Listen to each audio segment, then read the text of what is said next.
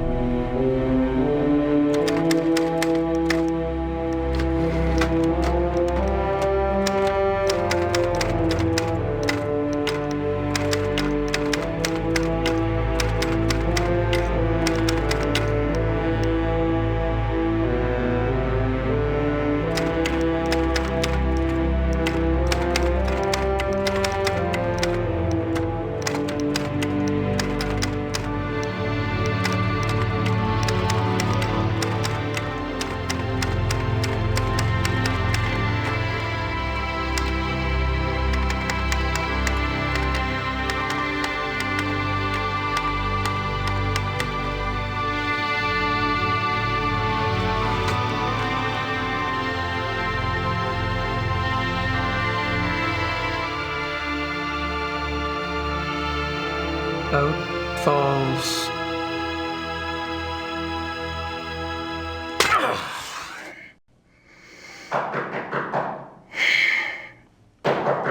Come in. Herr Knight, there are some people here to see you. Me? Yeah, if you please come. What's going on? You've been acting strange all day. Please, just come. And don't forget your talisman. You must wear it always.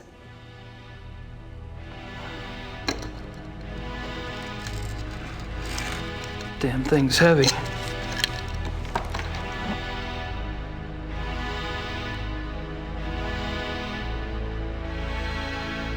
Well, hello there. Shouldn't those be torches? Guten Abend, Herr Knight. I am Werner Huber. Forgive our coming here so late, but we must speak with you. What can I do for you? Oh, this is my cousin, Sir Huber Sepp. He has a farm just outside of Munich. I will tell you the truth, Herr Knight. We have come for the schattenjäger. I see. What makes you think you need a schattenjäger? It is because of Sepp here. 2 nights ago, his wife goes to the window of the house to call in their daughter, Tony. It is getting dark. The light outside is not so good, yeah? She sees Tony some meters away, playing in the grass. And she sees a wolf. It is huge. And it is moving towards the child. The mother screams to the child, warning.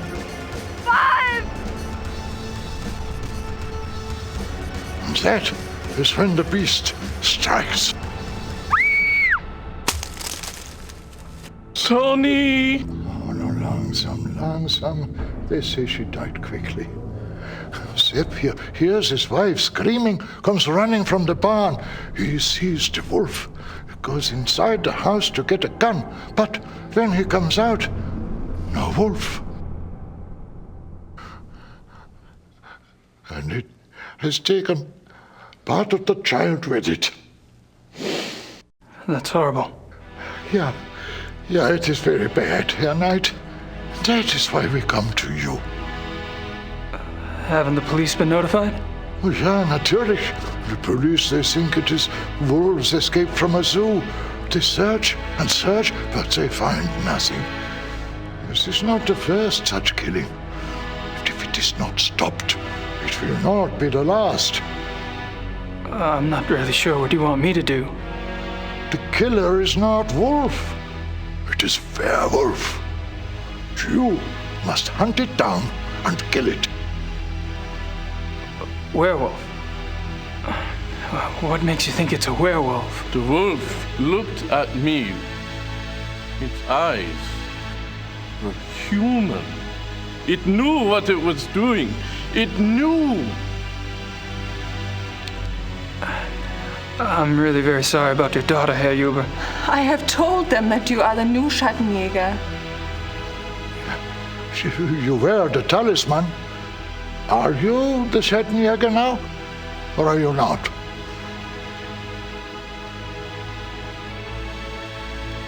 I am? We do not know you, Herr Knight, but we have known the Schattenjägers for many centuries. It is to them we turn in trouble like this. Sepp here is family. Will you come? Just look around, see what you can see. Huh? Sepp and his wife go north to be with her mother. You can stay on his farm.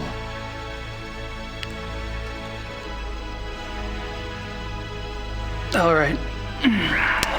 I'll look into it for you. See what I can see. I'll pack your things. Great. Thanks. I'll meet you in the village in an hour. Oh, thank you, Herr Knight. Thank you.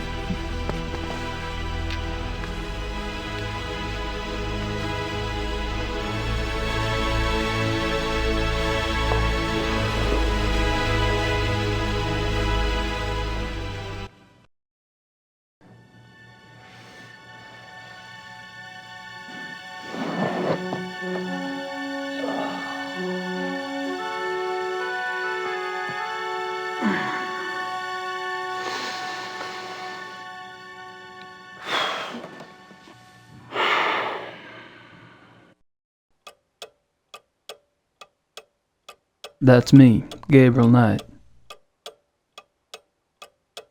I take it the Hubers are Catholic. I don't think the Hubers want me in their private bedrooms. China, our homie.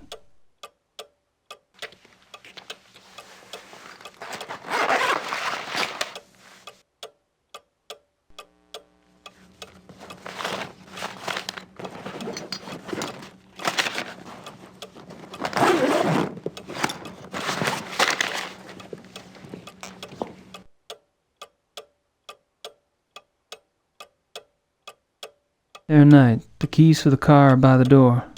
It is better not to drive inside Munich. Drive Road 96 to Lockham. Park the car and take the U-Bahn from there. Thank you for helping us. Frau Huber.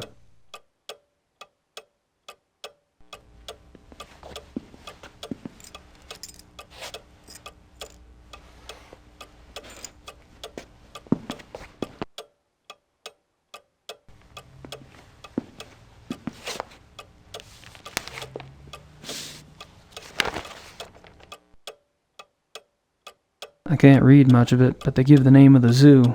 It's in Thalkirchen.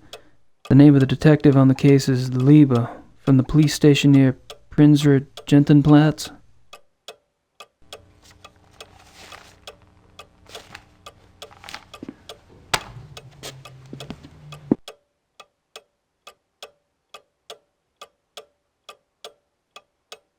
family talisman. Wolfgang gave up his life to get this back.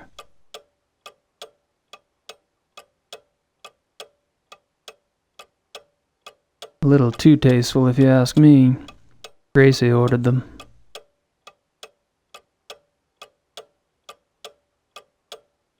My new tape recorder. A dual mount.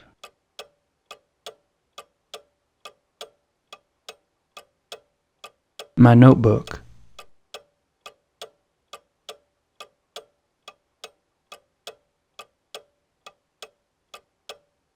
Nice of the Ubers to loan me their car.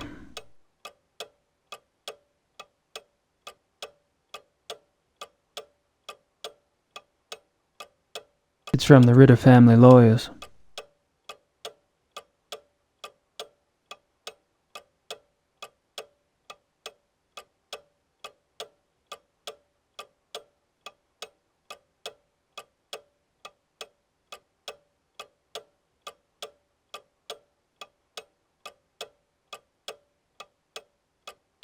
Gabriel, I've just notified the Catholic Church about a miracle. Things have actually been picking up around the shop. We've been going through stock like a real store. I keep expecting the candid camera guys to pop out at any moment and say, "Just kidding." In other acts of universal randomness, the voodoo murders is up to number 20 on the New York Times bestseller list. Yes, the tastes of the American public can be a terrifying thing. In any case, your U.S. bank account is blossoming, not unlike the desert after a fluke storm. If you don't mind, I'd like to use a little of the money to fix up the shop. Your Gran is fine, but misses you. Mosley has been hanging around, making himself a real pain in the butt. Fortunately, I need only bring up the bald detective Mostly in your book, all 240 pounds of him, and your pal turns red and is out the door in about 5 seconds. Things are organized here, just waiting for your decision. I think you can find a buyer if you want to go that route. I know you hate to write, but I need to get a feeling for what your plans are so I can make some of my own. I haven't seen or heard of anything here that seems relevant to this schattenjäger business. Take care. Grace.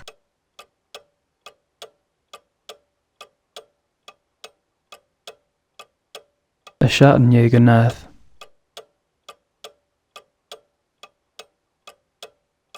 My wallet. It actually has money in it these days.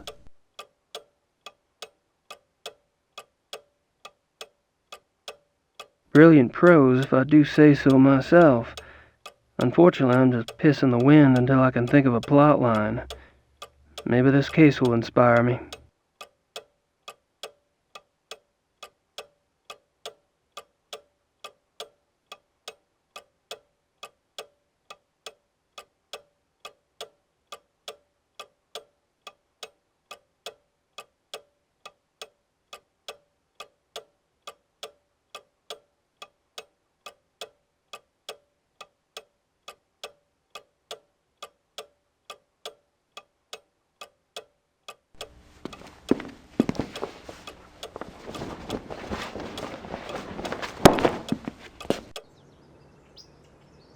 The Ubers have a nice setup here. A bit domesticated for my taste, but nice. I suppose that's for tending those window boxes. I was hoping for a Mercedes, but this'll have to do.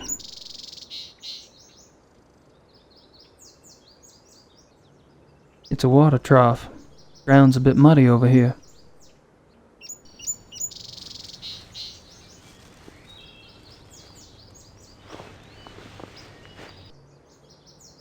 The mud's drying up.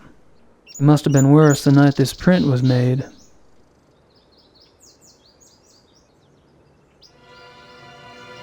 Jesus, it's as big as my hand.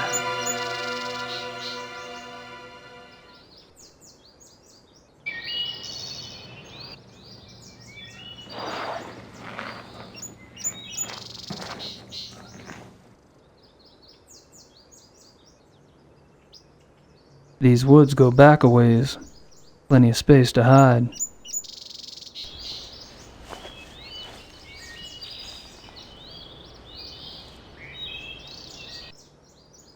Something's been here. Maybe the thing that killed Yuba's daughter.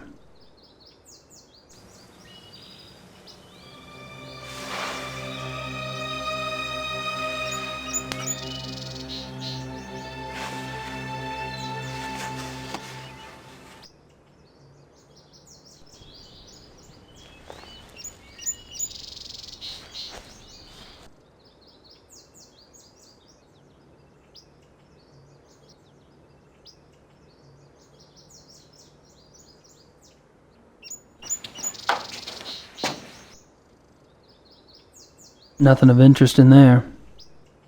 A metal pail. I could be wrong, but I think this bag contains cement. Schnell. Quick. Quick drying cement?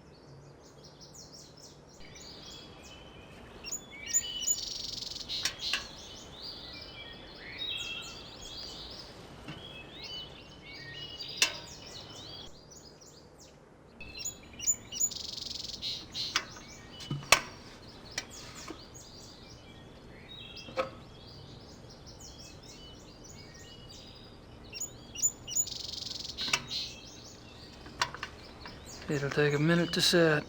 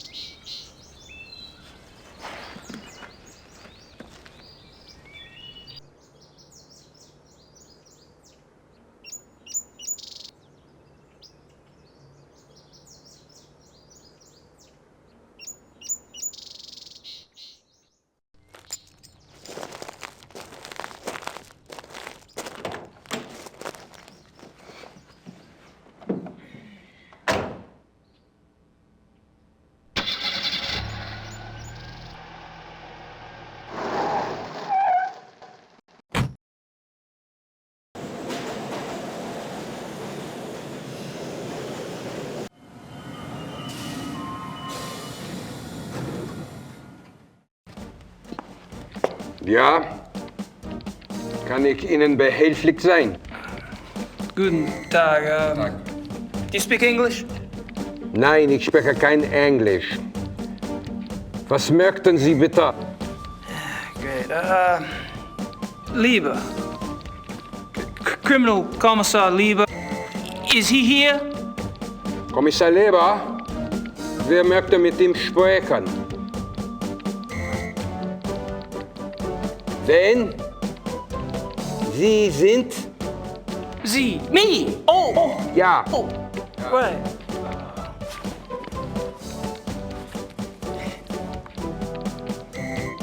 Writer. You know, books. That's me. You know, books. Ja. Me. Kommissar Leber, bitte. Kann er hier kommen? Tut mir leid. Kommissar Leber ist zu beschäftigt. hat absolut keine Zeit. Nein, er kann Sie leider nicht sehen. Er ist zu beschäftigt. Auf Wiedersehen. Auf Wiedersehen, mein Herr. Die Tür. Right, thanks. Bitte. Amerikaner.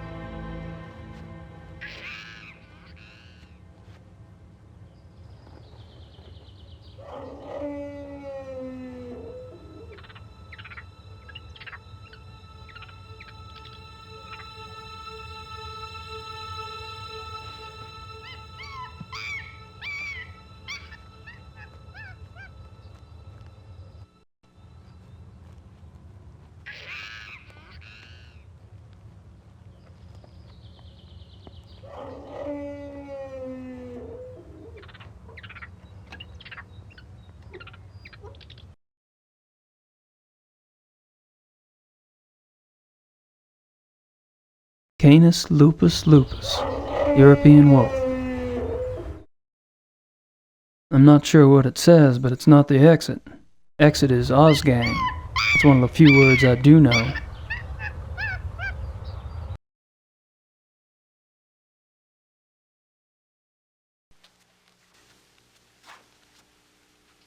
Here, Wolf. Come on, boy. Here, Wolfie. Come on. Come on, Wolfie, Wolfie. Come on. Come on. Get the heck over here, will ya?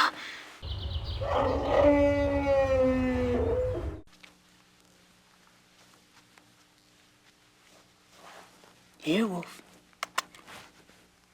Come on, Wolf. Come on. Come on.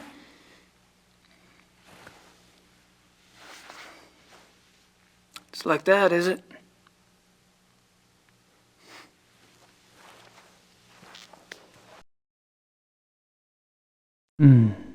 If I could get some wolf hair, I could compare it with the hair from the farm.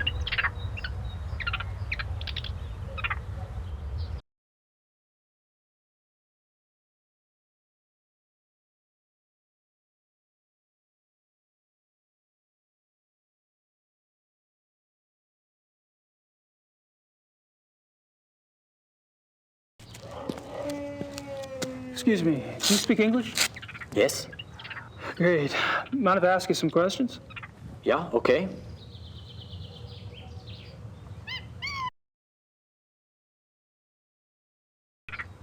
Have you worked here long?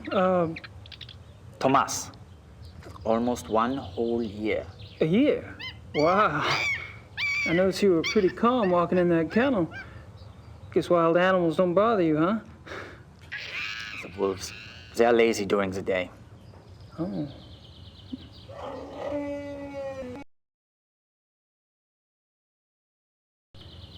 So you carry a walkie-talkie? The zoo is big. Who normally gives you your instructions over that thing? Kitchen, sometimes the health unit. For something really important, a Dr. Klingman himself will call me. Dr. Klingman?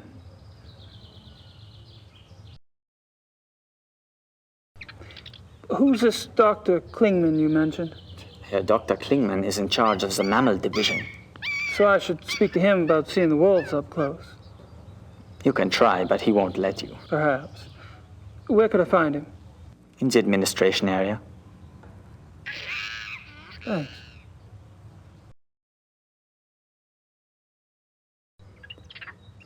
These wolves are fascinating, aren't they? I tried calling one over, but they weren't too obliging. Yeah, some people try that all day.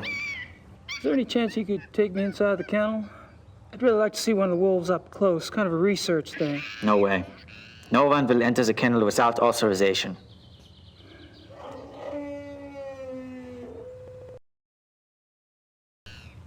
I suppose you were around when those wolves escaped. No, I don't work at night. But you must have been here the next day, right? That people were pretty upset, what, with the police and everything? Oh, yeah. Yeah, that day was super crazy. Can you tell me about it? Tell you what?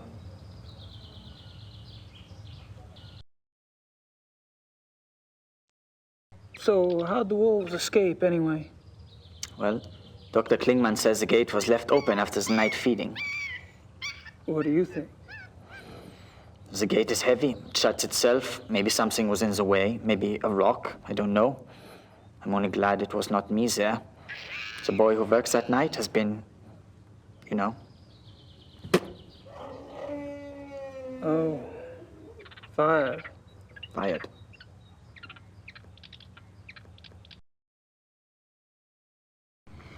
So, what do you think about these killings? Pretty scary, huh? Do you ever think those two wolves could do something like this? I don't believe it is possible. Hilda and Parzival were fine with me, just like all the other wolves. Hilda, she liked to play. She was so young still. She did.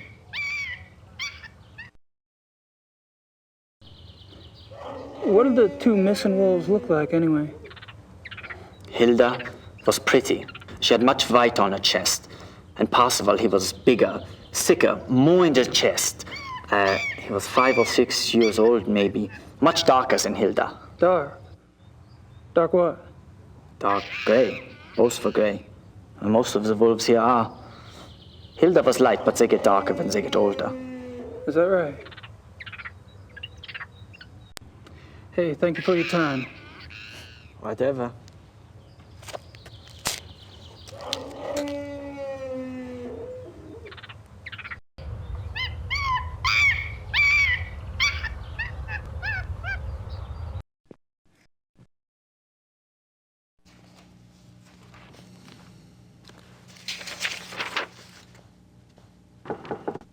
Kommen Sie. Kann ich Ihnen helfen? I'm afraid my German isn't very good. My name's Gabriel Knight. I'm an American novelist. What can I do for you, Mr. Knight? I'm researching a new book, and I hear you're the expert in these parts. Could you spare a moment? Please, sit down. Thank you.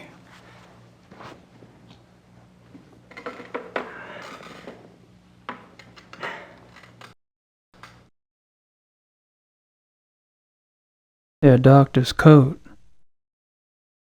I don't see anything in the bookcase but German textbooks. Looks like office equipment back there.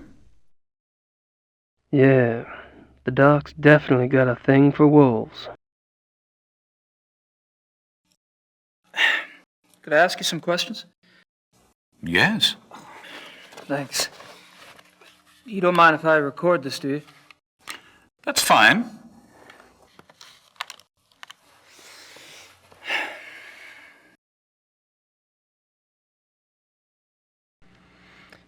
So, you're in charge of the zoo's mammal divisions? Yes. What kind of training do you need for that, Doc? I realize you Americans hate titles, but people refer to me as Herr Dr. Klingman here. Herr Doctor will also do. Sorry. I have a doctorate from Heidelberg University. My field is animal behaviorist. Fascinating. I see you're particularly interested in wolves. Yes, I'm quite well known for my wolf research. You must have been horrified when two of your wolves escaped then. Yes, it has been very unsettling.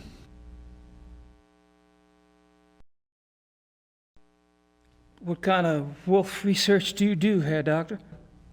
I study wolf society here and in the wild. Any insights? Only that there is a purity to nature which human society lacks. Meaning? Life, reproduction, death. In nature there's a purpose to it, even if that purpose isn't pretty. We humans have forgotten our purpose. We have? Yes. Does a male lion say to the female, "I'm sorry, but I'm afraid to make a commitment"? Does a female wolf run off and leave her offspring to the male because she wants to mate with another wolf? Do hyenas need psychotherapy because they are guilty about their thieving nature? You have a point. Which I'm afraid I have overstated. Not at all. Do your fellow scientists share your views? Not often, no. Fortunately, I have found others who do.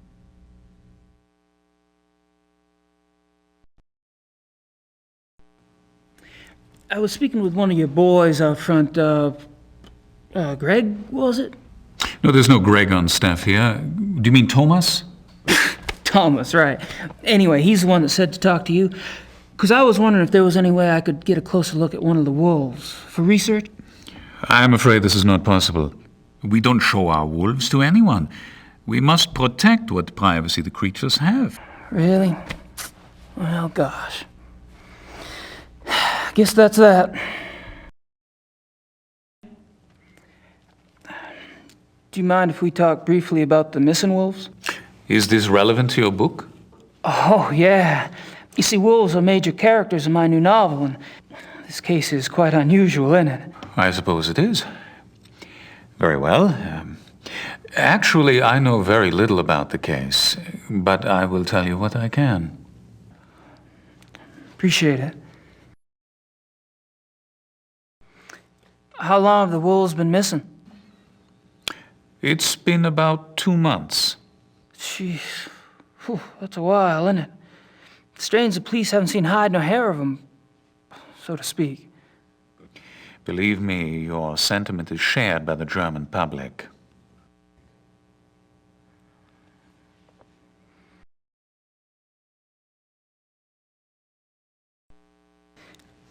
Do you think the zoo wolves are responsible for the mutilation killings? That is yet to be proven.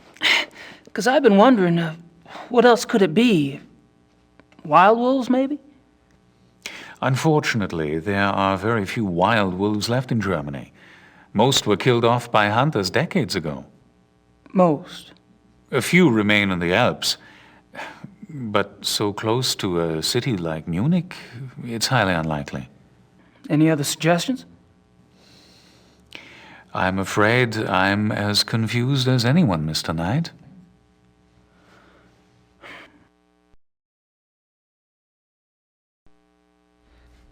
What I don't see is why wolves, if the killers are wolves, why wolves would attack humans.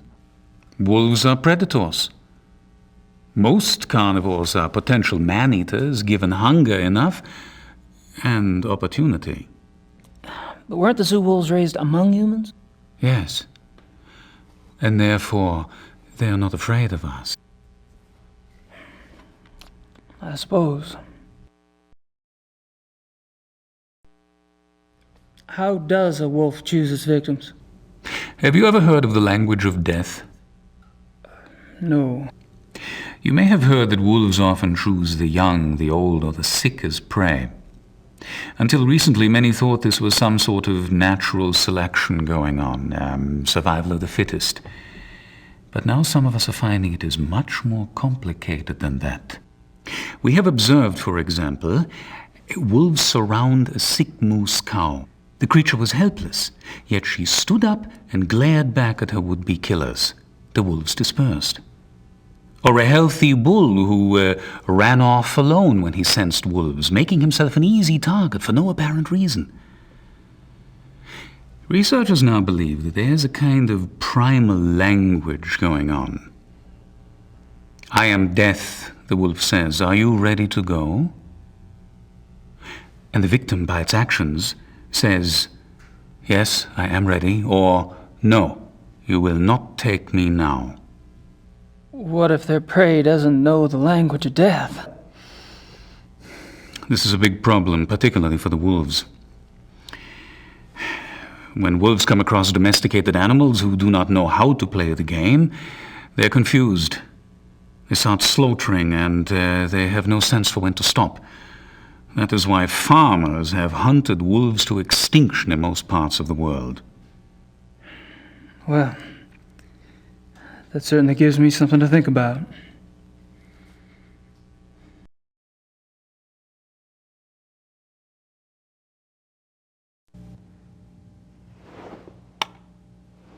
Thank you for your time, Doctor. Not at all.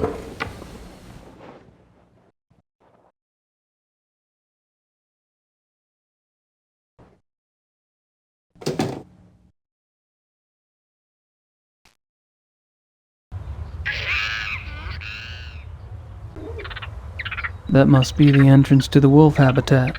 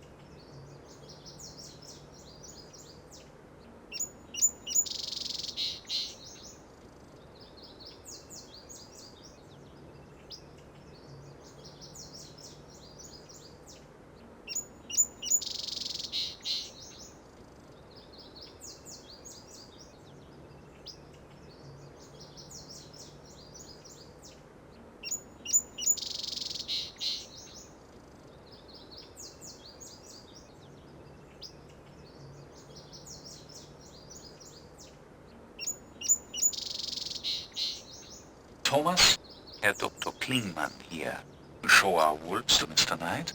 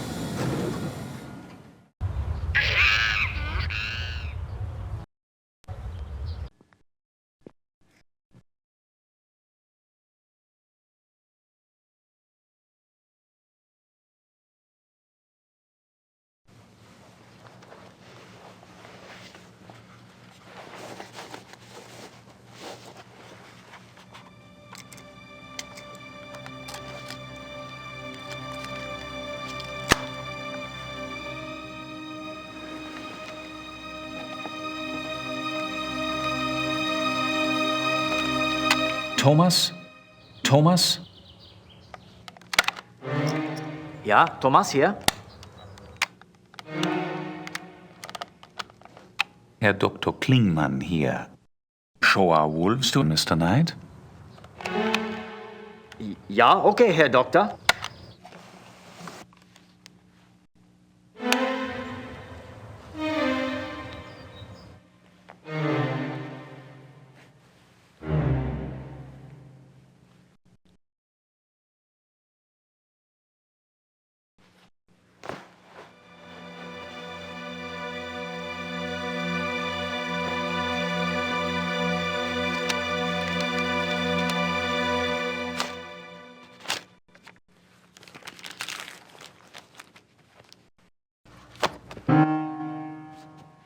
Mr. Knight? I'm afraid I was just about to leave. Oh, that's all right. Perhaps another day. Perhaps. Good luck with your work, Mr. Knight. After you?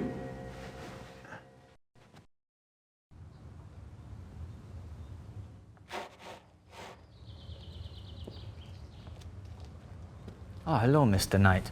I have orders to show you one of the wolves. Really? That would be swell. Please stay calm and go slow. They don't like strangers.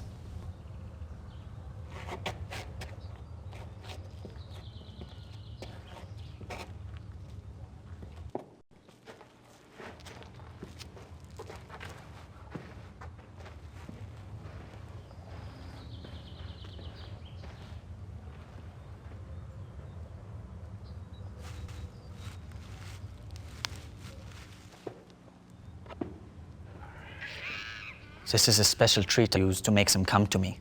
They love it. Marguerite, komm her! Komm mal hier, Mädchen!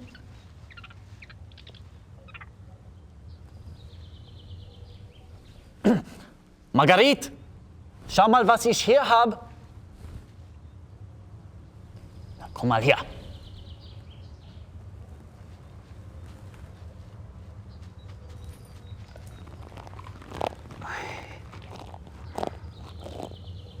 Hey, girl. Good girl. Ach, how strange, she likes you. I have a way with women.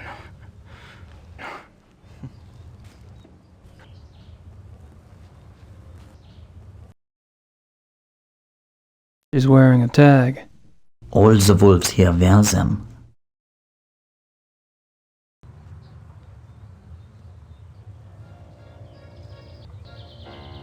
Don't do that.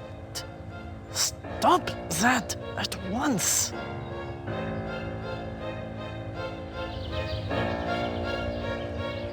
Sorry.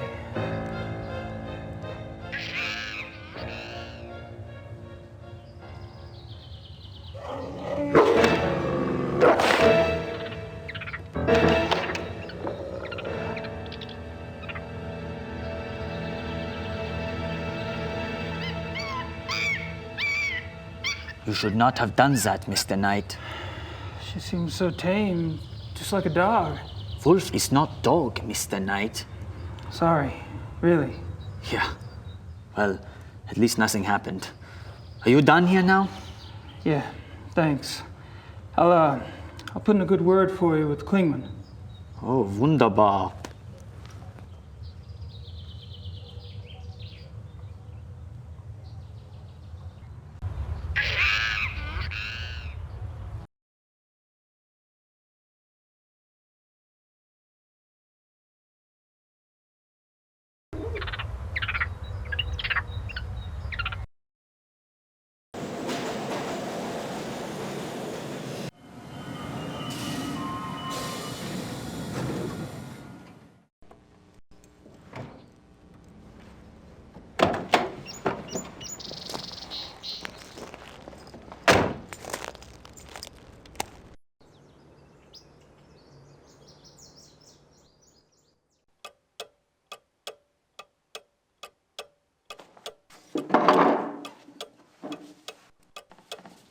Better let Gracie know I'm on a new case.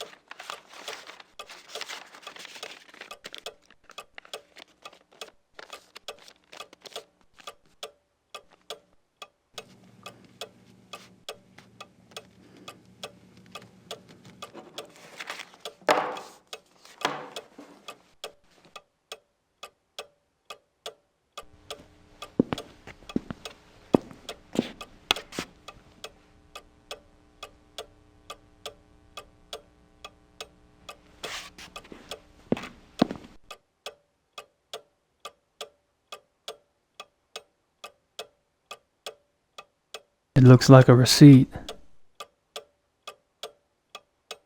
There's some carbon on the back, but I can't make out what it says.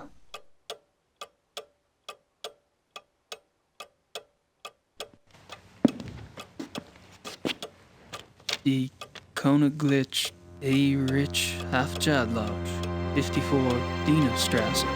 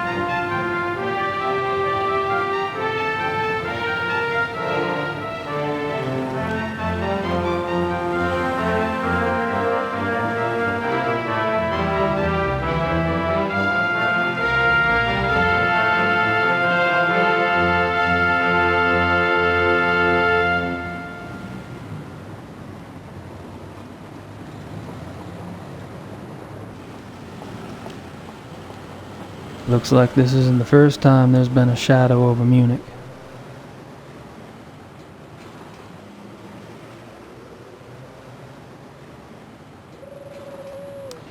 So, what's good today?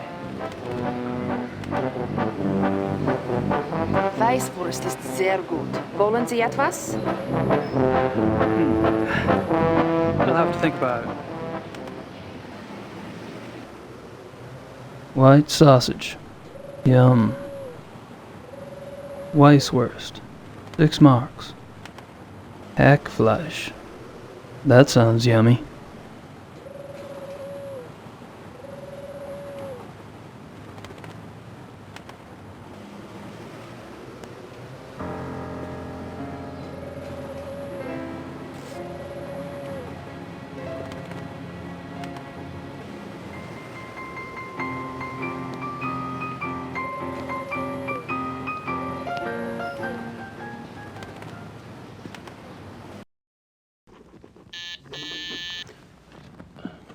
Ja?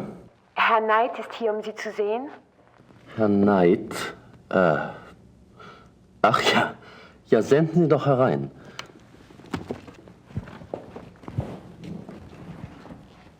Mr. Knight, so good to finally meet you.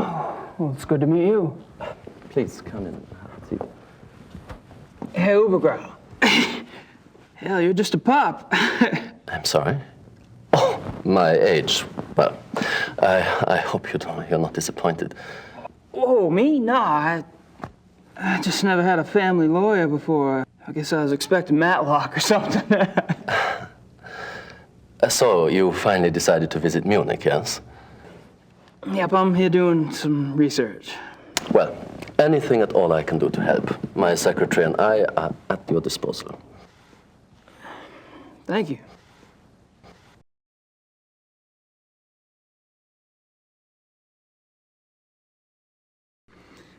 I suppose that's your name on the marquee? I'm sorry? Ubergrau, Hoffen and Schnell. Actually, no. This is my grandfather's firm. I'm just a junior partner. And my assignment to your family was no insult.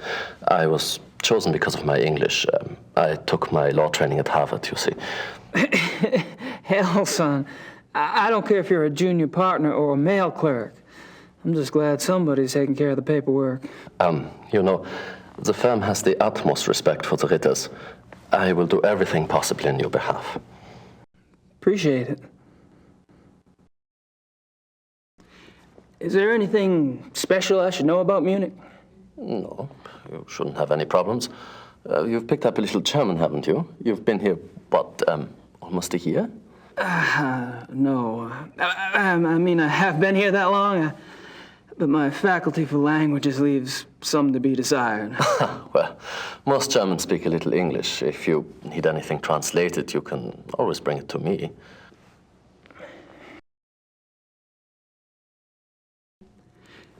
Your letter mentioned that the title transfer for the Ritter estate went through?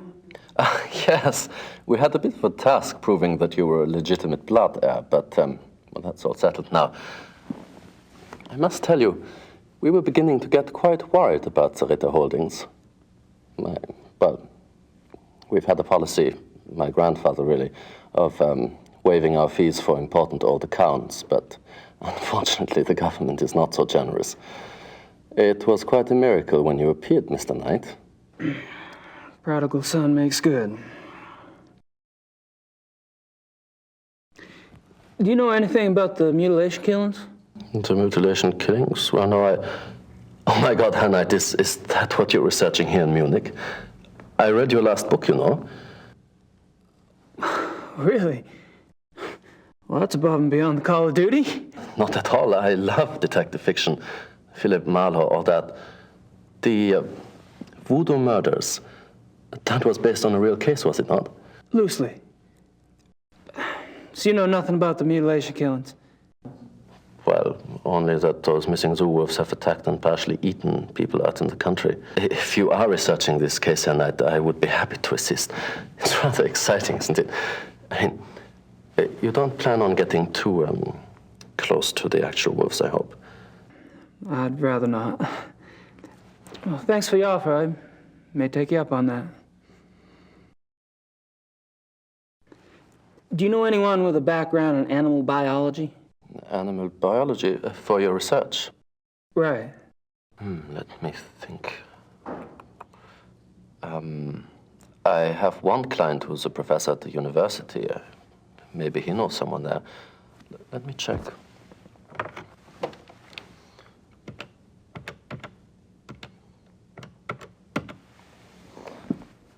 Ja, Herr Dr. Speigal, bitte.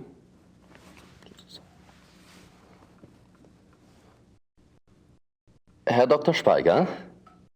Ja, wie geht's Ihnen? Ich bin's, Übergrau. Ich bräuchte den Namen eines Experten in Tierbiologie. Oh, das könnte funktionieren. Ja? Ja, sehr gut. Recht herzlichen Dank. Ihnen auch. Auf Wiederhören. So. Good. There is a lab at the University Biology Department. They may be able to help you there. But just tell them Herr Dr. Speigal sent you. Sounds great. Thanks. What is a jagshine? Does that make sense? Yeah, Jagdschein. It is a permit for killing animals, you know, a sport. You mean hunting? It's a hunting license? Yes, hunting license. What would a zoo official want with a hunting license?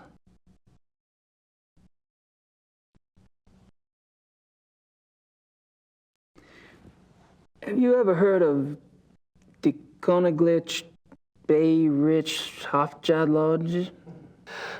Königlich Bayerische Hofjagdloge. No, sounds like a men's sport club. What does the name translate to exactly? Oh, the Royal Bavarian Hunting Lodge, more or less. A hunting lodge, huh? Well, well. I don't have anything else to say right now. Well, I guess I'd better get going. Well, enjoy your stay.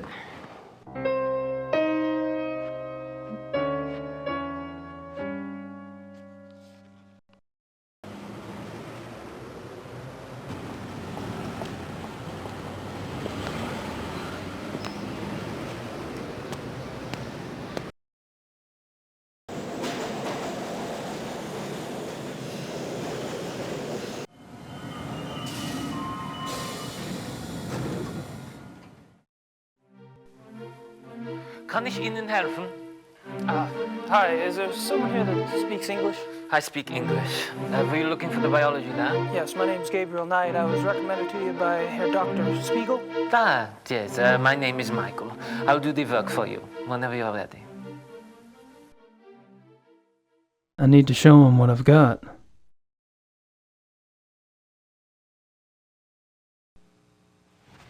Could you analyze this hair? Let's see.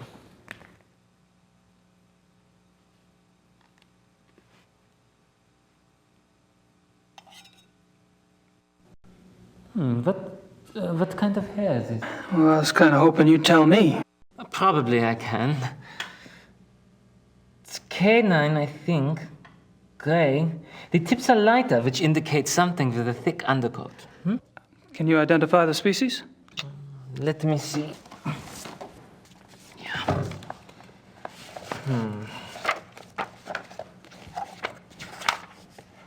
Okay. It's not dog hair. It looks more like wolf. Uh-huh. Aha! Here it is. Canis lupus lupus, European wolf. Terrific. Thank you. No problem.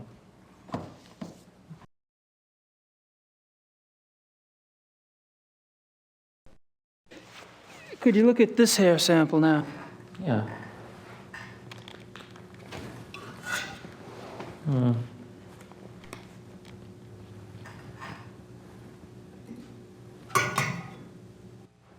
Ah, this is not the same as the other hair. It isn't.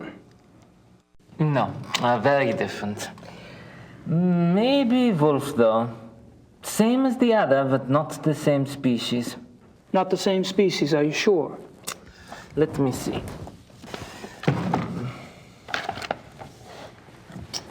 Yeah. It's definitely not Canis lupus lupus. It doesn't match any of the other wolf species in the book either. It's not dog hair. So? What is it? It could be, how do you say, mix-up? A mix-up? You mean a hybrid? Hybrid. Oh, is that when the wolf and the dog, yeah? Right. Yeah, could be a hybrid, maybe. Wolf, dog, two wolf species, a wolf and something else. Otherwise, I'm not sure. It's more wolf than dog, but it doesn't match any species in the book, you see? I see. Thanks.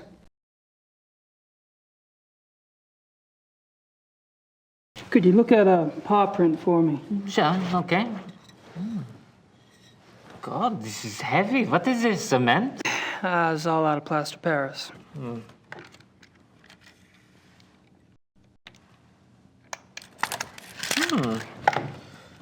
Then.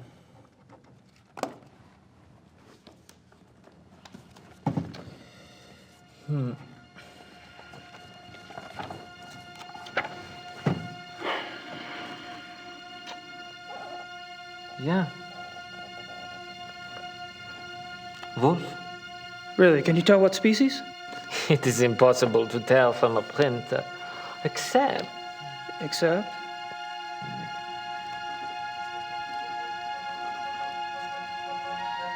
Yeah, I thought so. It is very big for a wolf. Very big. Looks like maybe 68, 70 kilograms. That's big for a wolf. This is huge. Most wolves don't weigh so much as they look. The hair is thicker, which makes them look bigger. But that's why I checked the book. Most species don't get so big. How big does Canis lupus lupus get? On average, 38 to 40 kilograms. North American wolf, 35 kilograms. Only the Alaskan timber wolf maybe gets so big. But even for that species, 70 kilograms would be huge. Could a hybrid get that big? Sure. A hybrid might be bigger than a wolf. The other species were big. A very big dog, perhaps. See, the paw print looks like a wolf, but that doesn't mean the whole animal looks like a wolf. Very interesting. Thanks. I don't know what else to show him. I have to go. Oh, wait a minute. I should give you a report to take with you. Yeah. It summarizes my impressions of the two hair samples and the paw print. Yeah? Great. I appreciate it. Good luck, Mr. Knight.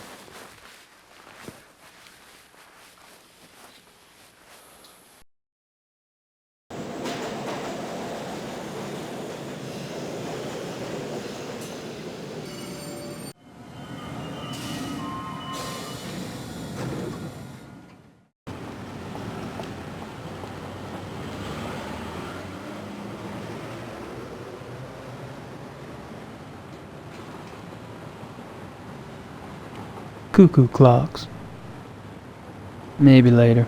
I've got other things on my mind at the moment.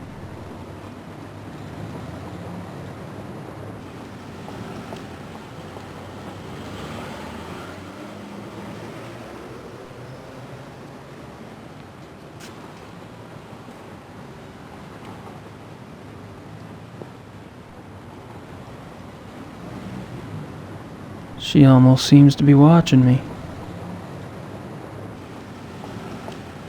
That must be the famous Munich glockenspiel.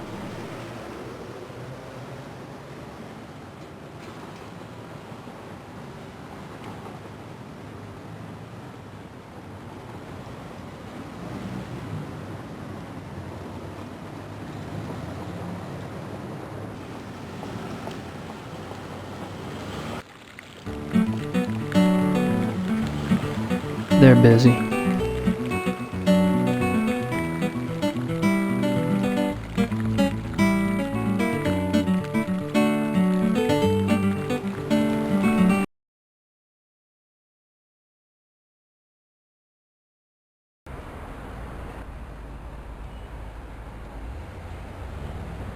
What should I mail?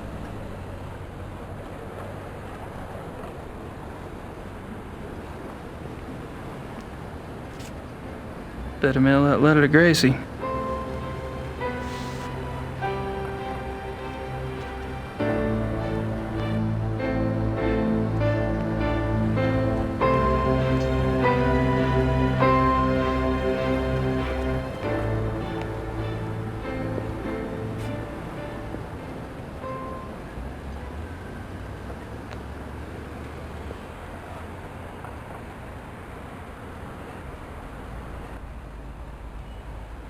'54 Dienerstrasse.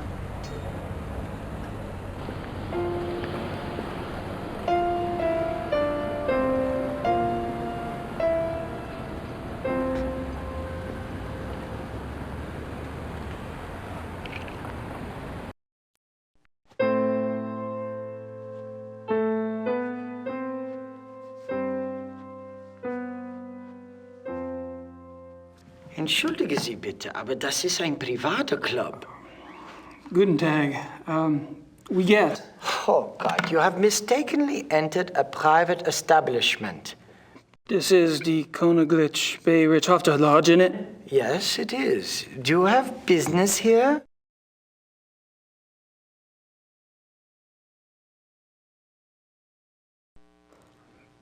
Do you know Herr Dr. Klingman? I do not discuss whom I do or do not know.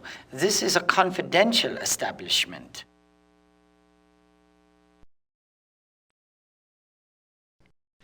You wouldn't be in the market for a taxidermist, would you? No.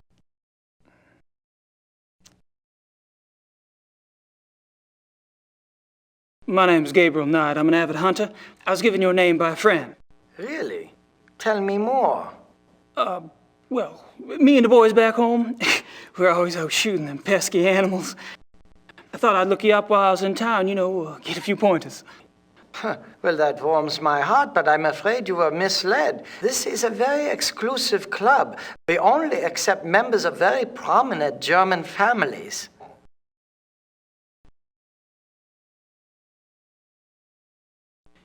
You mentioned the terms of your membership. I am a member of a prominent German family. Oh, and what family might that be? My grandfather was one of the Ritters of Rittersburg. Ritter, I've heard of the name. Can you prove you're a direct descendant? You're not gonna just take my word for it? No. Do you have proof?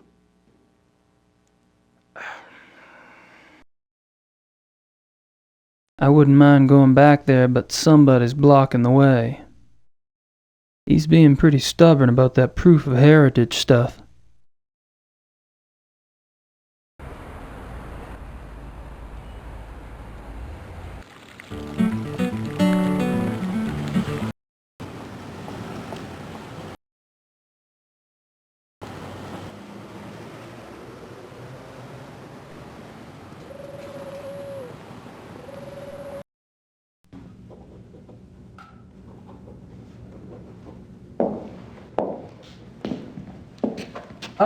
Herr Knight, have a seat, please. How are you?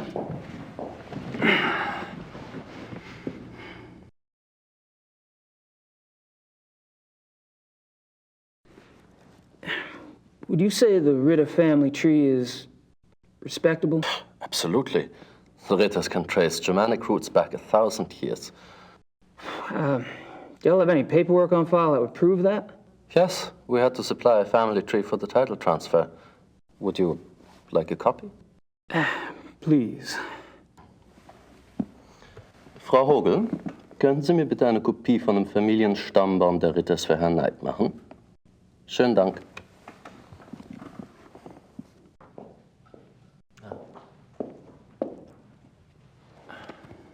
Thanks. Bitte schön, Herr Knight.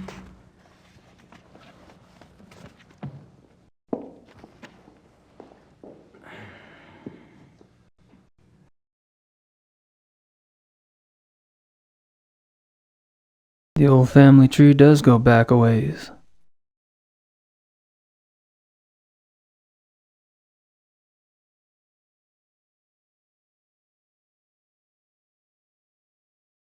So much for the old zoo wolves theory. Unfortunately, the report doesn't exactly reek of another solution.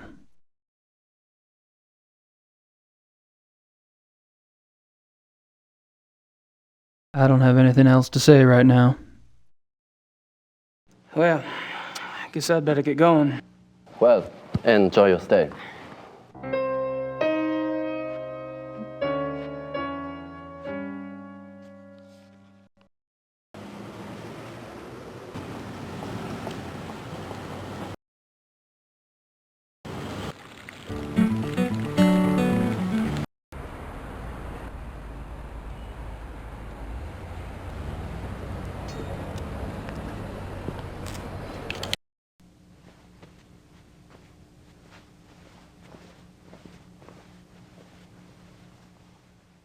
Hi. You again? What is it now?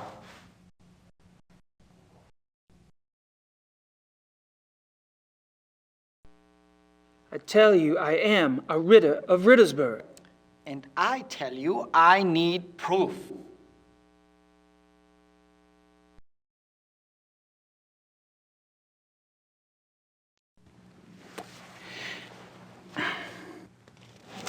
Here you go. I see. Well, I must congratulate you. I had no idea. Your family owns Schloss Ritter in Rittersburg?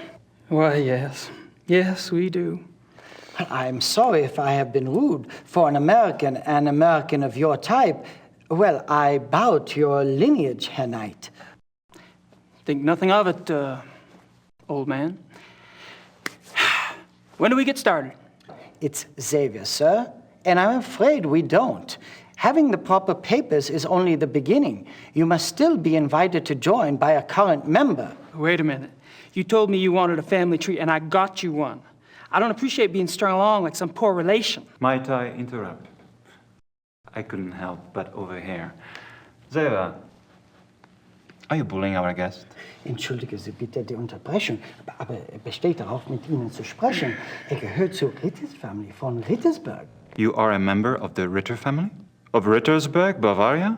Yes. What used to be Bavaria, anyway. Well, it will always be Bavaria to us. Might I see those papers?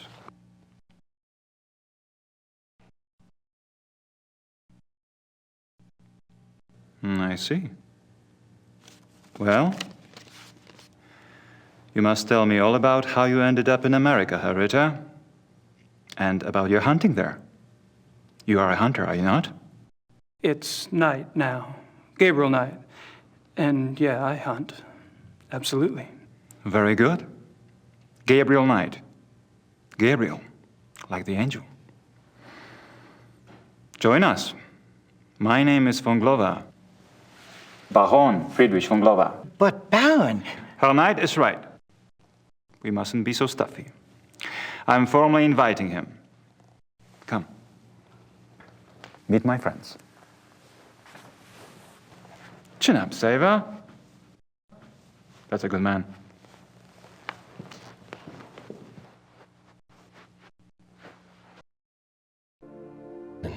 Ich möchte das nicht hier mit Ihnen besprechen.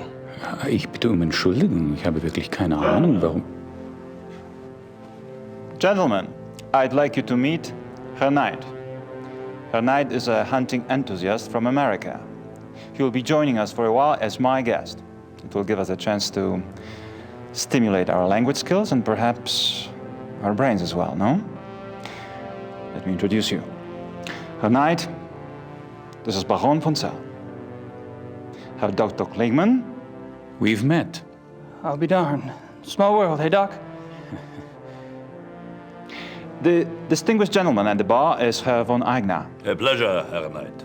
Next to him, Herr Hannemann. Guten Abend. English Herr Hannemann. We want to be hospitable. Herr Hannemann is a politician, and they always try to get away with things. You must be firm. Don't forget about me. And this is our Herr Price. I'm by far the best of the group.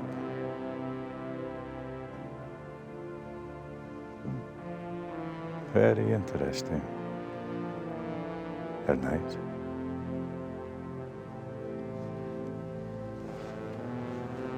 Well, it's nice to meet all of you.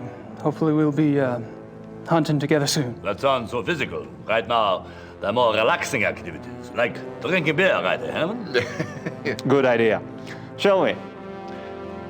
Pour Herr Knight some beer, Hanneman.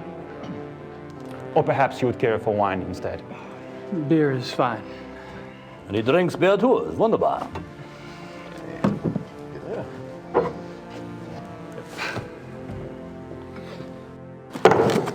Tut mir leid, Sie zu unterbrechen, Herr Baron. Aber ich muss leider gehen. You may go if you wish, Gar.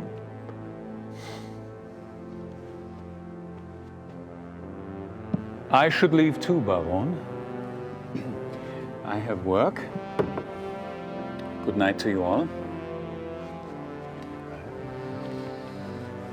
My God, I never thought I'd see the day when two good Germans walk out on 2 full mugs of Weizenbier. Well, you have your vices, and I have mine.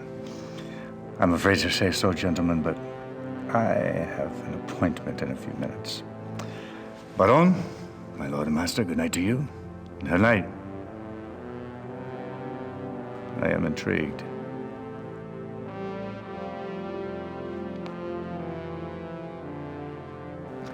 I must apologize, Herr Knight. Apparently, this is not the best evening for a new arrival. You've been very kind.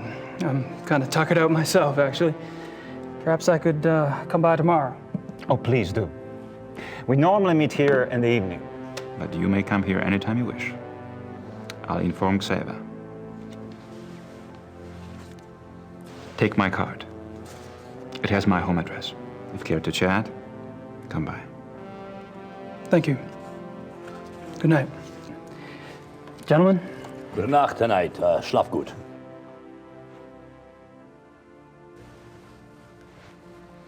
Also. Ja, Baron. Yep, and wir. Ja. Hermann, wie geht es?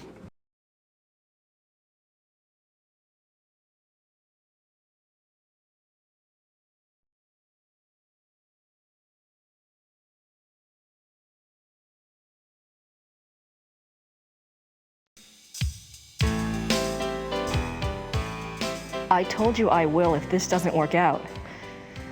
There's still a couple of months before they close applications. No, I don't know that yet. Mom, will you please speak English? I'm not a sales clerk. I don't know what you should tell him. Just tell him that I'm gonna be here a while longer. I'm not ready for that yet. I have to go, Mom. I have to go. I'll call you later. Love you. Bye. Sorry. Oh, that's all right. I just love Blake Backlash, don't you? He's something all right. Oh, he's so masculine and so handsome and, well, sexy. It just about took my breath away when he seduced that female sidekick of his. What is her name? Fujitsu. That's right, Fuji, he called her. You have read the book. That'll be $24.50. She just melted, didn't she? Fuji, I mean. They just don't make men like that anymore. You would think so, wouldn't you? Is it true that the author owns this bookstore? That's what they tell me. Of course, he must be awfully busy. Say, is there a good time when I might stop by? You know, if I wanted to get a look at him? I wouldn't if I were you. He's awfully shy. It's his face. There was an accident. Oh. A terrible accident. Oh. Thank you.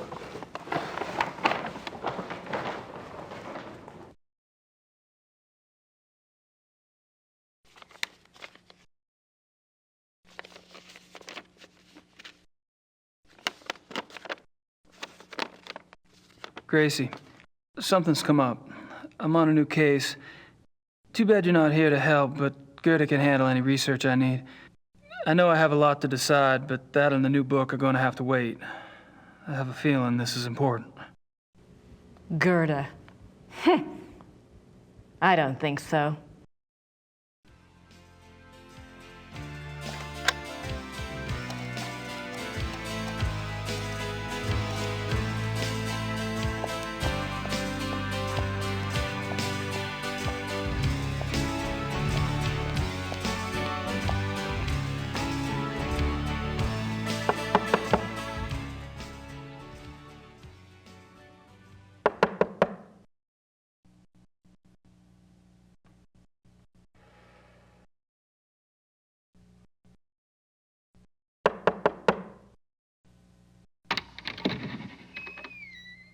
I need to see Gabriel, please. I'm sorry, Herr Knight's not here. Great. You must be Grace. I think we spoke on the phone. Uh-huh. When is Gabriel due back? I don't know. He's gone for some time. Maybe you would like to stay at the castle and wait for him? I don't have much choice, do I?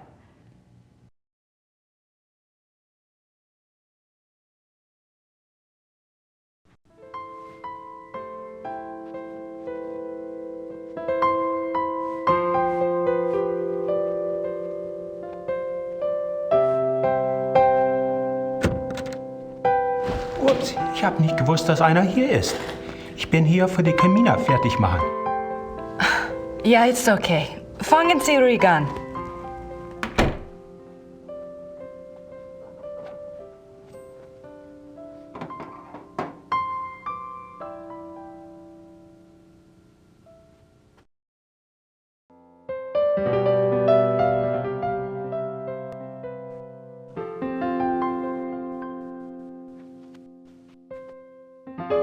Kann ich Ihnen helfen? Oh nein, danke.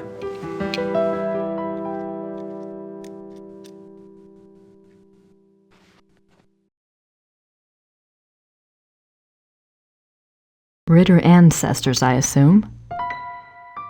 Like the lion on the Ritter talisman. Interesting.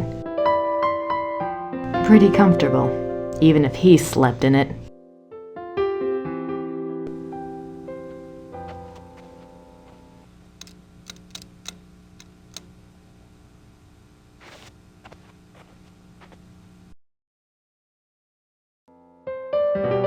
Nice view of the Alps.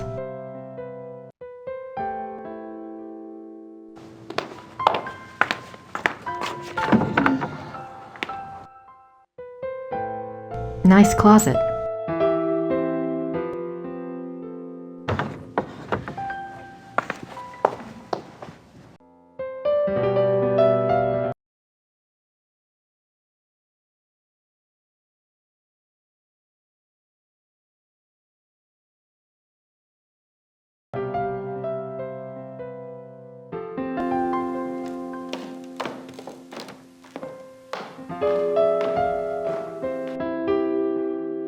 Ritter ancestors, I assume. King of beasts. That about sums it up.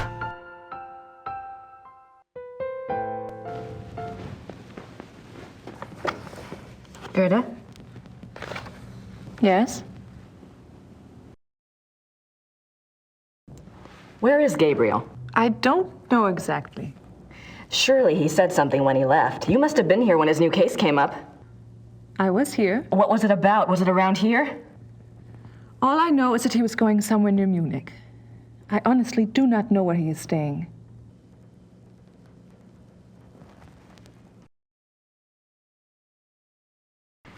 You must know something about Gabriel's new case.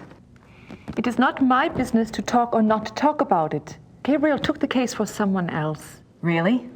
Who? Werner Huber. He runs the Gasthof in town.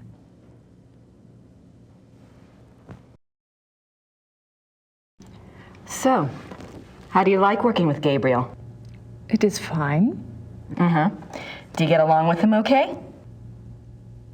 He is the Ritter heir.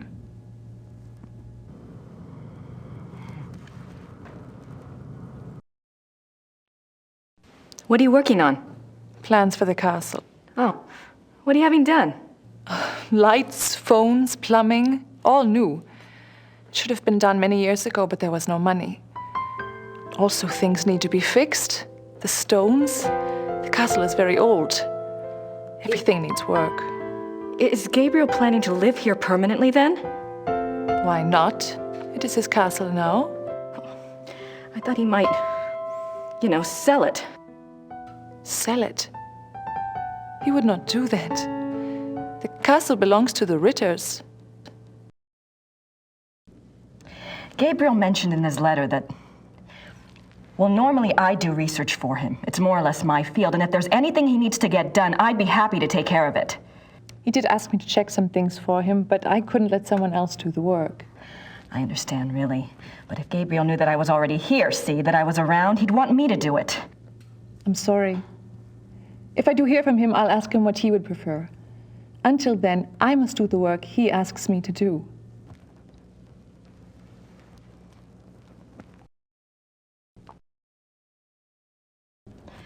I'm curious. I was just wondering, what was it Gabriel asked you to research? Just some things. Some things about?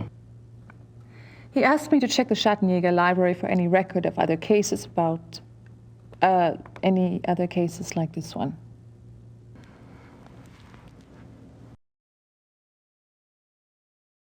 Gabriel asked you to find other cases like this one?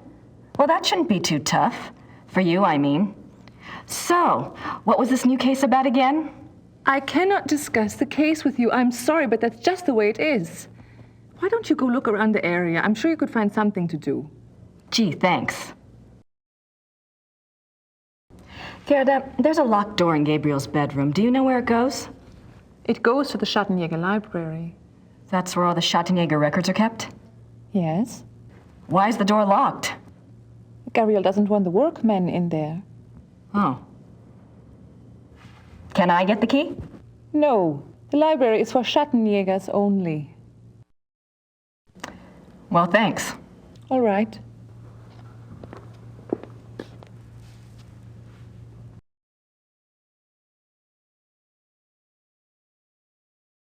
I thought Gabriel said this place was stripped. Guess Gerda's been busy shopping with the new Ritter fortune.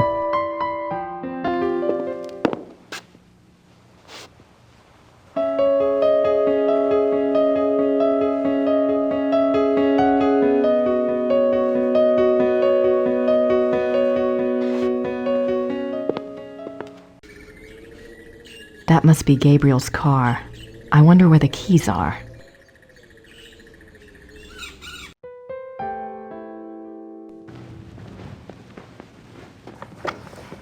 Gerda? Yes? Do you have the keys to the car outside? That is Gabriel's car. He doesn't even let me drive it. I had a feeling you'd say that. Well, thanks. All right.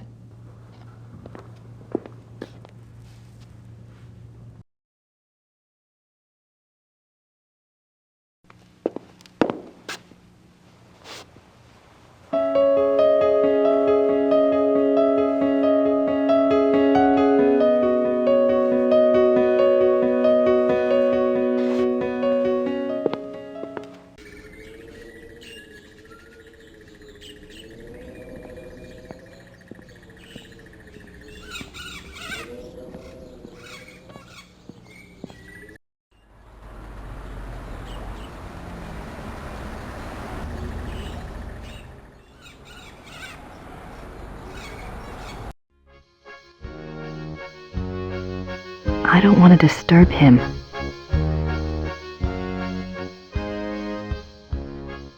I wonder who he is.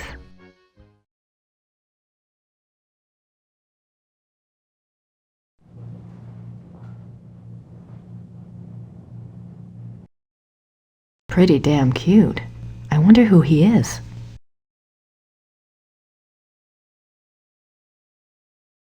I have no idea what that says. Looks old, though.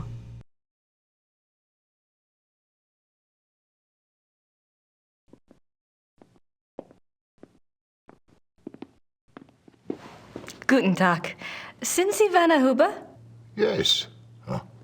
You are an American, eh? Guess I haven't quite got the accent down, huh? I'm a friend of Gabriel Knight. I'm staying at the castle. Good.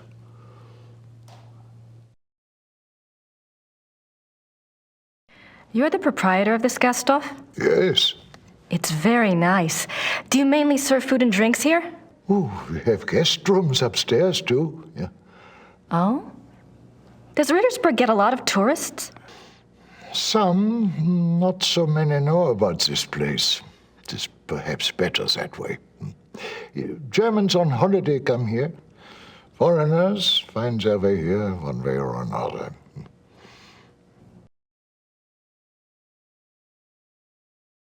You speak English very well. Yes. How did you learn it? Wolfgang taught some of us. He thought we should know. Really? Why? That is a very good question, is it not?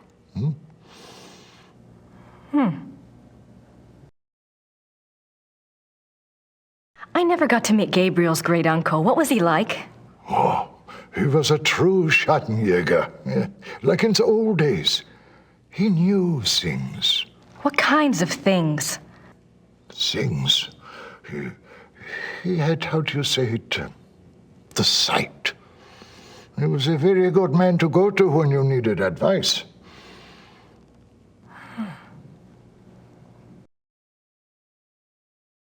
It must have been hard for the town when Wolfgang died. Yeah, it was bad, yes. But not a surprise. Gerda knew. It was harder on her than the rest of us. Really? Were she and Wolfgang close? You said Wolfgang was a true schattenjäger. I suppose Gabriel... he's probably not what you expected. Oh, we shall see with that one. Yeah, one cannot know the quality of the iron until it has been in the fire. Eh? We shall see.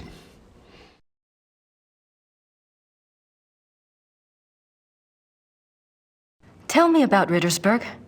It is a small town, private. We keep our business to ourselves. You mean about the schattenjägers? Oh, the schattenjägers, sure. The schattenjägers are of this place, and this place is of them.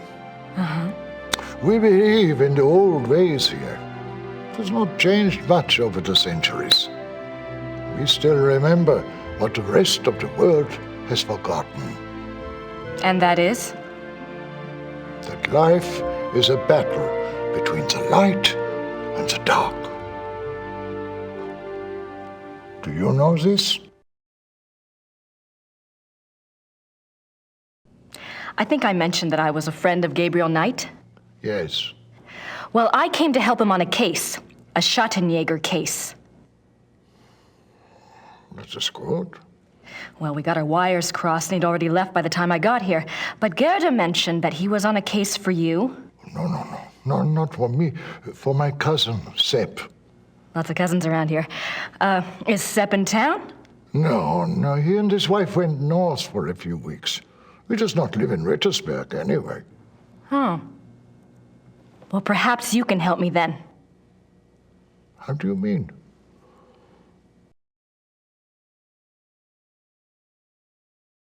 Gerda's not sure where Gabriel is exactly, but you know where I can find him, don't you? It is not my business to tell people where to find the schattenjäger. It is maybe not so safe, you see. Yes, I do see, and I appreciate your caution, really. But we worked together on his last case, and believe me, you'd be doing him a favor. If he wants you to help him, he will have to contact you at the castle and tell you where he is himself. Great. Do you know how long Gabriel will be gone? If he is a good schattenjäger, he will not come back until he has done what must be done. If he is not, who can say? Maybe he will not come back at all. What must be done?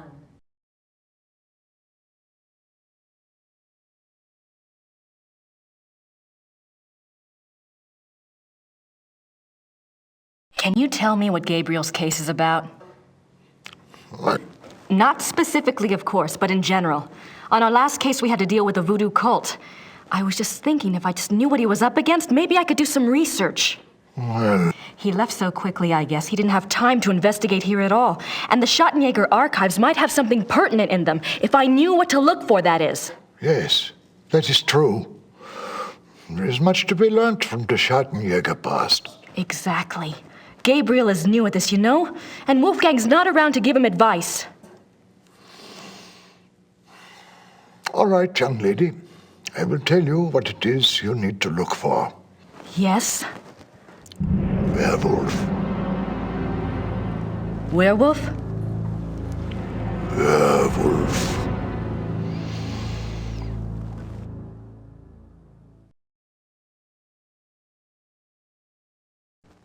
Gabriel's new case involves werewolves? You don't believe in such things. I don't know. It's a little outside. If you truly want to be an aid to a Schattenjäger, you will have to believe in such things. Things that are outside. If you cannot...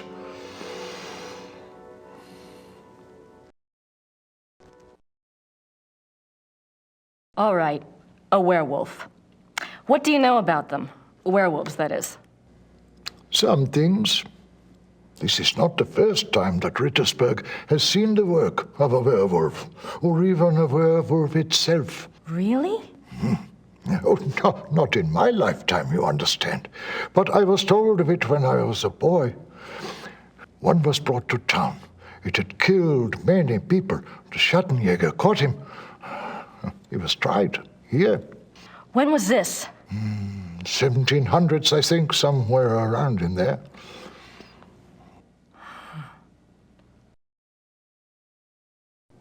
Thanks. Bitte.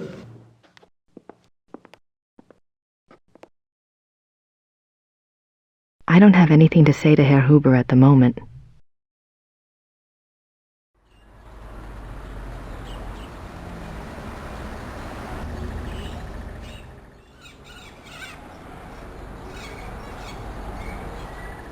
I wonder what kind of flowers these are.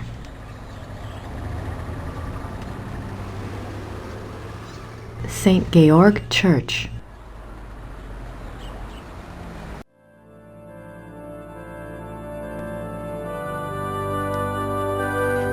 Hello. Guten Tag.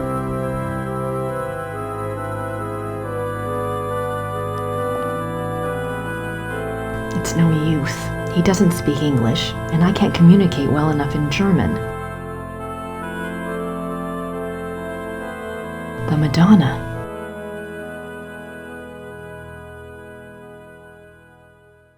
Saint Georg, patron saint of the Schattenjägers.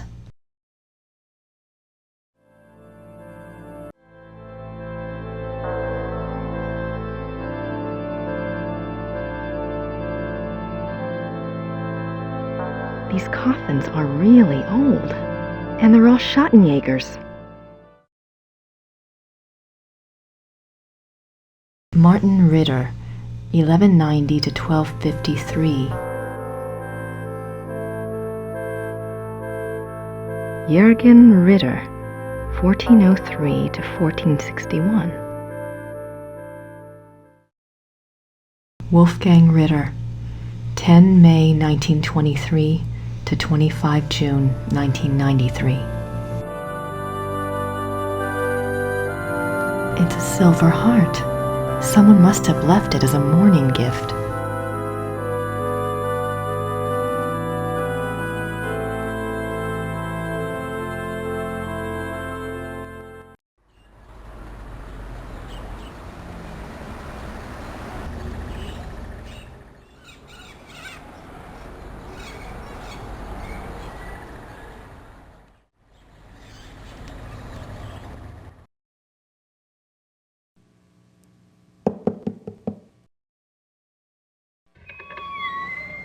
Hallo, meine Dame. Kann ich Ihnen behilflich sein? Hallo, wie geht es Ihnen? Gut, danke. Und Ihnen? Gut. Ich bin hier auf Urlaub und, Let's try English, shall we? Yes. I've been studying German at home, and I thought I knew a lot, but it's so different now that I'm actually here. Books alone are poor language teachers. You'll pick it up. Is there something I can help you with?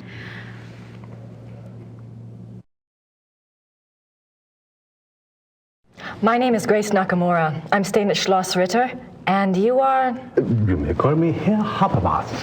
Welcome to Rittersburg, Miss Nakimura. It's nice to meet you, Herr Habermas. What can you tell me about Rittersburg? It is a very old town. The walls around it were built in 1438, but the city is a few centuries older than that. Have there always been Ritters in Rittersburg? Yes, Martin Ritter built the castle in 1223, and the town grew up around it. I'm proud to say we still have Ritter blood here to this day. What is this building? This is the Rathaus. The town hall? Oh, thank you.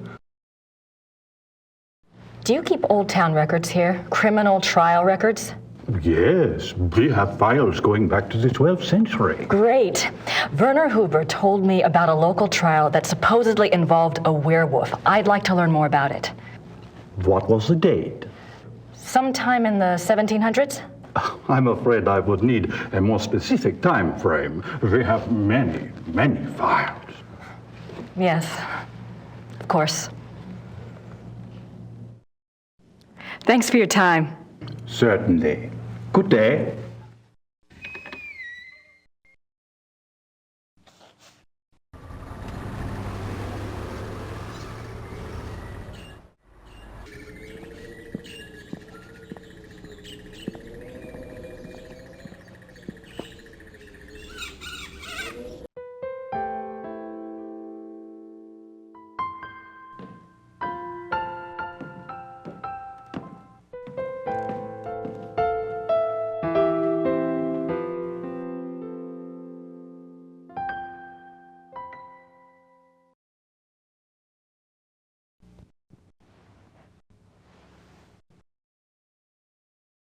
I don't think I need that.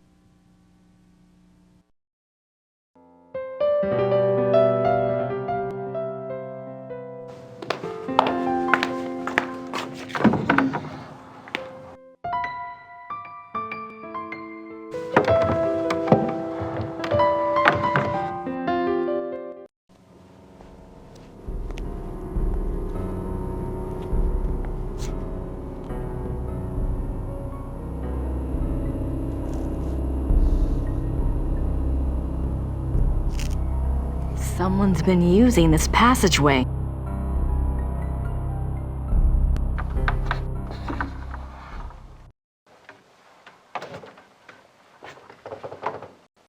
Let me guess. Gerda's bedroom. What a surprise.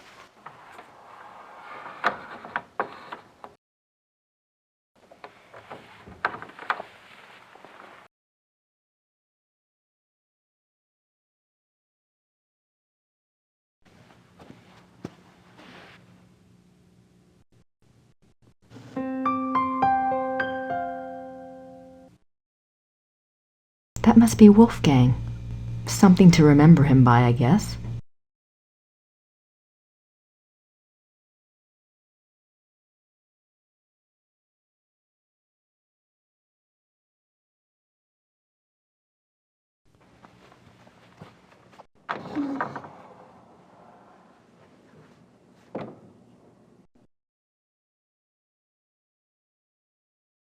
Gerda's clothes. Isn't she just as cute as a button?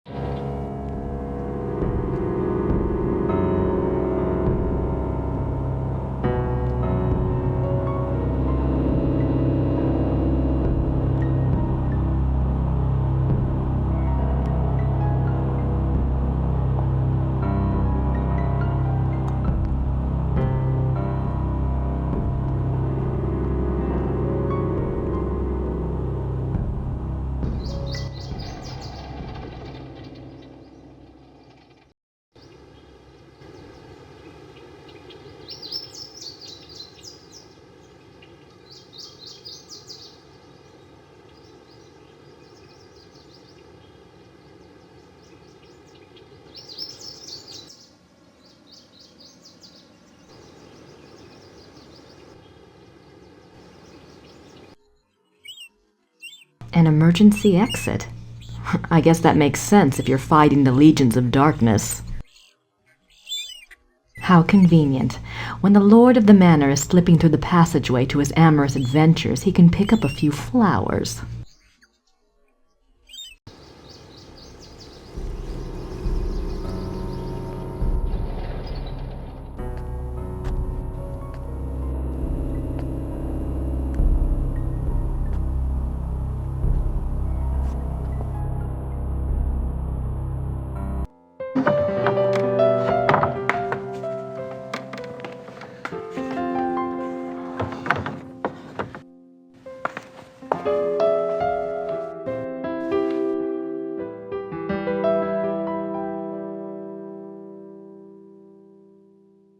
I'll just bet I know what this unlocks.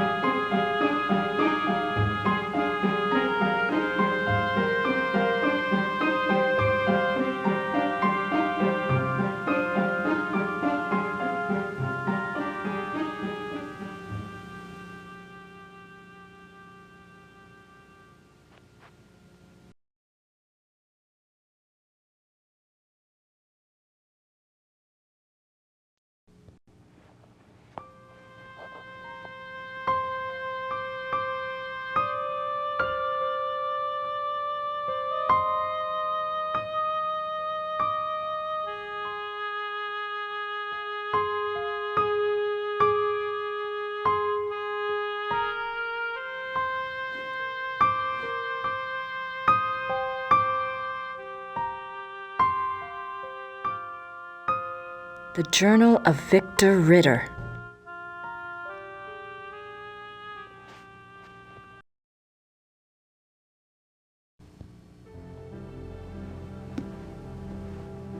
Books on the occult. Here we go. Vampires, witchcraft, ghosts, Asian spirits. Lycanthropes.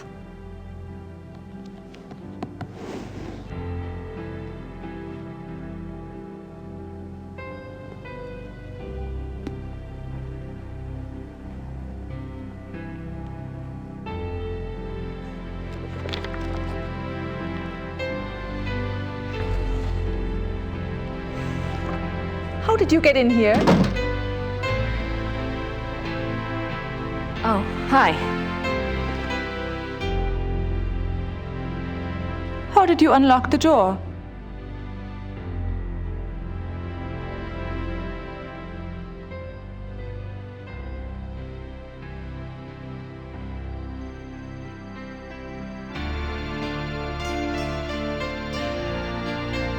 Oh, I see. All right. Look, let's just drop all the pretense, okay? Obviously, I found the passageway. I know what's been going on in this little Alpinian love nest, and really, I couldn't care less.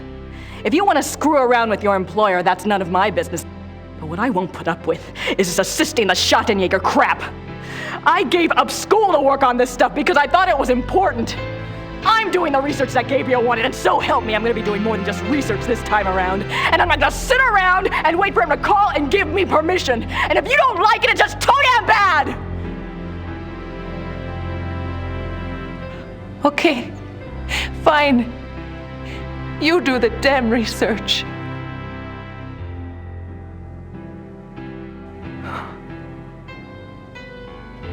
Damn it.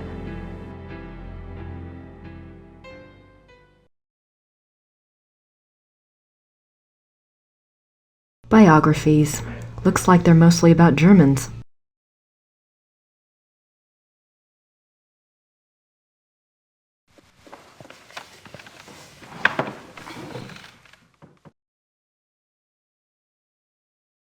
I suppose in the next Blake Backlash book, good old Fujitsu will be replaced by Hildegard. I'm not quite ready to write the big hero yet.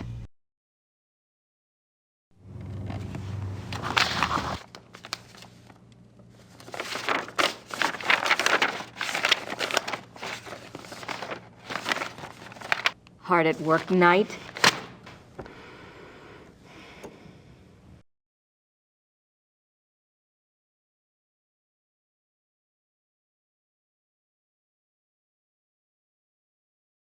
Numerous deaths at the hands of a marauding wolf being recorded in a neighboring county, I set out to see if I could determine the cause. There had been rumors of a werewolf, and the dark signs did indeed seem to be present. The deaths had all occurred within a 40-kilometer range of woods, and at the heart was the village of Alfing. My assistant and I set a trap a short distance from the village. Though the beast had shown a propensity for human flesh, livestock had also been taken. It was a newling lamb we loosed in the thicket as a lure. We awaited downwind.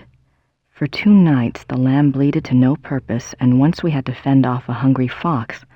But at last the beast himself took the bait. I might have missed him. The night was so dark, and the wolf himself was black. But my assistant saw the light of his eyes, and I heard the lamb's cries turn fearful. He had the poor dumb lamb by the throat when we sprang. He was swift and might have escaped, but his fatal mistake was to attack rather than run. My dagger struck through his chest and into his right lung. As I had agreed, we bound the wolf and tied shut its jaws. We brought it home to Rittersburg, still breathing, and turned it over to the magistrate. I pray for the man's unfortunate soul. May the law be swift and merciful.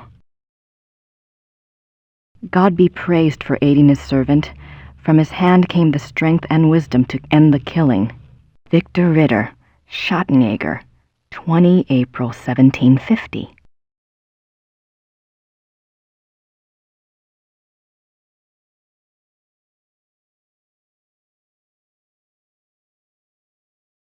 Chapter 3. Lycanthropy, the Ways of the Wolf. There are 2 categories of werewolf cases: false or lycanthropic disorder cases and genuine werewolf cases. Lycanthropic disorder. Lycanthropic disorder is a mental condition in which the subject, called a lycanthrope, believes that he or she is a werewolf. The subject does not actually change shape, but is nevertheless capable of being as dangerous as an actual werewolf. Most cases of supposed werewolfery are really the work of lycanthropic disorder victims, man to beast. In real werewolves, a physical change to wolf form does occur. The change can be voluntary, at will, or can be forced by certain cycles of the moon and certain sounds, such as howling. Werewolves and immortality. Werewolves are immune from aging and from most physical diseases due to the constant regeneration of their physical tissue. They can therefore be virtually immortal. However, they can be killed by any wound that destroys the heart or the brain, or any form of death that causes brain or heart damage, such as hanging or other oxygen deprivation methods. The mind of a werewolf. Though primarily a true wolf while in wolf form, there is some proof that the werewolf retains enough knowledge to assist his killing. Recognition of victims, evasion of traps, and human cunning have all been seen on werewolf cases. Becoming a werewolf. There are several ways to become a werewolf. They include being given the power of shape-shifting through sorcery, being cursed by someone whom you have wronged in some way, called the Lyconia curse, being bitten by a werewolf, and being born to a werewolf. In each case, the blood of the subject becomes tainted or cursed. Damnation. A person who becomes a werewolf against his will, birth, curse, or bite, is not completely damned until he tastes of human blood. Once he does, his soul is eternally damned and nothing may redeem him. Even without tasting of human blood, however, as long as the taint lays upon the immortal soul, it cannot enter into heaven and will remain chained to the mortal plane upon death. Werewolf packs. Like real wolves, werewolves can live alone for many years, yet the instinct for a pack often leads them away from their secretive lifestyles into revealing their nature to a priest or close associate, or converting another to a werewolf-free for companionship. This is when the otherwise cagey werewolf opens himself to detection. Werewolf packs cause immense destruction. A pack consists of one werewolf who became a werewolf through sorcery, birth, or curse. In other words, his is the original tainted blood. This werewolf is called the alpha werewolf.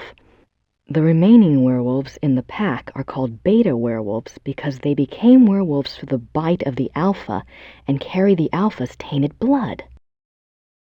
Alpha and beta werewolves. The relationship between alpha and beta werewolves is a complex one. Once a subject is bitten by a werewolf, his or her life and death are doomed to the werewolf curse. The victim does, however, have some hope. As long as they themselves do not taste of human blood, the curse is reversible.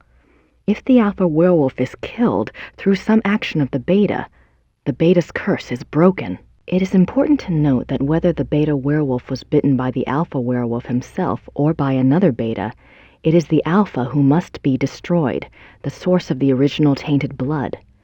It is also an interesting note that since betas and alphas share the same common blood, an alpha cannot physically harm a beta of his own bloodline by his own hand without inflicting the same injury upon himself. However, if a beta is harmed or killed by another, it does not affect the alpha. Symptoms of werewolfery. When hunting for a werewolf, it is important to remember that your biggest clues will come through your suspects' personalities. Becoming a werewolf is not transparent, no matter how the victim tries to hide it. The tainted subhuman blood greatly alters the subject's own mind and personality, even physical appearance. Therefore, look for symptoms in your human suspects that include increasing violence, increasing aggression, unprovoked rages, insomnia, restlessness, and other bizarre behavior. Unfortunately, over time, these symptoms can be brought under control, so do not rely upon them exclusively. A good example of this comes from a case reported by the ancient priesthood society, Manos del Sol of Brazil. A rash of werewolf killings there was tracked to a high-ranking officer in the army. The society became aware of the man mainly through rumors of his violent behavior and changed personality. The case was successfully resolved with a man's capture. Manos del Sol, men of the sun? I wonder if they're like schattenjägers, only Brazilian.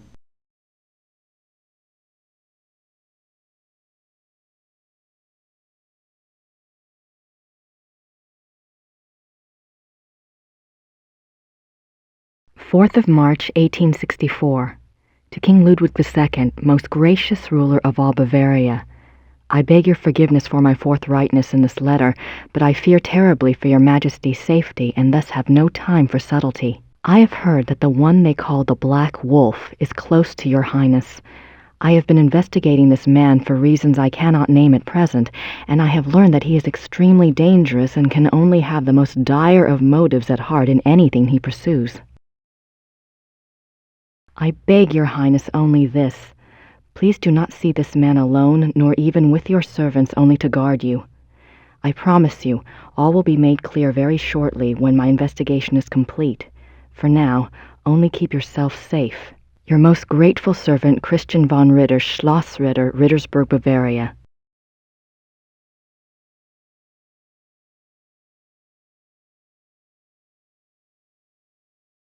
Bert Barkley knows more about history than I ever will, especially at this rate.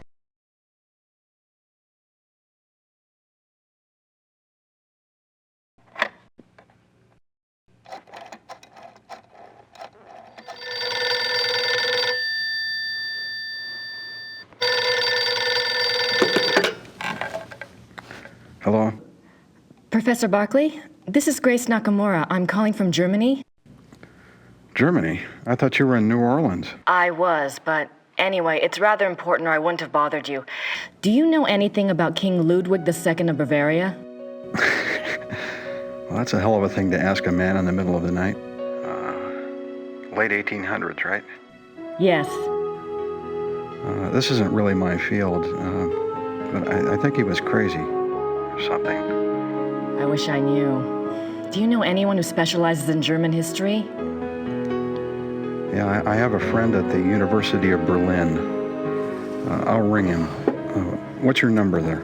It's 4989-555-7878.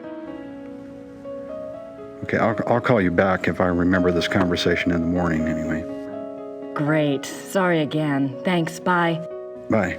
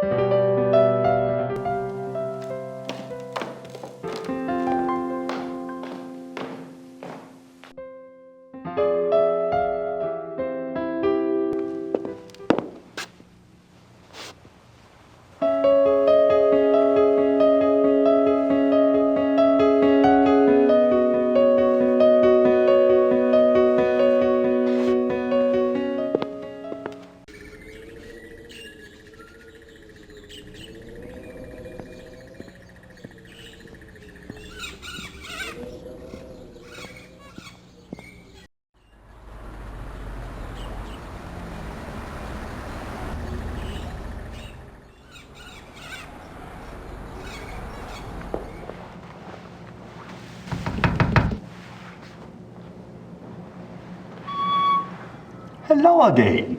Did you need something else? Remember that werewolf trial I'd asked you about? I have a date now. April 1750. Excellent. Let me go look.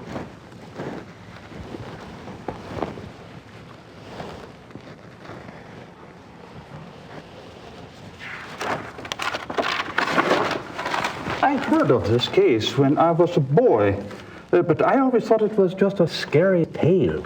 I never thought to look in the archives. It was there, all right. What did you want to know?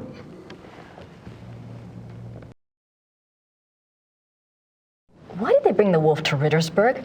I know the schattenjäger lived here, but why didn't he just... Kill it where he found it? I don't know. Let's see. Ah, yes. They wanted to know what man it was, who it was. They brought it here so it would change back? Yes, exactly.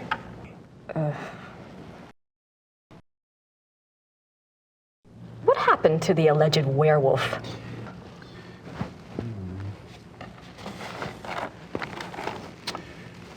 He was interrogated for 2 days. He confessed his guilt. The trial took place on the 3rd day, and he was sentenced to death by quartering and the stake. He was given a final meal. He asked to see a confessor, and this was granted.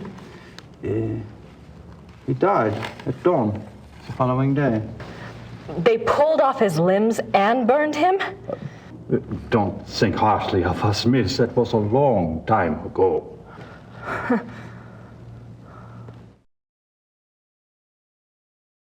Where was the werewolf kept while it was here? The dungeon. There's a dungeon in the Rathaus basement. We don't use it anymore, of course. Haven't for many years.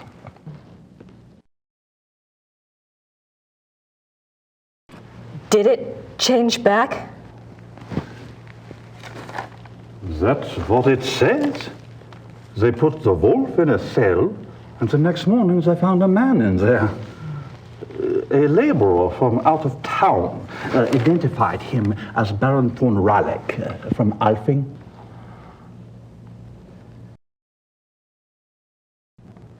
Why did they want to find out who the werewolf was? I would guess. Yes. It says here that a group of villagers were sent to the werewolf's hometown once they learned its human identity. Why? They thought there were more of them there?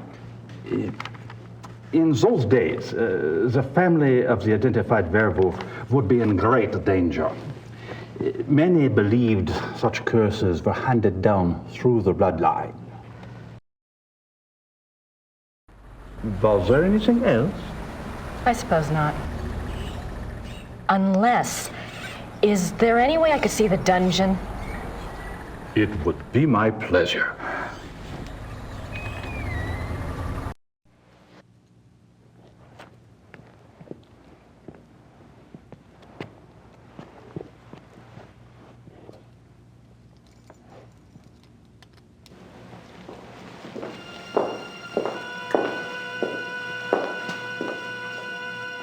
Everything's been kept the way it was when the dungeon was in use. We show it off to tourists sometimes.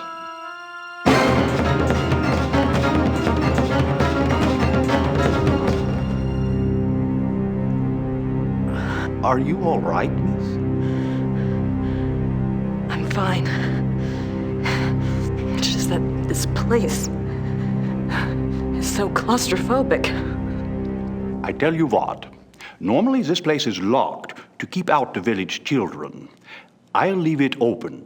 You can come and go as you please. Would you? Thank you so much. You are most welcome. Goodbye, and good luck. Bye.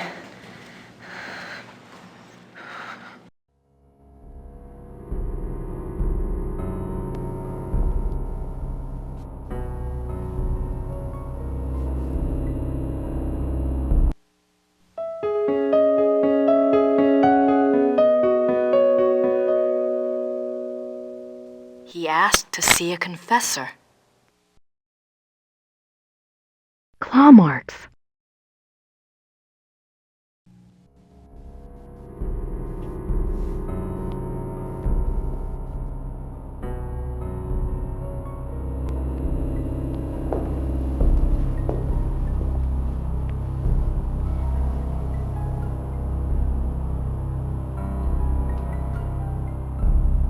Von Raleck slept here.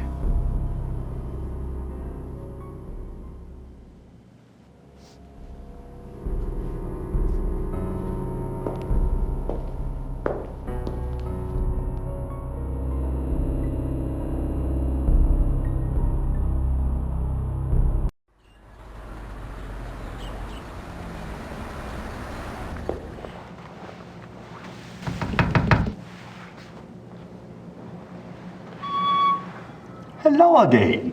Did you need something else? I had a thought while I was in the dungeon. Yes? You mentioned that Baron von Raleck was allowed to give a last confession. I suppose the priest was from St. George's? I suppose it was. Would there be a record of the last confession? It might tell us more about the Baron's life. Good idea, young lady. Those records are in German, though, and Father Getz doesn't speak English. Do you think this would really help your schattenjäger? I'm not sure. It couldn't hurt. All right. I'll write you a note. You give it to Father Getz, and he'll see if they have a record of the confession. If they do, you bring it back here to me, and I'll help you translate it, okay? That would be wonderful. Thank you so much. Certainly. You got my curiosity up too, you know.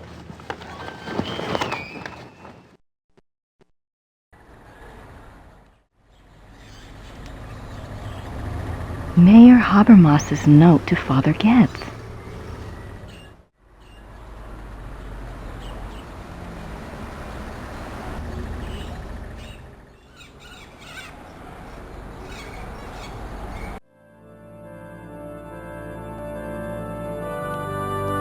Hallo? Guten Tag. Haben Sie Hatte Kirche Papiere von 1750? Wie bitte? Papiere, Geschichte von 1750. How do you say that? Sprechen Sie Englisch? Nein, leider, ich spreche nicht Englisch. All right. Danke. Bitte schön.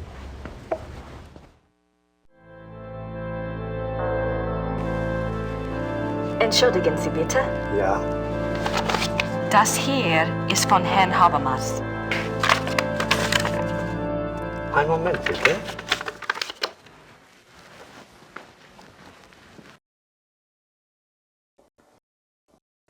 Das ist für Sie. Dankeschön.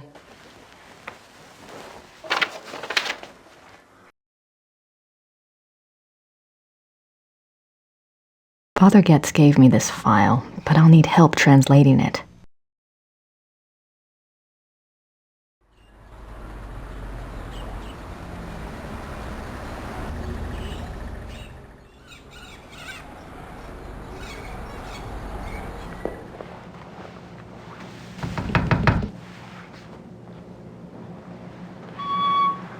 Hello again. Did you need something else?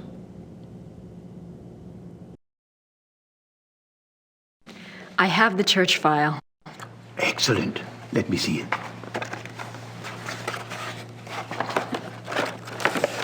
What's this? This is in English. It's from a lawyer in Buenos Aires. It's addressed to St. Georg's Church. The date is 1764. What's it say? It's a request for information about the death of Baron Klaus von Ralleck. It says it's for the family. I assume someone answered it. Curious? What? The seal on the envelope. A wolf?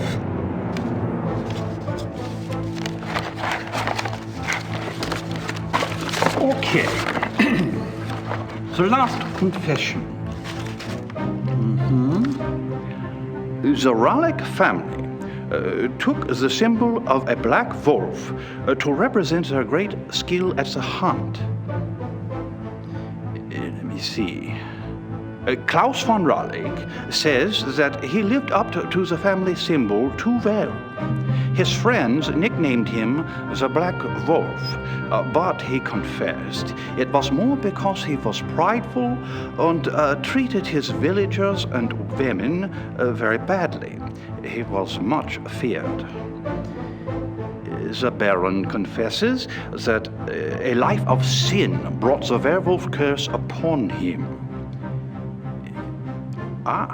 Listen to this.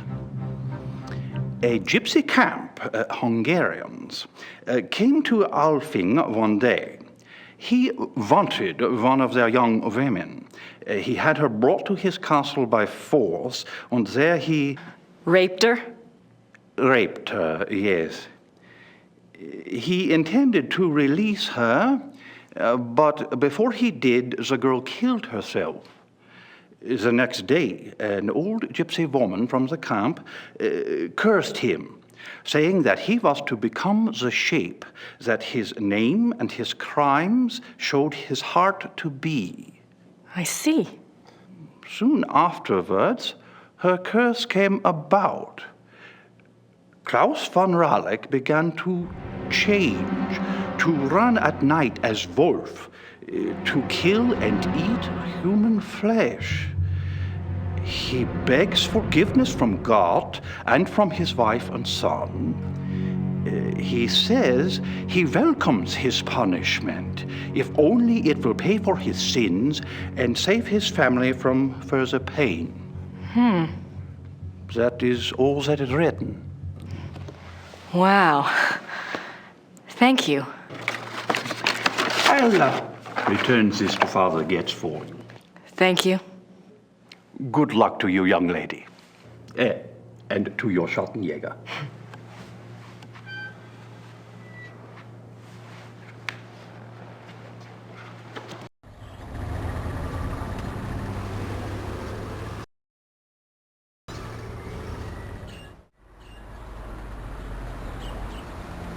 There's no one there.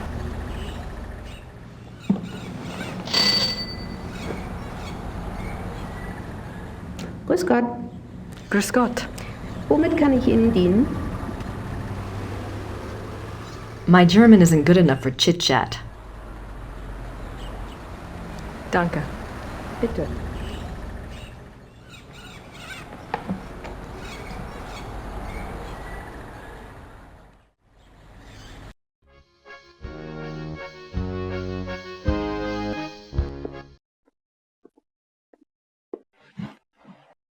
Herr Huber? Yes?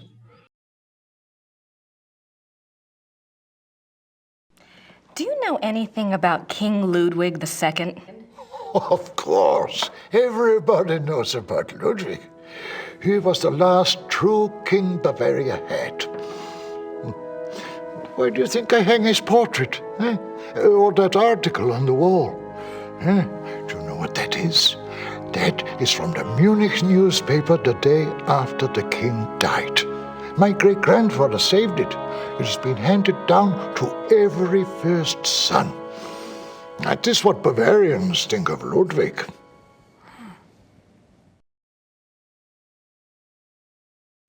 What was Ludwig like? Why is he so revered? Oh, he was a genius. He had a great mind, you know. He built castles, is what he did, and kept on building them until they killed him. Who killed him? Them, those politicians. They said he was crazy. Got a doctor to sign some papers. They arrested him. Then what happened? What do you think? They killed him. Oh, they said it was suicide. But me, I don't believe that. It was murder.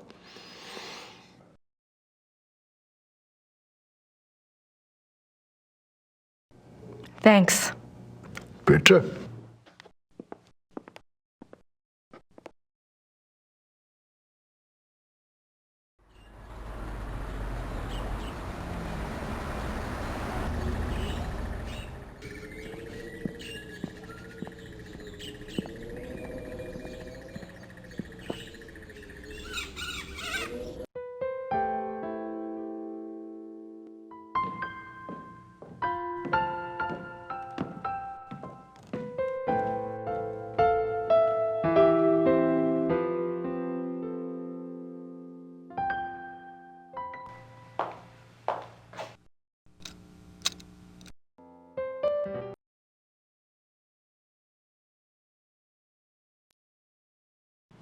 Looks like biographies here. I wonder if there's anything on... Yes, Ludwig. König von Bayern. König Ludwig. Sein Leben und sein Sieg. Die letzten Tage des König Ludwig II. German. That's not much help.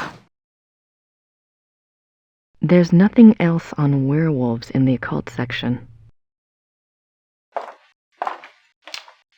I wonder if Christian Ritter's journal is here.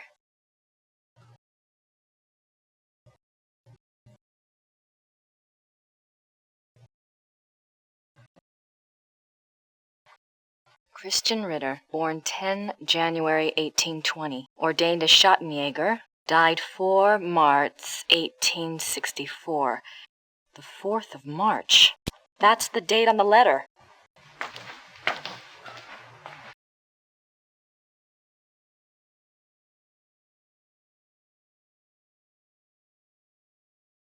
January 1864.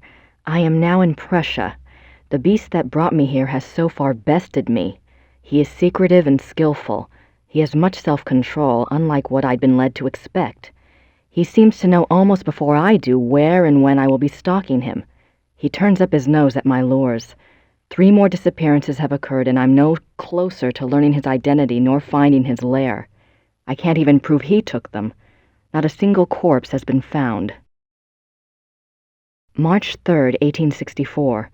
I have had a break at last. The key was in front of me all the time. The Black Wolf, he so daringly calls himself, for all to hear and none to truly see. It is worse than I could ever have suspected. He is not just a beast, but a monster. His jaws are already around some of the best throats in Europe. I return to Rittersburg tonight. I must warn those in danger and get someone to assist me. I am in over my head.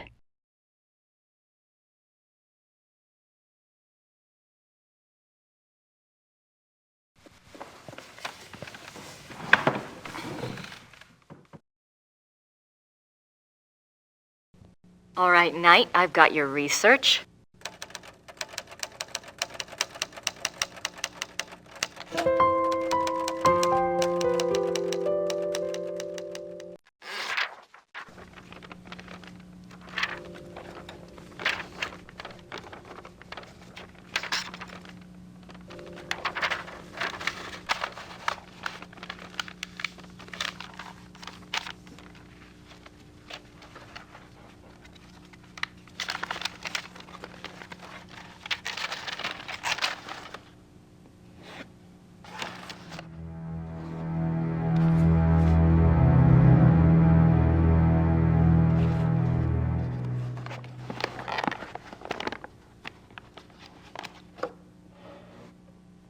Now, I just need somewhere to send it to.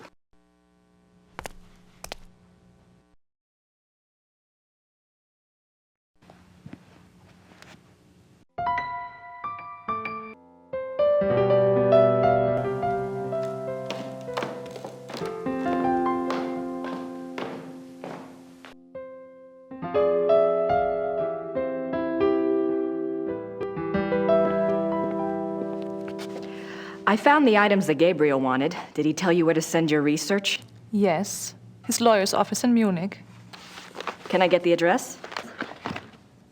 Harald Übergrau, Marienplatz 21, München.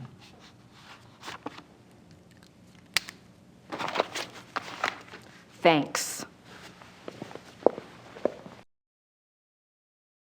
I don't have anything to say to her right now.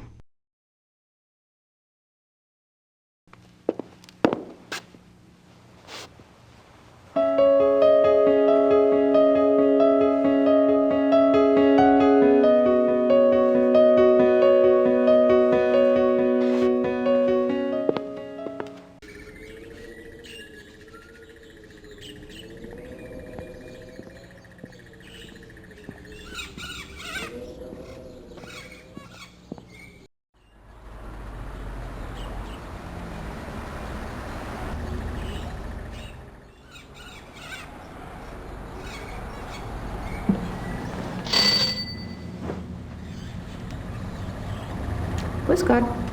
Grüß Gott. Womit kann ich Ihnen dienen? Das Päckchen soll nach München gehen. 7,40 Mark bitte.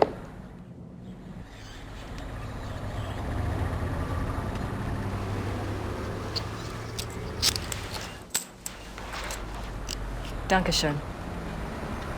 Bitte sehr. That'll give him something to chew on.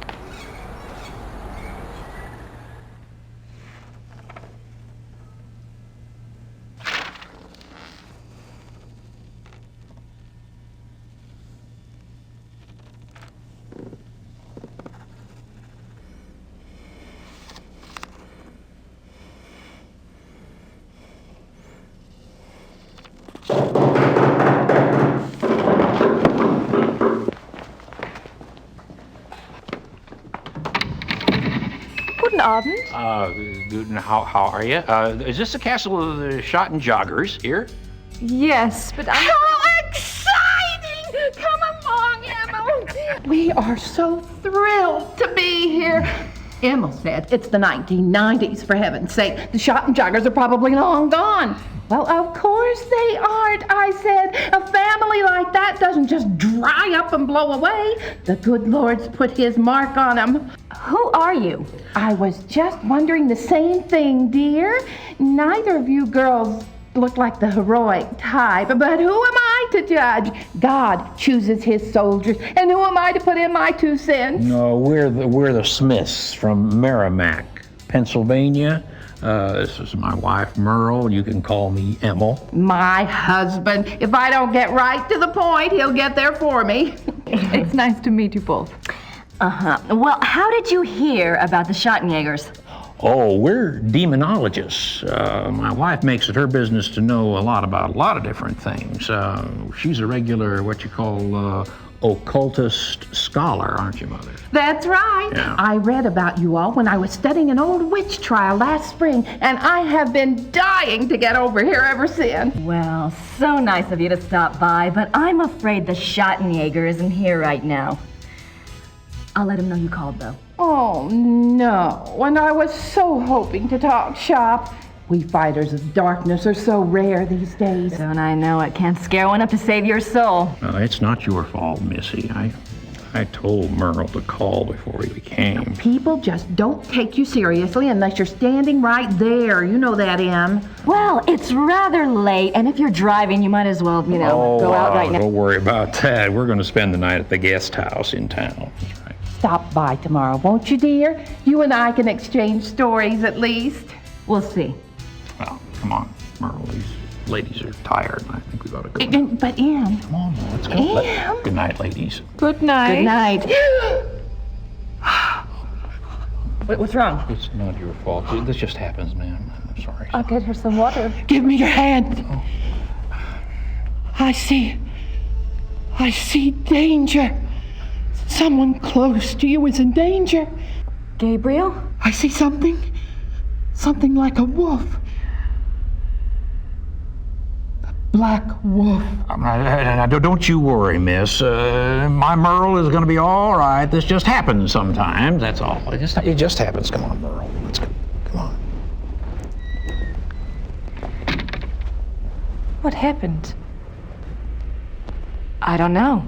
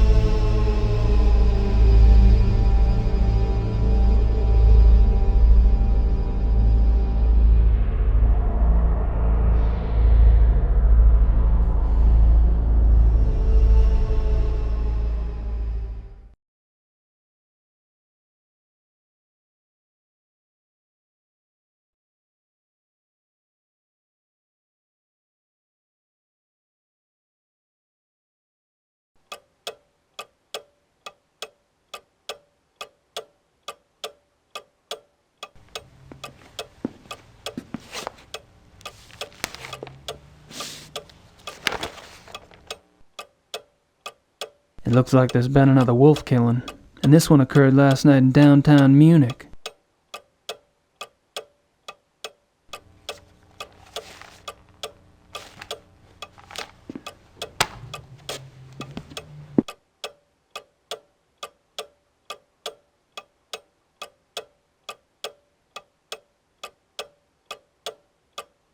Baron Friedrich von Glauer.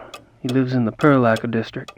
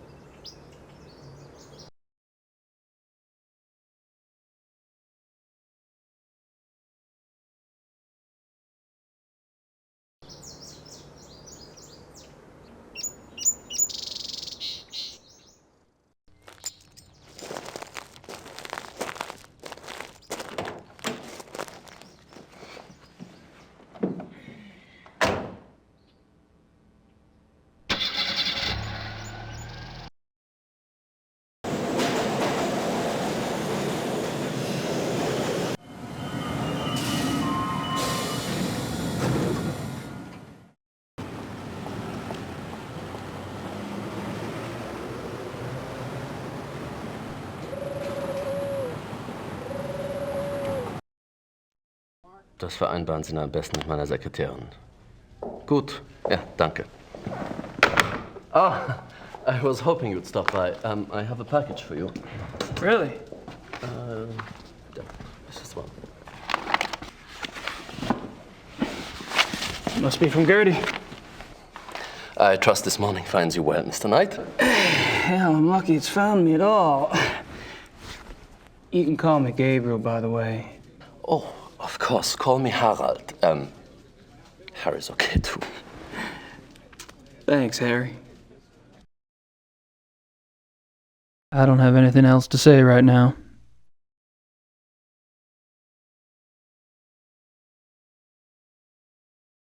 March 18th, 1994. Gabriel, you might as well know, I'm in Rittersburg. I wasn't about to sit in New Orleans and let you have all the fun. Besides, if it goes anything like last time, you're going to need my help. I've been doing the research Gerda said you wanted. Enclosed is a book you might find useful. It looks a little outdated, but then I've never dealt with werewolves before, so it's hard to be sure. There's also some werewolf history right here in town. I found some clues pointing to a werewolf called the Black Wolf.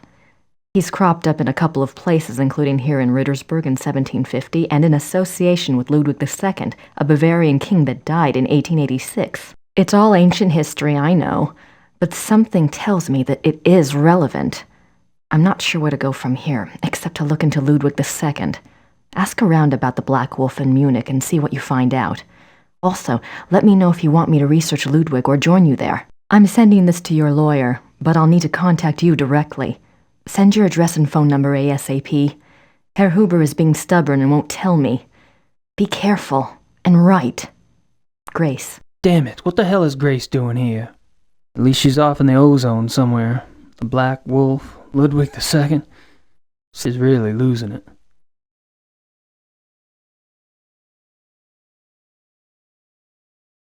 Do you know anything about King Ludwig II? But naturally. Have you been running into him much on your tour of Munich? Running into him? Isn't he dead? Yes, long dead. But he is still everywhere, like your Marilyn Monroe or Elvis. He is the Bavarian enigma.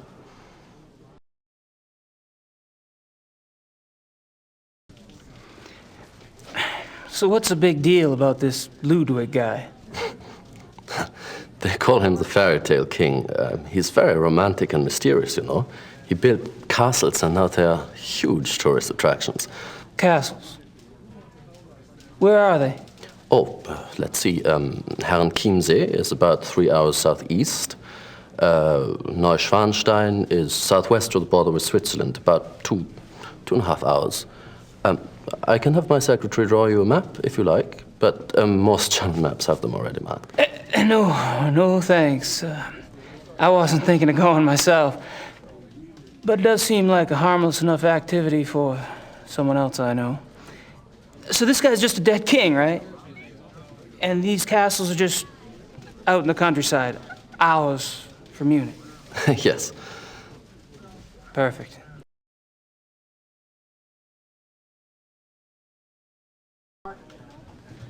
Have you ever heard of anyone or anything called the Black Wolf? No. Sorry. That's all right. I'm sure it's nothing. Well, I'm off. See you, Harry. Goodbye.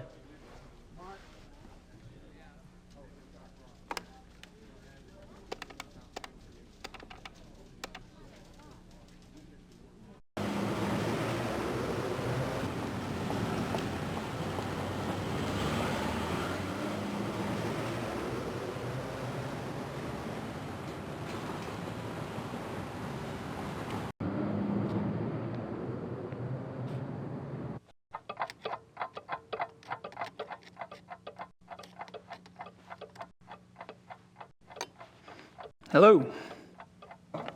Grüß Gott.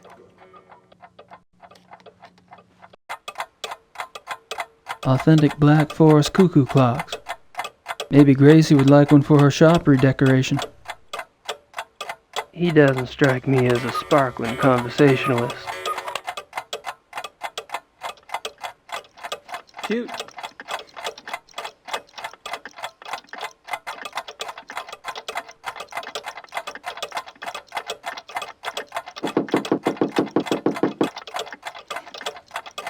Yeah, there is in there this sound thing, you know, to wake up. You know, in the morning. An alarm clock. Ja, alarm clock, ja, richtig, ja. How much is it? Wie viel? 60 marks.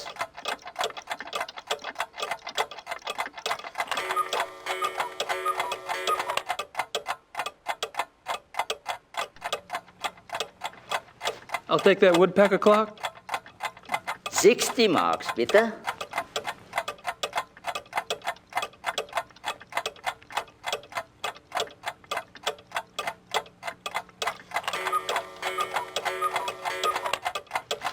That's all right. I'll take it as it is.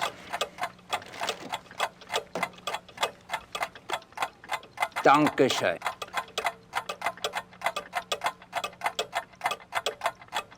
Bitte.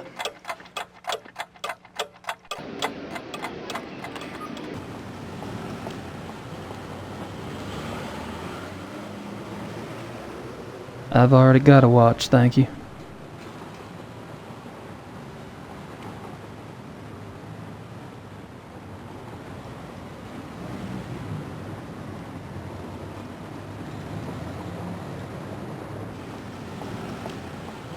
Lots of Nietzsche and Kant.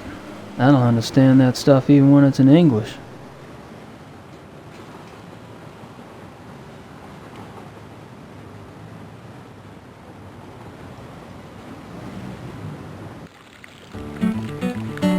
They're busy. I'd give it a shot, but I don't speak the language.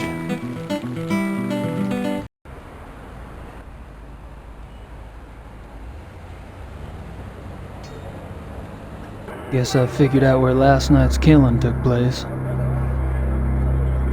Looks like a television news crew. I don't think they'd know much about it. Isn't that the detective from the paper? Kommissar Lieber?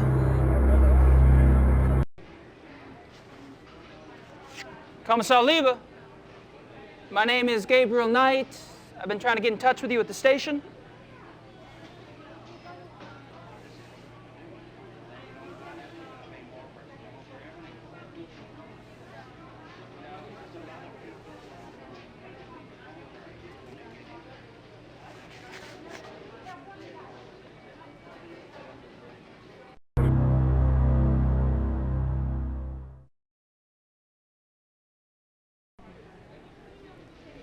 Kommissar Lieber, my name is Gabriel Knight.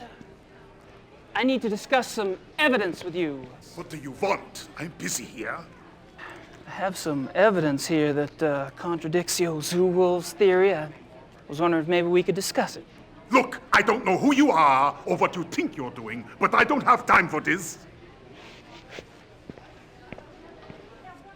Yes, sir.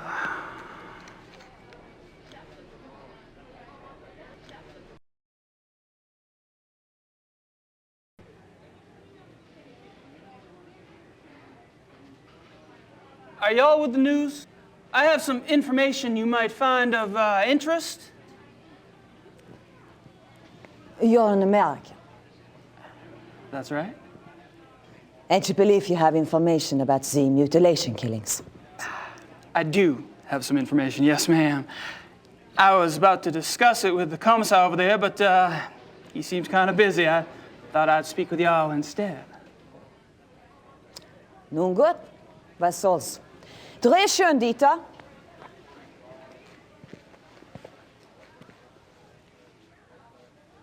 Wir befinden uns am Tatort des bis jetzt letzten bizarren Todesfalles, der durch die Killerwölfe herbeigeführt wurde. Mit mir befindet sich ein Amerikaner, der offensichtlich wichtige Hinweise bezüglich dieses Mordfalles hat. You believe you have information about the wolf killing, sir? Yes, yes, I do. I was about to ask Commissar Liebe over there some questions, such as why animal hair found at the crime scene is reddish-brown when the escaped zoo wolves were gray. Fragt, wieso die Tierhaare am Tatort rötlich-braun sind, wie doch die entlaufenen Zoowölfe offensichtlich grau waren. And how come paw prints found at the scene indicate an animal much larger than the zoo wolf species Canis lupus? Und fragt, wieso die Pfotenabdrücke am Tatort viel größer sind als die der Zoowölfe. How did you get this information? Well, all right, you have my attention. Now, who are you? I'm Gabriel Knight. I'm the American novelist. I've been by your station to see you, but funny thing, they would not let me in. All right, I'll see you at the station later, but only if you agree to get out of here and not talk to the boys. You got it.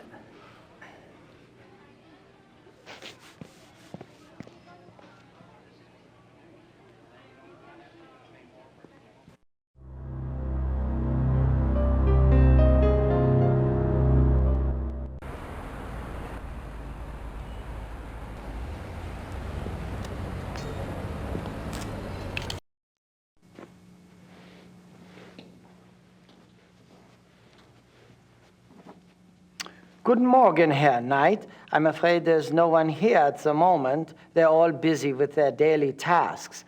You are, however, welcome to use the club, so I've been informed. Thank you, Xavier. You're so kind.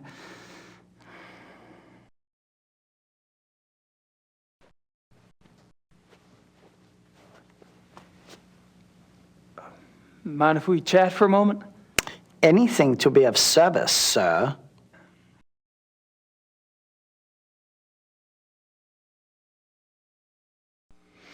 So, tell me about the club. What about it?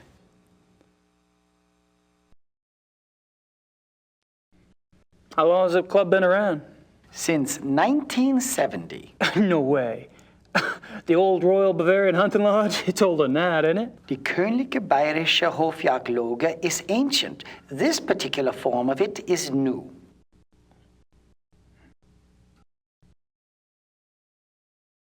What happened in 1970? Baron von Glauer came. He brought a new vision. The lodge had nearly died out. Hunting is not so popular as it used to be. Were you here when von Glauer joined? Baron von Glauer. He hired me later, in 72.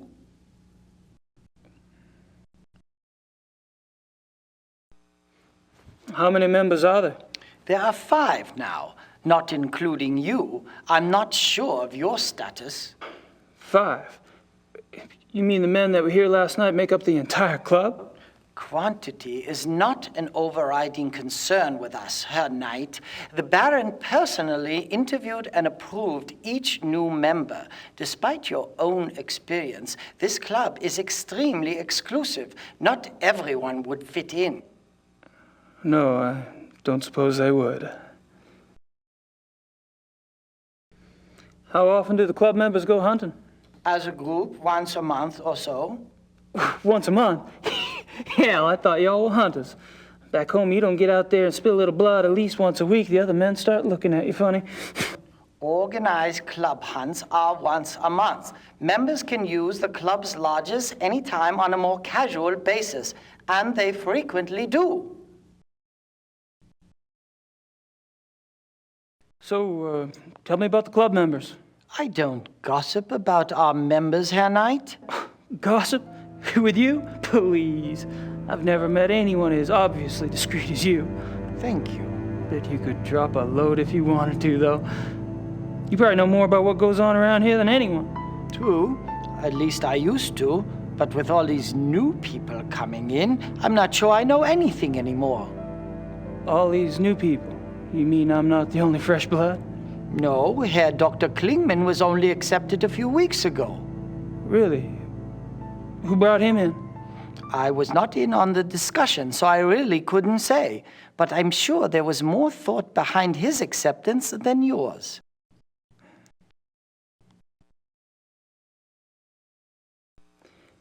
Have you ever heard of the Black Wolf? No. Alrighty. All right, Xavier. Thanks.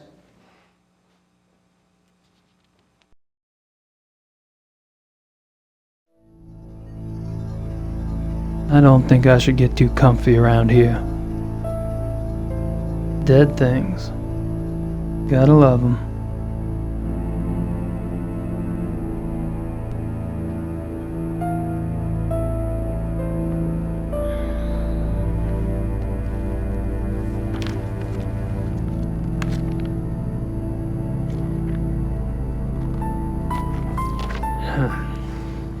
It's in German.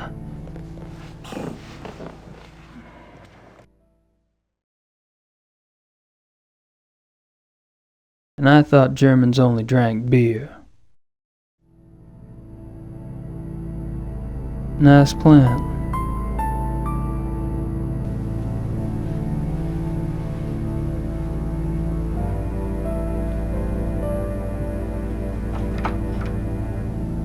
Locked.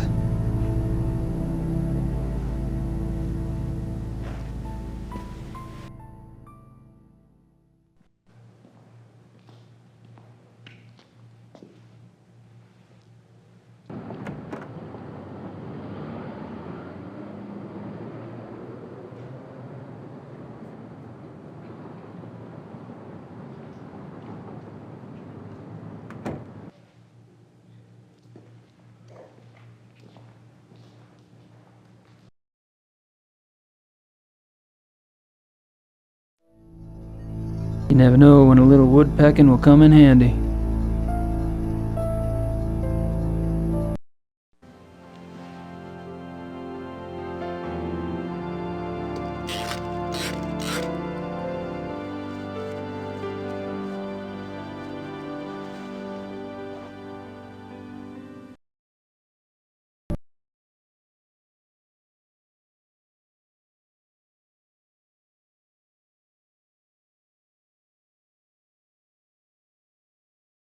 I think I've pumped that particular well dry.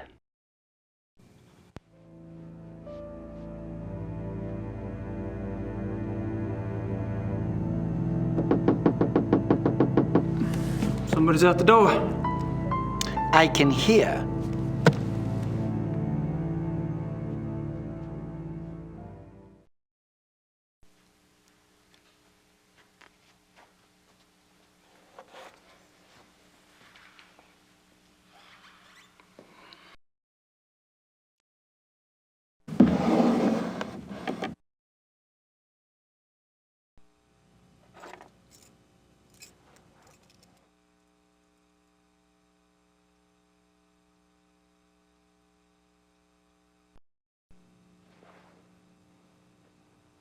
Everything all right? Everything is fine, Herr Knight.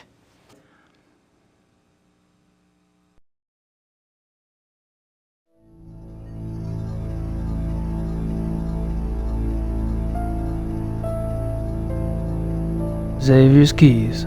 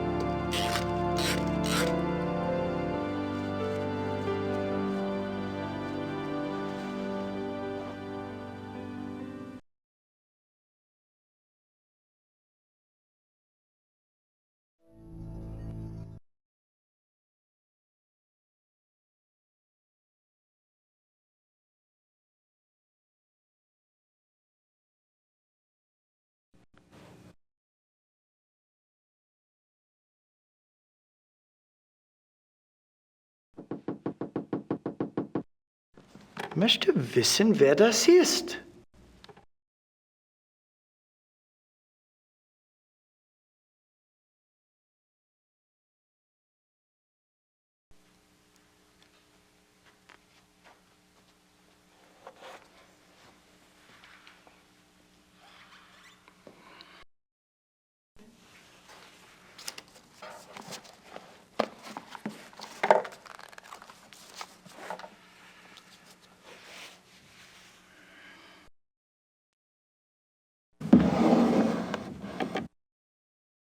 Nothing there I need.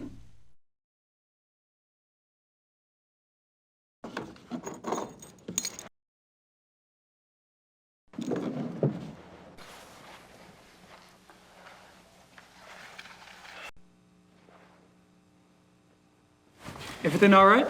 Everything is fine, Herr Knight.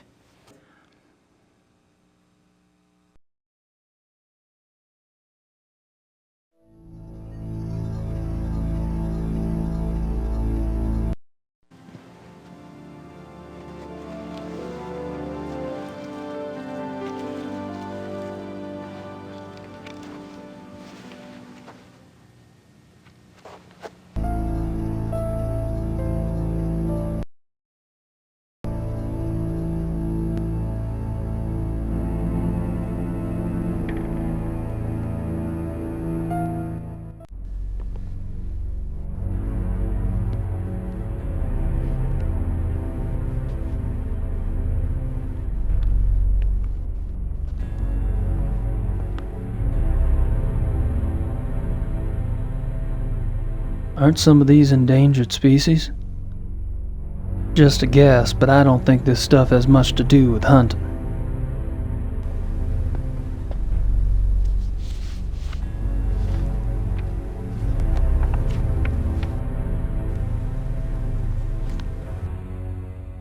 Rice, Von Agner, Henneman. I met them all last night. I wonder what these figures mean.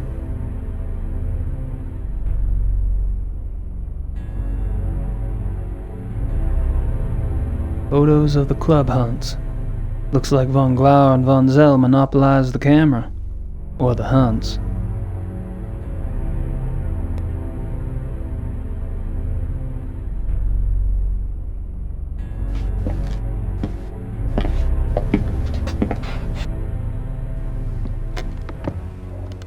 Mr. Knight? Hey. This room is for members. Only. Oh, sorry. The door was open. I'll go up. Wait! I'd better make sure you do not take another unexpected detour.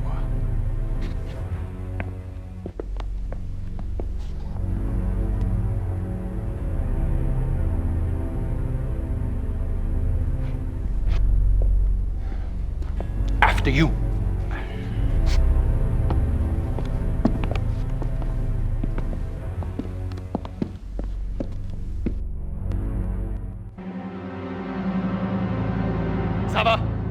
Sava, kommen Sie!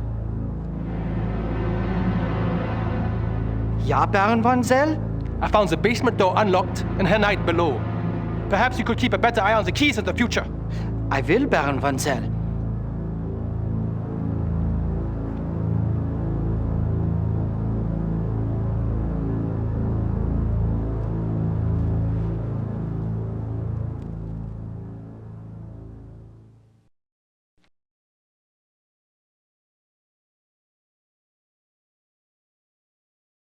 I think I've pumped that particular well dry.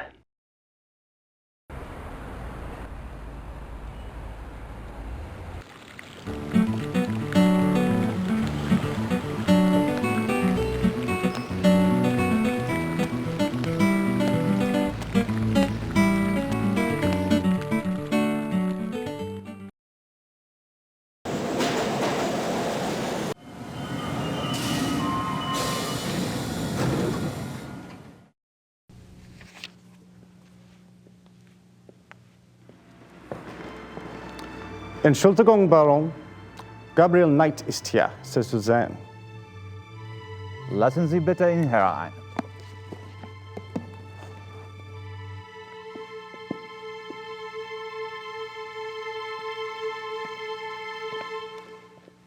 Gabriel, what a pleasure to see you so soon. Bringen Sie uns bitte ein zweites Glas Wein. Hope I'm not taking advantage of your kind invitation. Well, my invitations are meant to be kept.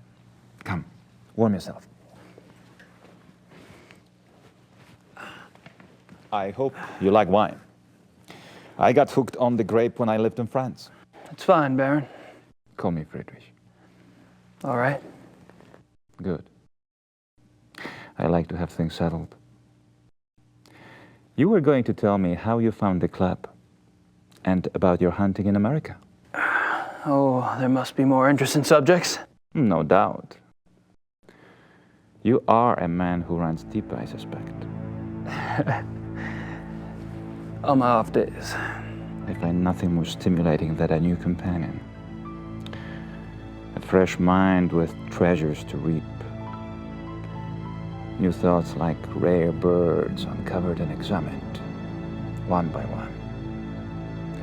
It is only when people know each other well that they run out of things to say. May we never be so cursed.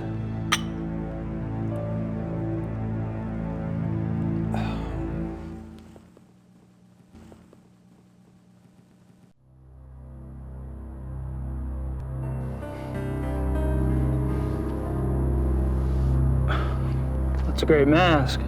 Mind if I take a look? Be my guest.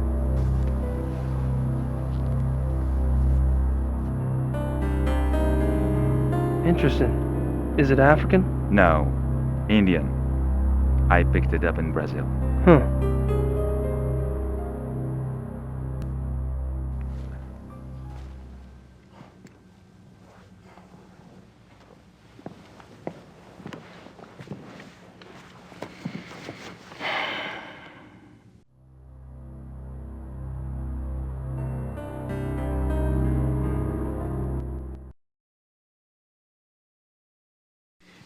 Are you from Munich originally? No, I was raised abroad. But both of my parents had deep Bavarian roots. Really? Where abroad? All over. France, England, South America, North America. I love to travel.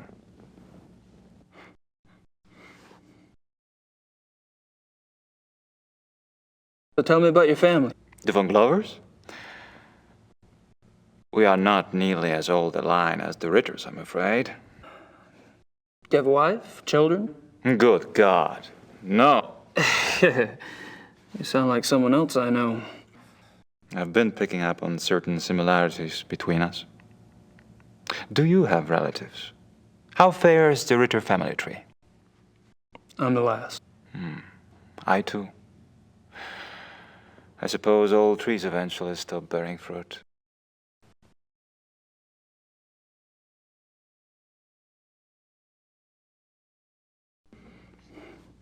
How'd you end up here? My circumstances were probably not much different than your own. I wanted to return to the land of my ancestors, and so I did. Which reminds me, you were going to tell me how the Ritter family ended up in America. My grandfather. He left the family and went to New Orleans. But you chose to return to the family. Why? If you want to know the truth, I didn't have a hell of a lot of choice. Yes. I understand.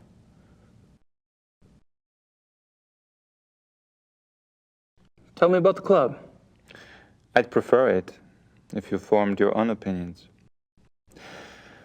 To be perfectly frank, I could use a fresh perspective. That's one reason why I invited you to join us.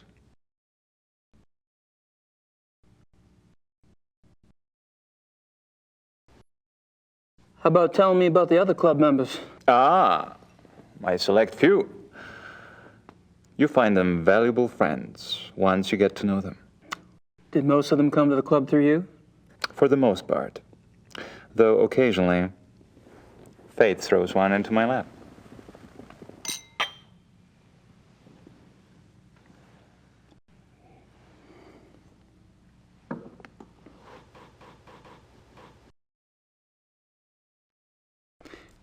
All of the men at the club are from wealthy German families, I gather.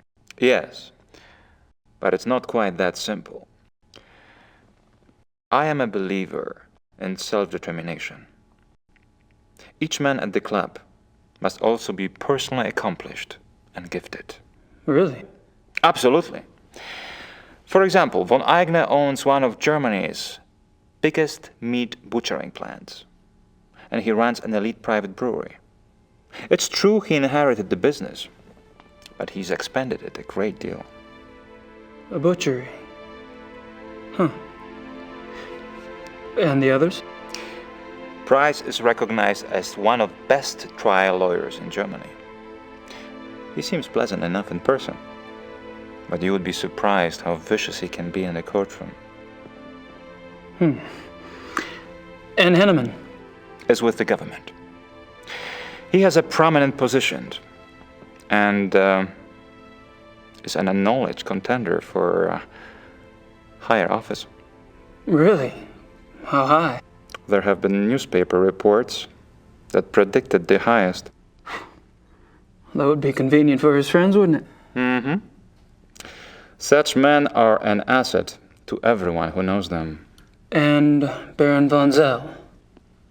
Von Zell's family owned the majority of stock of one of Munich's oldest banks. In his own personal accomplishments? Gar is a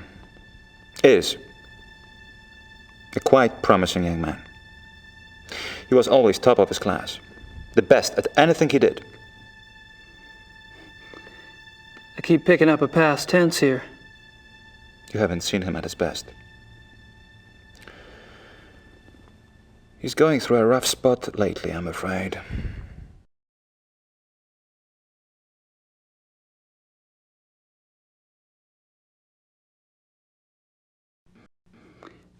There's something about the club I don't quite understand. Yes? I get the feeling you're not your average, ordinary hunting club. No? Well, that room in the basement, for instance. I gather you've been exploring. Well, the door was open. It doesn't matter. You are right. Yes. Die Königlich-Bayerische Hofjagdloge is more than just a hunting club. We share certain philosophical beliefs as well.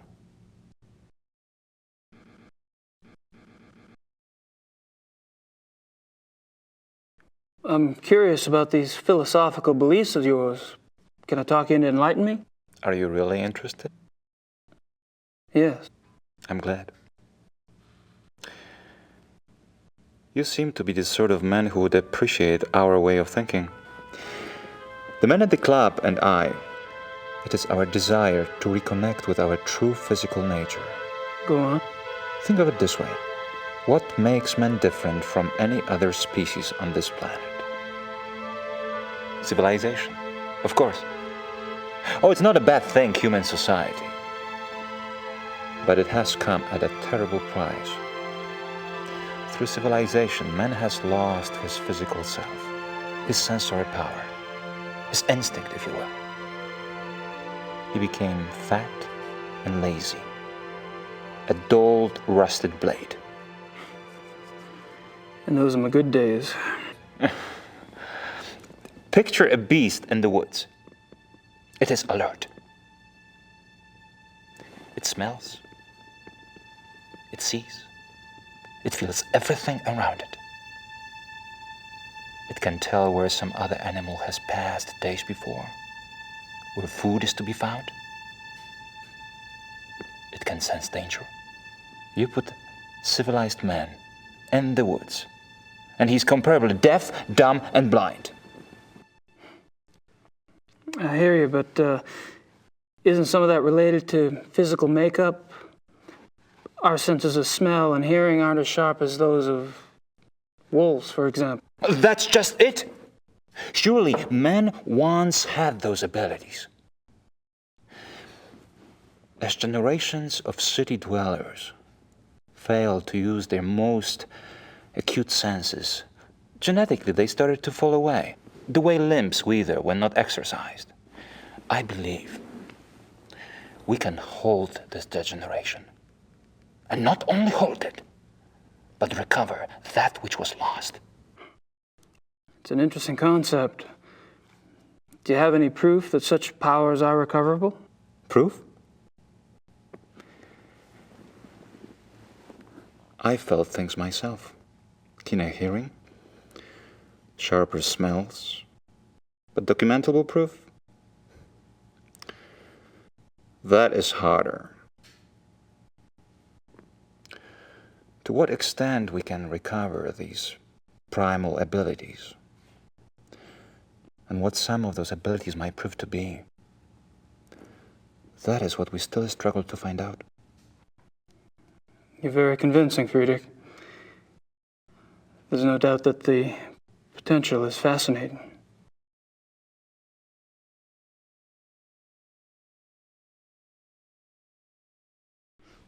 How does one go about trying to get back in touch with one's physical self? Does it have something to do with hunting? You are right. That's part of it, yes. Man is, or was, a predator. But unfortunately, he was too smart for his own good. He figured out how to raise his prey in pens. Hunting helps us get back in touch with our predator soul. Do you? Get back in touch with your predator soul? Some of us have been more successful at tapping into that than others.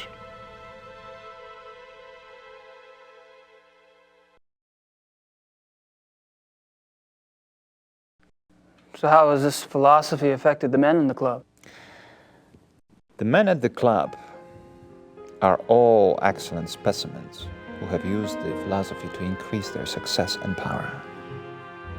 So your woods becomes corporate headquarters, your prey the competition. Some of the technique can be applied, yes. When the senses are primed, one can pick up all sort of feedback that is normally lost in the haze. Speaking hypothetically, do you think it would be possible to take this philosophy too far? Funny that should occur to you so quickly. It hadn't occurred to me for the longest time. I hope not.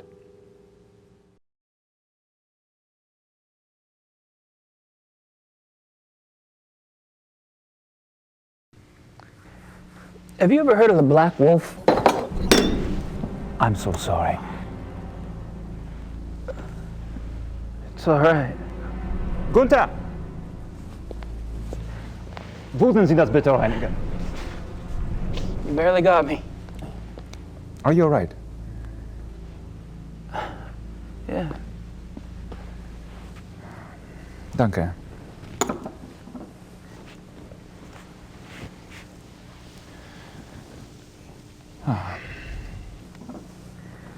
I feel so clumsy. Danke, Gunther. What was it you asked again? I asked if you'd ever heard of the Black Wolf. Of course, you did. I suppose you just startled me. These killings in the papers, they've really got me derailed. Any particular reason? People getting slaughtered. Children. In broad daylight. Nature can seem cruel, but it is orderly. It does not waste or torture. Not like this. And with the club espousing what we do, our philosophy does not support this kind of thing. I'm sure that's true. I apologize. It's just, I'm concerned that we are not put in the best of light under these circumstances. To promote hunting when these atrocities in the papers. You must understand, the nature I promote is not a murderer. When a healthy beast kills, it takes only what it needs to survive, and it does so respectfully. It is only the man who is capable of such a pointless slaughter.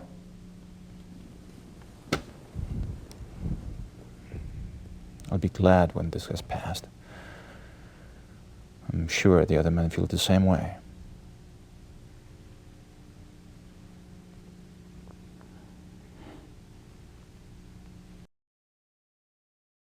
I'm not sure what else to say.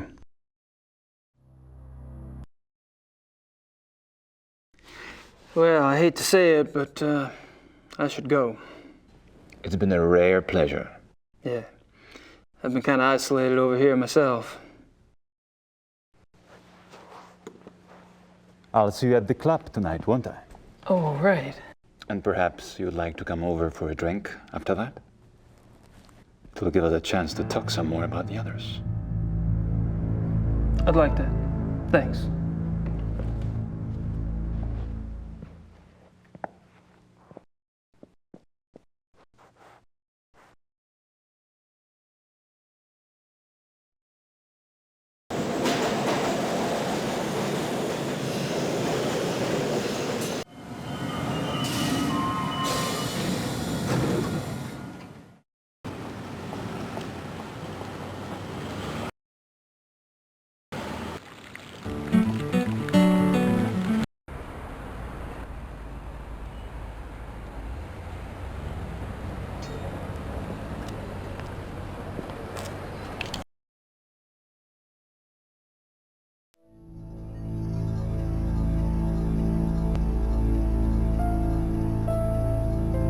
May I speak with you, Baron von Zell? Yes? What is it?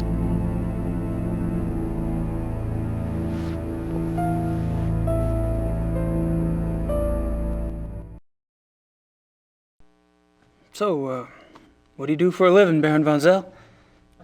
For a living? My family is in banking, Herr Knight. What do you do for a living? Me? I'm a writer. A writer? How aggressive of you.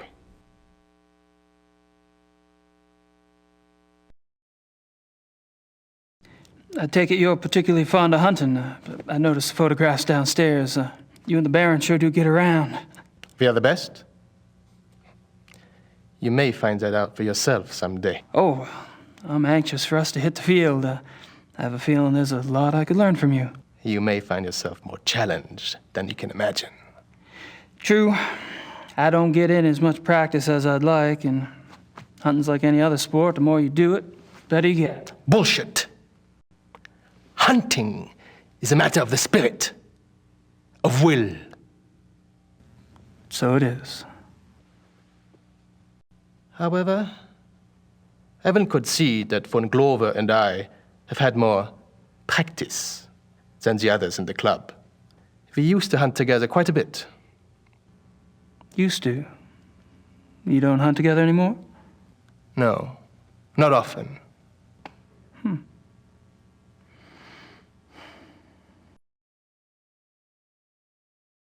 Are you and von Glauer too busy to hunt much these days, or have you all fallen out? I suppose I've simply outgrown him. Really? In what way? You wouldn't understand. Oh.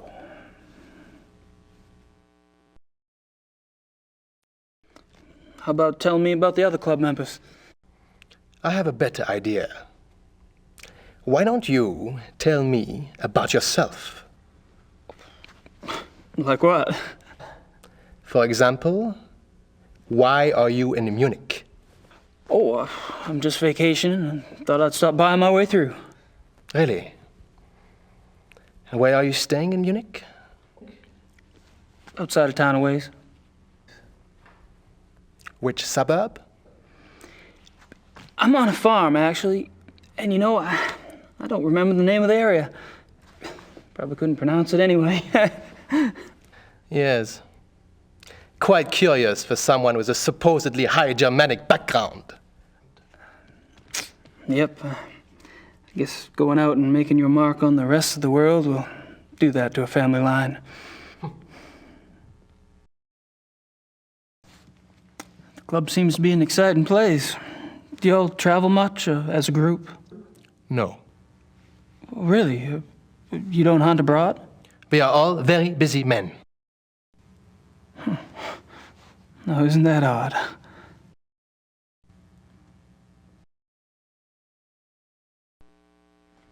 So, how do you like the club? Herr Knight, if you wish to learn about the club, you should keep your mouth shut and observe.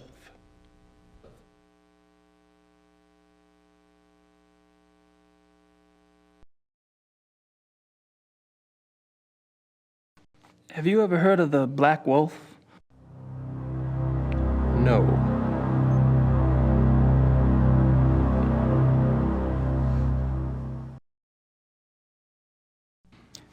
You mentioned that y'all don't go on hunting trips abroad? We do not.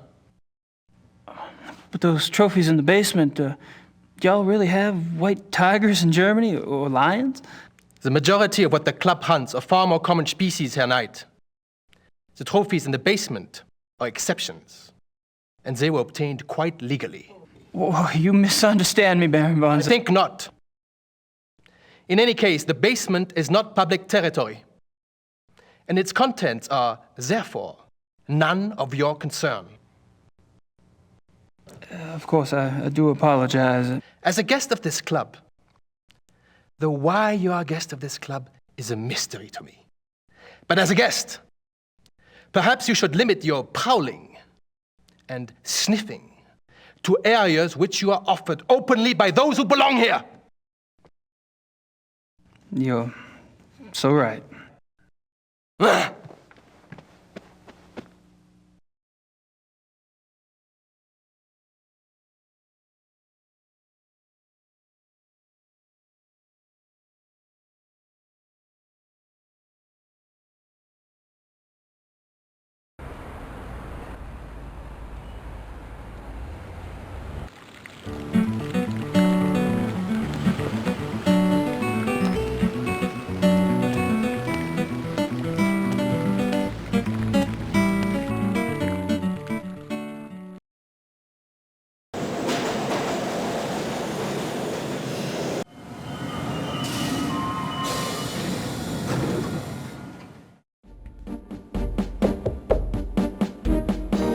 Kommen Sie herein.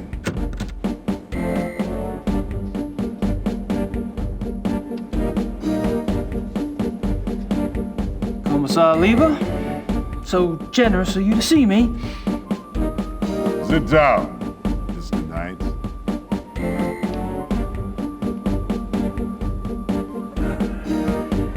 Now, you will tell me what you think you know about this case, yes? How do you say quid pro quo in German? There is no translation. Thanks so much for your time. Sit down. What are you proposing exactly? You want information? I want information. It's kind of convenient that way. I can't give you police information. Why not? I'm not asking for anything confidential. Hell, I can't even read the damn newspapers around here. Press release stuff, that's all I want. All right. But then it's your turn. Agreed? I hear you.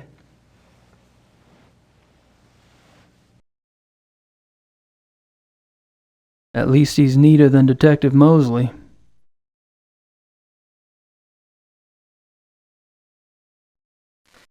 How long have you been a commissar? 10 years. All of them here in Munich? Yes. And a criminal commissar is like, what, a police detective in America? Americans don't have so many ranks, I think. A German criminal commissar is, say, more like an English chief inspector. Ah, P.D. James. What? Nothing.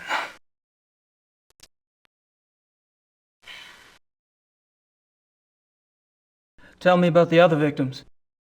What do you want to know?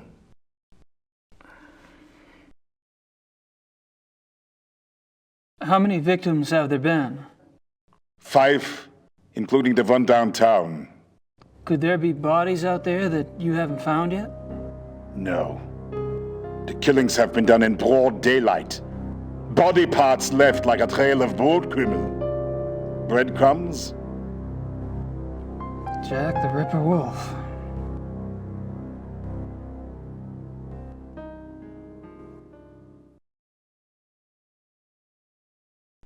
When were the other victims killed? The first was 32 days ago. 2 days after the zoo wolves escaped. And the others? The 2 teenaged boys were killed 20 days ago. The Huber girl 6 days ago. They're speeding up. Maybe.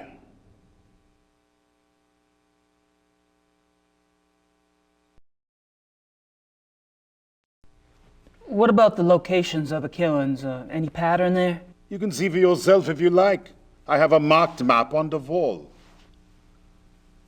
Until last night, the killer always struck 30 to 40 minutes outside the city. The first was killed north of München near Esching. The 2 males were killed in Feldkirchen, that's east. Toni Huber was killed on her parents' farm just west of Lachem.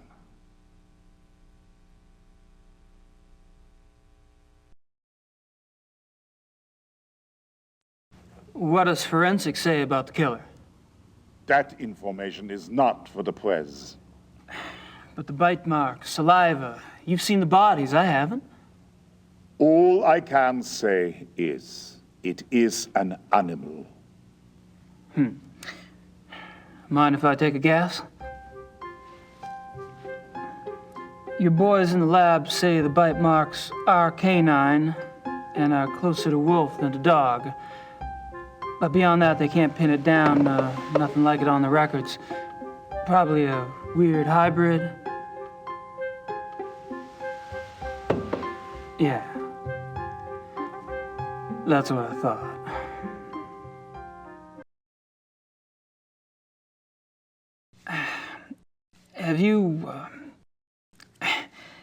Have you given any thought at all about the possibility of... Thought?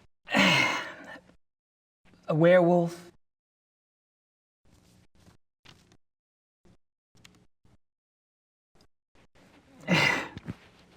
Never mind.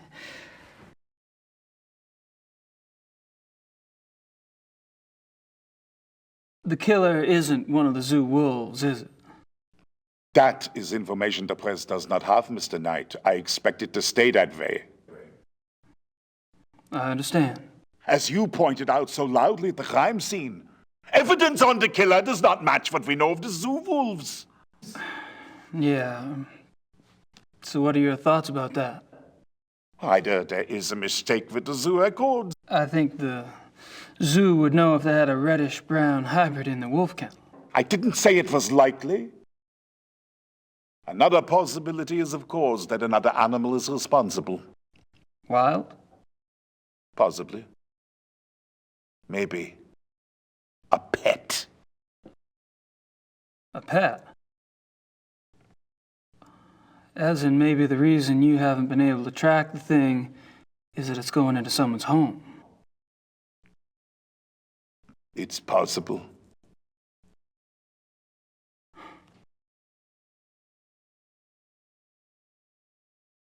You keep saying an animal. You found evidence of only one animal? One bite pattern, one saliva type? Yes. Yet 2 wolves escaped from the zoo. As you say, the zoo wolves do not figure into this at all. Oh, I wouldn't say that. No, I definitely would not say that.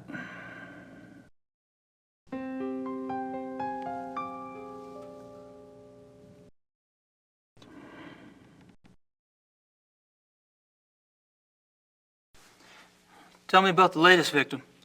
Male, 52, Grossberg was the name. He was a furrier.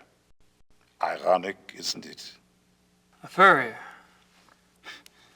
What an amazing coincidence.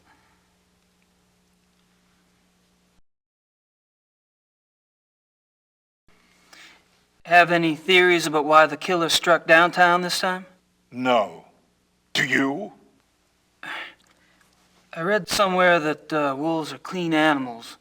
They don't kill close to their lair unless they're forced to. What lair? What are you talking about? Not sure, actually. Random thought.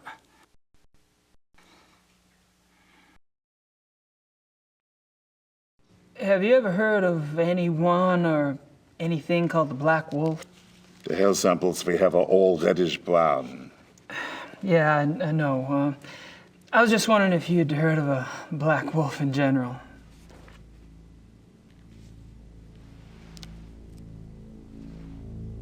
Hold on.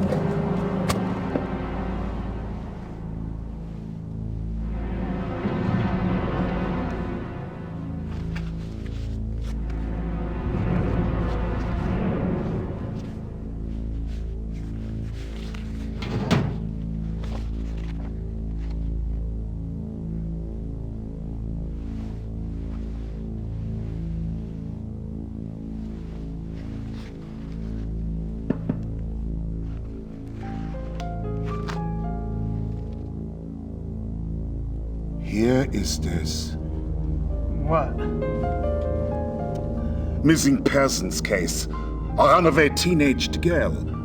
It happened in 1989 in a town called Kirschel, in the Nationalpark Bayerischer Wald, Bavaria National Forest. Uh-huh.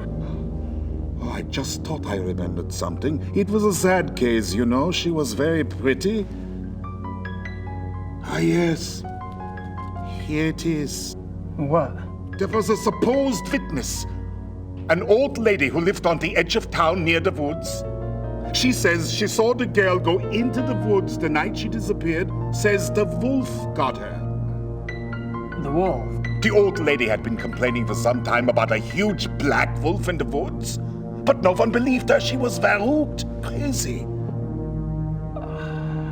No one else ever saw the thing? Hadn't been any wolves in those woods for 50 years. So there was probably nothing to it. That's what I thought at the time. Of course, that was years before this case. Never heard of wolf attacks back then.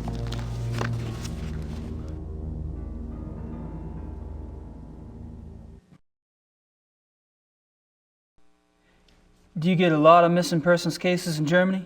Oh, sure. Mostly teenagers, runaways. It gets worse all the time. Families are not like they used to be, yes? Suppose not. That's all I wanted to know. Good. We discuss you now, yes? I guess.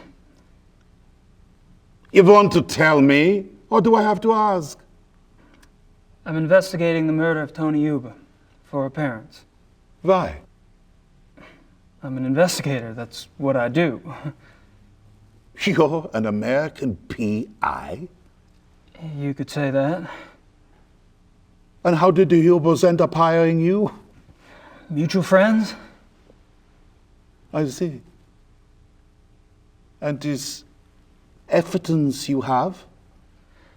A paw print and some hair samples from the Yuba farm. I spoke with some folks at the zoo as well.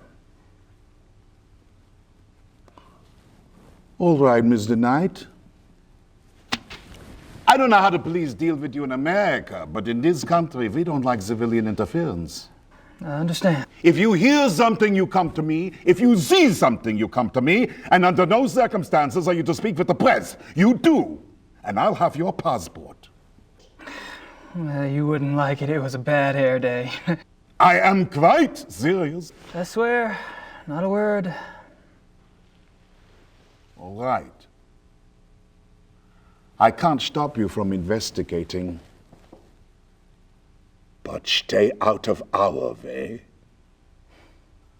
Quiet as a shadow. That's me.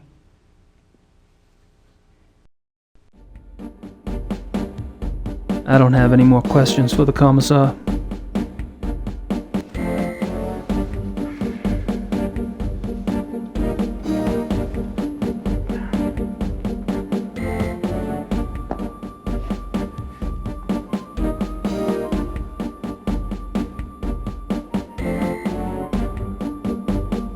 Grossberg.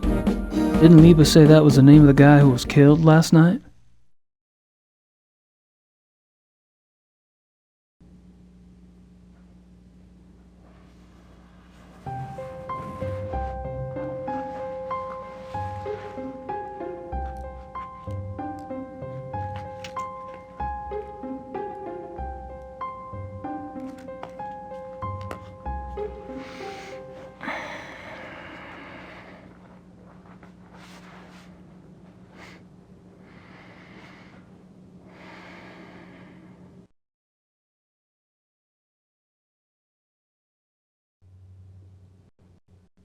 This map, it marks the locations of all the wolf killings, right?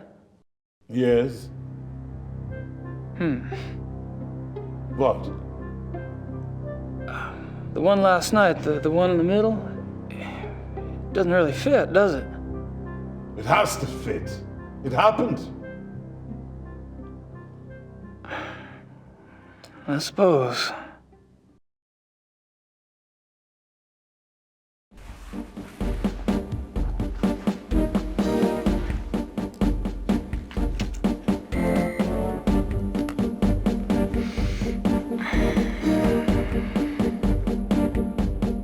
Probably nothing of interest back there. Besides, I can't see past the Commissar's big head. I'm gonna take off. Stay out of trouble. Of course.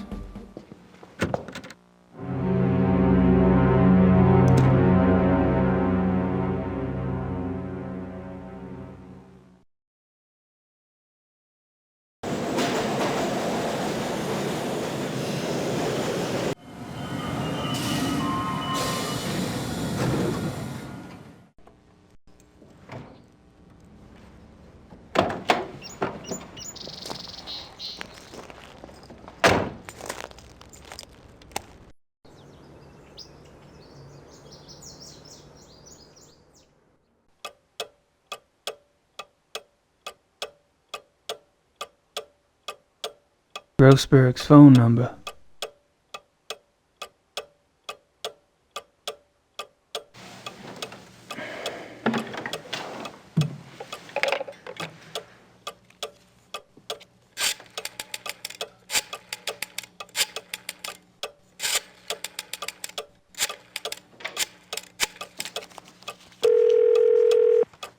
Hello?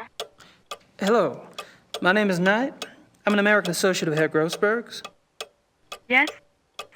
I was just calling the people in Herr Grossberg's address book to notify them. Have you heard that Herr Grossberg has... Yes, I know about his death. Yes, I'm sorry. Would you mind giving me your name again so I can check you off the list? Knight. Ella Hoffman... I'm not finding you. Could you check under Vaughn? It's Vaughn Knight. Oh, so... Yes, Von. Von Eigner, von Frank, von Stein. You're not under Von either. Excuse me, did you say Von Agner? Yes? Do you know Von Agner? I don't know him. I don't know most of Grossberg's business contacts. Grossberg knew him. If this is about money, you're out of luck. All the accounts are locked until someone comes in and takes over. Besides, there's nothing in them anyway. Really? Well, could you just look up an account balance for me? I can't. The address book is all I have. The police have taken Herr Grossberg's ledgers. Oh, well, thank you. Goodbye.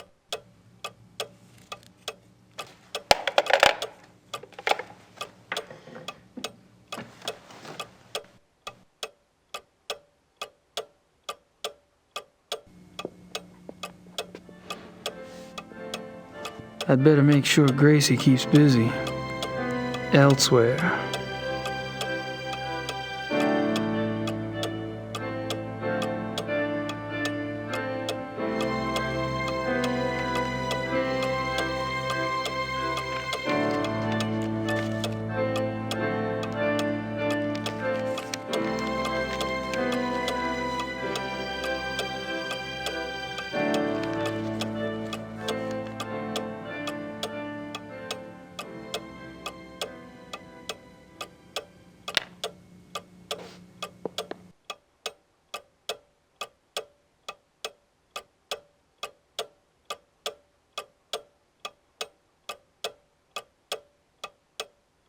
I don't have time to worry about this historical stuff at the moment. I don't think it's got much to do with what's going on here in Munich.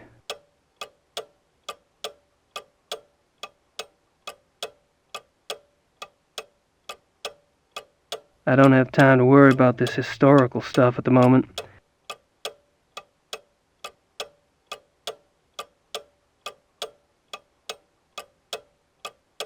Chapter 3. Lycanthropy, the ways of the wolf. There are two categories of werewolf cases, false or lycanthropic disorder cases, and genuine werewolf cases. Lycanthropic disorder. Lycanthropic disorder is a mental condition in which the subject, called the lycanthrope, believes that he or she is a werewolf. The subject does not actually change shape, but is nevertheless capable of being as dangerous as an actual werewolf. Most cases of supposed werewolfery are really the work of lycanthropic disorder victims. Man to beast. In real werewolves, a physical change to wolf form does occur. The change can be voluntary, at will, or can be forced by certain cycles of the moon and certain sounds, such as howling. Werewolves and immortality. Werewolves are immune from aging and from most physical diseases due to the constant regeneration of the physical tissue. They can therefore be virtually immortal. However, they can be killed by any wound that destroys the heart or the brain, or any other form of death that causes brain or heart damage, such as hanging or other oxygen deprivation methods. The mind of a werewolf.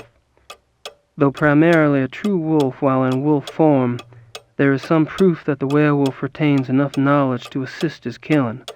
Recognition of victims, evasion of traps, and human cunning have all been seen on werewolf cases. Becoming a werewolf.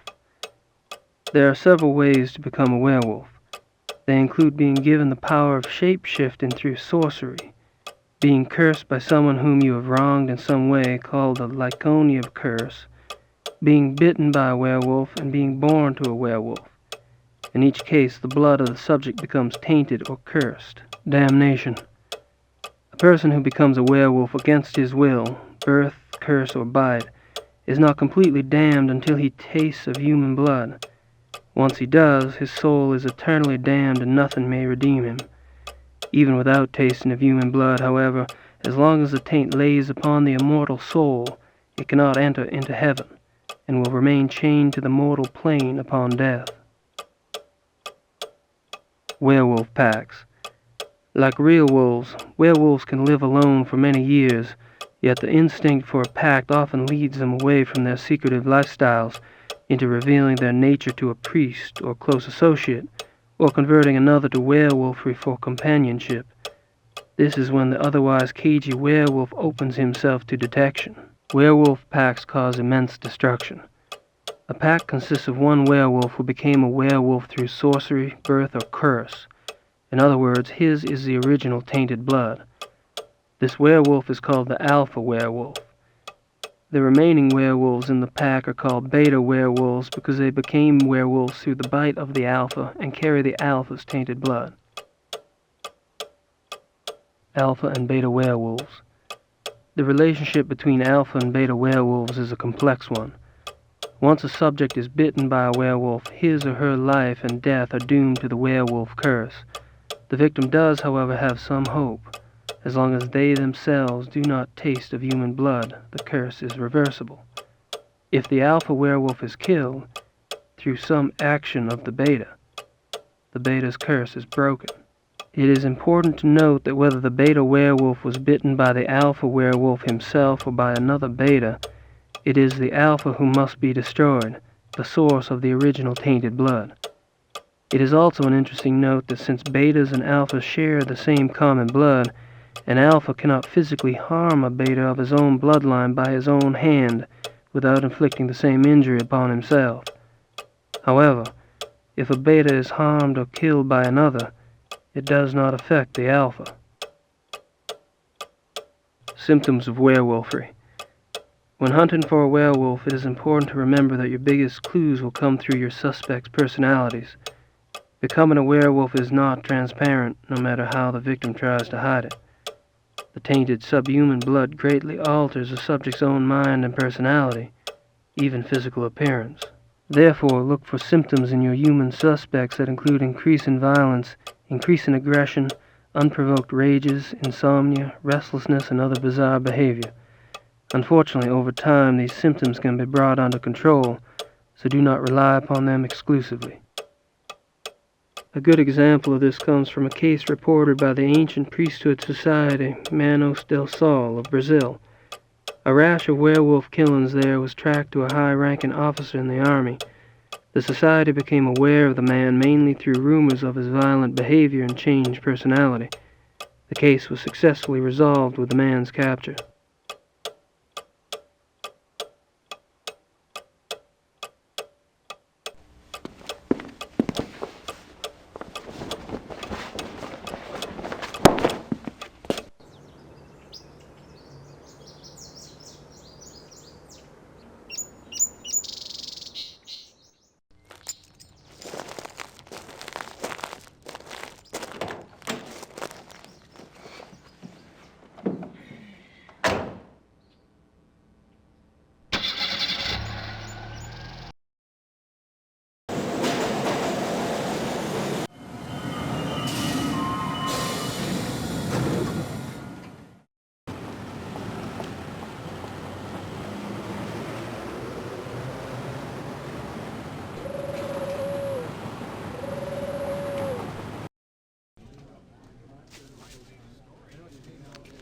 Gabriel, come in. Hey, Harry.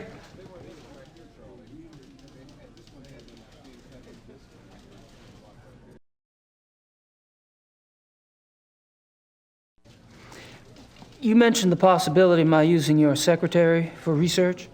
Anytime. Great. I wouldn't ask, but I need a newspaper search done, and my German sucks. No problem. What exactly are you looking for? Missing persons. Actually, missing persons cases that occurred in or near forested areas. How far back do you want to go? 10 years? Mm-hmm. Okay, I can spare her later in the day. We should have it ready for you by tomorrow. Great. Thanks. Well, I'm off. See you, Harry. Goodbye.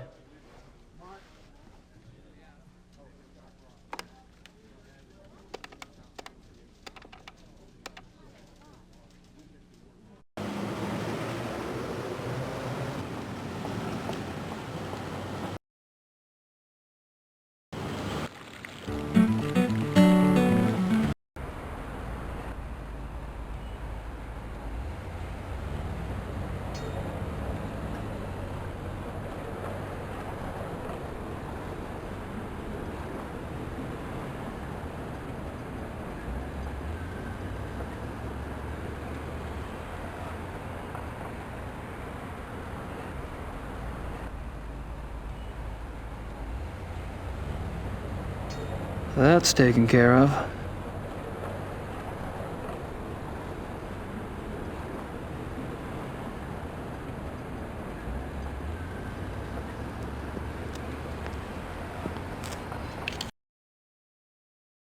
I think I've pumped that particular well dry.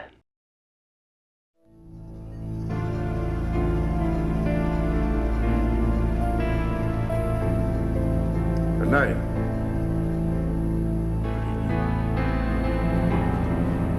And you, Herr Price? You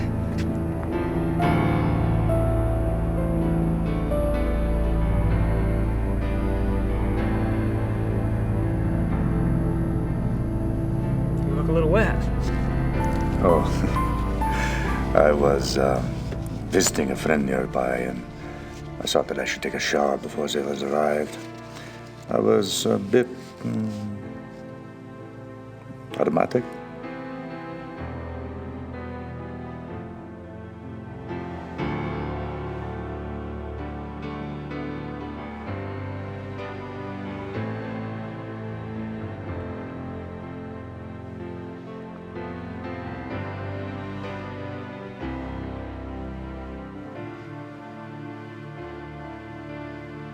Well, how thoughtful.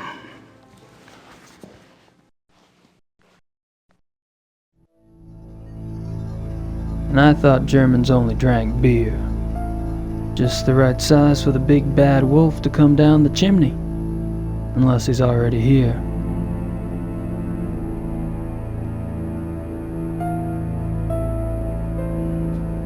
Hey, Price?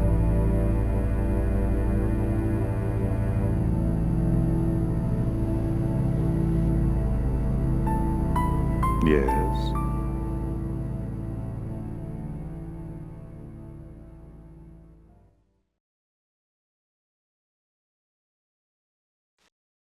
Baron von Glau mentioned that you're a lawyer. Yes. And fortunately for me these days, I have enough money to where I only have to take those cases which interest me. I enjoy my leisure time. And what do you do with your leisure time? I entertain.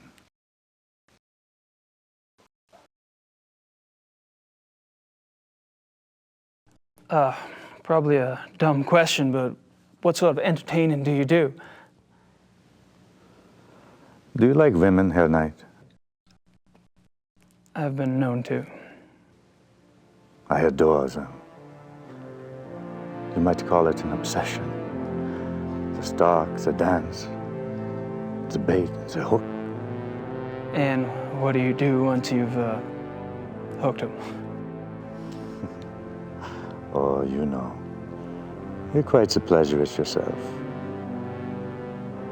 Or have I misled you? You're probably just getting a whiff of the past, Herr Price.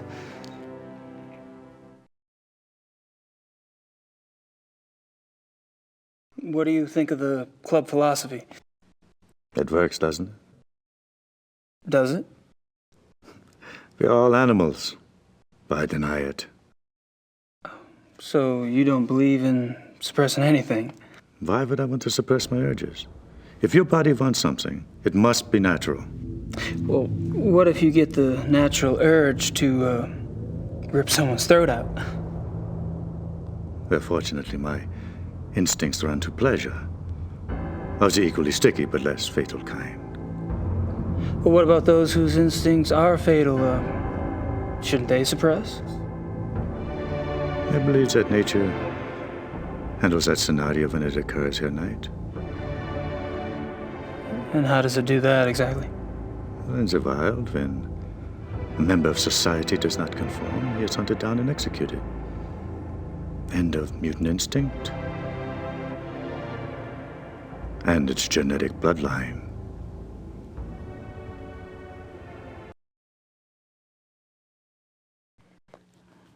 Tell me about the other club members. Oh, they're all right. Don't worry about Von Zell. He's a bastard to everyone these days. PMS? I don't know what his problem is. Oh, he's always been an arrogant bastard, competitive on the hunts, ambitious. But still, aren't we all? He was decent enough at one time. In fact, he was Von Gloria's favorite. And he was an asset as a friend. But things change.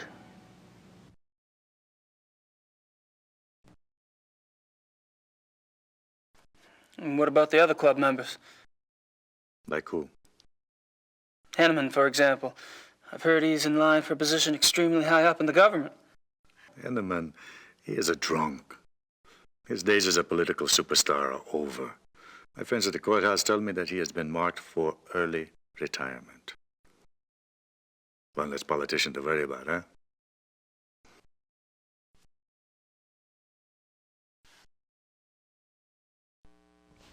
When did Von Zell begin to change? Oh, he's been getting worse for a long time. I remember a hunting trip about a year ago. That was the last time I remember that we were all together and having a good time. He must have started getting difficult after that.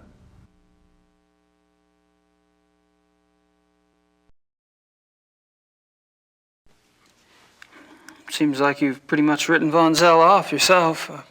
Any particular reason? Look, it's one thing when he insults the rest of us. But when he insults a baron, no. I heard them arguing once.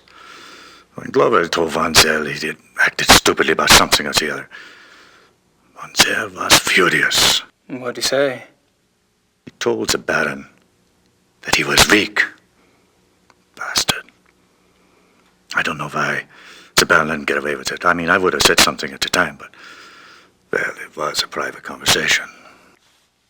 Uh-huh. When was this? I don't know. 5, 6 weeks ago?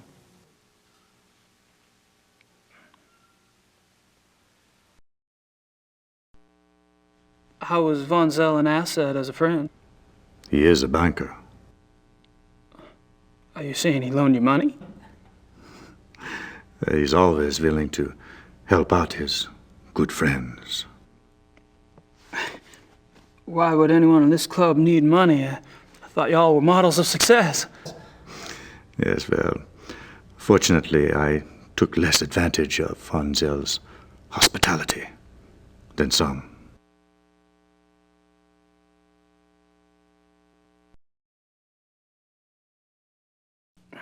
Have you ever heard of the Black Wolf? Yes. Really, where? Oh, I don't know. Just sounds familiar. Will you tell me if you remember? Of course.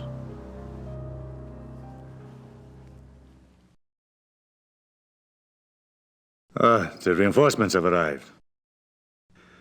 Now you'll have someone new to probe, Herr Knight. My brilliant man, good cheer to you both. Where's the beer? Guten Abend, mein Herr. Good evening. Guten Abend.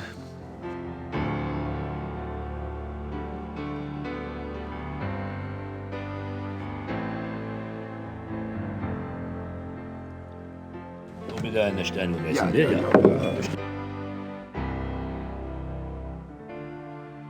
Abend. Abend. Baron von Zell.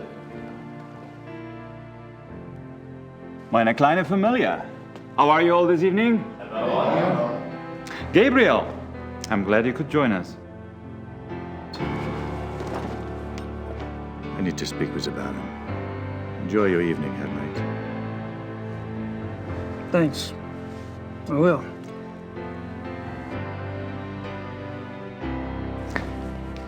Baron, may I speak to you for a minute? What is it, Bryce?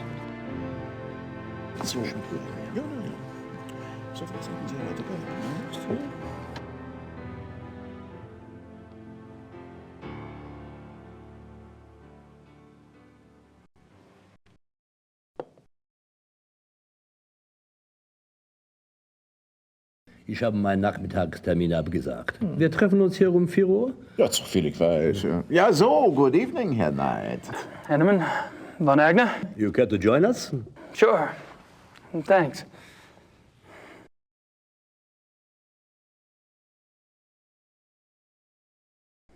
I've spoken to several of the club members today, but I haven't had a chance to speak with you yet, Herr Von Agner. How tragic. No one in this club talks better than I do. Oh, true, very true.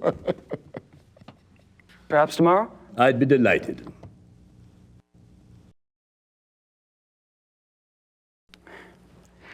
I haven't had a chance to get to know you yet, Herr Henneman. Well, I'm already beyond serious conversation tonight, I'm afraid. Tomorrow's fine.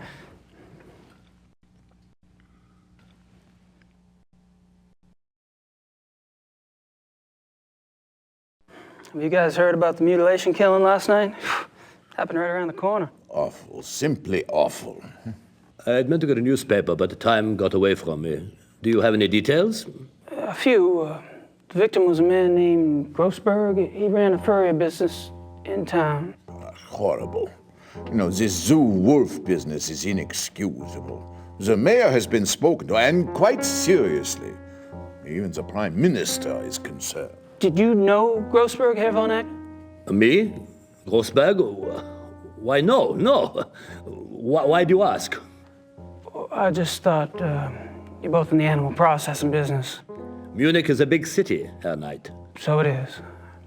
Well, I was just curious. So, what were y'all talking about when I came up? Tomorrow's little excursion. Will you be joining us? Our monthly hunting trip. A hunt trip? Really? Where? Our lodge is at Eppenberg. It's in the Bavarian National Forest. We leave tomorrow afternoon. Well, gosh, you know, that sounds great, but I need to have my gun cleaned and... Oh, there are plenty of guns at the lodge. Yeah, Von Eigner, perhaps the Baron did not mean for Herr Knight to join us quite so soon. Oh, hell, why not? Baron? Von Eigner? Our hunting trip tomorrow. Will our new American friend be going with us? Herr Knight? Well, I don't see why he could... Of course not. He's not a club member. He's probably not even registered with the license office. Nonsense, Gar. The sooner we get to see his technique, the better. We'll just slip him in, and he can register properly when we get back. But that's not legal. Since when do you care about legalities? It's only a hunting license? I agree. I would enjoy Gabriel's presence very much. Well, enough said. The Baron should certainly get whatever he wants, shouldn't he? Perhaps it will be an interesting exercise at that.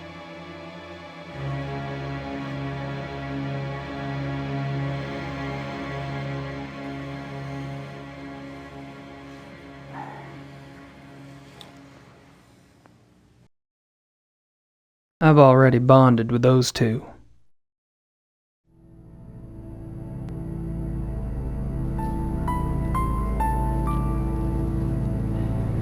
Hey. Can I join you in a moment, Gabriel? Price and I are almost finished. Okay. I'll be around.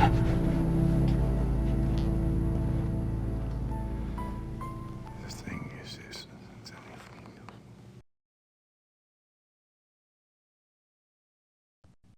Situation. Also. Yes, Herr Knight?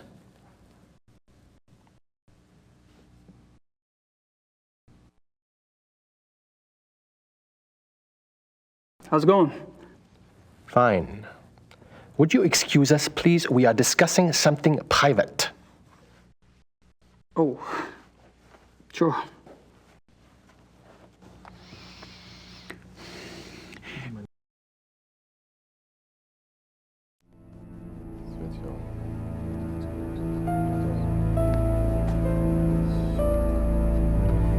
Yes, Herr Knight?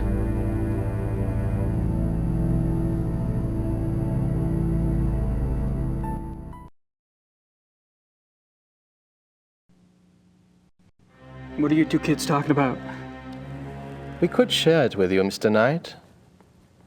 But then we'd have to kill you. Baron von Zell?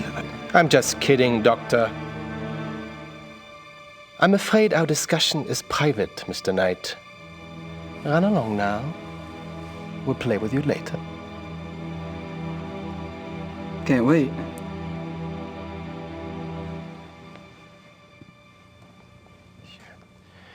Diese Amerikaner. Situation. Also. Yes, Herr Knight?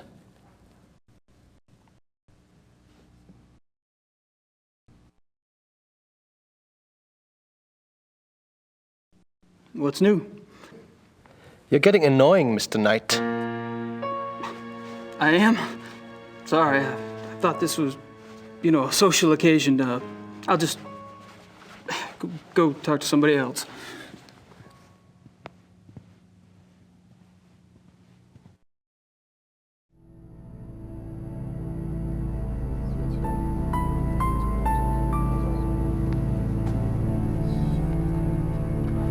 Yes, Herr Knight?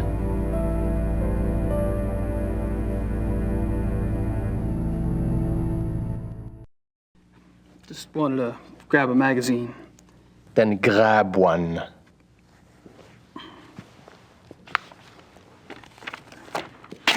Thanks. Ich bin sicher, es ist kein Ritter.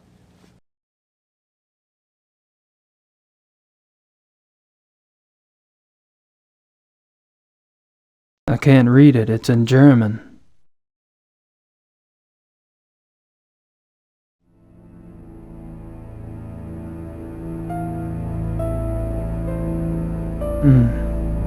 That's a thought.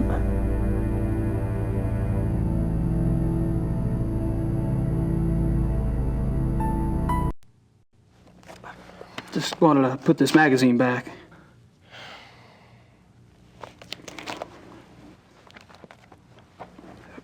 It wasn't very good. I wouldn't recommend it.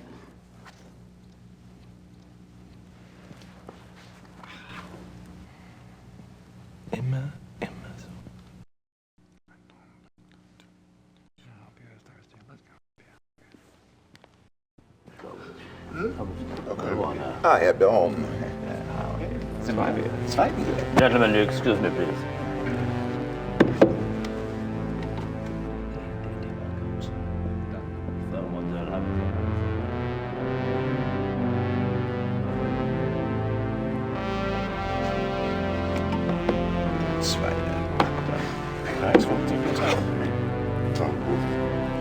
I apologize for not getting to you sooner. Have you been enjoying yourself? Oh, it's been loads of fun. Good. I'm glad you're going with us tomorrow. You don't get started until the afternoon, so won't have to worry about staying up late tonight. I have to warn you, my hunting's kind of rusty. I'm sure you'll do just fine. Was? Mist. I demand to know what you're doing at this club. Me? Baron Gonzalo. Really? Are you aware that this guest of yours has been asking intimate questions? Poking around in our personal affairs? He must be a reporter. Or the police. What do we have to fear from a reporter or the police? Although I can promise you, her Knight is neither. You don't care that he's prying into our private business? What possible motive could he have? Gar! Please. He's my guest. You're the one who's turning that into an inquisition. Then it is on your head.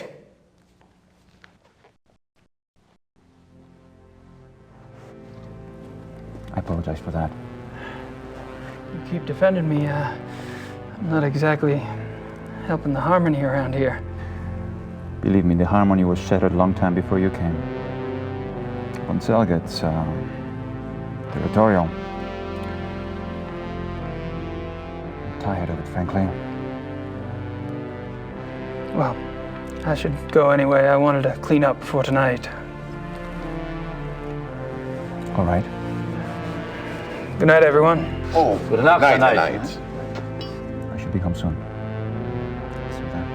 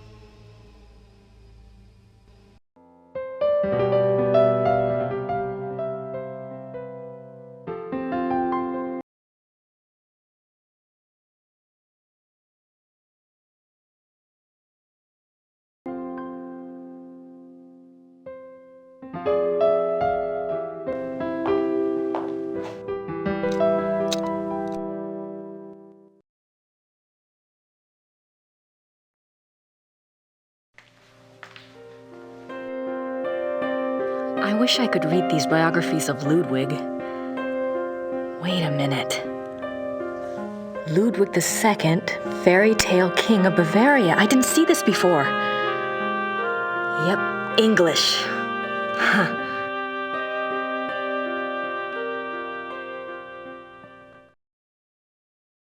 There's nothing else on werewolves in the occult section. I'm not sure what other case books would be relevant.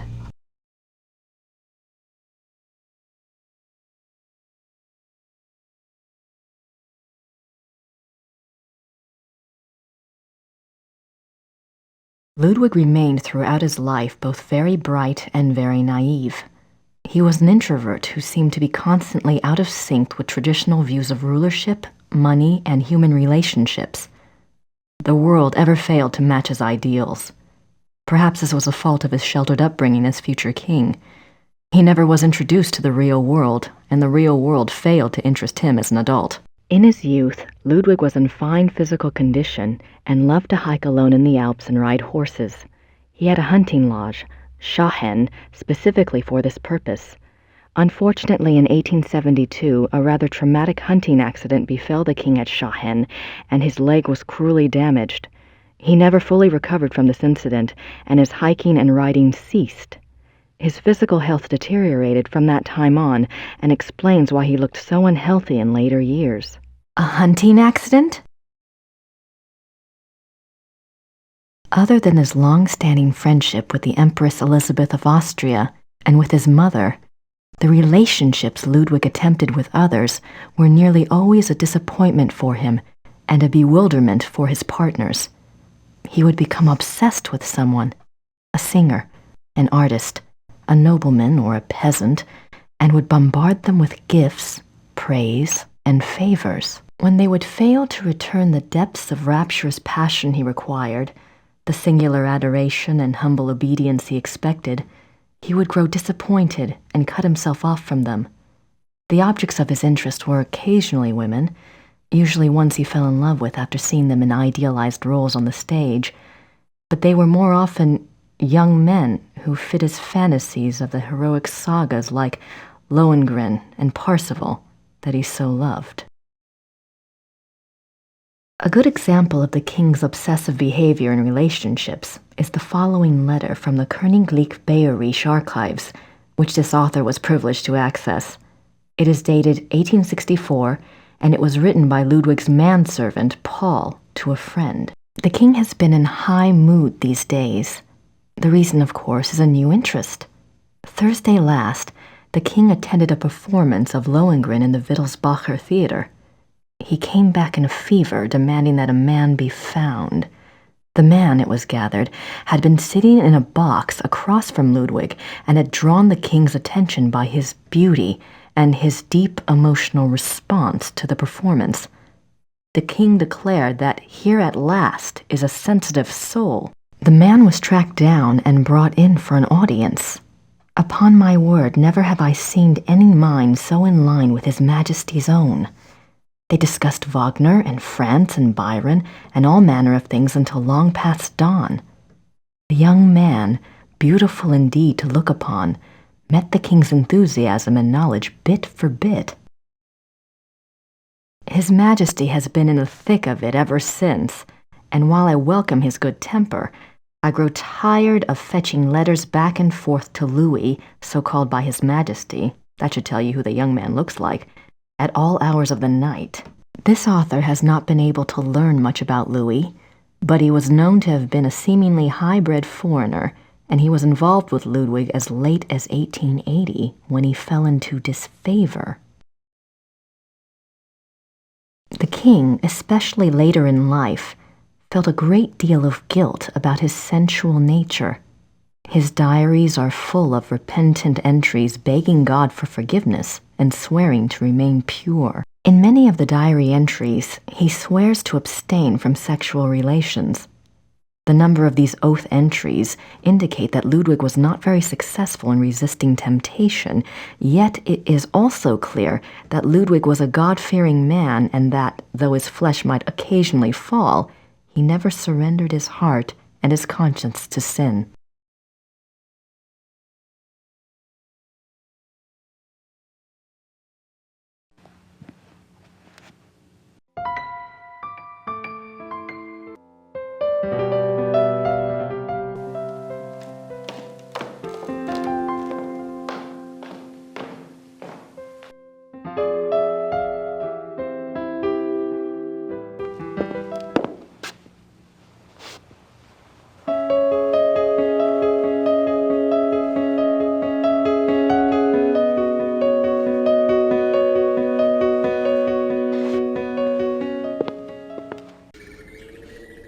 Gerda's being a real pig about those car keys.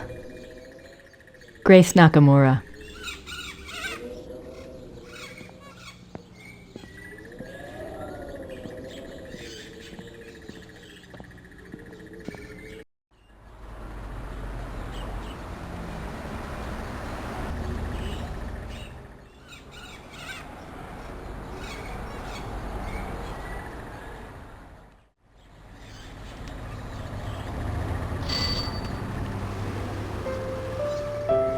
Guten Tag. Grüß Gott, Frau Nakimura. Ich habe etwas für Sie.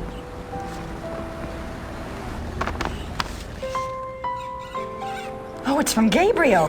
Ja, das ist vom Schattenjäger. Ja. No, I think you... Gabriel is a working partner and... Never mind. Danke. Bitte, brauchen Sie noch etwas? My German isn't good enough for chit-chat. Danke. Bitte.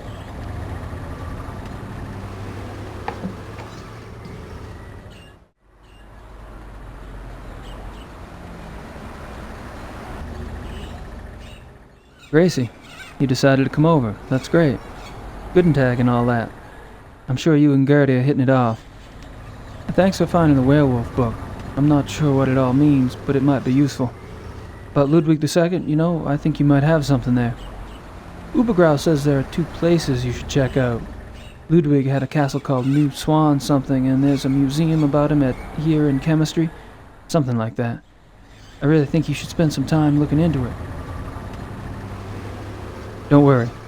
Things are going very smoothly this time around. I've tracked a suspect to a hunt club run by a man named von Glauer. He seems okay, but I'm sure there's something going on with at least one of the others. Don't worry, though. I met a police detective named Liebe, so I have backup. I'll be finished soon. Sit tight and enjoy your visit till I get there. Gabriel. What does he think, I'm on vacation here? And no address. Thank you very much, Mr. Knight.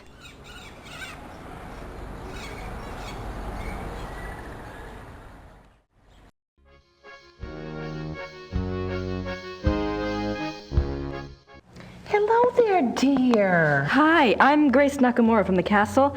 Am I interrupting? Heavens, no. Have a seat, Miss Nakimura. Well, I might. For a moment. Isn't this nice? We just finished our breakfast. Do you want something? No, thanks. Good for you. I can never turn down food myself. Now you just tell us all about it, Sugar Pie. You mentioned the other night that you were a demonologist. What is that exactly? Well, it's not as bad as it sounds, honey. What Emma and I really do is to help protect people. Protect them from what? Well, do you believe in the devil, Miss Nakimura? I believe in good and evil, if that helps. Oh, but Satan and his demons are real, and they will attack the living. And most folks don't know what to do once they've been attacked. We try to help protect people. How can you protect people from demons? Best protection is faith in God, of course. But sometimes faith isn't enough. Sometimes we have to delve into the supernatural in order to protect others. Your schattenjägers are just the same. We are? I mean, He is? Of course! The warriors of light are rare these days, but they do exist all around the globe. That's interesting. I just read about a group called Manos del Sol in Brazil. So the Ritters aren't the only schattenjägers. Well, they're probably the only ones to use that title, but others have been chosen for the battle.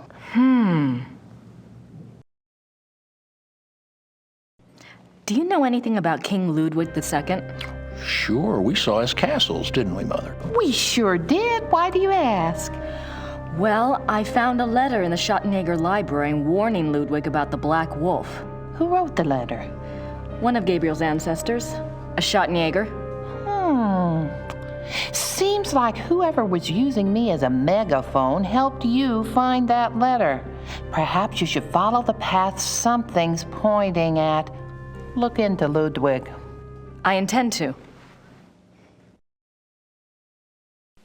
The other night you said something about the Black Wolf. What did you mean? Where did you hear that name? I wasn't the one talking. I don't understand. Well, that's quite all right. The point is, it would be a very good idea to answer those questions, and we must work together to do so. Of course I'll help you, Pumpkin. I'd like to know myself, wouldn't I? It isn't every day one's taken over by a disembodied spirit, and I don't much care for it, thank you. You're not talking about a seance, are you? Oh, heavens no. Thank God. Emil's right. I'm much better at tarot cards. I can read for you or for someone else if you prefer.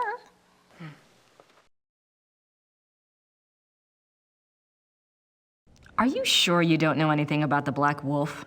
I never did, dear. I told you. Really, you mustn't confuse the vessel with the voice. All I remember was seeing a very bright flash like lightning. Next thing I knew, Emil had me outside. Whatever it was very powerful. Very powerful. Well, I guess it wouldn't hurt to do my tarot reading. Don't you worry now. I know what I'm doing.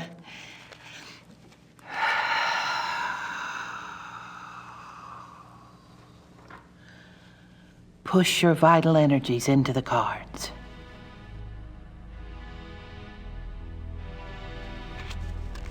This is your soul card. That which applies to all of your lifetimes. It's the Empress. Oh, that's a good one. What's it mean?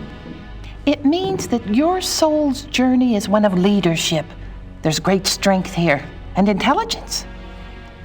This card represents what you're like in this lifetime. It's the Chariot. Self-discipline, control. You need to feel you have a plan, that you're testing your abilities. The Chariot's very masculine. In combination with the Empress, it tells me that you're currently exploring your male side. You will seek out great achievement, but it does have its price. Doesn't sound anything like me. Yes, dear. The third card represents the other. You've pulled the Magician. Who is he, dear? Excuse me? Your other, the Magician. Oh, this is a very powerful card. Major Arcana. My other? Everyone has an other. Let's see. I bet it's the schattenjäger. What's his name? The schattenjäger? Gabriel Knight. A name of power. He is powerful, this one. The Magician is dexterous and cunning, mischievous and manipulative. That's Gabriel, all right. And very strong with magical and occult powers. Now this is interesting because your card, the Chariot, is all logic and reasoning, while his, the Magician, is spiritual and intuitive. You two are quite a pair. The fourth card shows what you're trying to achieve at this moment, your immediate destiny. It's the Strength or Lust card. Lust? Not that kind of lust, dear. It's a trial card, finding the strength to continue some difficult journey. It also represents the integration of conflicting energies. That must be your Chariot and his Magician energies. Strength also means bonding those energies, loving without judgment, learning to love the beast. Uh-huh. What is this trial, dear? Do you know? Well, Gabriel and I are involved with the case right now. It will be a hard time. You must let your love give you power. Use the positive energy of your union or you may not succeed. I think you have the wrong idea. Gabriel and I just work together. Yes, dear. But if I might just suggest, when you're facing negative forces, the positive energy of love is a very vital weapon. You make yourself vulnerable when you resist your own tools. Well, that's been helpful.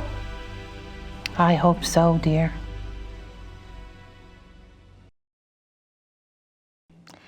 Maybe we should do a reading for Gabriel. Oh, let's! It's a little like spying on someone unawares, but what the heck?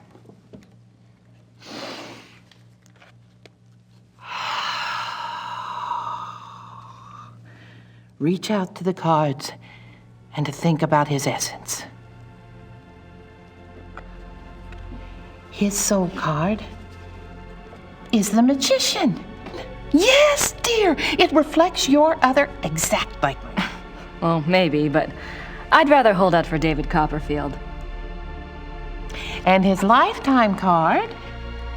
Oh, goodness. The lovers. You mean the sole purpose of his life is in his pants? Doesn't surprise me. It's not what you think, dear. It's a duality card. As a lifetime card, it refers to Gabriel's own duality. Good versus evil, physical pleasure versus spiritual growth, that kind of thing. His challenge is to integrate the conflicting parts of himself. Until he does, he'll never find peace. And you will find peace when you acknowledge all of him. Find a way to love the worst as you already love the best. You're really reaching. Mother. His other is the High Priestess. Let me guess. That's me, right? No, dear, it's not. The High Priestess represents psychic mysteries, deep wisdom. This is a very different energy from your earthy one. This must be our connection.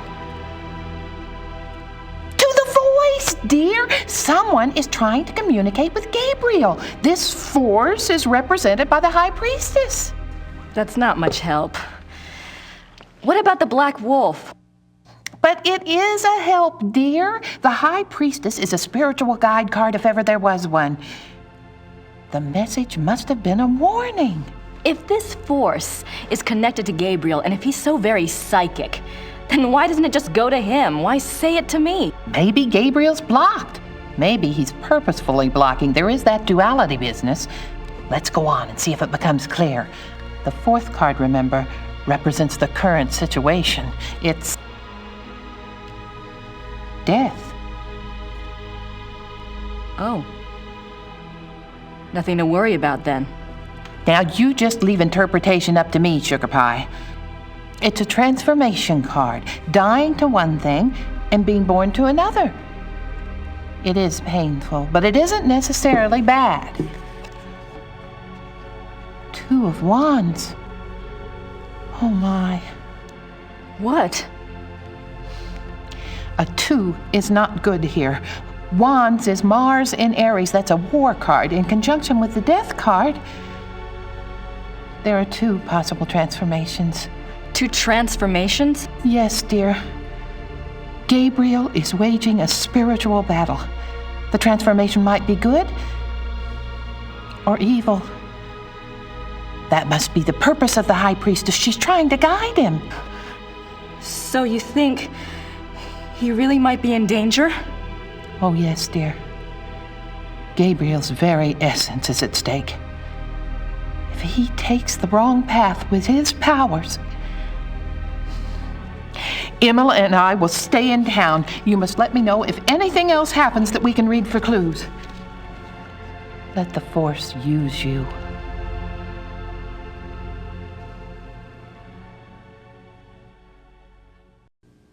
I'd better go. Anytime you need us, stop by. And be careful now. Thanks.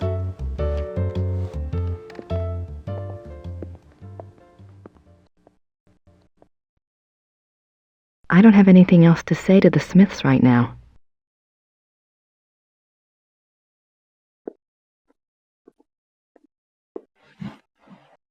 Herr Huber?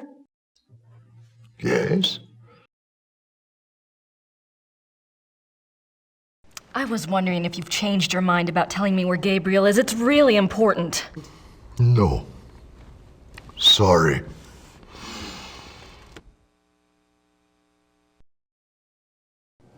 Thanks. Bitte.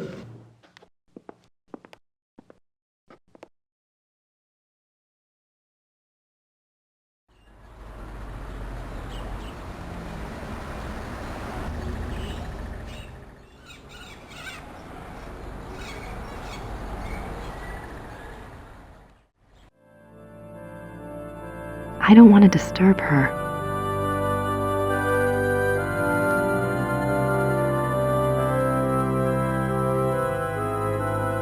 Gerda's here. I wonder what she's up to.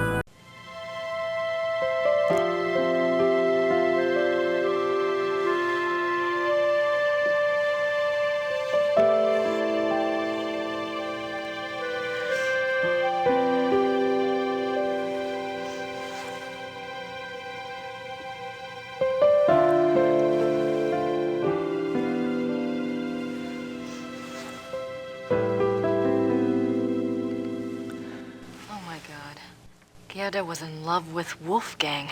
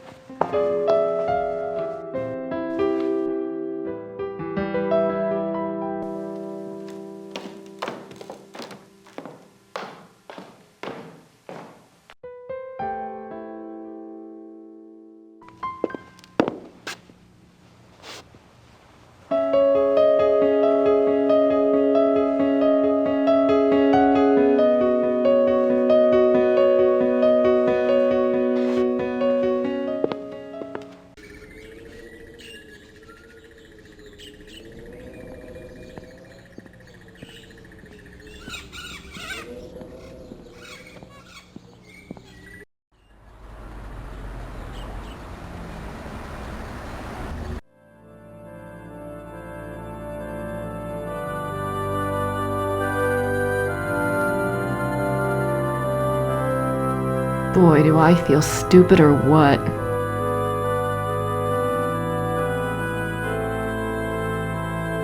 They're beautiful, but they won't last long in my coat.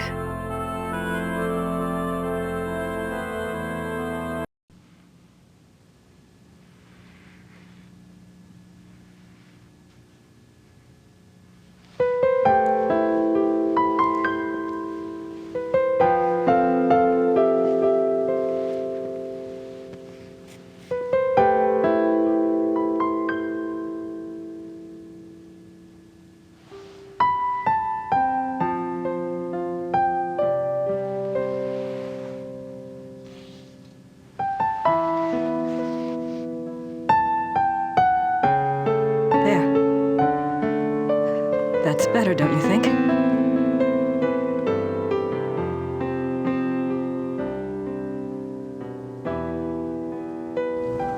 I'm so sorry. I was an idiot. Gabriel and I, we never... I know. It's my fault. It's Gabriel's fault. He never tells me anything. I don't know why he didn't want me on this case. Maybe he just... Don't even try to make excuses for him. Still, he's up to his neck in it, I think. Will you help me out with something? Of course. I have to do some research on Ludwig. I want to go see some of his castles. Take Gabriel's car. There's a map of southern Bavaria in the car.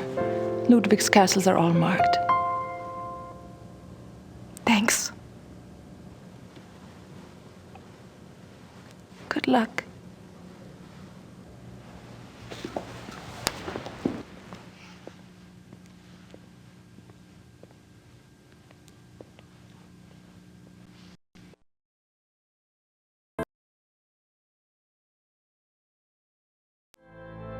I think she wants to be left alone.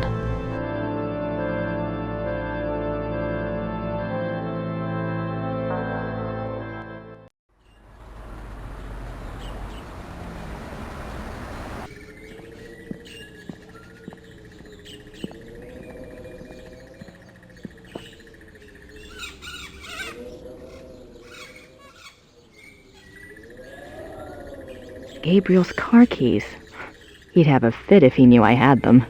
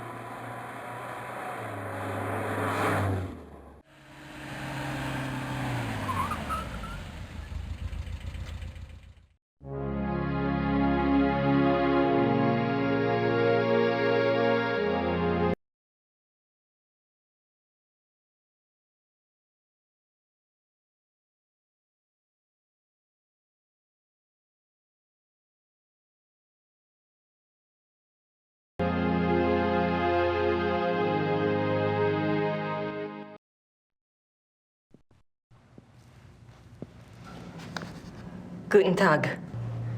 Guten Tag.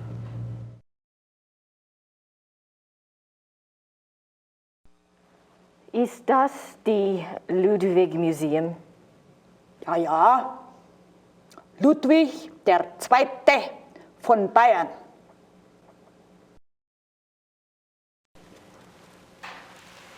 Ich hätte gern eine Eintrittskarte fürs Museum. Ja, 8 Mark für eine Ganztagskarte.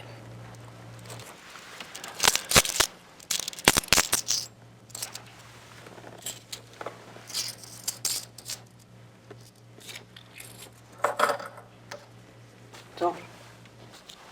Danke. Bitte.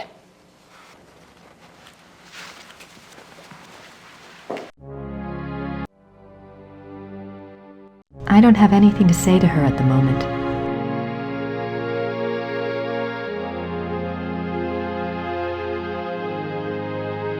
July 3rd, 1863. Elizabeth, you can have no idea, dear cousin, how happy you made me. The hours recently passed with you in the railway carriage I consider among the happiest in my life. Never will their memory fade. You gave me permission to visit you at Ischl. If the time comes for this ardent hope to be fulfilled, I shall be of all men upon earth the most blessed. The feelings of sincere love and reverence and faithful attachment to you, which I cherished in my heart even as a boy, makes me imagine heaven upon earth, and will be extinguished by death alone. I beg you with all my heart to forgive the contents of this letter, but I could not help myself. Ludwig. Elizabeth frequently gave Ludwig advice on royal conduct, hoping to protect him from unfavorable public opinion. March 1st, 1865. My dearest Eagle, you have not written me in a few months. I have missed you. I often try to imagine what you are doing. I hear tales that you have been on retreat and have not been seen in Munich for some time. I suspect it is this new friend you wrote up so mysteriously that takes you away from home. I hope you are enjoying yourself, my beloved, but I beg you to caution. The people need to see you at the throne. I also hesitate to suggest that what your officials do in your absence may not always be in your own best interest. You have always been a true king, but you must let the people see you to ensure that they don't forget that. E. Your dove. Ludwig's friends were concerned for his mental state long before his arrest. June 14th, 1878. My beloved Eagle, in your last letter you spoke so movingly of your torment that I was moved to tears. What is this torment? Why won't you confess to me what is truly troubling you? You must know that I would never despise you, no matter how horrible you believe your sins to be. Please do not write such barbs to my heart by even suggesting such things. If you do not wish to confess to me, at least tell me how I can aid you. I am always your true one, your dove. In this letter, dated November 1886, Elizabeth of Austria thanks Bishop Frank for his assistance in helping her fulfill Ludwig's last wishes. She writes that she knows it was an unusual request, but she believes Ludwig had reasons of his own for wishing it to be done. She hopes that his spirit finds peace at last. No further reference to this letter has ever been found. One can only speculate what the last wishes of a cornered and embattled Ludwig might have been. What were his last wishes? This place is giving me more questions than answers. They certainly make an incredible-looking couple.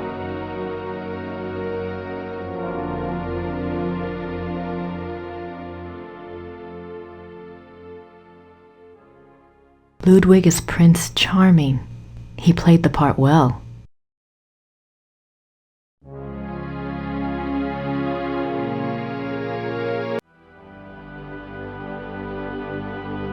She's beautiful. One of Ludwig's few close friends was Empress Elizabeth of Austria. She was a distant cousin of the boy Prince, and he saw her often growing up. Graceful and beautiful, Elizabeth seemed to represent the feminine ideal to the younger Ludwig. Their friendship continued after her marriage, mainly by correspondence. She remained a source of stability for Ludwig throughout his life. In keeping with Ludwig's love of romance and drama, he called her the Dove, and he to her was the Eagle. Elizabeth of Austria.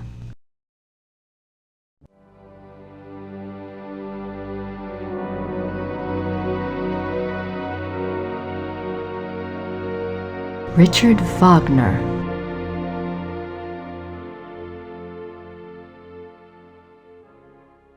Ludwig's Diary. Ludwig kept a diary from 1869 when he was 24 years old until his death. The diary provides a fascinating look into the mind of this tormented man. The original diary is kept in the Royal Archives. A few entries are shown on the opposite wall. I've got to see that diary.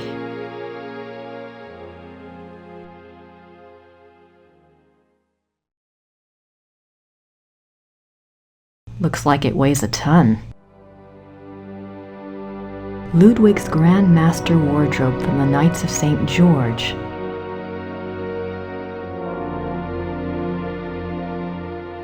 He looks so regal. Why would he give up all of this pageantry and become a recluse? Ludwig, Grand Master of the Knights of St. George. There's gotta be a connection between all this St. George stuff and Gabriel. Ludwig is Grand Master of the Knights of St. George. The Knights of St. George was an aristocratic society dedicated to the acts of chivalry. Ludwig loved the medieval pageantry of the order in his early years, before his increasing reclusiveness drove him to abandon public appearances.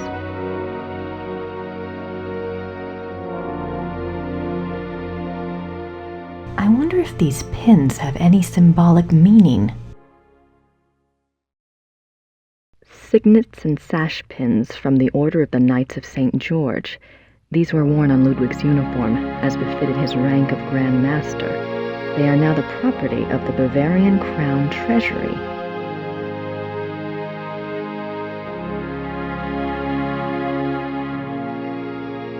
Ludwig and Wagner. Ludwig loved the opera of his contemporary Richard Wagner. He helped support Wagner's music through much of his life. Ludwig considered Wagner a close friend, often calling him the Great Friend.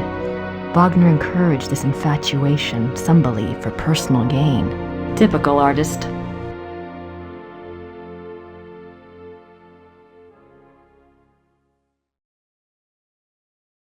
Even after Wagner's death, Ludwig still showed signs of obsession with the composer.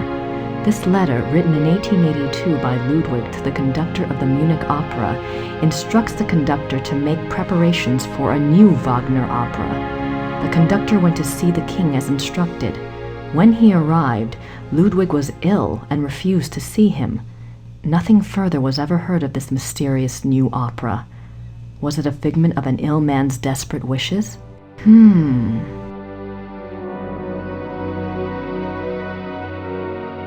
Ludwig is offered a crown of laurels by the genius of immortal fame. 26 July 1874. By the power of the lily, we shall have the strength to resist all temptations throughout the whole year. 26 July 1875. Solemn oath before the picture of the great king. Refrain for 3 months from all excitement. This oath has its binding power as well as its potency by de par le Roy, LNR, DPLR. What excitement! I need to see more of that diary.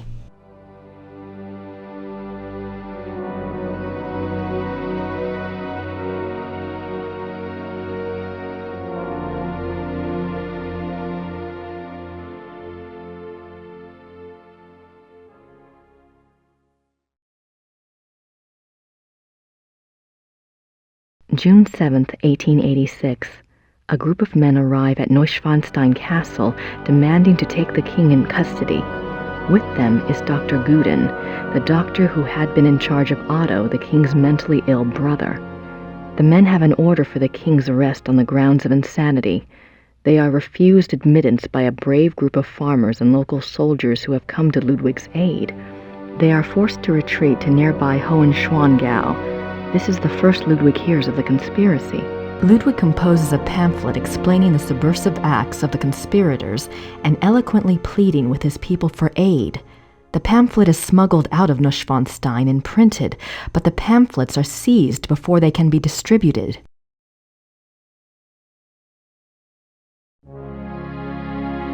June 12, 1886. Ludwig knows the conspirators will return. He despairs. He asks his servant for the keys to the tower. The servant, fearing the king intends suicide, says the key is lost. Unbeknownst to Ludwig, the conspirators arrive at the castle. This time, there is no one to stop them.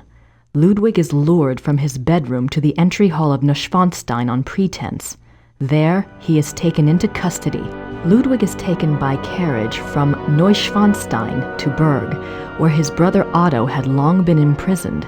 This is a great blow to the king's state of mind.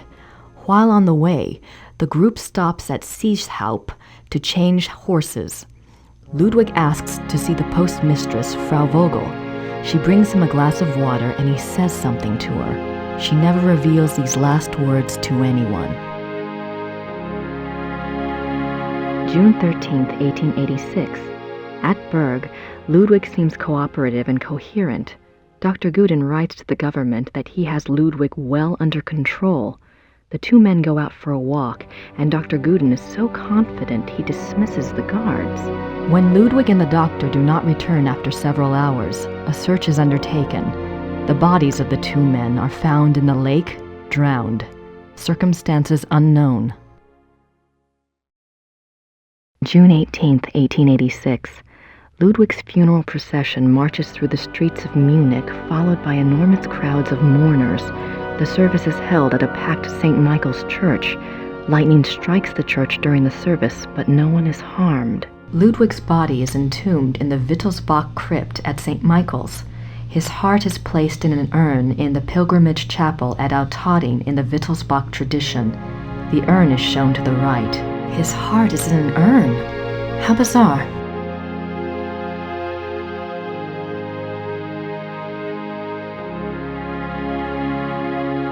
I have no idea what that says. Looks old, though.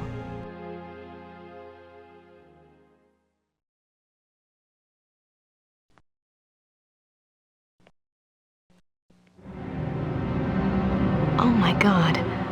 That's the slave for my dream. Maybe Mrs. Smith will know what my dream meant. I have to ask someone. This thing is getting too weird. Ludwig embarking on his sleigh. The midnight sleigh rides. Ludwig went on long sleigh rides in the middle of the night, particularly in his later years. It is said that he suffered from insomnia, headaches, and toothaches, and the rides soothed his restlessness. The sight of the king's grand sleigh speeding through the countryside of the Alps often startled the peasants and became a superstitious omen of ill fortune. I can see why. But what was he doing out there at night?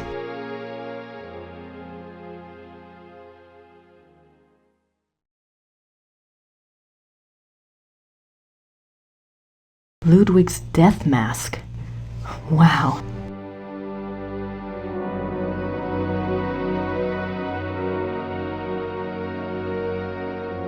December 14th, 1881, Linderhof. Order another work by Jennings on the occult. Write urgently to Klug saying that I insist that the stoppages by the bank cease. I want it, and therefore it must be done. Write very urgently. He must succeed at once and then must report to me urgently. If I give orders to clear my room, doing so must not be postponed as it happened. Pencils must be pointed without special orders. The day after tomorrow, 1,000 marks.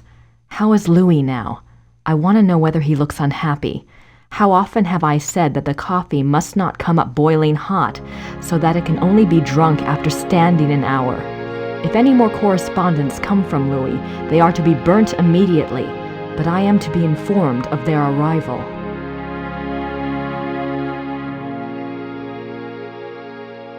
These are actual notes from Ludwig to his servants.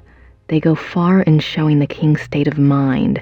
They were smuggled out and used as evidence in compiling the order for Ludwig's arrest. December 18th, 1881, Linderhof. Every day get up earlier for certain. See to that very particularly. Write it down. Remember that when the great friend arrives at Neuschwanstein, we retire to the hall. We are not to be disturbed.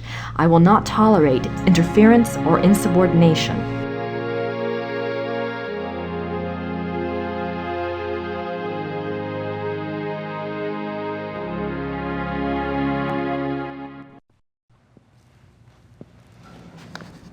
Guten Tag. Guten Tag.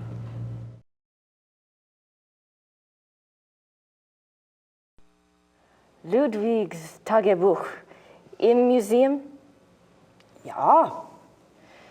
Wo kann ich Ludwigs Tagebuch hier anschauen? Die Tagebücher sind ganz persönlich. Die sind in den königlichen Archiven. Niemand darf die lesen. Aber nein, niemand darf die lesen. Danke.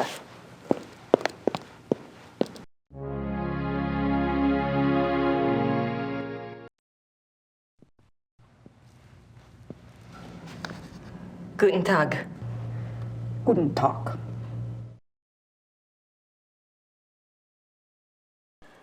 Im Museum ist ein Brief von Ludwig über eine neue Wagner-Oper.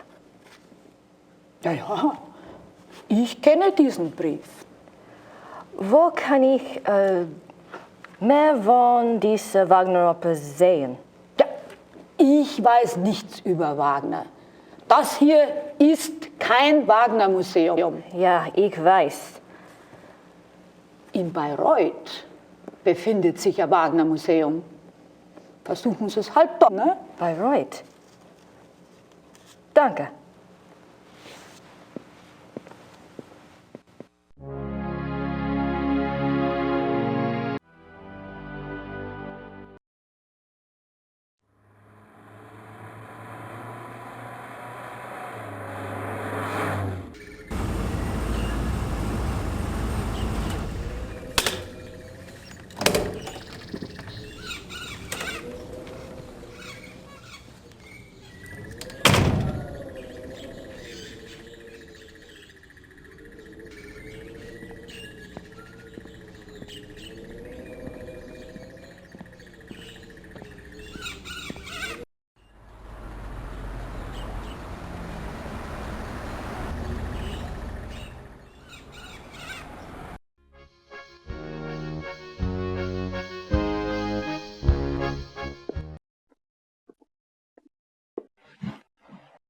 Herr Huber?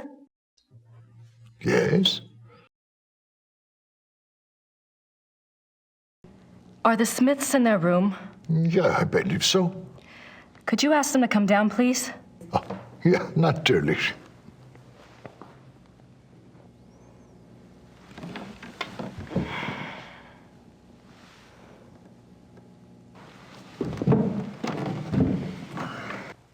Now you just tell Merle what's going on.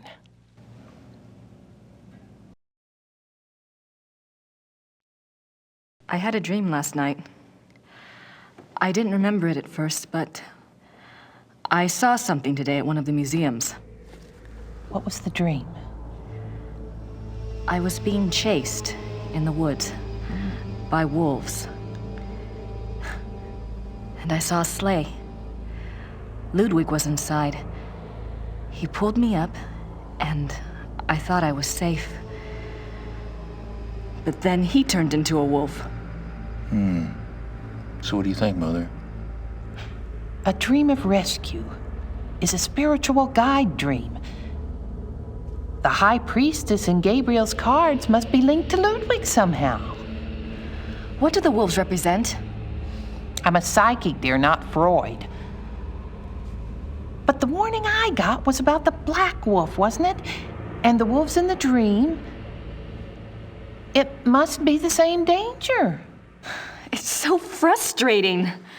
The more I find out, the more questions I have. Why don't you try a little communicating of your own? Ludwig's the link. Appeal to him. The answers may not come right away, but at least you'll give the guide something specific to say the next time she contacts you. Isn't there any way that you could, do a psychic reading on Ludwig or something? To tell you the truth, I've been trying all day to make contact, but I only feel great despair. Ludwig's soul is not at peace.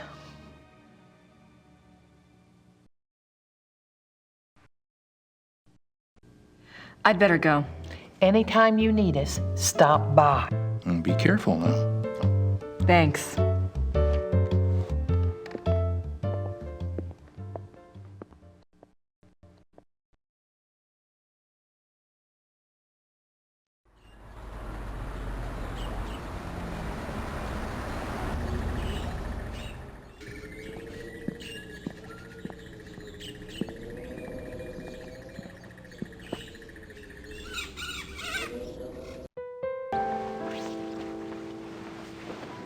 Hi, did you have a good time? Uh-huh. Anything new? Yes, you had a phone call. Really? A man named Professor Barkley. He said you had his number. I do. Thanks.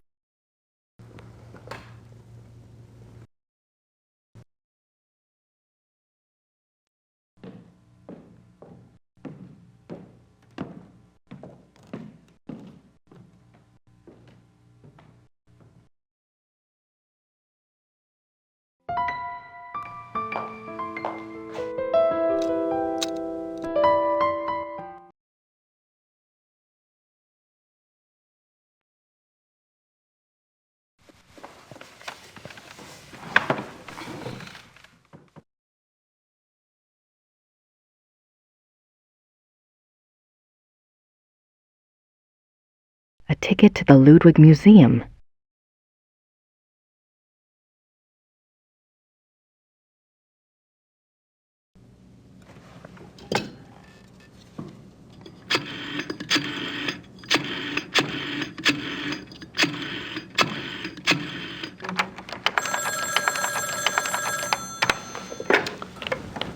Hello? Hi, Professor Barkley. It's Grace. Oh, good. I have a name for you. It's Herr Josef Dahlmeier, and he specializes in Bavarian history, and I think he's somewhere near you are. Herr Josef Dahlmeier. Great, got a number? Yeah, I do. It's 4982-555-2234. Thanks a lot. Sorry about the bother. That's no bother. When are you coming back to school, Gracie? When I figure it out, I'll let you know. Well, be good.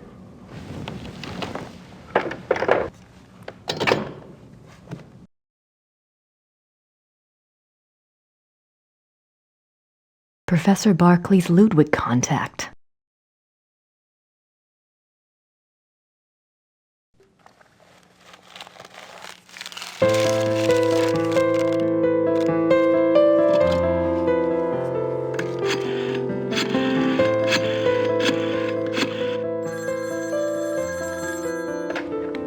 Hallo?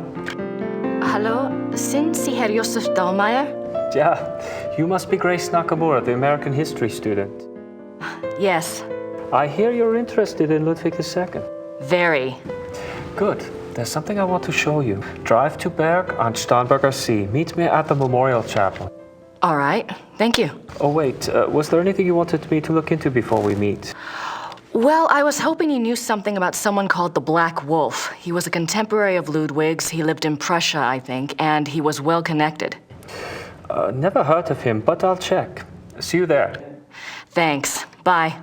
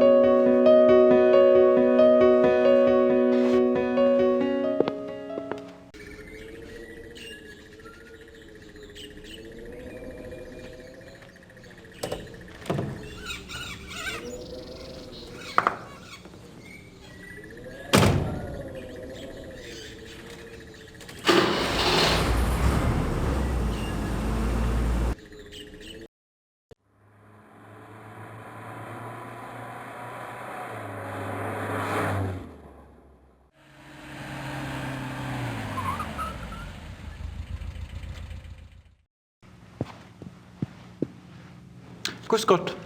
Guten Tag. Ist das die Wagner Museum? Yeah, you're an American, aren't you?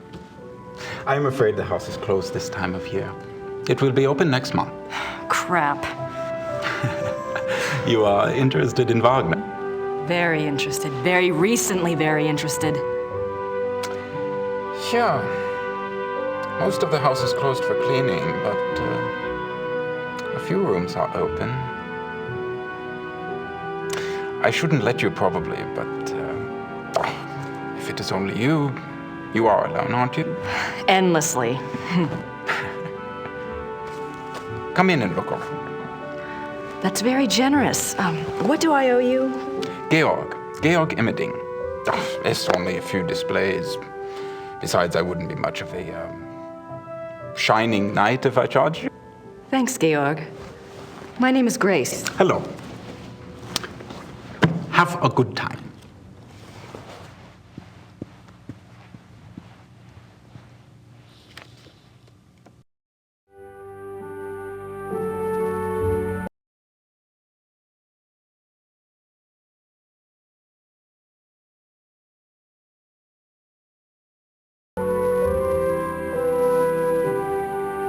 Richard Wagner. Franz Liszt, composer and Cosima Wagner's father.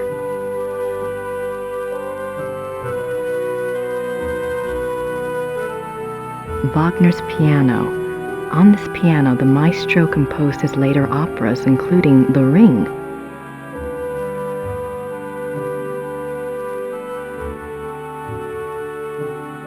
An old sofa. The death of Wagner. On Ash Wednesday, 1883, Wagner suffered a heart attack in a Venetian gondola on the way to San Michele. His wife and the gondolier carried him into a church where he regained consciousness. Wagner died 4 days later on this sofa.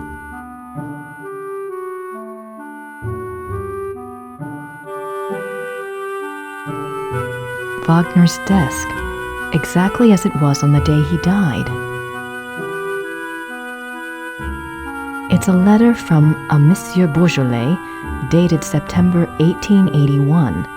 Looks like he's discussing acoustics and sound waves, and crystals. Wasn't Wagner's Bayreuth Theater already built? Why would Wagner be worrying about acoustics? It looks like an architectural drawing of a theater. The Wittelsbacher Theater, München. Every square inch is measured.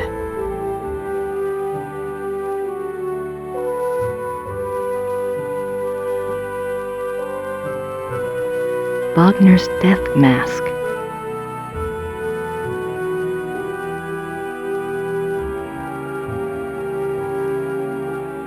The great patron himself.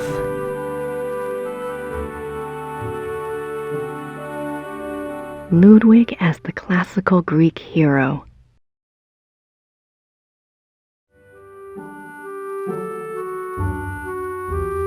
A portrait given as a gift from Ludwig to Wagner.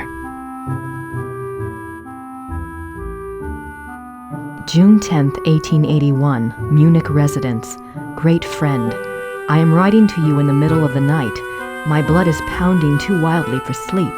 Tonight's performance, how can I describe it? I am unsure whether to be terrified or thrilled. Perhaps I even feel hopeful. If it is hope, you have given it to me, my friend, for the first time in years. We must speak.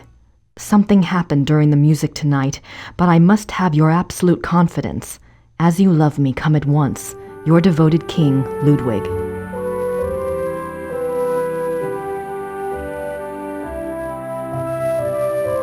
July 1882. Great and beloved king, Monsieur Beaujolais and I have finished the diagram.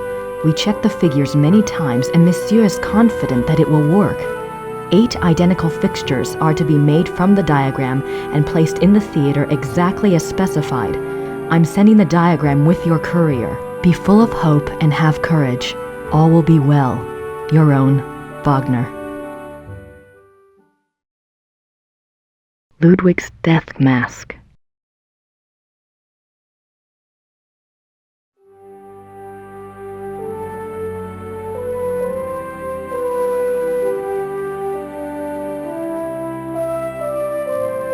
These look like production designs. These look like production designs. These look like production designs.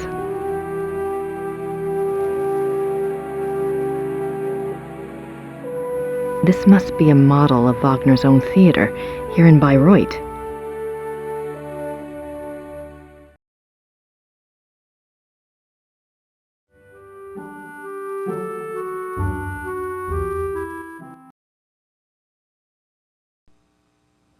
What are you doing here if the museum is closed?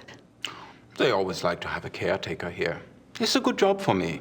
I can soak in the atmosphere of the maestro while I compose. What are you composing? This? Oh, a new arrangement. One of Wagner's pieces. For the Bayreuth Opera? I am only a student at the university. I study music, composition, conducting.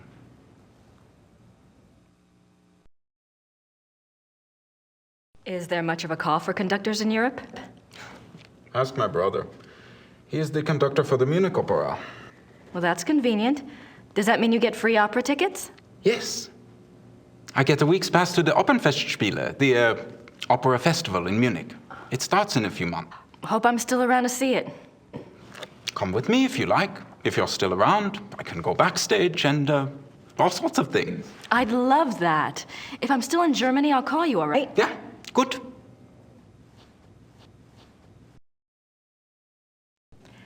Tell me about Wagner. He was a character. He spent most of his life trying to convince rich patrons to subsidize his work. Unfortunately, he had expensive tastes. You see, he believed that someone of his genius deserved to live well. Can't argue with that. But Ludwig II supported him, didn't he? Yeah, sure, but Ludwig came along very late in Wagner's life. By then, he had already been run out of Venice and most major cities because of debt. Ludwig saved him. And the music. Best thing Ludwig ever did. Do you know anything about that letter from Wagner to Ludwig in the display case? The one about the diagram? No. Some sort of equipment for Ludwig's theater. But I don't know why Wagner would have cared about this. If he was worried about any theater, you would think it would have been his own theater, here, in Bayreuth.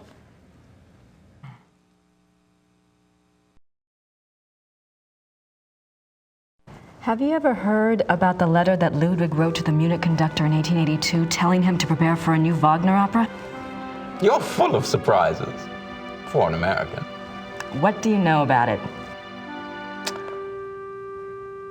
No one knows anything about it. It's like a treasure map, you know? It was probably a complete fairy tale, but it does make you wonder. You have no idea what it could have referred to? Maybe something that Wagner was working on with Ludwig? If there was, there's no trace of it. Except perhaps in the dreams of unemployed music students.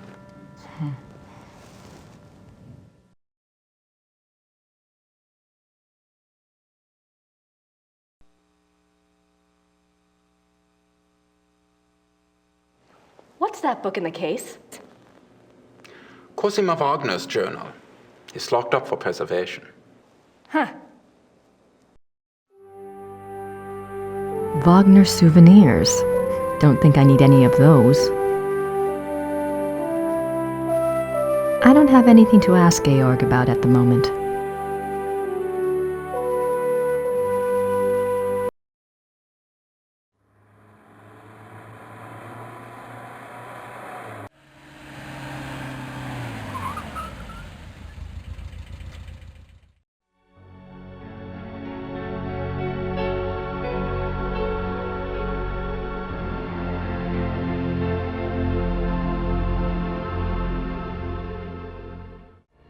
It's a memorial chapel.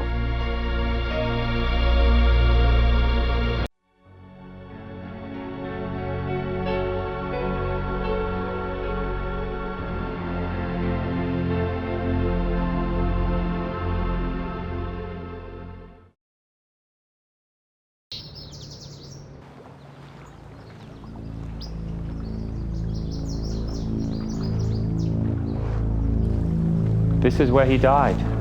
You must be Grace. Herr Dahlmeier. Hello. Josef. I didn't mean to startle you. I wanted you to see it. I feel him here the most, you know, more than at the castles. So, what did you want to know?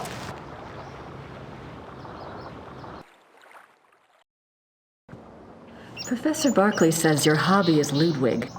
Yes. He was the last real king that Bavaria had. As a Bavarian and a history buff, well, that's enough to hook me right there. But there's more, right? He was a romantic, you know, a dreamer. And he was misunderstood, maligned. Sounds like you can relate. Me? Hell, I have it easy. At least I live in the 1990s. And not every eye in the country is on me. But yes, I can relate. You know about Ludwig's diary, right? Of course. How can I get my hands on it? I'm sorry. I have been trying myself for 5 years. They keep it locked up tight in the Royal Archives and they don't let it out. They must think it contains things that will hurt his image. They won't let anyone see it, not ever? Only one person outside of the government ever got to see it, a biographer, Sir Richmond Chapel. He had friends among the German royals and they let him look at it. Did you ever try to contact Chapel, pick his brain? No, and I don't believe I never thought of that. If you do and you find out anything, you must share. It's a promise. Tell me about Ludwig. I don't know where to start. There's so much. Politically, the most significant thing about Ludwig II was that he signed over independent Bavarian statehood to Prussia in 1870. Bavaria became a part of United Germany, and Ludwig became a figurehead prince under the Prussian Kaiser. Why do you think he did that? Bavaria had been involved in the 100 Years' War. People were tired of fighting. Prussia's push to unite the German states made some amount of sense. Still, Ludwig must have had other options. At the very least, he should have negotiated better terms. So what was the real reason?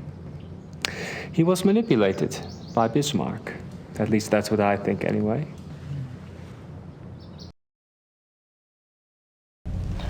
What about Ludwig personally? You'll find two perspectives on Ludwig. The view the tourists get is the romantic ideal, Ludwig the tormented loner. Then there is the historian's point of view. Ludwig was plagued with guilt over his sexual orientation and was driven mad with self-loathing. But I take it you're not buying either point of view. Well, it's all too convenient, isn't it? That he was a devout Catholic, there is no question, and I'm sure there were pressures on him to be normal. But he was no prude. He loved Byron. Yes. Philosophy, the French court. If anything, Ludwig was too much an egomaniac. He didn't give a damn what anyone thought. And besides, he didn't try to hide any of his relationships. If he suffered from anything in his romantic life, it was disillusionment. No one loved him back as purely as he himself loved.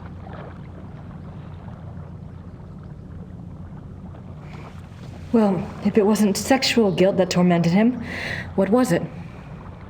I don't know. His diary was filled with self-guilt, but I'm sure it's not about that. If I knew, I'd write my own book, set the record straight, so to speak.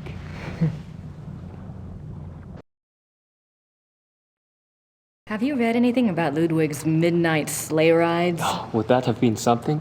To be out at night and suddenly see him sweep by with his entourage? They say the night agitated Ludwig, and that being outdoors and the rushing feeling of the sleigh calmed him down. Sometimes even the sleigh wasn't enough. He would stop in some remote woods, order his servants to stay put, and go wandering off by himself for hours. It drove the servants crazy.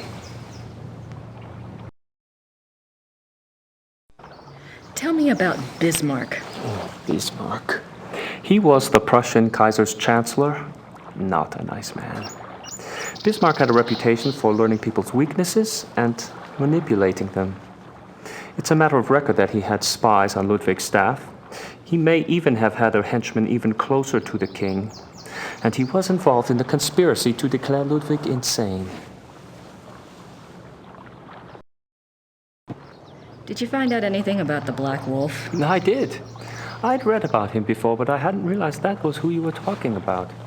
His name was Godin, Paul Godin. I found a reference to his being called the Black Wolf after you telephoned. I've never heard of him. Who was he?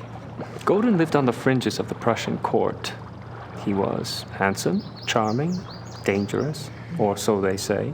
He was variously rumored to have been a foreign prince, a Prussian spy, even an assassin. Since you were interested in him, I found out some things that are probably true. It said he came from abroad in the mid-1800s, but claimed High German blood. Do you know where he came from? No.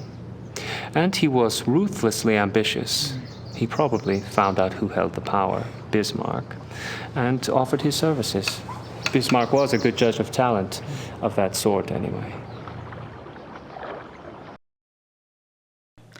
What else do you know about Godin? He must have done something remarkable. Bismarck was not a generous man. He liked to string people along with promises, but rarely came through. He did for Godin, though. He gave him a royal title and lands in 1863. And that was the last reference I found to him. Well, how could he just disappear? It's not that unusual. Back then, when you were given a title, you usually changed your name and moved to a place where no one knew your past, so you could act with impunity. Or be a pompous ass and get away with it. Is there any way to find out what Godin was called after he got his title? Is it that critical? It might be. Well, you could send away for a copy of the entitlement deed, assuming it has been destroyed during one of the wars. Godin's new name would be on it. But you would need a research permit from the government to access those records, and they can be very hard to get. A lot of red tape. Great.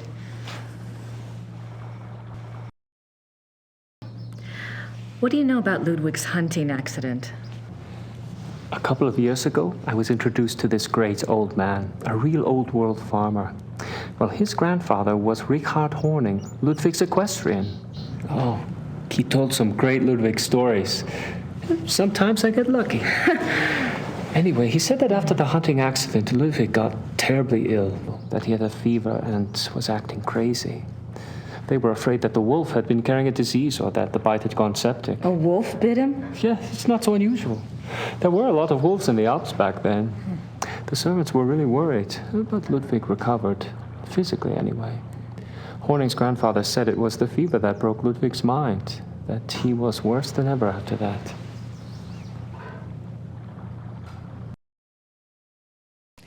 What do you mean Ludwig got worse after the accident? Ludwig always had been a very private person. But after the accident, he got darker, more crazy. Towards the end, he was even forcing his servants to enter his chambers bent over so they couldn't see his face. Horning's grandfather said his temper was fearsome. He would fly into a rage at the least mistake. Must have been terrified of him. Yes, well. Horning's grandfather felt sorry for Ludwig, and Ludwig hated his own violence. He was always giving gifts to his servants to apologize. You mentioned that there were other reasons why Ludwig's servants feared him. That's another of Horning's mysteries. There's a story about Neuschwanstein. Apparently, there was a period of time of 2 or 3 months when Wagner would come and visit him. Wagner? There. Yeah. The two would lock themselves in the singers' hall. Horning's grandfather said the sounds that came from there were awful. Well, the servants had superstitious minds anyway. Some of them quit over it, just walked away. What kind of sounds? Horning's grandfather called them heartbreaking and ungodly. Maybe it was Wagner trying to sing. Well, I guess that's all for now. Thanks for your help. It's my pleasure. And if you ever want to talk again, just give me a call. I'll meet you down. I will. Thanks. Servus. Well, bye.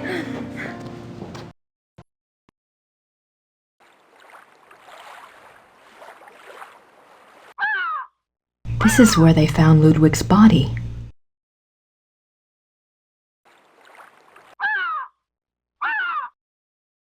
I wonder what it felt like under there.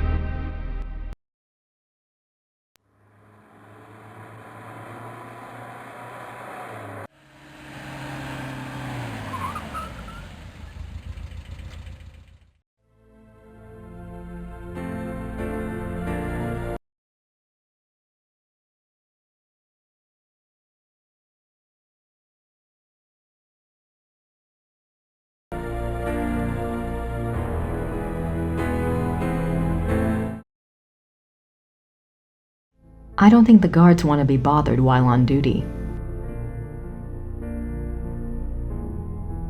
These scenes seem to tell a story, but I have no idea what story. The paintings in this room are from the Siegfried saga.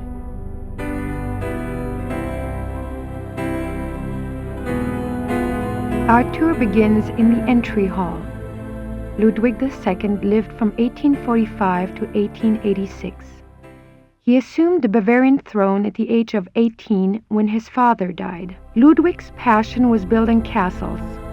He built 3 during his lifetime: Linderhof, Herrenchiemsee, and Neuschwanstein. Plans for a 4th castle, Walkenstein, were underway when he died. In addition to his obsession with building, Ludwig also had a passion for classical heroic German mythology, a taste he shared with the German opera composer Richard Wagner. Neuschwanstein is decorated throughout with themes from these stories, most of which directly relate to Wagner's operas.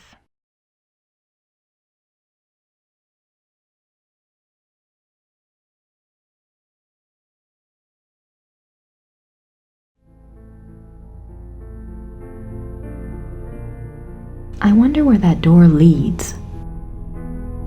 The closed door leads to the tower, which is not part of the tour. The king was making his way to this very door when he was arrested in 1886. You are now standing in the king's bedroom. The theme of the bedroom is Tristan and Isolde, the tragic love story retold in Wagner's opera. The opera was given its first performance in Munich in 1865, and a 20-year-old Ludwig attended. This is probably the most elaborate and expensive bedroom ever created. It took 14 woodcarvers 4.5 years to create this room. It was this kind of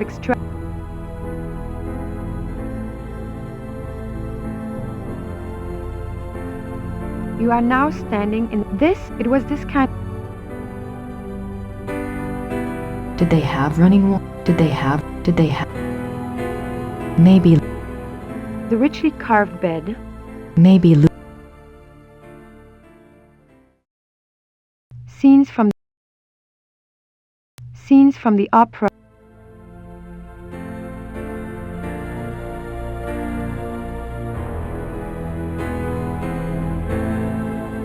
In the corner is a brown tiled stove with clay figures.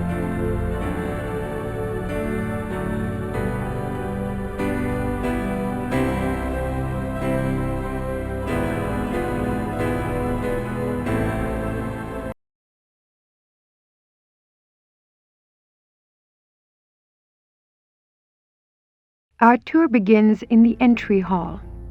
Ludwig II lived from 1845 to 1886. He assumed the Bavarian throne at the age of 18 when his father died. Ludwig's passion was building castles. He built 3 during his lifetime: Linderhof, Herrenchiemsee, and Neuschwanstein.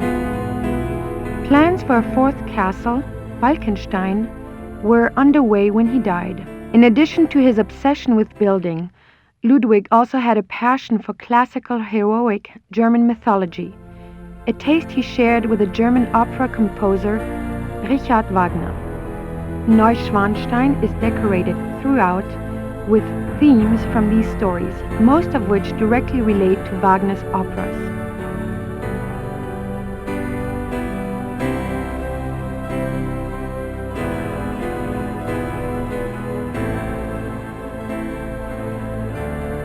These scenes seem to tell a story, but I have no idea what story.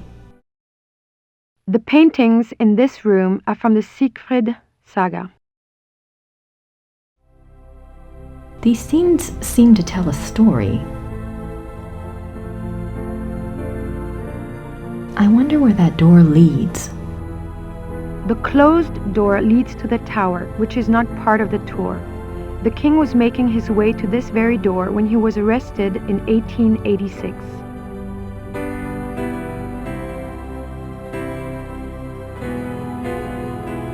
You are now standing in the king's bedroom. The theme of the bedroom is Tristan and Isolde, the tragic love story retold in Wagner's opera. The opera was given its first performance in Munich in 1865, and a 20-year-old Ludwig attended. This is probably the most elaborate and expensive bedroom ever created. It took 14 woodcarvers 4.5 years to create this room. It was this kind of extravagance that bankrupted the king. In the years before his death, he found it increasingly difficult to find money from any source.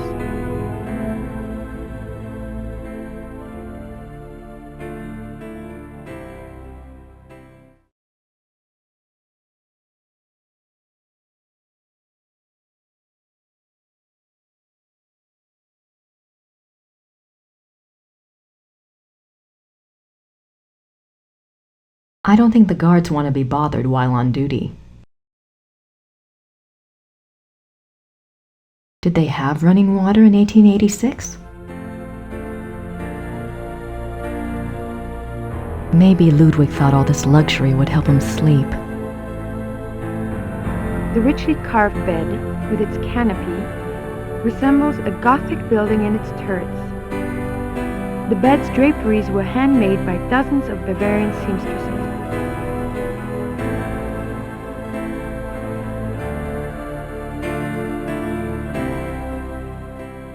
Scenes from the opera Tristan and Isolde.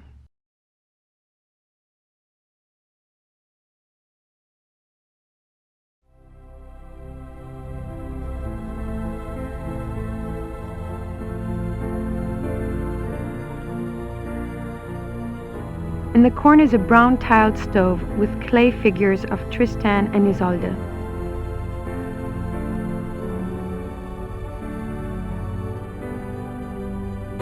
This is Ludwig's private chapel.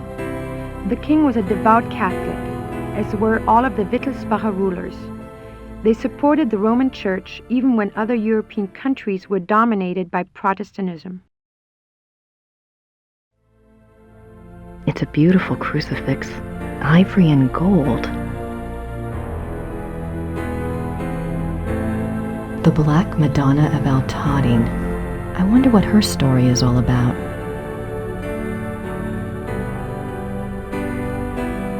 The stained glass window depicts St. Louis receiving the last sacraments.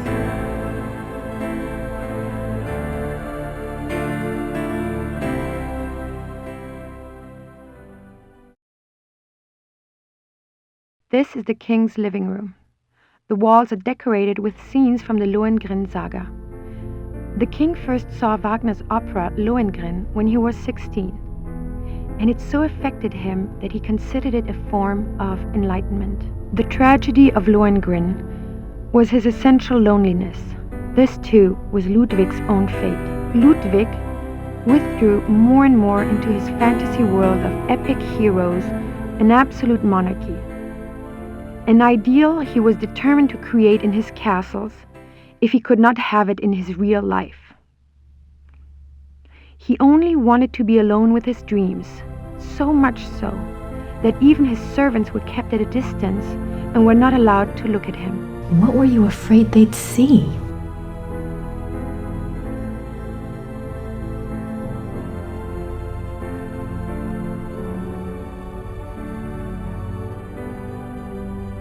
These linens look seriously expensive and seriously old.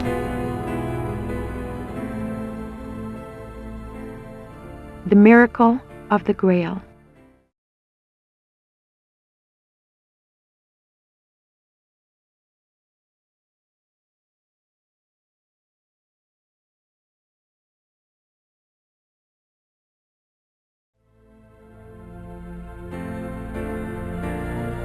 More swans.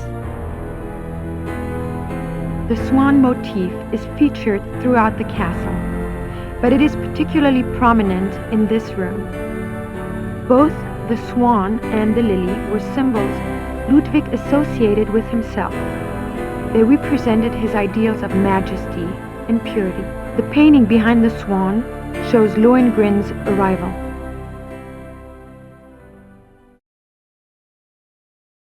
This is a reproduction of the grotto from the Tannhäuser Saga.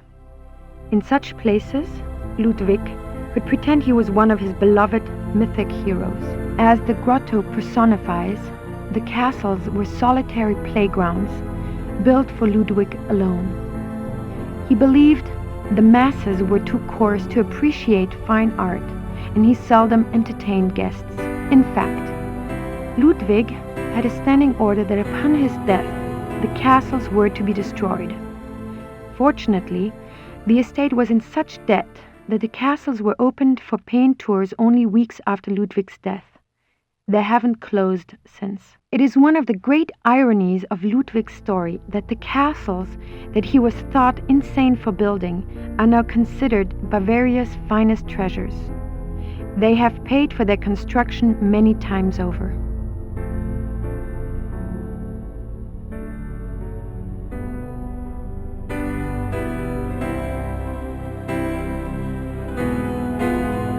I can almost picture Ludwig in here. I wonder what he really dreamt about in this room. I can almost picture Ludwig in here.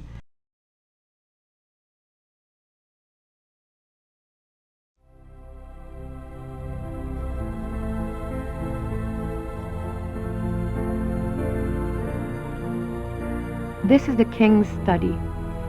Ludwig spent much time at his desk, writing letters, drawing up plans for his projects, and studying his favorite authors. He loved poetry, history, and the classics. In later years, he also studied the occult. What affairs of state he did reluctantly attend to were generally attended to alone at his desk in writing. His reluctance to meet with his heads of state and perform the duties of the king were one of the reasons for the charges brought against him in 1886. But Ludwig dreamt of true kingship and a true monarchy, and the small powers left to him after Bavaria succeeded power to Prussia only incited his disdain and frustration.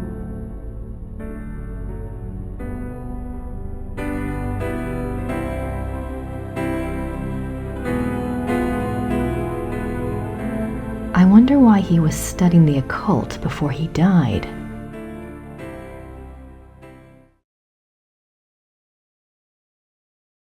The study paintings depict scenes from the Tannhäuser Saga and the Wartburg Castle.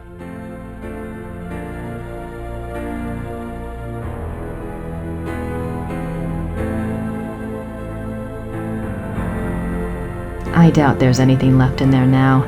Besides, the guard would kill me if I touched it.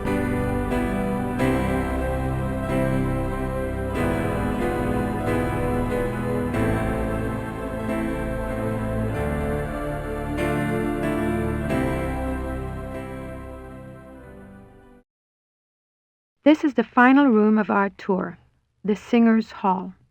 It was modeled after the Singers' Hall of the Wartburg Castle, where minstrel competitions were held in the 13th century. The hall was built for small private concerts, but Ludwig himself never gave one here. It is said that during the last few years of Wagner's life, he came to Neuschwanstein frequently and performed for the king alone in this room. The hall is probably best known for its enigmatic wolf paintings. The original paintings were from the Parsifal saga, but in 1882, Ludwig had them replaced, supplying the description and titles of the new paintings himself. While all the other rooms in the castle show scenes from Wagner's operas, the scenes in this room are not from any opera that anyone can identify. It is yet another of the many mysteries associated with the life of the fairy tale king.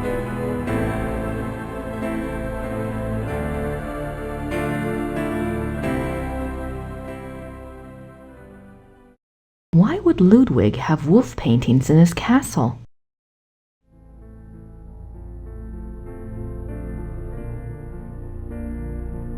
Engelhart and the Blacksmith. Engelhart courts Hildegunde. The hunters track down Engelhart and Hildegunde. Hildegunde's imprisonment. The Wedding Feast of Hildegunde and the Baron. The Death of Engelhart.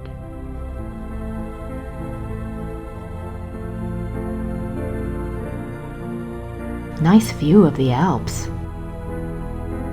Ludwig's childhood castle, Hohenschwangau, is visible from the lookout in the Singers' Hall.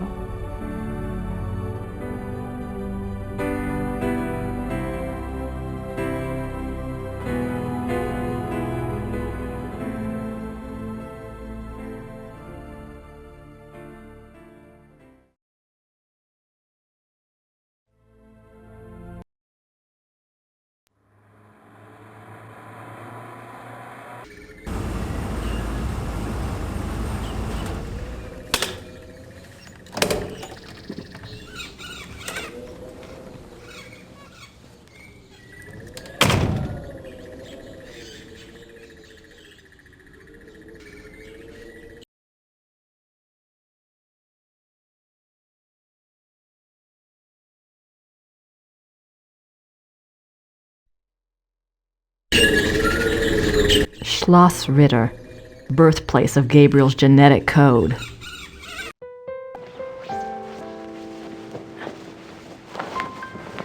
Hi, Gerda. I'm back.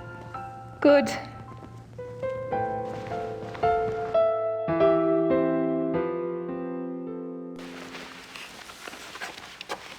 Gerda? Yes? Have you heard from Gabriel at all? No, Grace, I'm sorry. Never mind. Gerda, do you have any idea where I could get a government research permit? I don't have time for a lot of red tape. You should ask Herr Übergrau. He can maybe get such things very fast. You think? I was gonna write Gabriel today anyway.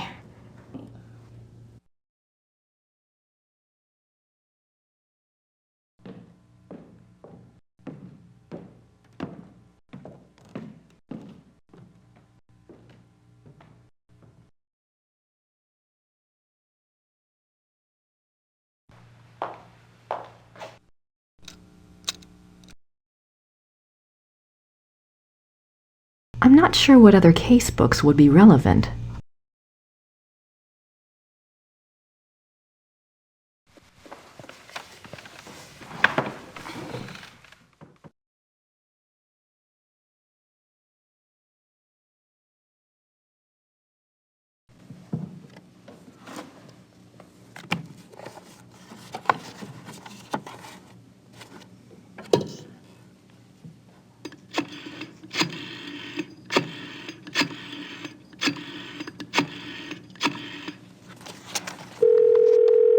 Hallo, Bertil München. Hi, I have a book of yours on Ludwig II. The author's name is Sir Richmond Chappell. Yes, how can I help you? Well, I'm doing some research on Ludwig, and I was hoping you could get me in contact with the author. I'm afraid Sir Richmond Chappell is deceased. Oh. However, his son is living. Oh. Well, is there any way you can put me in touch with him? And who are you doing this research for? Well, I'm working with Professor Barkley from Yale University. All right. Thomas Chappell's number in England is 41 20 555 771. Thank you very much. I appreciate it. You're welcome. Goodbye. Bye.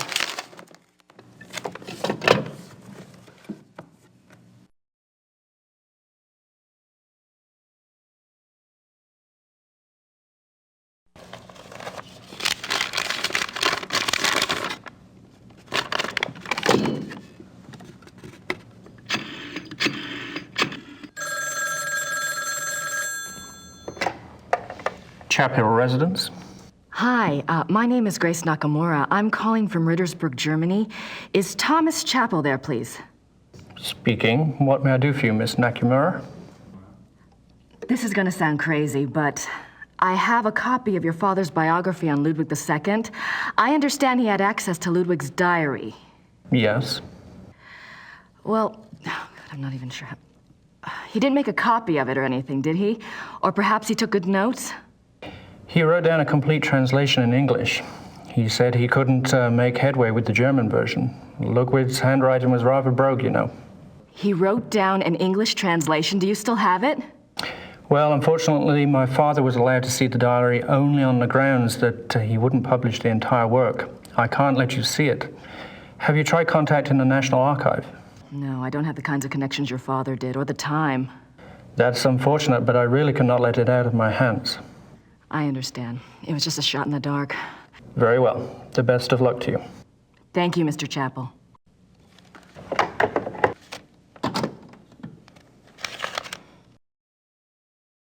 I should get a letter off to Gabriel. I need to include a note to Ubergrau about the research permit.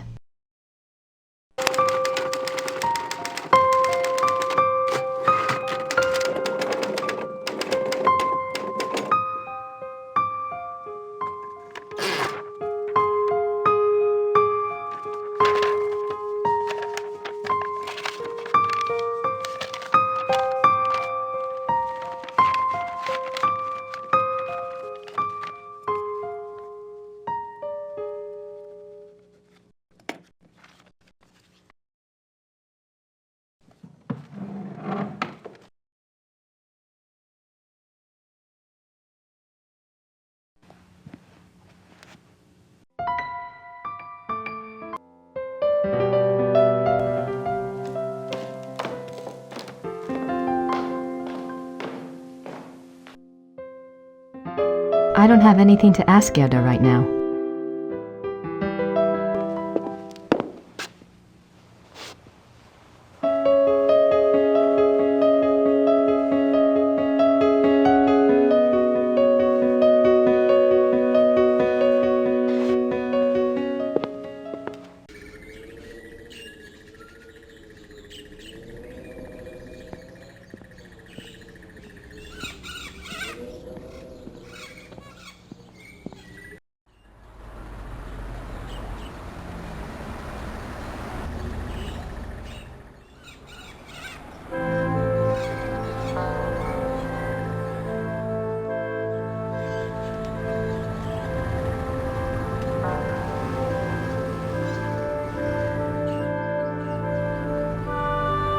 Gibt's das denn, die Lilien blühen schon?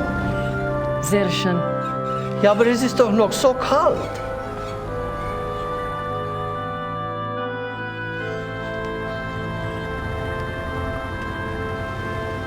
Für Sie ein Geschenk von der Madonna.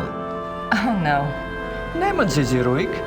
Heute Nacht wird es kalt und sie wird sowieso erfrieren.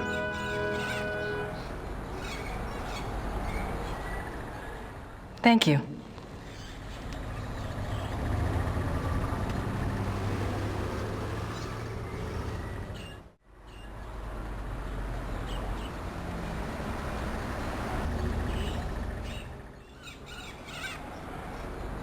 It was nice of Father Getz to give me one of the lilies.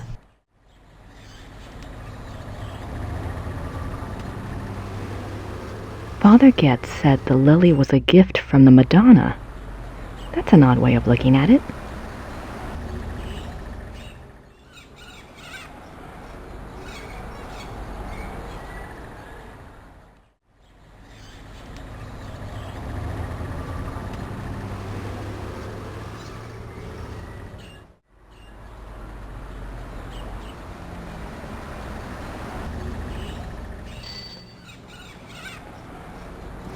Grüß Gott, Frau Nakimura.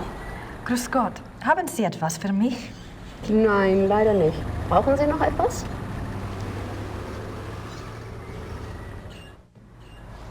Kann ich diesen Brief versenden? Ja, 3 Mark bitte.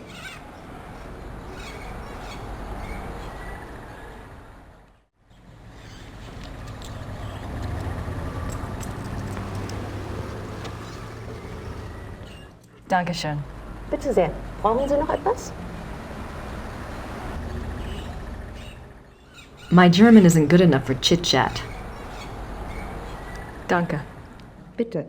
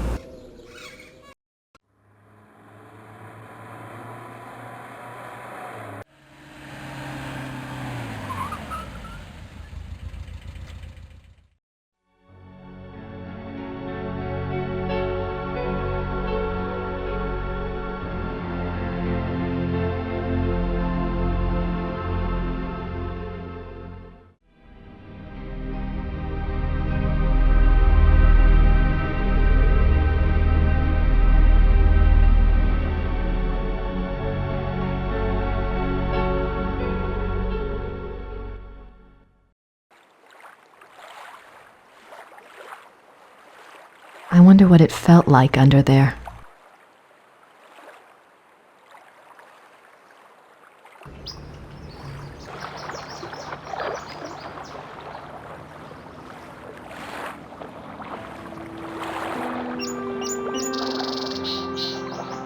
I'm trying to figure out what you want me to do, but I need more information to work with. If you can send any my way, I'd appreciate it.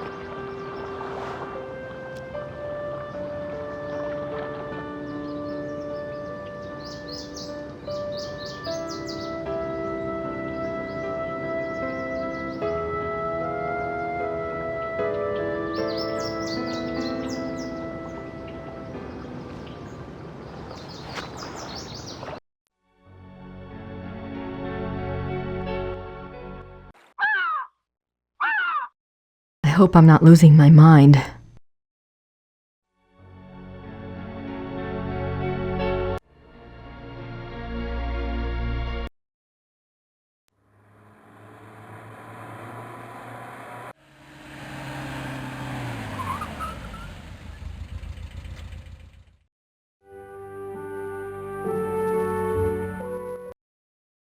Have you ever heard about the wolf panels in the Singers' Hall at Neuschwanstein? Did my brother send you here? No.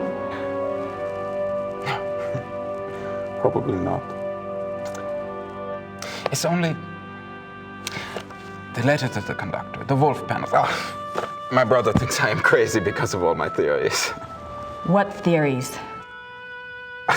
This is Quatsch. If there was a lost opera, a lost Wagner opera, and if one could find it, to a conductor, this would be like finding King Tut's tomb. But people have looked for it before. If it ever existed, it is gone forever. My brother says I waste my time even thinking about it.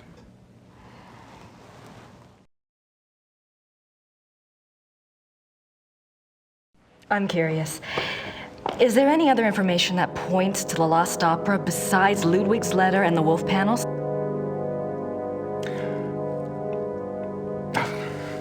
It's nothing.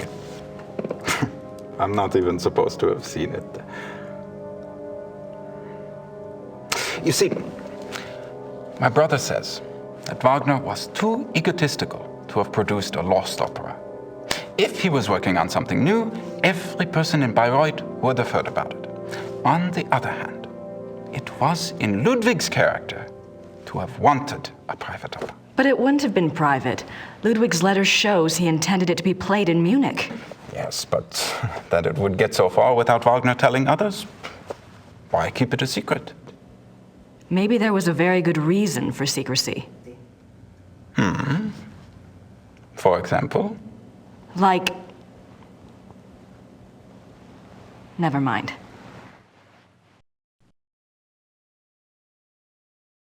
I don't have anything to ask Georg about at the moment.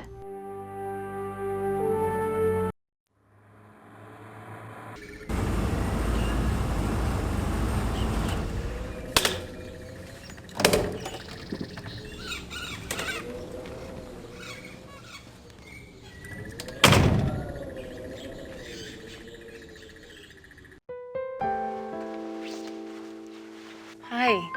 You just had a phone call. It was Frau Gelde at the post office. She said a fax came in for you there. Really? I wonder what it was. Maybe it's from Gabriel. Don't hold your breath. I don't have anything to ask Gerda right now.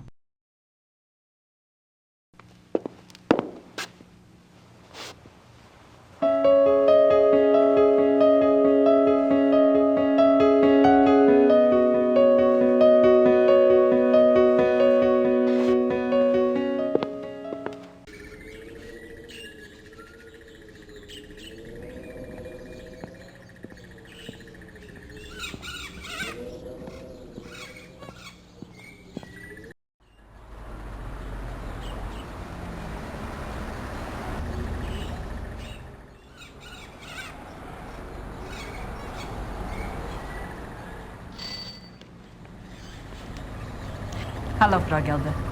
Haben Sie etwas für mich? Ja, ein Fax. Ein sehr langes Fax. Das ist aber nicht vom Schattenjäger. Ist okay. Dankeschön. Thomas Chapel. Oh.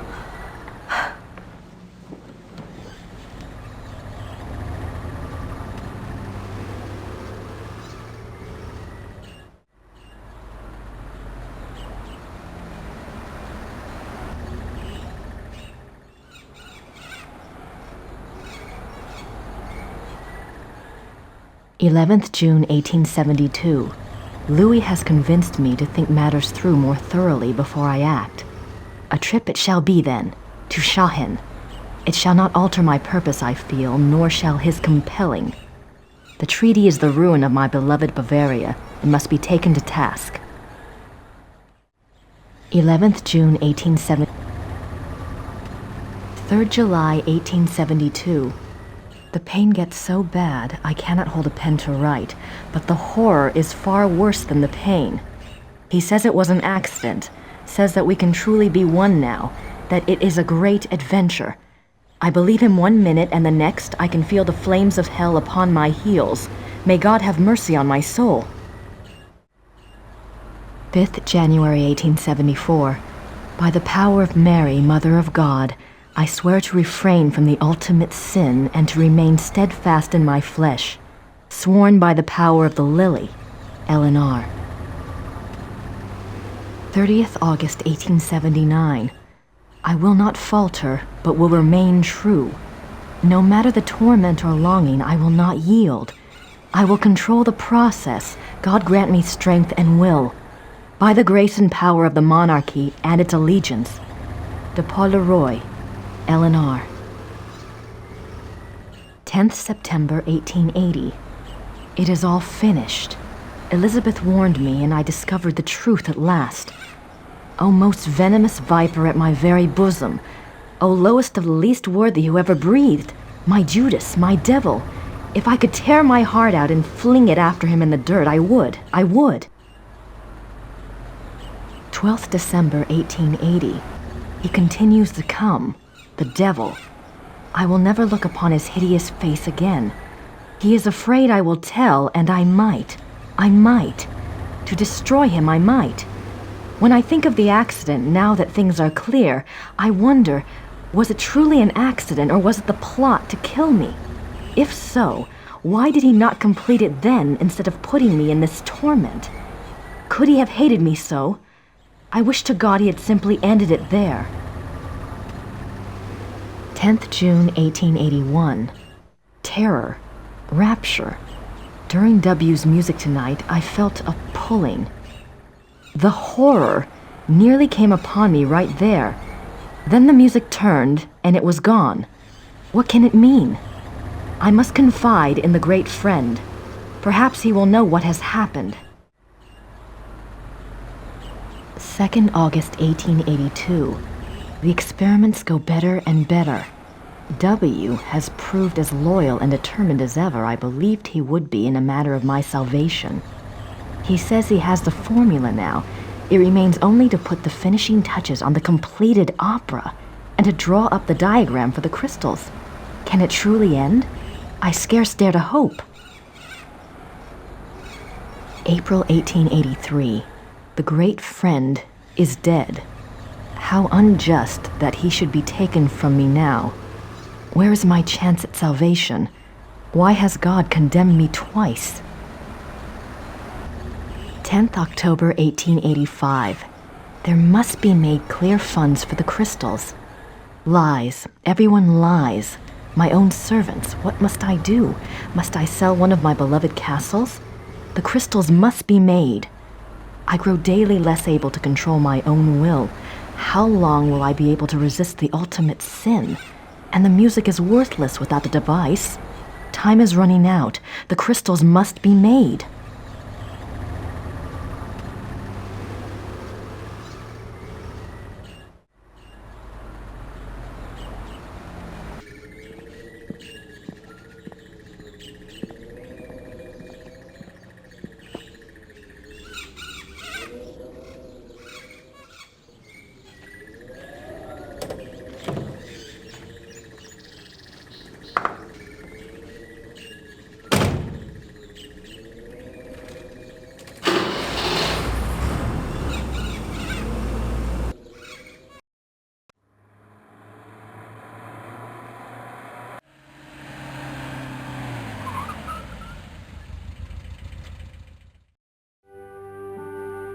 do have something to discuss with Georg, but he'll never believe me unless I show him.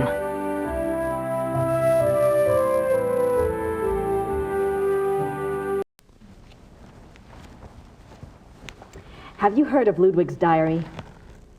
Yes, but no one is allowed to see it.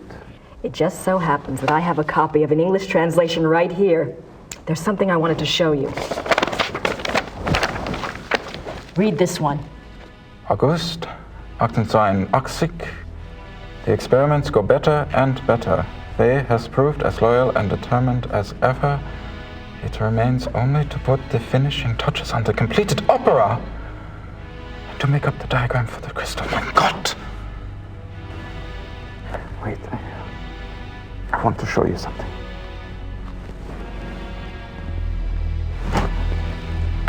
I am not supposed to have looked at this myself, but I am here alone all day, so...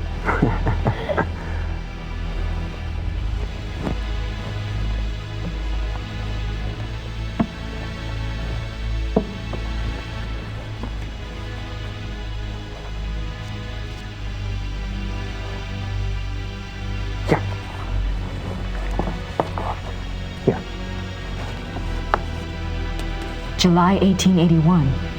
Richard returned from his meeting with the king. Never have I seen him so pale. I was concerned for his heart. He would not speak with me, but immediately shut himself up in his study and started working on a new project. He will not tell me the first thing about it. He will only say that it was time he repaid his king. It confirms Ludwig's diary. He wasn't crazy. Yes, but Ludwig says that the opera was completed. Imagine that, completed! There's something else.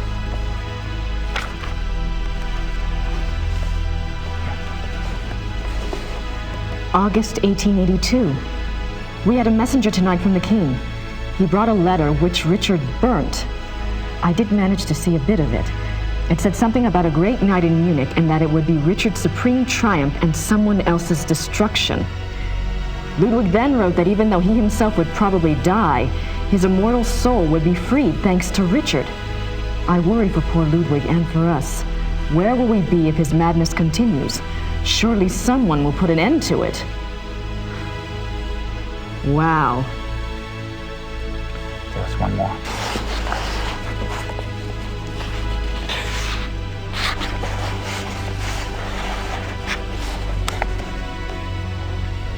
May 1883.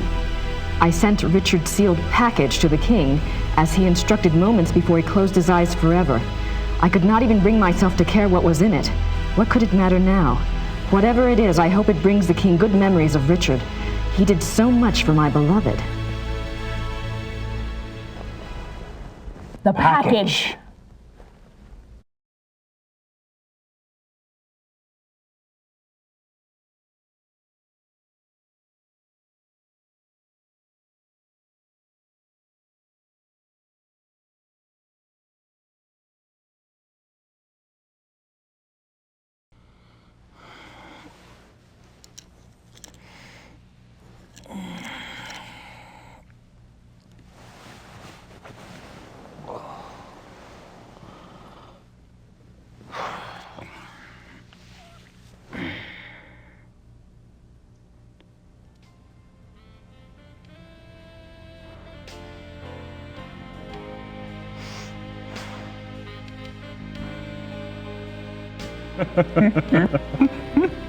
She sounds delightful. I'd love to meet her. Oh, she's a hoot, all right. Just pretend you don't have a penis around and you'll be fine. She's got this inborn need to rip them off. Now I'm really intrigued. This one time, I'd gone off to this, party, you might say. And it was getting a bit hairy. Well, Gracie... Oh. Better. Come here, Kleiner.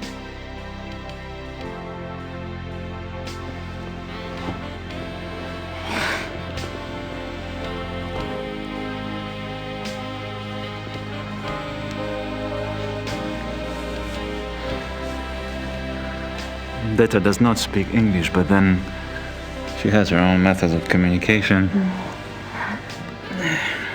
I should leave you two kids alone. Oh, don't be silly.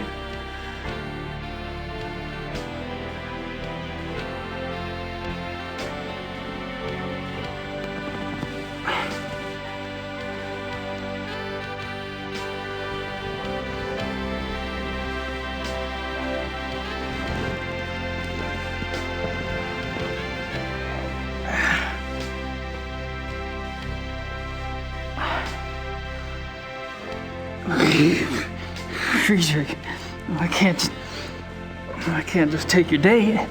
Why not? I didn't expect her tonight. And for some reason I don't find myself in that mood. Besides, from what you've told me, you live like a monk down south at that castle. Your body needs some attention. Detta, zeige ihm sein Schlafzimmer.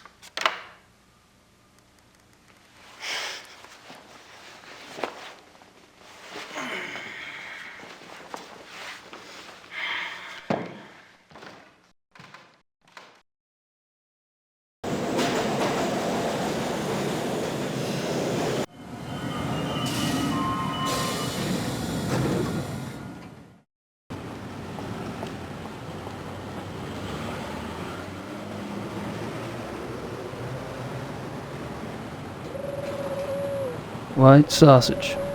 Yum. I don't think she speaks much English. Besides, she only wants to talk about white sausages.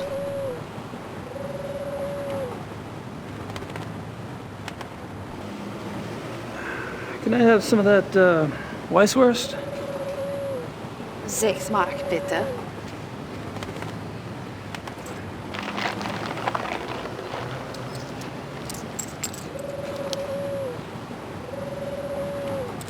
Dankeschön.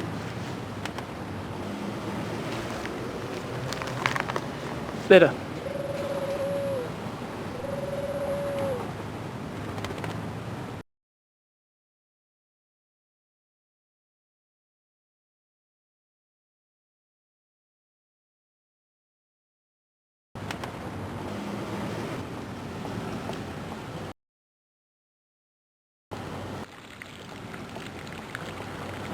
They're busy.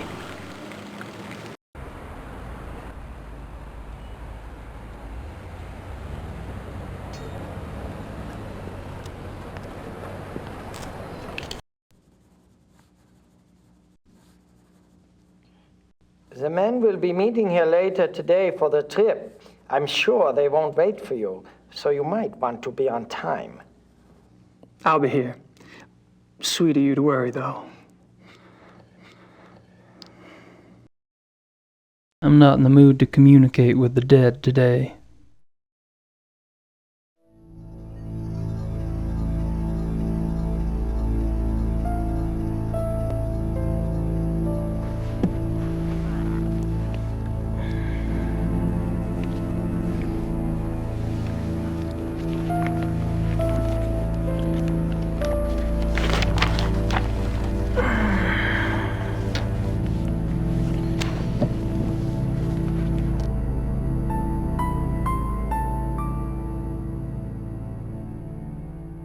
I recorded some of Von Zell's conversation last night. Unfortunately, it's in German.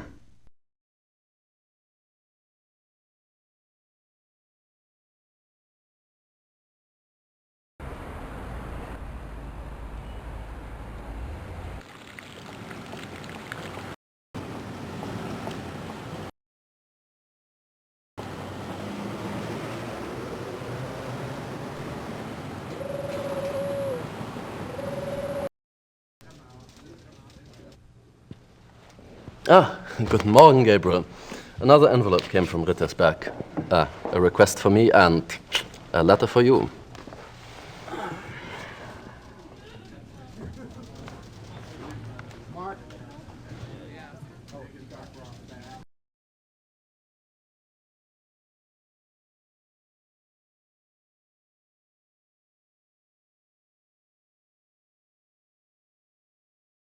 Gabriel, I've been busy on this case, and it's starting to pay off. Thought I'd fill you in.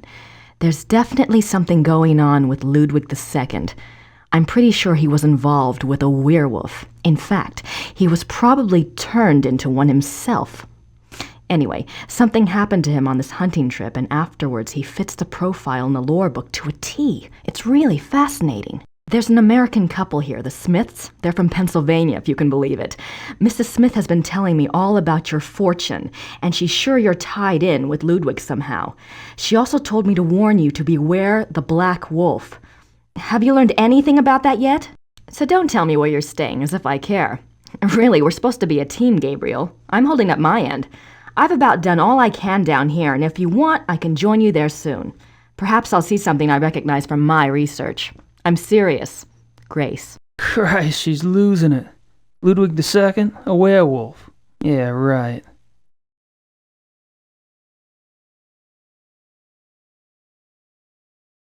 Have any luck with that missing person search? Oh, of course, I forgot. Frau Hogel dropped off something this morning. Yes, there are 2 forest areas where missing persons incidents are concerned. The Nationalpark Bayerischer Wald and the Naturpark Schwäbisch-Fränkischer Wald. Frau Hogel checked both these areas back 10 years. Between 1960 and 1969, there were only 1 to 2 cases a year in the Bavarian National Forest area. Between 1970 and 1990, there were 10 to 12 cases each year. Oh. In 1991, it went up to 17, then went back down to 12 in 92 and 93. The schwäbisch-fränkischer Waldfigures are similar. Curious. Does something ring a bell? If it does, I should be able to hear it loud and clear. I'm leaving this afternoon for the Bavarian National Forest.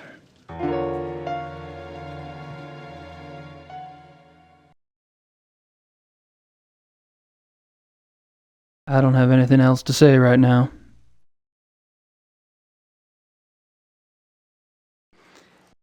Can I bother you for another favor? I need something translated, and I need somebody I can trust to do it. And you're asking me? You obviously don't know German lawyers.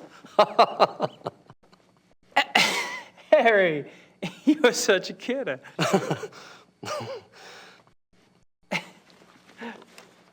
Okay. Here it is. Wir müssen miteinander reden. We should talk? Nein. No? Es ist meine Karriere, verdammt noch einmal. Vielleicht sogar mehr, wenn die... His career is in danger even if the police... Ich habe Ihnen doch gesagt, nicht darüber zu sprechen. I told you not to speak of it. Aber ich denke mir, dass die Polizei bereits weiß, dass unsere Wölfe nichts damit zu tun haben.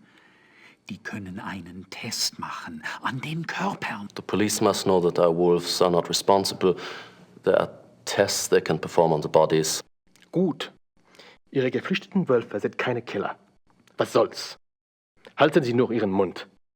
Sie sind damit besser dran. So, your escaped wolves are not the killers. What's the problem? Aber Herr Knight, er kam gestern Morgen zu meinem Büro. Er hat viele Fragen gestellt.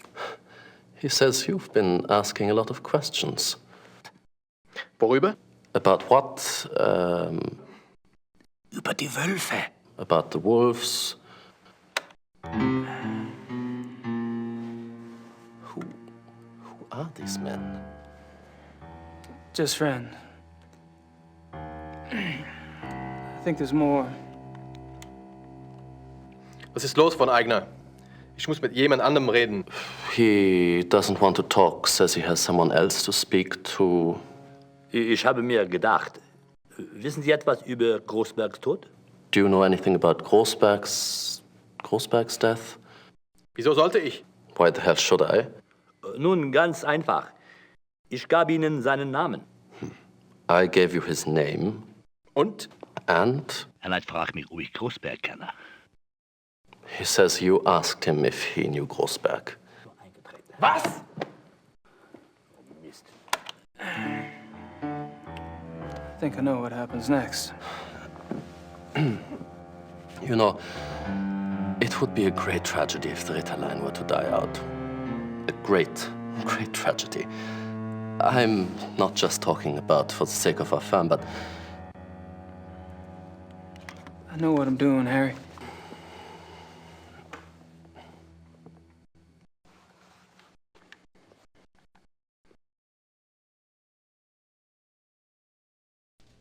Well, I'm off. See you, Harry. Goodbye.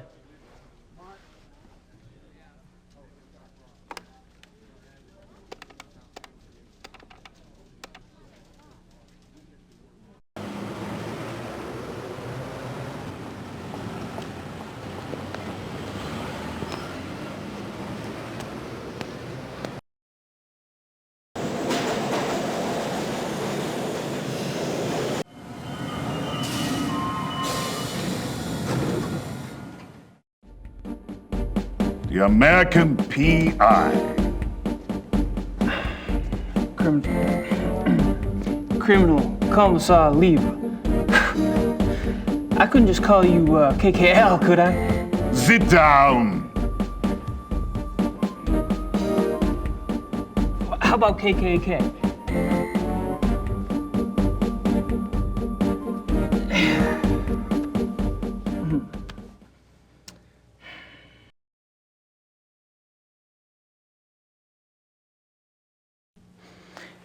What's the status on the case?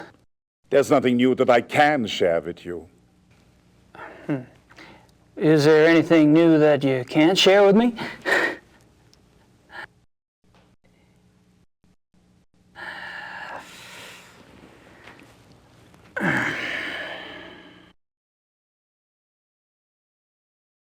Okay, let's try this. You haven't found the zoo wolves yet. No. Have you caught anything yet? No. Why am I not surprised?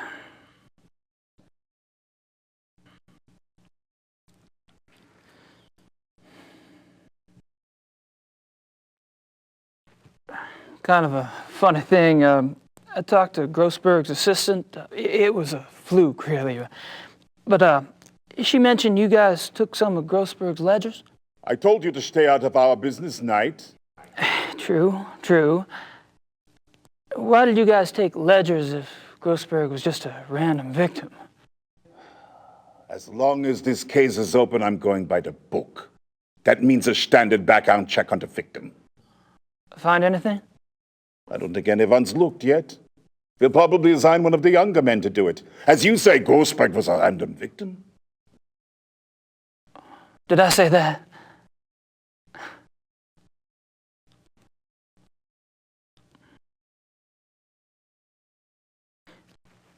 I don't suppose you'd let me take an eensy-weensy look at Grossberg's ledgers?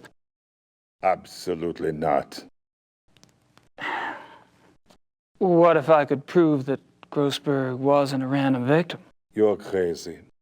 Am I? Look, if you have information, I want to know what it is now. What information? Look, 5 minutes with the ledgers. If Grossberg was a random victim, my looking won't matter.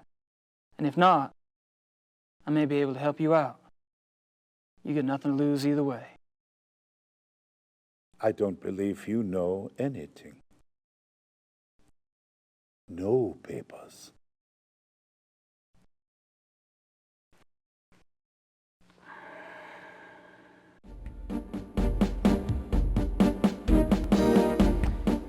If I can convince you I do know something new about this case, will you let me see Grossberg's ledgers? I'm listening. Good. Keep it up.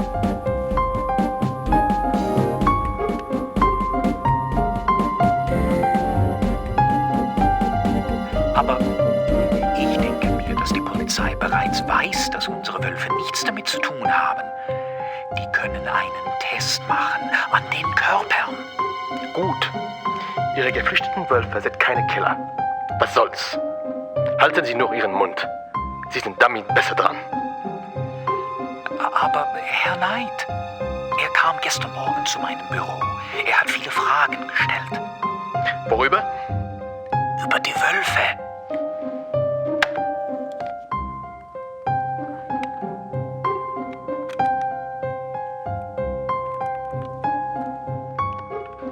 Ich habe mir gedacht, wissen Sie etwas über Grossbergs Tod? Wieso sollte ich? Nun, ganz einfach. Ich gab Ihnen seinen Namen. Und?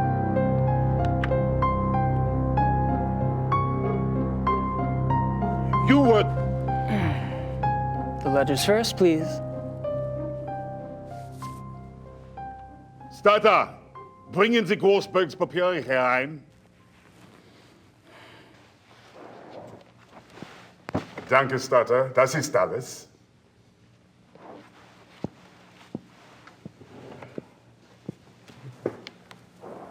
I'm going out for some coffee. You'd better have something important to tell me when I get back, Knight, or you'll learn more about Chairman law enforcement than you ever cared to know.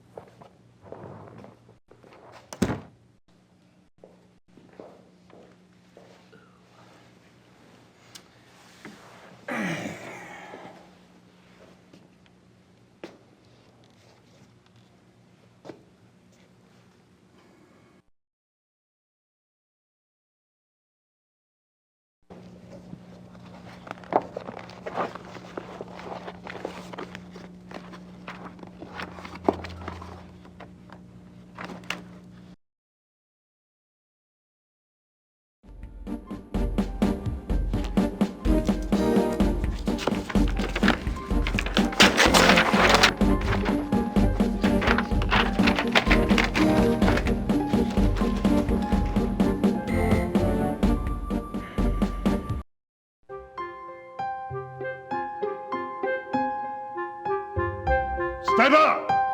Kommen Sie her und nehmen Sie die Papiere weg.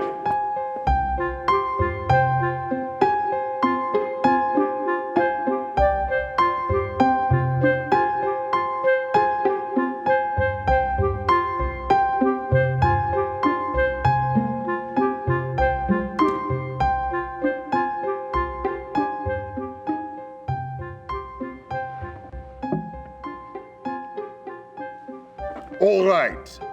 Spill it.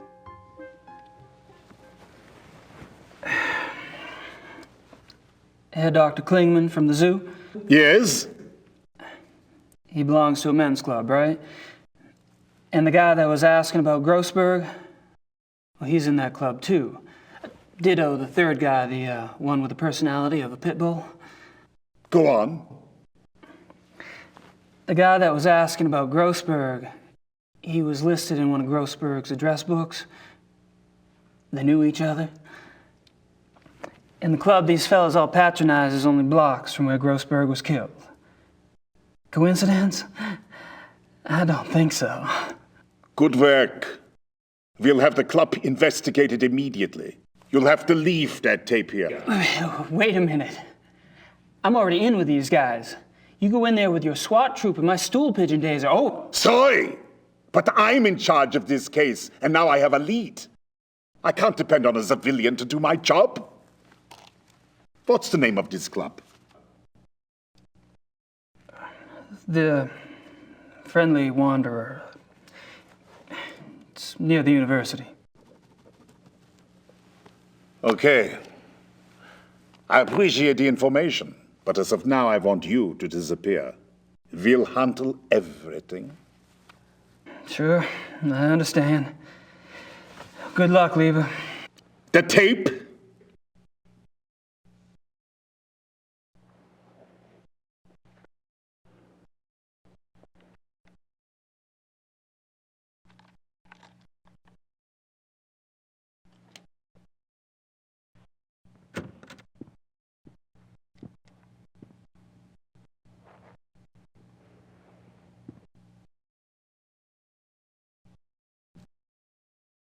Sucker.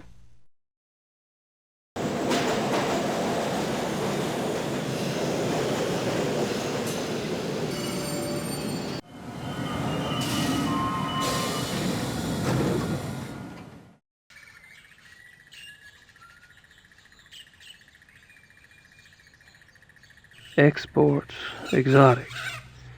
It'd be nice to know what all of this meant.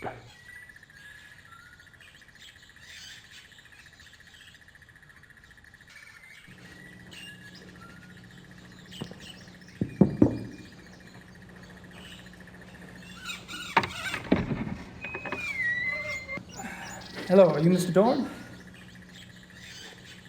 Yes. What do you want? My name is Knight. I'm an associate for Grossberg's. Grossberg?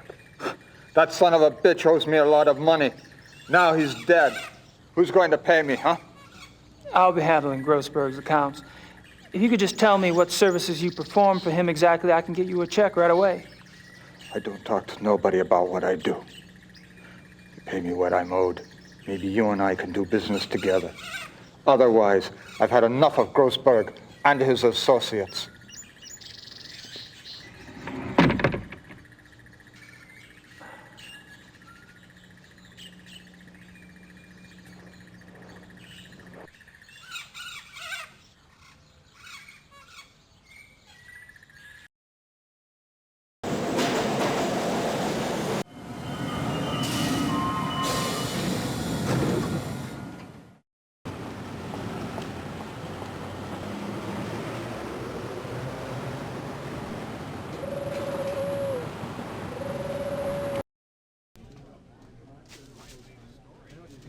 Ah, Gabriel, come in. Hey, Harry.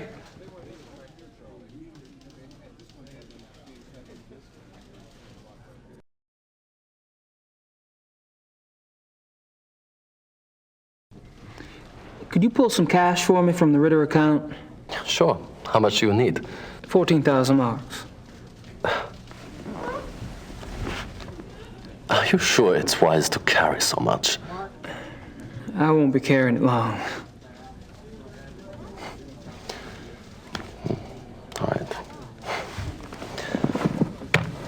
Frau Hogel, gehen Sie zur Bank und holen Sie mir 14.000 Mark vom Ritterkonto ab.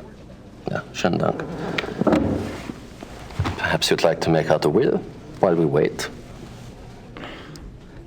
How about if I just leave everything to you? I wish you would leave everything to me.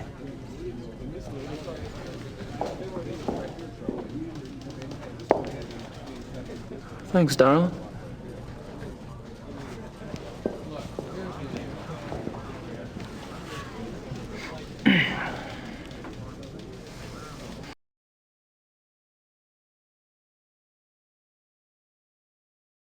Easy come, easy go, I guess. I don't have anything else to say right now. Well, I'm off. See you, Harry. Goodbye.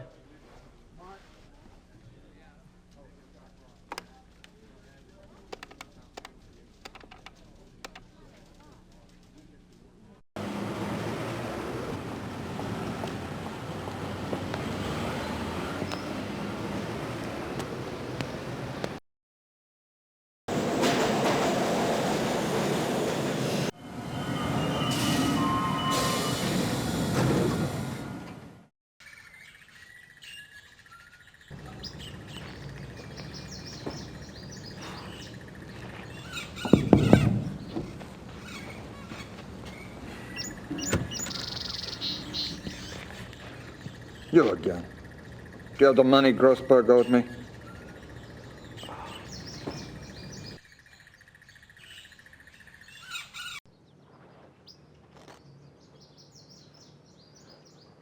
$14,000 marks. In cash.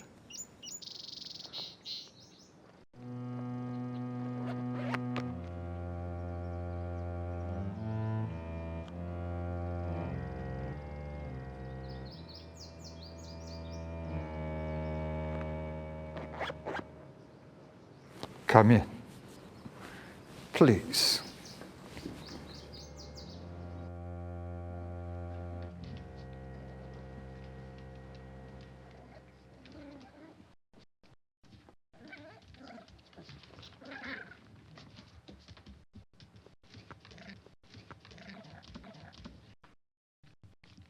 Not good, huh? The smell. These stinking animals. No matter how much I spray them down, they smell. Some creatures are like that, yes. I'd be interested in hearing your business plan, Herr Knight.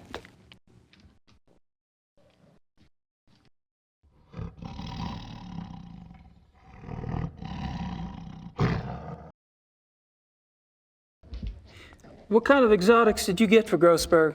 Anything. Cats he mostly got. Things that make good coats, you know. Things you can't get on the market. But for you, you pay cash up front. I get you anything. Can you get hippopotamuses? Okay. Maybe not anything. But most things I can get. You need some cats soon, huh? Gorilla. I can get gorilla. Well, it's possible. I'll let you know.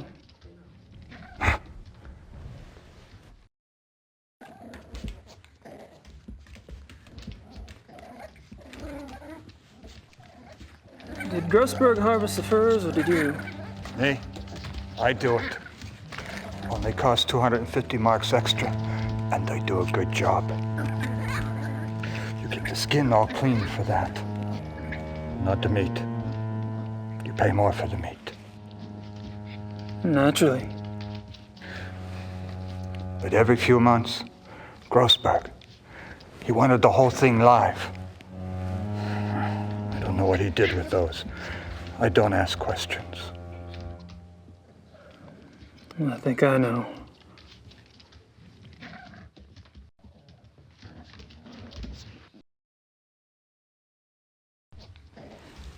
Did you talk to Grossberg before he died? Yeah, sure. A few days ago. I called the bastard for my money. He told me about you, you know. He did? Yeah, sure. Said he had a new business partner, and that soon he would have much money and could pay me everything. I thought he was lying. Now you show up. It's good for me he was telling the truth. Yeah.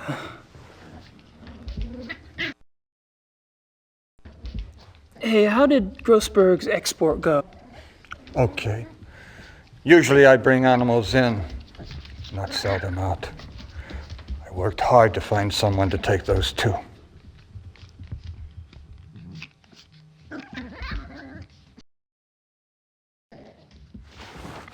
Oh, where did the exports end up anyway? Taiwan.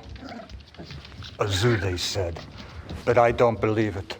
A restaurant is what I think. Do they sell wolf meat at Taiwanese restaurants? Why not? They sell tiger. Those people, they eat anything. There were 2 wolves, right? Yeah, sure. Male and female.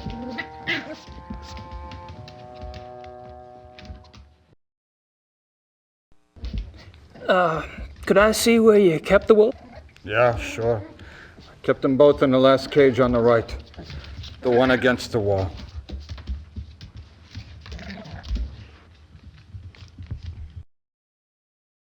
These animals are filthy. Hungry, too. I'd like to put Dorn in one of these cages and leave him there.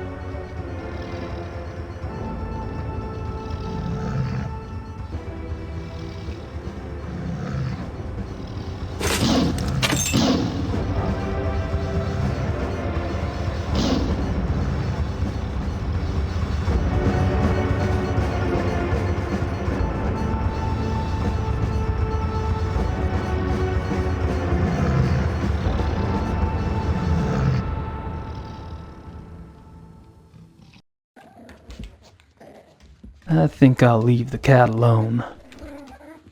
If I ever solve this case, I'll sick Liebe on this guy. I'm not sure what else to say.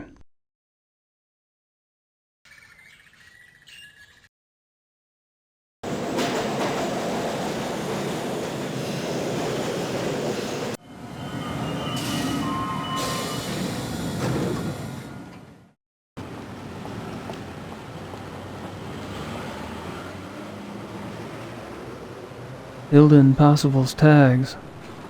So much for the killer zoo wolves theory.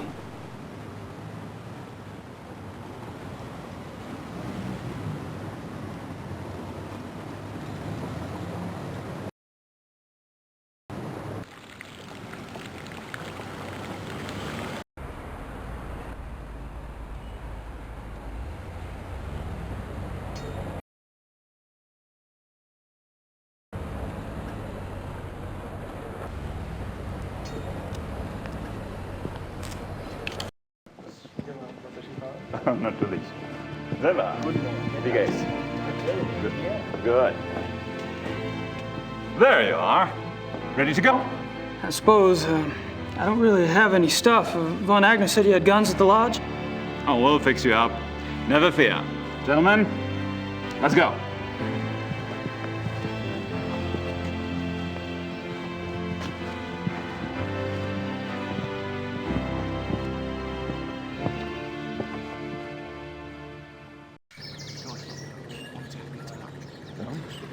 Like it?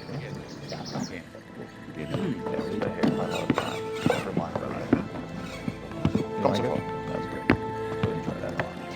Henneman, Price. You two sleep in Price's room. Gabriel will take Henneman's for now. Herrgott Sakra. Yeah, Baron. Your room is the last door on the left upstairs. Today, we relax. Tomorrow, we hunt. Great. Can't wait.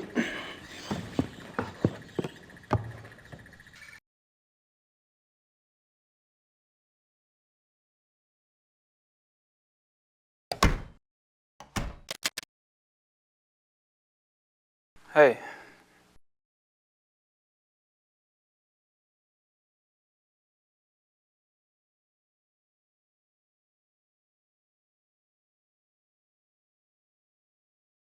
It's no use. I saw him lock it myself.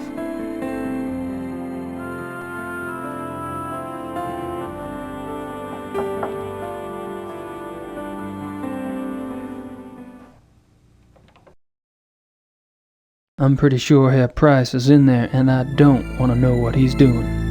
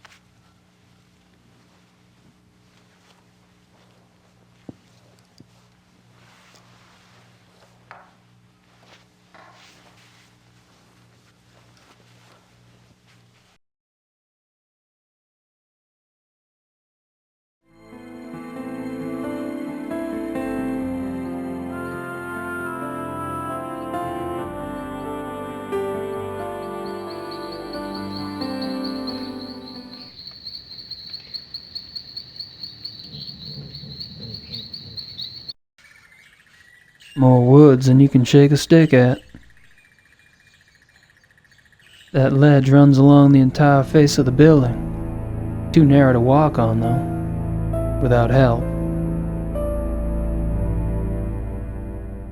I hate it when I come up with ideas like this.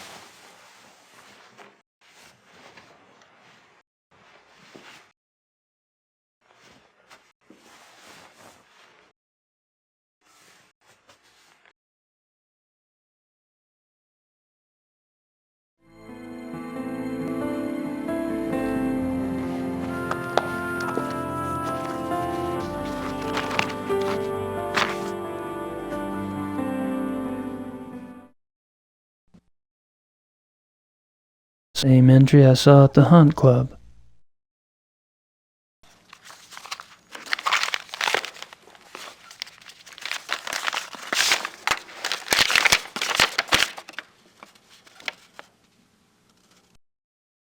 If I'm not mistaken, Grossberg was trying to cash in on all the excitement around the missing zoo wolves. Von Zell must have been the new business partner Grossberg told Dorn about. Guess Von Zell didn't care much for the idea.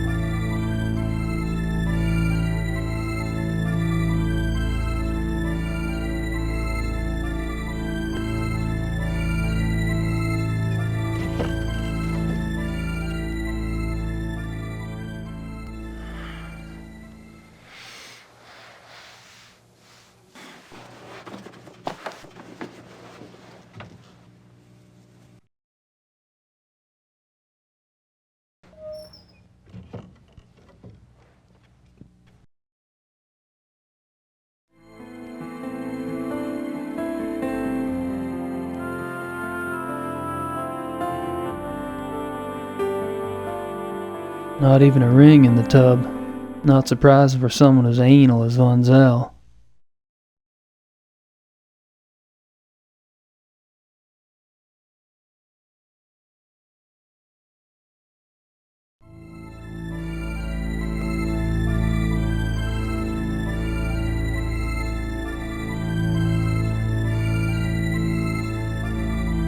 Nothing in the sink.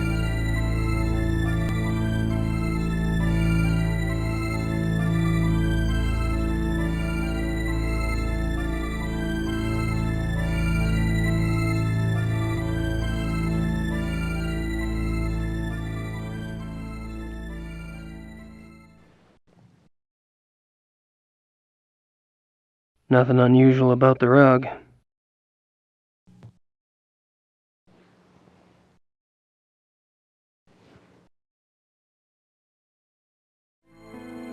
Hello. Someone's been tromping around barefoot in the mud. Orange mud at that.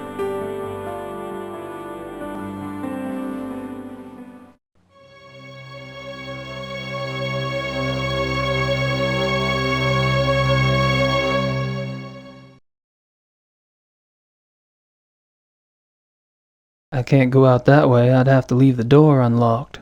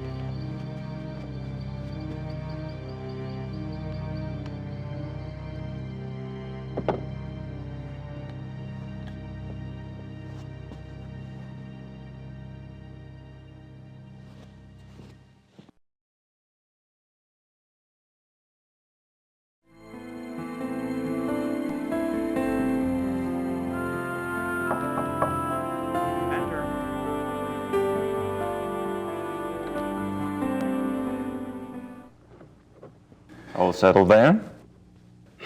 Uh-huh. Nice place. Yes, it is. You should go for a walk. The woods are beautiful, and you could get your bearings before tomorrow's hunt. Good idea. He's busy. Friedrich wouldn't appreciate me messing around in here.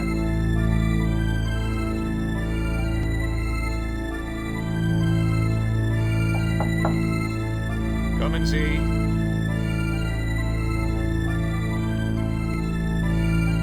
What do you want, Knight? Just scoping things out. Really?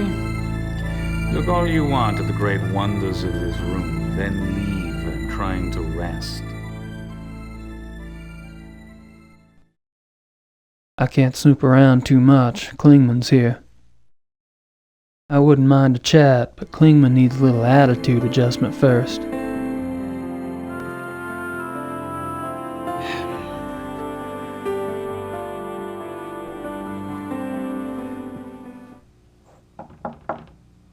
Ja? Herein!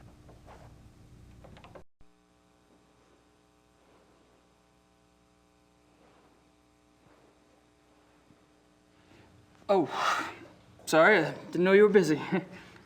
Mach nicht, I'm always up for company. Okay. So, amuse me, Herr Knight. I can't examine anything with Von Agnes sitting right there. Tell me about the club. From what I hear, you've already grilled the others about it. Really, it's so tedious. All right, we can talk about something else. Can I assume you're a fan of the club philosophy? Well, look at me. I love to eat and I love to drink. I own a butchery and a brewery, which means I love people who love to eat and drink. If I could make it the national religion, I would. Point taken.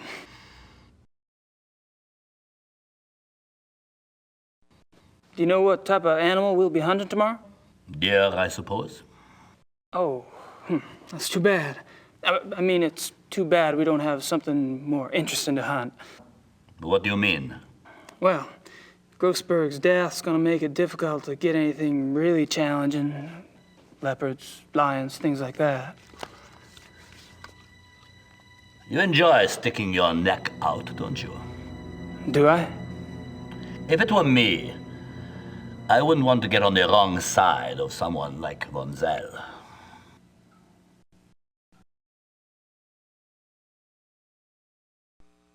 Were you the club's main contact with Grossberg? Yeah. Buying and selling exotic animals isn't exactly legal in Germany. The others didn't want to know.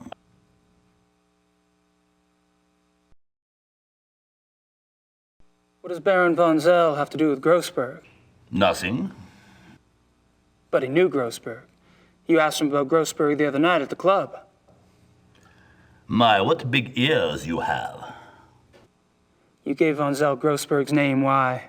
Because he asked me for it.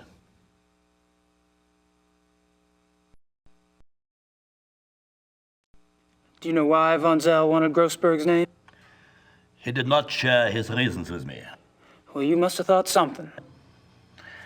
I assumed that since von Zell was getting too big for his britches, and since he was no longer von Glauer's pet, that he had intentions of leaving and starting his own club.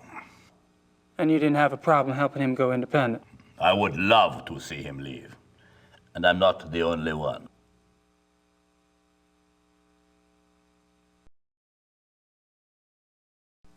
Would your cooperation in giving out Grossberg's name have anything to do with the money you owe von Zell? How do you know about the money? You've only been with the club a few days. Did the Baron say something? What's the big secret? Von Zell is a banker, isn't he? That's right, he's a banker, and I am a successful businessman. There you go. And he offered to cut your debt in half for a small favor, I understand. It's not your fault Grossberg's dead.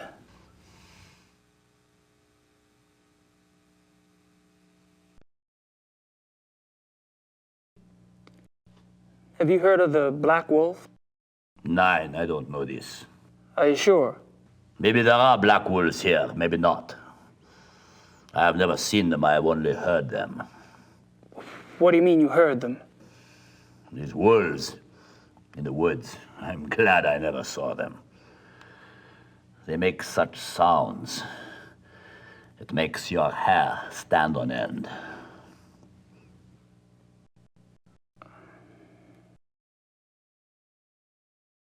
Are you telling me you've heard wolves around here?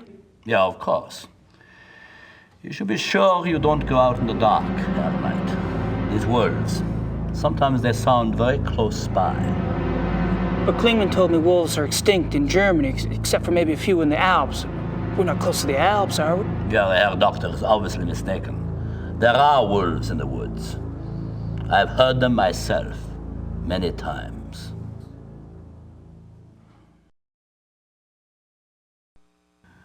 I think you should excuse yourself now, Herr Knight.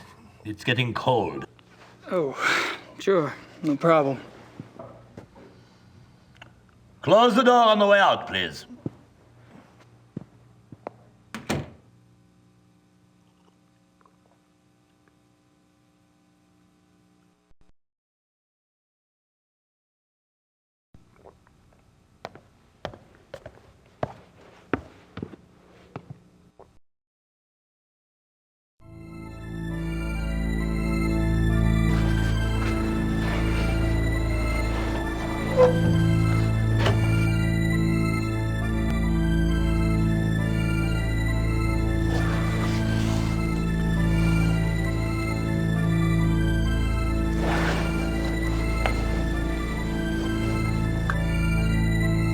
Nice closet.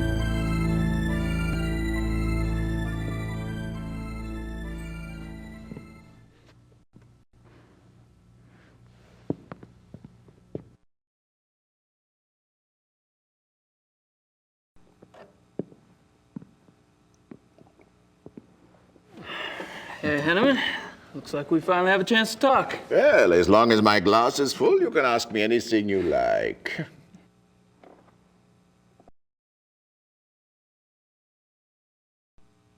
Are you especially close to anyone at the club? Oh, I drift on the fringes, Herr Knight. You, however, seem to have gone straight to the top. Oh, I don't think so. Don't be modest. Everyone can see you as a new golden boy. Why do you think von Zell bothers to hate you? Are you and von Zell good friends? No, I was never good enough for von Zell. No, I get along better with those who do not think so much of themselves. Von Agner? Ja, von Eigner's a good man. Dr. Klingman, too, I like. He comes by the Donisel and drinks with me sometimes. Well, you could stop by sometime if you want. I don't like drinking alone. Thanks. Maybe I will. Yeah.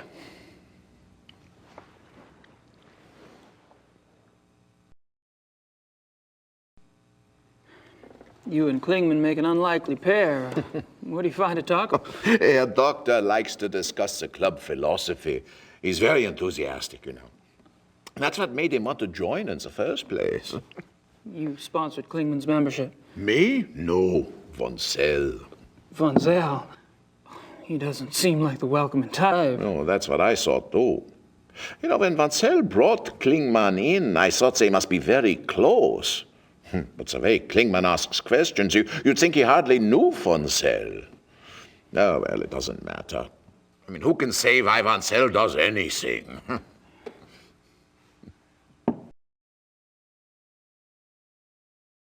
Is there any reason you don't want a room with Price? No, you may not have noticed, but the man is a rotting Schwein. Why the Baron puts up with him, I will never know. I can tell you what he's doing right now up there in his room. He has shut himself in the bathroom, and he isn't taking a bath. I tell you, you can't turn your back on a man like that. No one is safe. I thought Price was a hotshot lawyer. Yeah, was 10 years ago. He's lucky he doesn't need the money now because he can't get work. Why not? He's too obvious with his nature, you know? Okay, so maybe other men are like this, thinking only what's between their legs. Price, he has no respect for normal human decency. He flaunts his perversion. Isn't that what the club's about? Getting in touch with one's instincts, being primal? Yeah, okay, so it is. That's a question for the Baron, not for me. I only say what I see about Price.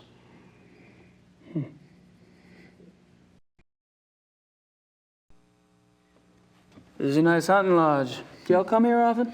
Oh, at least once a month altogether. Oh, we can come anytime we want by ourselves. Do you have any other properties where y'all hunt? Yeah, we have a lodge at Alfdorf, but we don't go there much. It is not so convenient as this one. Alfdorf? Mm-hmm. Is the club in Alfdorf close to a forest too? Oh, not close. In. It's in the Naturpark Schwäbisch-Frankischer Wald. Of course it is.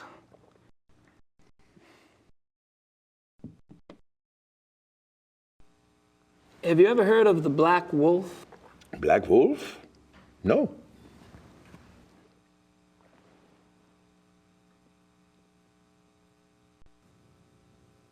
Thanks for the talk. Ja, auf Wiedersehen.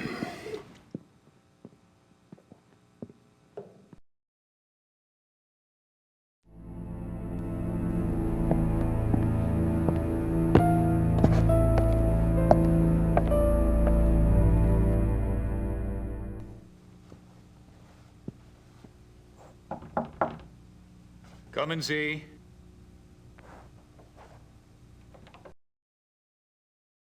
I wouldn't mind a chat, but Klingman needs a little attitude adjustment first.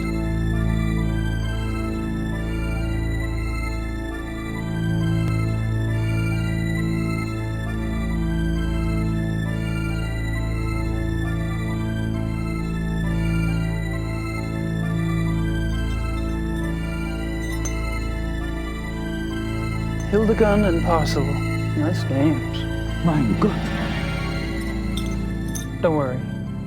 I'm not gonna turn you in. Please, Knight, it would mean my job. Yeah, I said I wouldn't. Not if you tell me exactly what happened. I'm afraid. Of Von Zell. It's his fault. I only followed his instructions. Why did Von Zell want to kidnap those wolves? He said he wanted to own a pair because he admired their nature as predators. He told me he would keep them in a private place, a safe place, to study. How did you meet Von Zell in the first place? He came to one of my lectures about 3 months ago. He was very knowledgeable about wolves, very. He said he admired my work. I was impressed by his knowledge and his title. Then he told me about the club, about how exclusive it was, about their philosophy. It was like a dream come true for me. Yes, it is seductive. So the wolves were your price of admission. How did you get the wolves out of the zoo? I led Baron von Zell and another man that I didn't know into the zoo through a delivery gate. The other man drugged the wolves with some meat. When they were asleep, he and von Zell put 2 of them into the truck and drove off. I was afraid when the police came and investigated the next day, but they didn't find anything. I thought we had gotten away with it. Then the killings started. Your wolves aren't responsible. They were shipped to Taiwan. They never hurt anyone. That is more of a relief than you could possibly imagine. But the wolves, are they safe? I don't have that information. What do you think?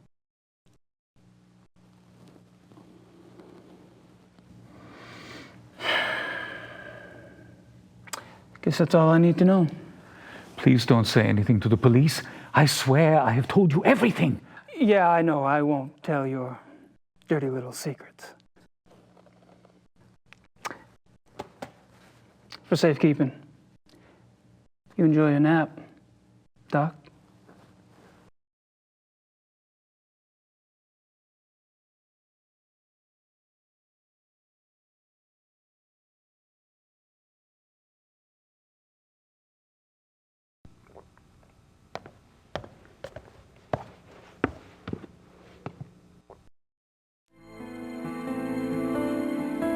That fire feels good.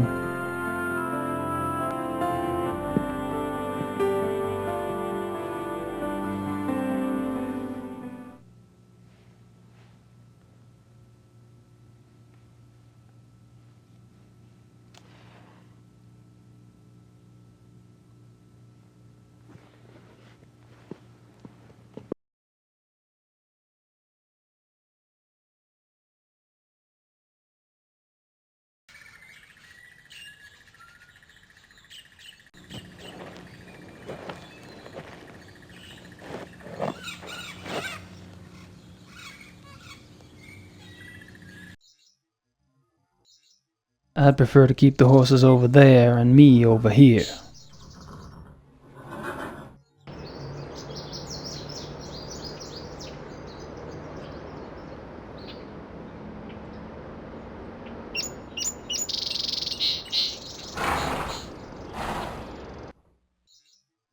Tools. Shears. These might come in handy.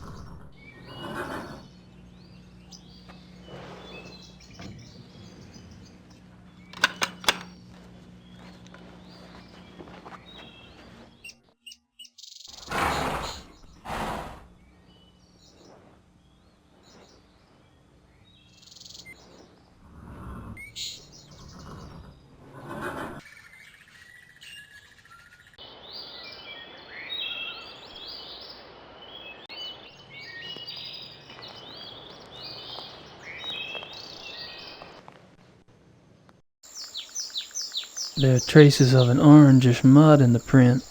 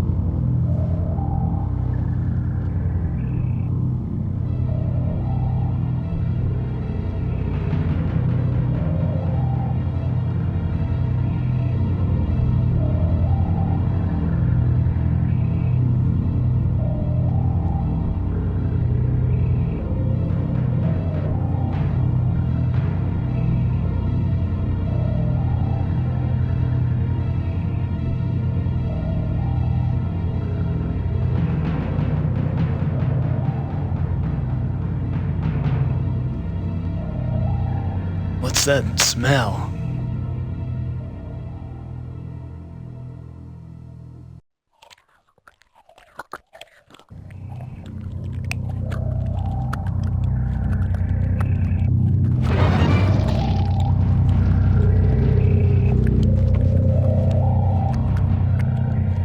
Christ! It's a big fucking hole.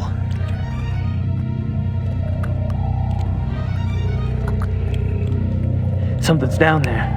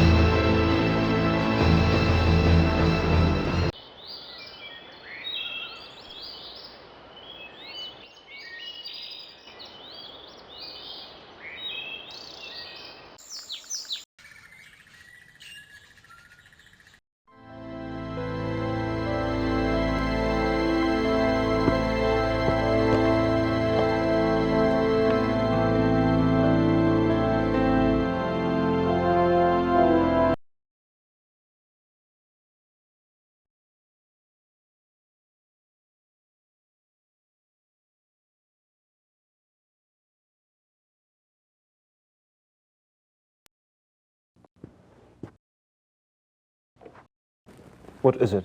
What's happened? Nothing happened. You look like you've seen a ghost. No, Sweet Jesus. In the woods. Show me.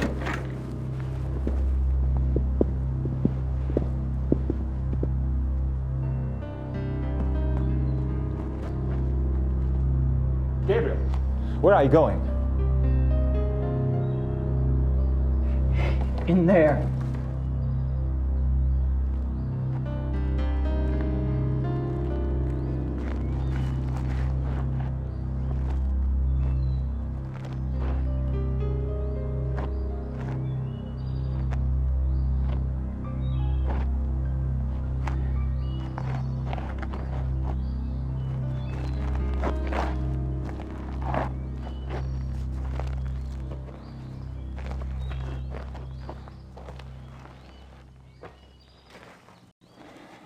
Something must be done. Did you see him in there? Did you see Von Zell? Von Zell? No. I didn't see anybody. Only the bodies. But he was in there before. Eating. Von Zell is a werewolf.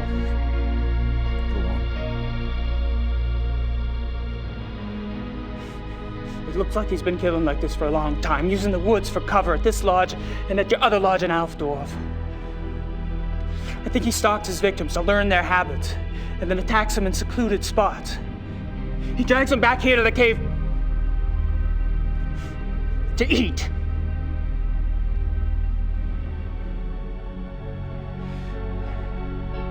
The victims are reported missing since no bodies are ever found.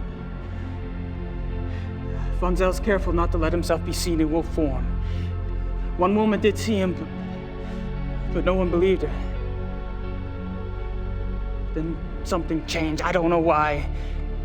Von Zell cooked up this plan to steal wolves from the zoo. Wolves that public mutilations could be blamed on. But he needed an inside man. So he seduced Klingman into wanting to join the club, then used a lure of sponsorship to set up the kidnapping. But then he needed a way to get rid of the wolves, a way that guaranteed the wolves wouldn't be found by the police.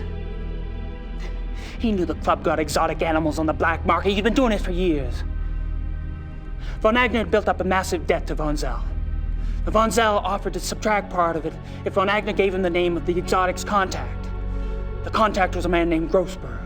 Now, Grossberg was perfectly willing to get rid of the wolves for a fee. But Grossberg got greedy. When he read of the wolf killings in the newspaper, he tried to blackmail Von Zell. That's when Von Zell killed him. I knew Von Zell was deeply disturbed, but this is incredible. Yeah, but it's true. We have to call the police. I know the man in charge of the case. No! The police would never believe us. Nothing in their mentality prepares them for something like this. Besides, I am responsible for Von Zell. I knew that philosophy was powerful, but I never realized that someone could take it to such a hideous conclusion. I helped create this. I must stop it. With your help, that is. What are you proposing? That you and I hunt him. Tonight. Bad. I don't know. Well, that's what you came to the club to do, isn't it? Hunt down and kill Tony Huber's murderer. How'd you know? You're not the only one who can ask questions. It's all right. I'm glad you showed up. Now we must act. Meet me at the stable at midnight. Until then, be discreet. The others could only slow us down. All right. Tonight it is.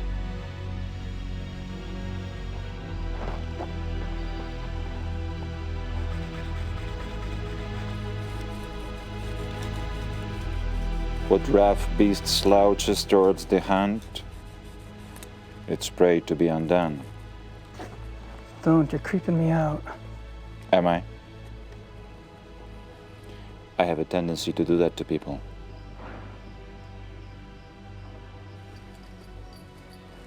How are they clothes? I feel like Lord fucking Byron. Nonsense. You look better than he ever did. And you'll need that extra warmth tonight.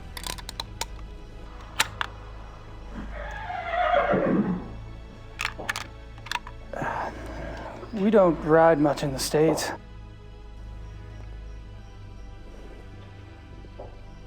We are not taking the horses. It's too dangerous to ride at night.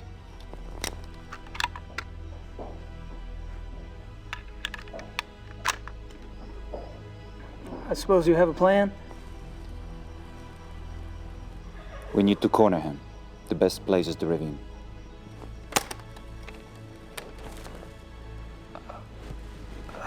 I think I'd better run defense. I'm sure you have your own methods. But if I were you, I would keep close.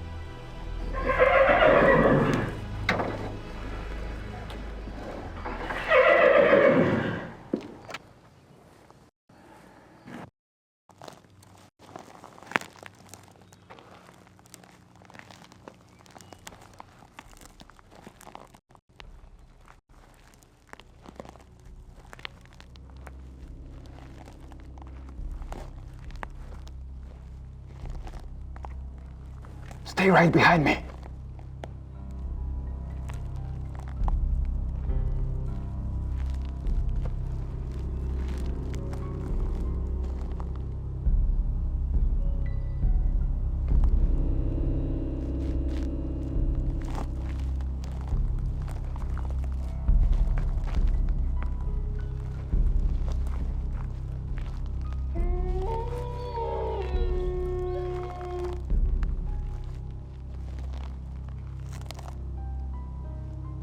Friedrich, I heard something.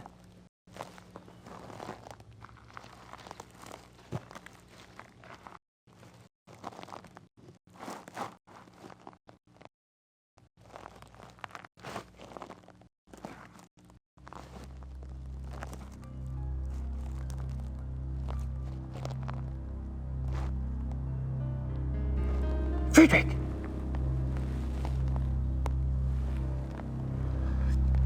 Damn it! Friedrich!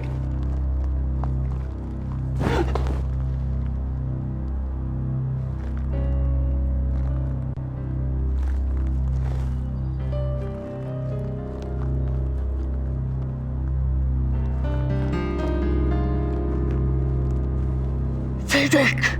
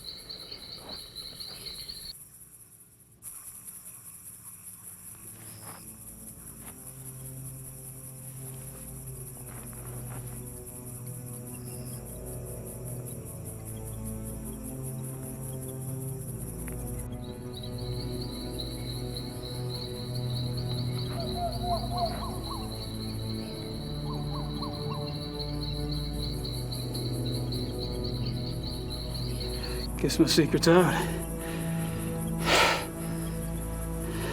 I'm obviously not a hunter. This shit sickens me. You're less experienced than I thought. But not for long, I'm sure.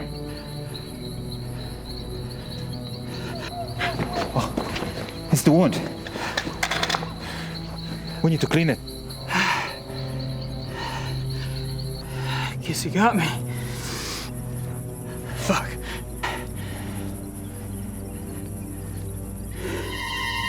Fuck! Wait a minute.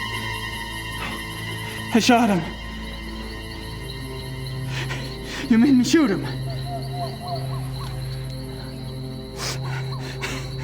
I'm okay. Oh, Christ.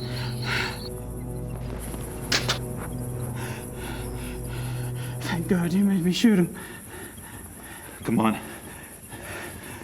We'll fix you up in the lodge. And I'll drive you back to Munich in the morning. I think you've done enough hunting for one trip.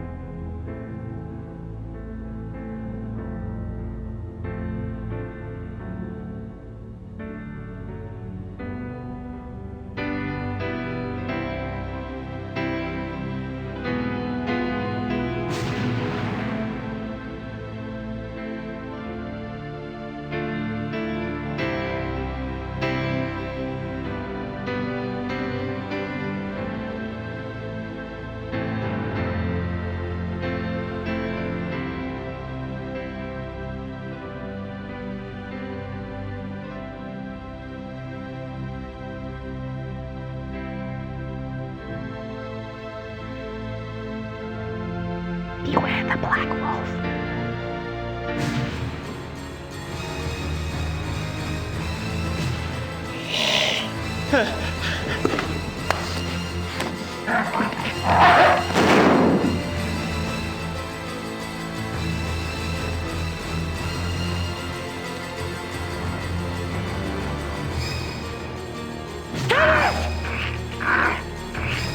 You must do it! Two wolves are missing from the zoo. An alpha werewolf cannot harm a bedtime with his own hand.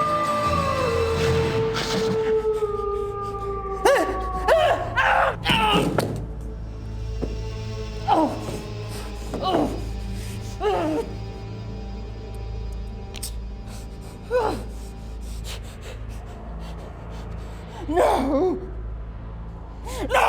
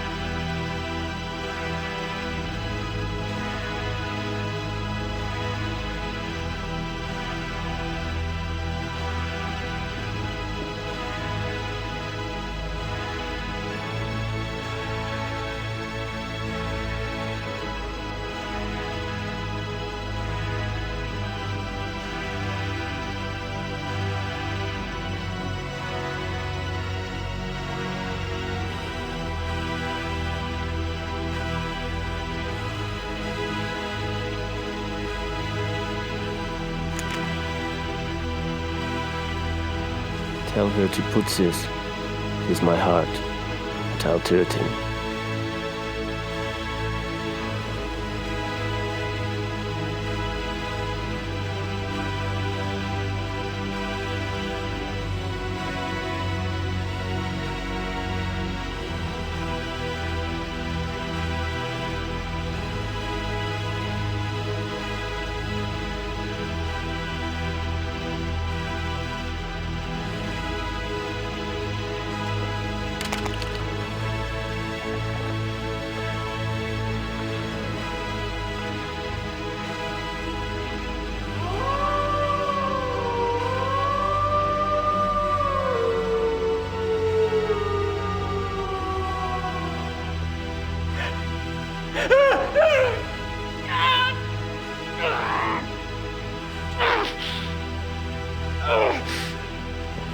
Gabriel! Get out!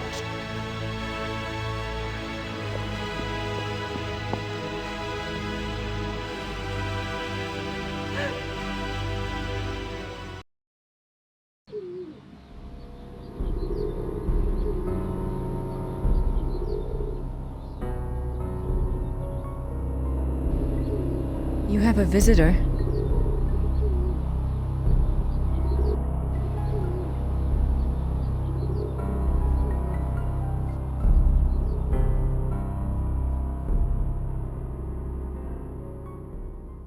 That bird seems to like it here.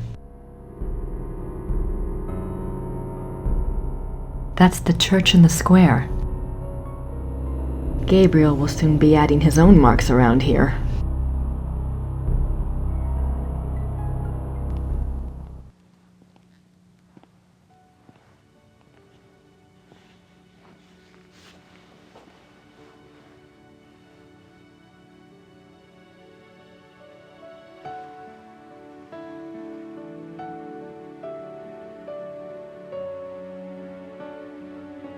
Grace? I'm right here. I fucked up. I know. It's okay. It's not okay. Not even close.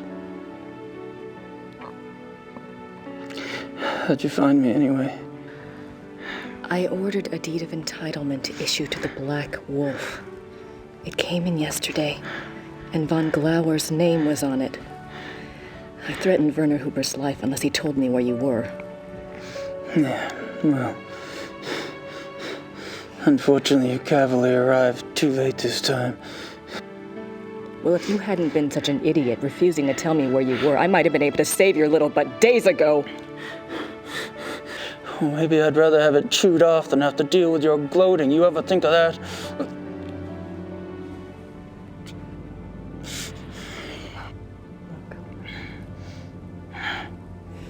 Forget it. We have to deal with things the way they are. Do you remember what you kept talking about on the way over here? That vision of Ludwig? Yeah. Believe it or not, it may help us out. I'm gonna go check on some things. Mr. Smith will watch over you. Okay? Yeah. Whatever.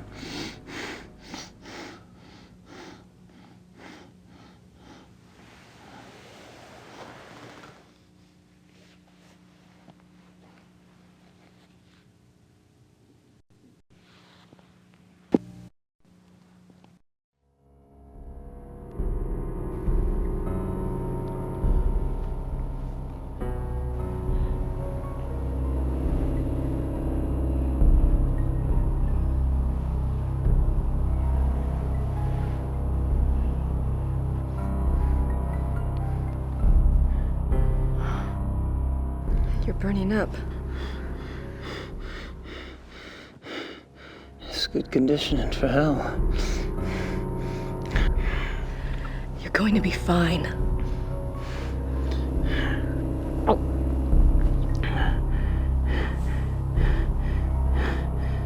Not the hair, Grace.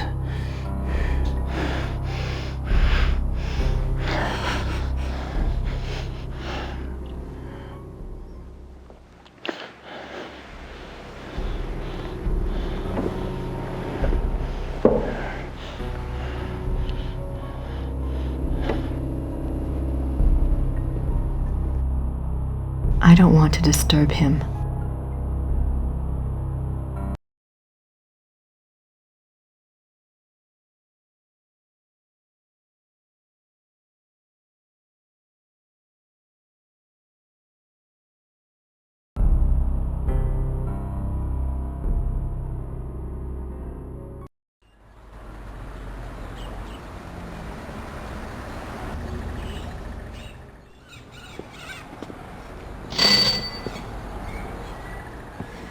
Grüß Gott, Frau Nakimura. Grüß Gott. Haben Sie etwas für mich? Nicht für Sie, aber für den Schattenjäger. For Gabriel. What is it?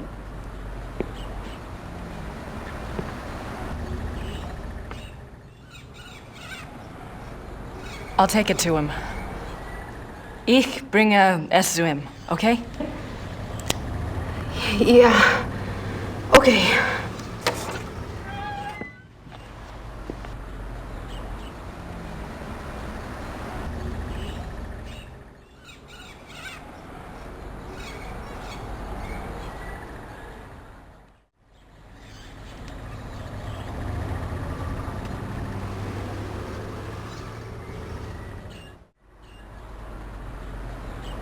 It's a letter from von Glauer, and he sent the Ritter talisman back too. Gabriel, I know you are very ill right now. The change is always painful. I went through it myself when I was only 12, and I did not even know what was happening to me. I'm sorry I'm not there to help you, but I have a pretty clear sense that you would not welcome my presence. You are safe in Rittersburg. For now, that is enough. Let me speak then of the future. You hate me now. I know this. But I have some hope that by the pass of the second moon, when the sickness wanes and the blood has inflamed the greater part of you, you will see things differently. You will need me then, and I think you will want me then. It is for hope of this that I did not have you destroyed the night you were bitten by von Zell. I could have done. You were passed out for hours at the lodge. It would have been a simple thing to wake the men, show them von Zell's corpse, and make up a story that would enrage them enough to kill you. I did not. Let that be proof of my true desire for friendship with you. I have desired companionship for more years than you have lived. I have even very rarely taken the risk and changed others. But the blood was always too much for the brain, and my chosen one ended up dead. Or mad. This is why I started the Hunt Club. It was my idea that if I could first indoctrinate men's minds to the religion of tooth and claw, that they then might be prepared for the change. As you have seen, it did not work. Von Zell was the best of the lot. If he had turned out well, I would have taken the others. But there's no point in even trying with them now. But you are different. You are a Ritter. Your blood is already supernatural. Yes, I know of your family. I have studied much over these long years. When we met, I felt somehow that you would not be destroyed by the gift. You have an enormous streak of the beast in you, and you are innately strong in the occult. You will be powerful and beautiful in the change. I am sure of it. I did not intend for it to happen so soon and in such a way, but perhaps fate has its own reason. But how confused you must be. You may feel I used you to dispose of von Zell. I did. He had to be taken care of, and you obligingly showed up. What was I to do? I'm too old not to have learned at least this much about the light. You cannot shut it out. Better to let it in and let it simply dim to adjust to the relative brightness inside. Think well on these things as your body adjusts. Think about meeting me in Munich in 2 months' time. We can leave Germany if you wish, and go anywhere you like. I will teach you how to hunt, how to live safe and well. You can feel the night wind on your face, taste the heartbeat of the kill beneath your jaws. It is glorious. Much more so than the priestly life the schattenjäger offers. Don't confuse yourself with ideas of good and evil. Nature shows us that there are no such distinctions. You and I both inherited something from our fathers. Is your legacy any less of a curse or blessing than mine? Join me. Yours, Friedrich.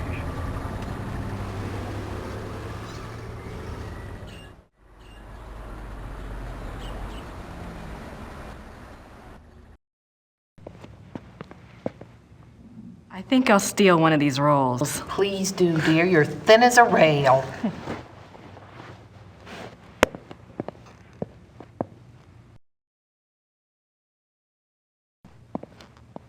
Sit down, Grace.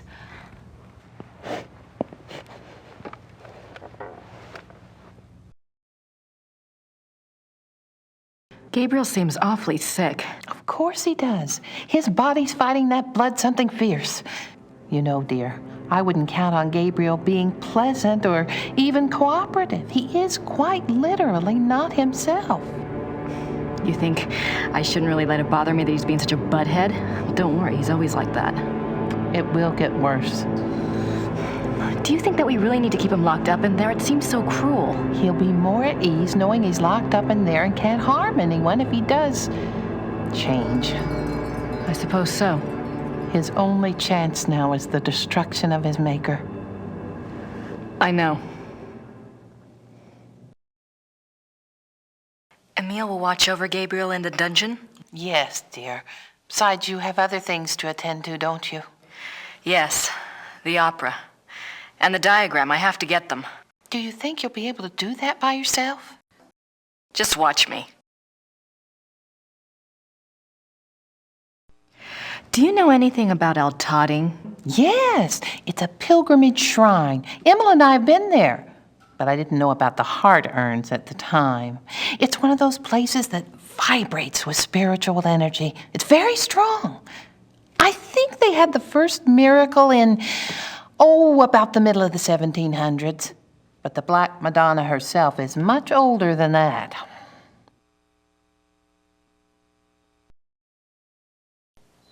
There's something I think you should see.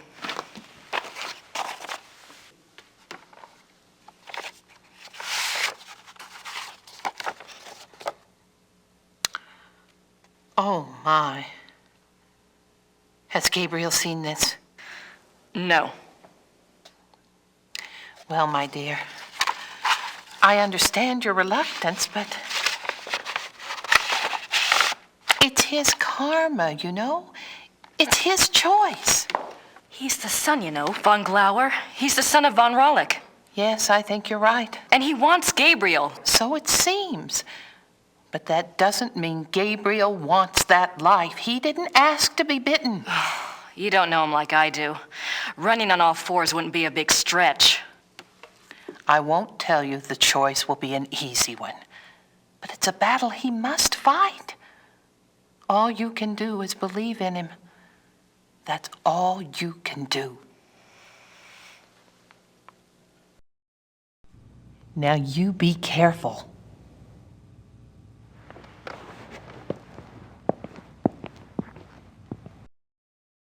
She can't give me any more advice now. I don't need another role. Werner looks about as interested in talking to me as I am in talking to him.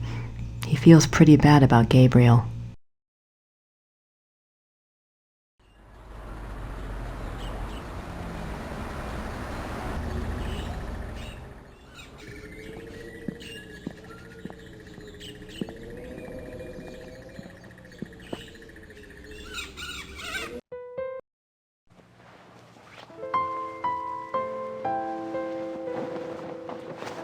is Gabriel?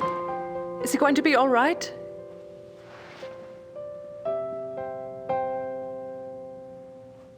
He'll be fine, Gerda. Let me know if I can help. Sure. Thanks.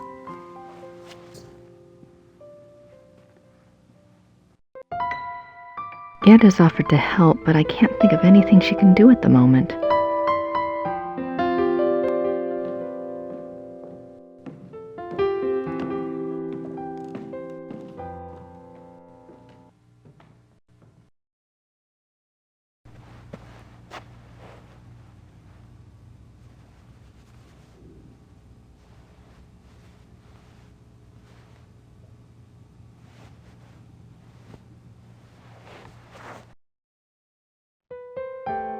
I don't have time to put the rest of the sheets on the bed.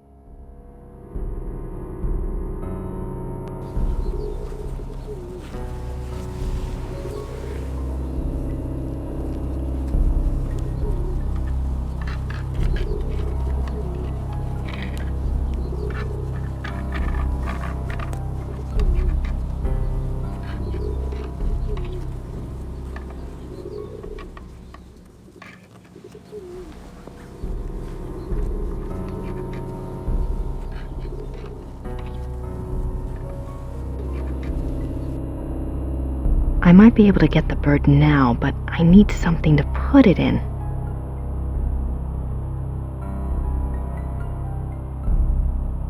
Fresh sheets. That was nice of Gerda.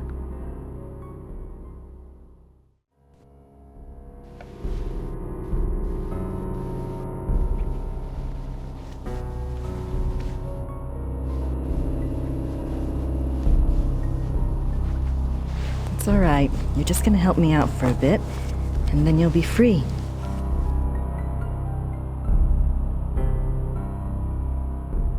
That's the church in the square.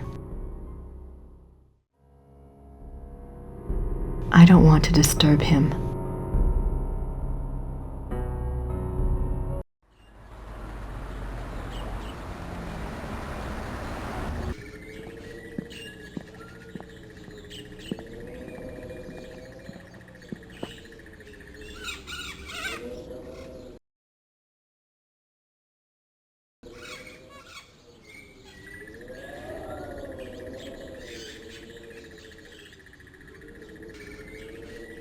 The pigeon seems to be doing okay in there.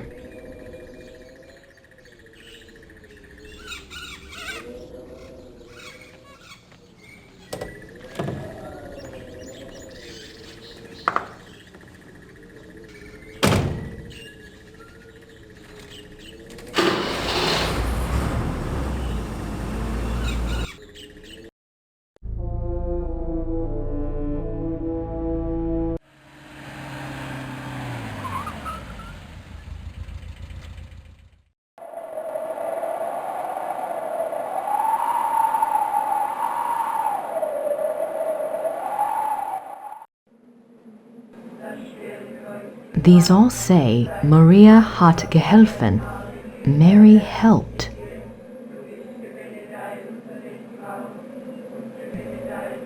suppose the crosses are gifts from the cured, or are they another means of petitioning the lady? Silver body parts. Penitent offerings. A replica is made for the part of the body you wish to have healed. The replica is offered to the Lady of Altading as a token of faith.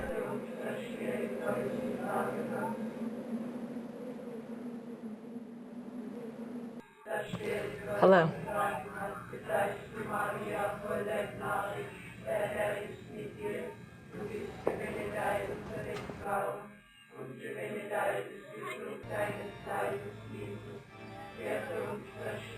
I'd better wait until the service is over.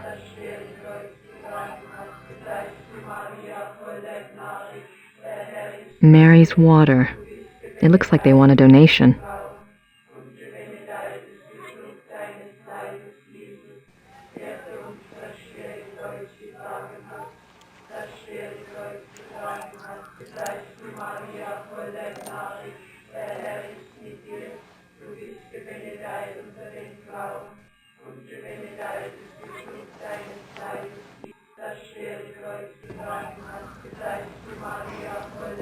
Grüß Gott. Is it possible to see Ludwig's heart urn? Das tut mir leid. Das Herz für Ludwig II. Von Bayern? Haben Sie das Herz? Das Herz. Herz. Oh, no, not my heart. I'm not sick.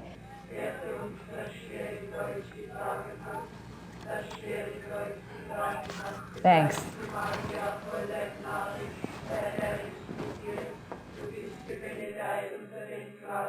I don't need another bottle.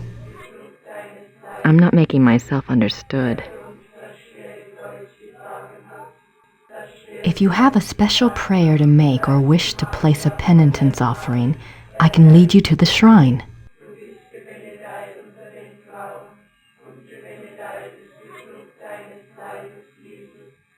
Water from the Black Madonna's spring.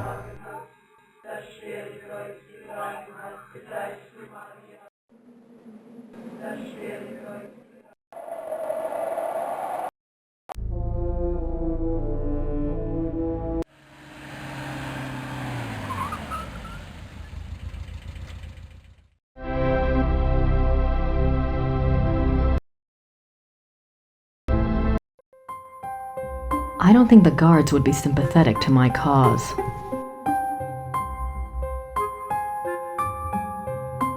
I'll never get away with it while there's a guard in the room.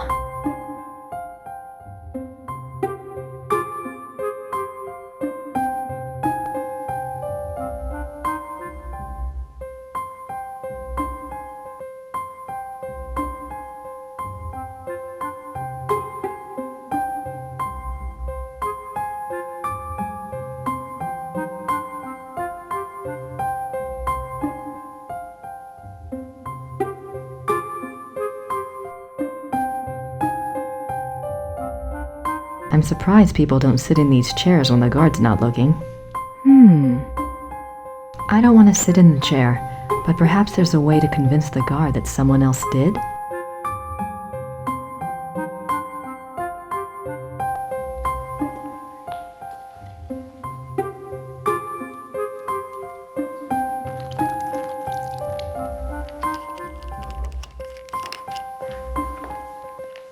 Entschuldigen Sie bitte.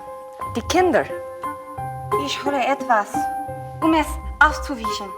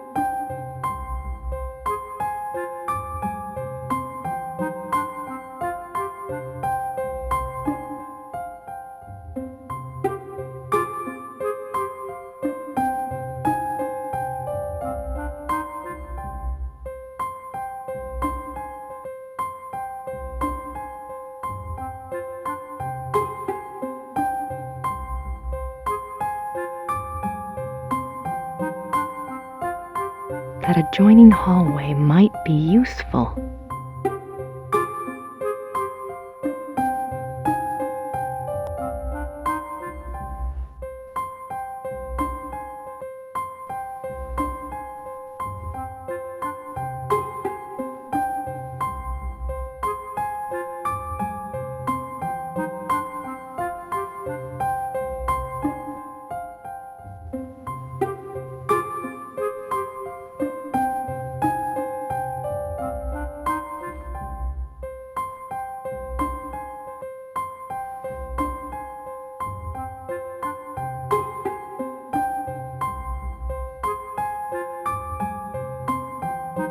Wie ist das Ding hier hereingekommen?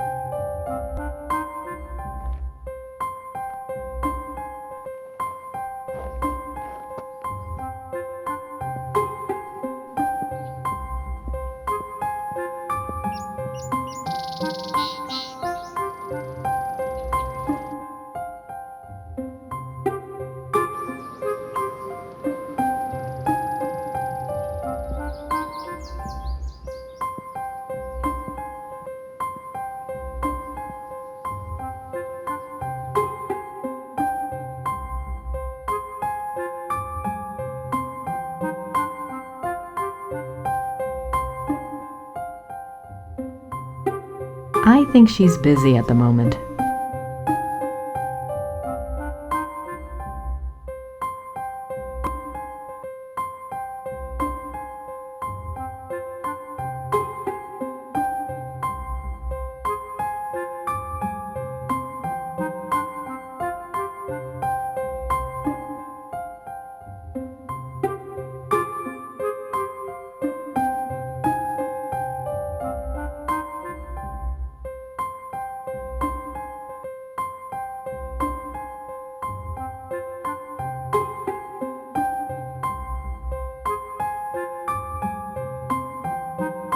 This is the only copy of Wagner's Lost Opera.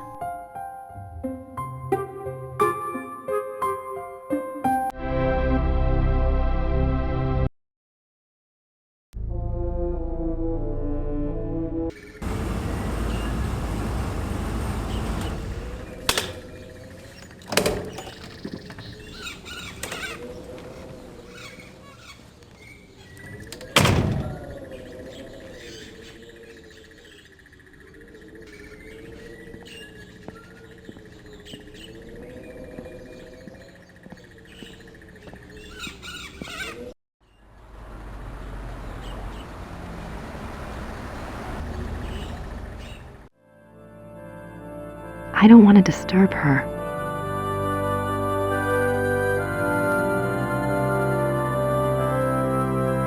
That silver heart reminds me of the silver penitent gifts at Altadin. I wonder if... No, that wouldn't be right. Maybe I should just ask her.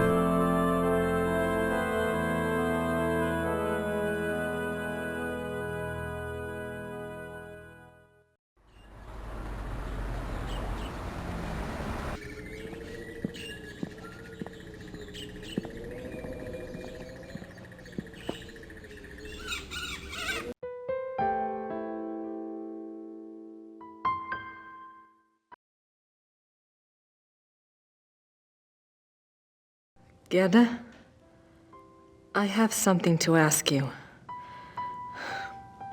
It's really awful. What is it? You know the silver heart you got for Wolfgang's casket? Yes. If I paid you to have another one made, do you think I could take the one at St. George's? It's for Gabriel, isn't it? Yes. Take it. Wolfgang will understand. Thank you so much, Gerda.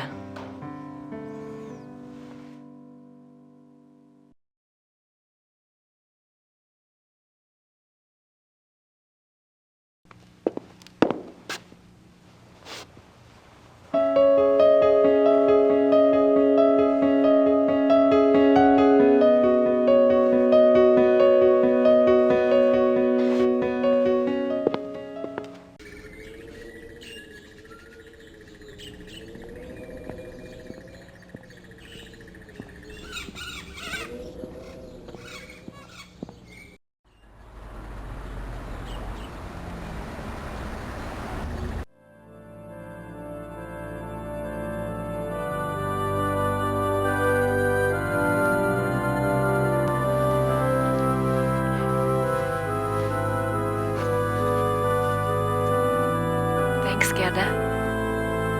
And Wolfgang.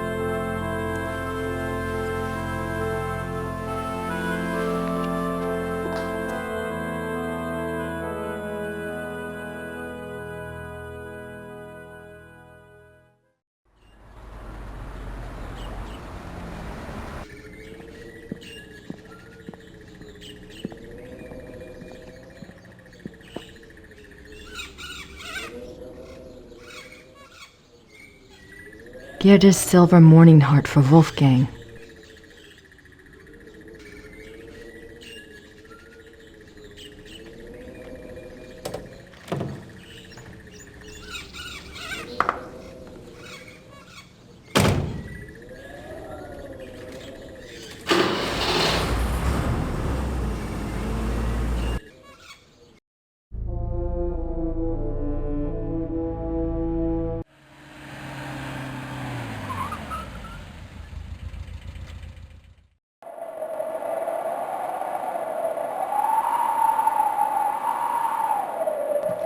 Hello.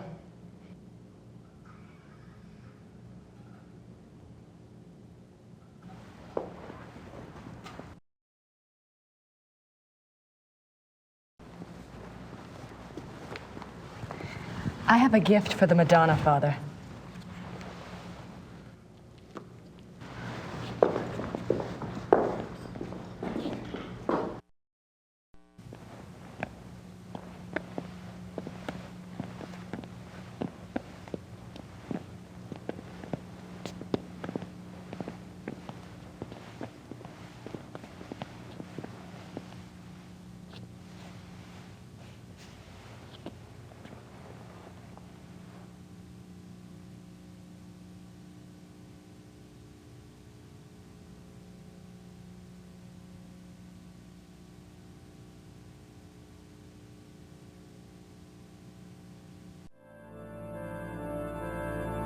The heart urns. If I could get away with moving that chair, I could reach the urns. It's the Lady of Altading.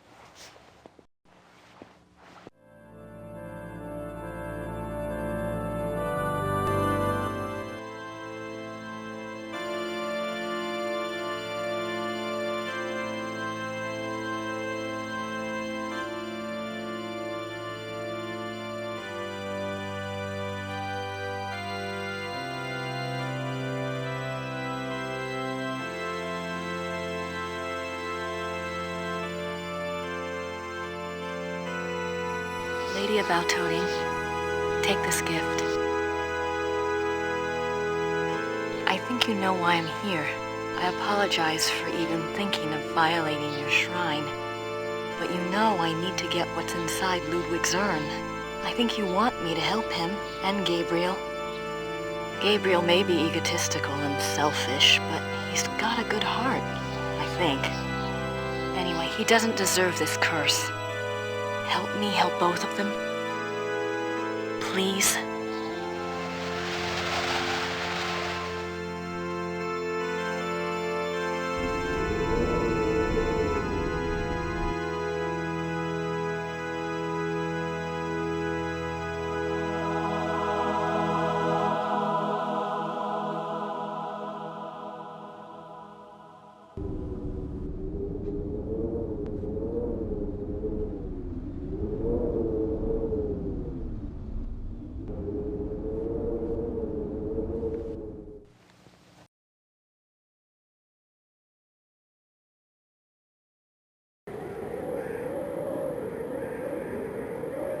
I hope this works.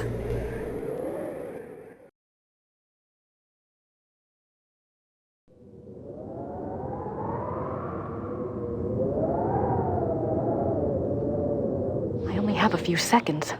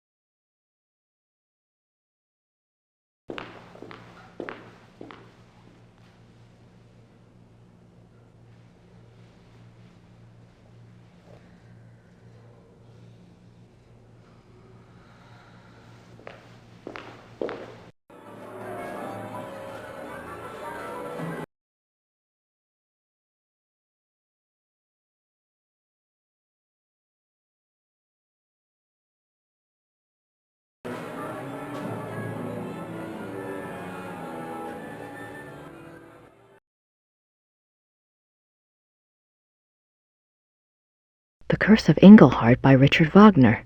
Act 1. Many years ago in a small German village there lived a young man named Engelhart. Engelhart was a lowly blacksmith's apprentice. He was fair-faced, but by nature gentle and shy. Being orphaned, and having lived with a blacksmith in virtual slavery since his parents died, Engelhart had nothing in the world to claim as his own. Nothing, that is, but an amazing talent. For 10 years, the beautiful and much-desired wares that had passed for the blacksmith's own had actually been produced by Engelhart. The blacksmith, a greedy and vain man, was determined to keep this a secret. He forbade Engelhart to ever work the metal in front of another soul, on pain of death. But the blacksmith's ingratitude went further still. He was so plagued with envy of Engelhart's talents that he treated Engelhart like a lazy and worthless dog. The other villagers, assuming that the blacksmith's behavior toward Engelhart must be deserved, followed suit. Now in the same town there lived a rich baron. The baron maintained a patronly and righteous face with the villagers, but it was rumored that he was actually unspeakably cruel and wicked. There was also a young maiden, Hildegunda, who was lovely and good-hearted. Hildegunda was the only one who took pity on Engelhart and was kind to him. Engelhart loved Hildegunda madly, but was too shy and too penniless to even speak of it. In the first act, we learn that Hildegunda's parents, blinded by the prospective fortune, have betrothed her to the baron. When Hildegunda learns of this, she is terrified and protests that the baron is reputed to be evil, but her parents brush this off as jealous rumors and demand her obedience. Poor Hildegunda is too good to defy her parents' wishes, and so she reluctantly agrees. The baron, with great public ceremony, sends Hildegunda a betrothal gift of a silver jewelry box. Hildegunda, overcome by her fear and anger at the betrothal, casts the jewelry box into the fire. She is immediately remorseful and pulls it out, but it is too late. The delicate silver has been badly marred. Hildegunda fears for her life when she sees the damage. She is afraid the blacksmith would report the damage to the baron, so she approaches Engelhart and begs him to help her. Engelhart thinks of his master's warning, but determines to disregard it for Hildegunda's sake. He melts down the silver and constructs another box even more beautiful than the first. When Hildegunda sees his great artistic skill, she falls in love with him. The two come together in an aria of love, but their bliss is momentary. What about the betrothal? The young couple, knowing the baron will never relinquish his claim, decide to run away.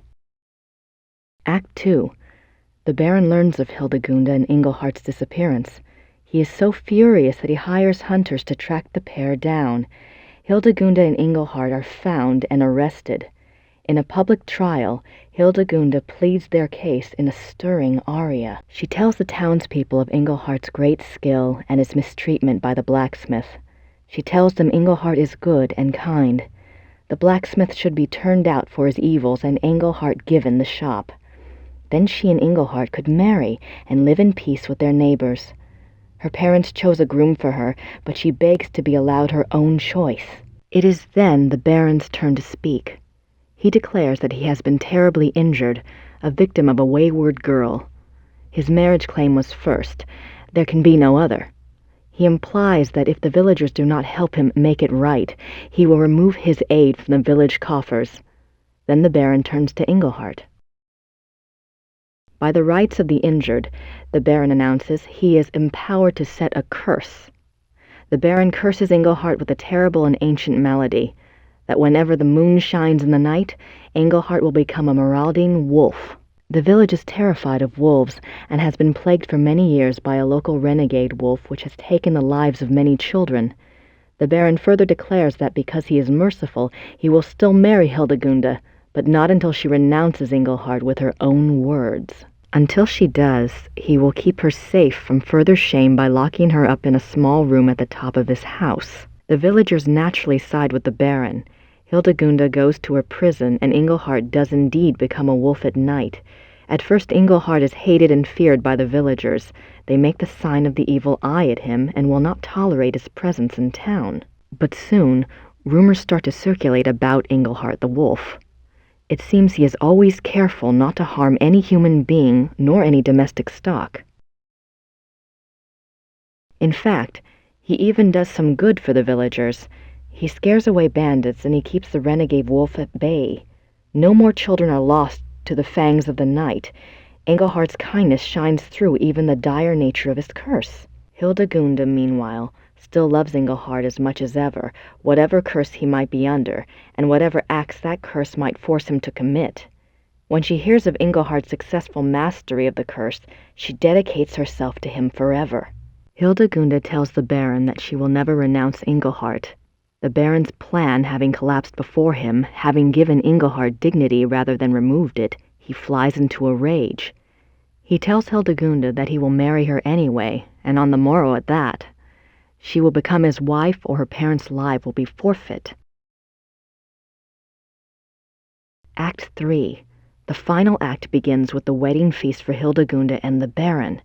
Hildegunda has cooperated due to her fear for her parents' lives, but now that the service is over, she is horrified to find herself that Baron's wife, and is mourning her final separation from Engelhardt. After her poignant opening aria, the Baron approaches her and tries to draw her back to the party. He calls for the entertainment, hoping to cheer her up. In strides a traveling show of minstrels. They wear comic costumes and full face paint and immediately proceed to play and juggle for the crowd. One of them, a mime with a tragic frown painted on his face, seems to want to hover near and amuse the bride. She keeps brushing him off, clearly depressed and tearful, and he does his best to make her laugh. After the amusing antics of the minstrel's first song, the tone changes and the minstrel's music grows dark and theatrical. The Baron protests, preferring the comedy, but he's reassured by Hildegunda's father. The minstrels gather in a circle around the frowning minstrel. They whirl around him, and he slowly sinks from sight. The music grows more frantic. Suddenly, the minstrels burst apart like petals, and standing in the center of the room is a wolf. The villagers scream, but Hildegunda cries out that it is Engelhardt. The wolf does not attack the crowd. It only lifts its head and begins to howl. The Baron screams at the wolf to stop, and he screams at the villagers to kill the wolf, but they only stare in horror. The Baron pulls his hair and gnashes his teeth. He rises and makes it to the center of the banquet hall, where he falls down in a heap of wedding silk. What emerges from the silk is another wolf. Engelhardt has revealed the Baron's terrible secret for all to see. He was the renegade wolf that had terrorized the village. The Baron wolf escapes from the hall through the main archway. Engelhardt leaps after him. The villagers rally in a cry of horror and fury. One of the men grabs an axe from the wall and entreats the others to follow. They will stalk and kill the murderous wolf. The villagers storm through the archway. Hildegunda follows. The final scene takes place in the woods outside the village. The villagers hunt the two wolves. They follow the wolf tracks, singing of the apparent ferocity of the battle between the two wolves. Hildegunda answers the men's excitement with her own fear for Engelhardt's life. The crowd emerges into a clearing. There, the two wolves are engaged in a final deadly embrace. As they watch, Engelhardt triumphs and the Baron wolf sinks to the ground and dies. Unfortunately, Engelhardt is mortally wounded. His curse has been broken by the Baron's death, but it is too late. Hildegunda sings her love to him, while the villagers pronounce him a great hero. Engelhardt dies, and all mourn in a sorrowful final aria.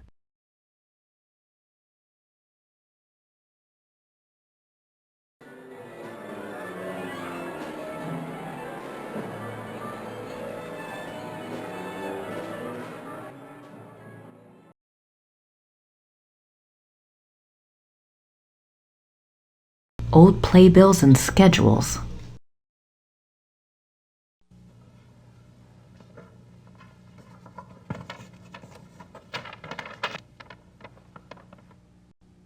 A seating chart.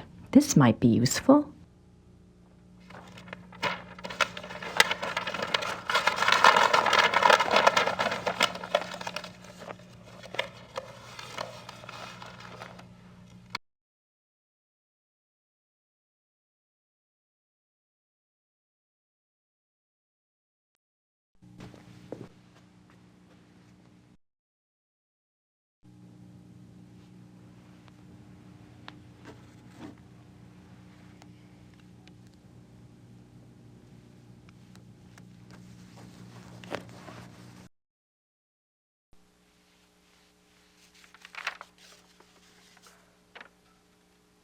Here's that list I made.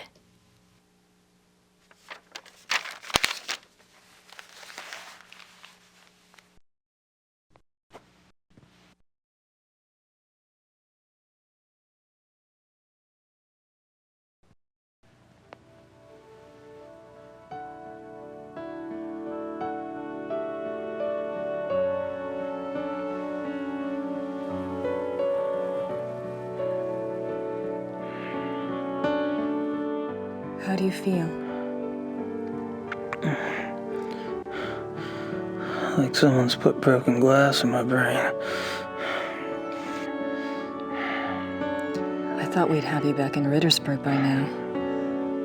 The Smiths are waiting for you there. It's okay.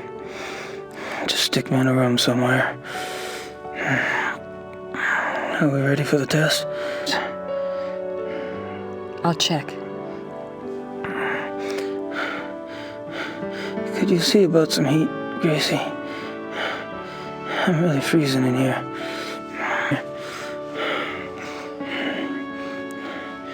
Are you cold?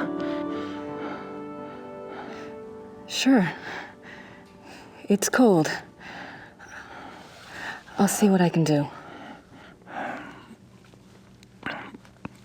Good. You do that.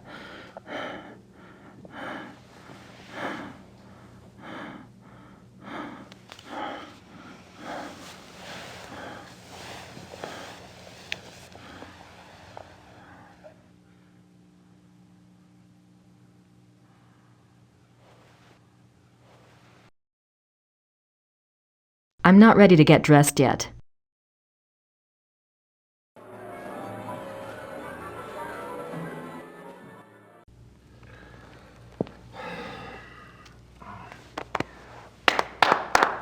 We have 1 hour, people. Herr Emmerding. Herr Emmerding.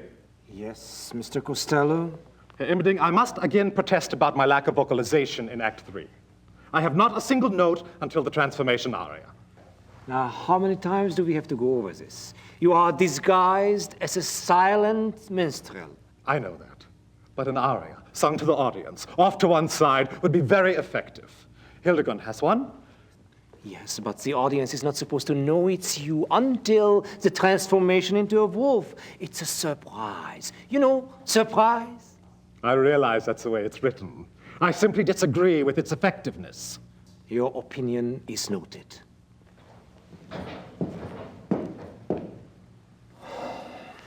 It's time to get ready, Georg.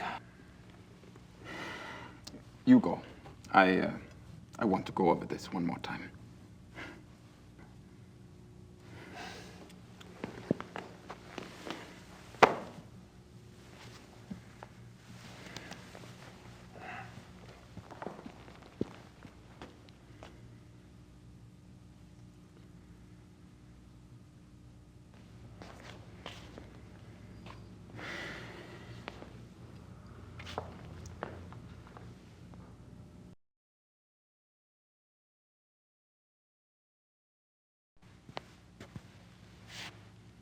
Georg, I need you to promise me something. What? There may be some distractions tonight in the audience in Act 3. I need you to keep playing no matter what. What distractions? What are you saying? Don't get upset. It's just, well, it is opening night. The audience might be a bit rowdy, you know? Are you serious? But we have extra security lined up, so if anything were to happen, it would be taken care of. So just, you know, keep playing. Grace, I do not even want to know what you are talking about. This is a brand new Wagner opera. I am not going to stop the performance, even if Wagner himself comes floating out on stage. Great. That's exactly what I wanted to hear.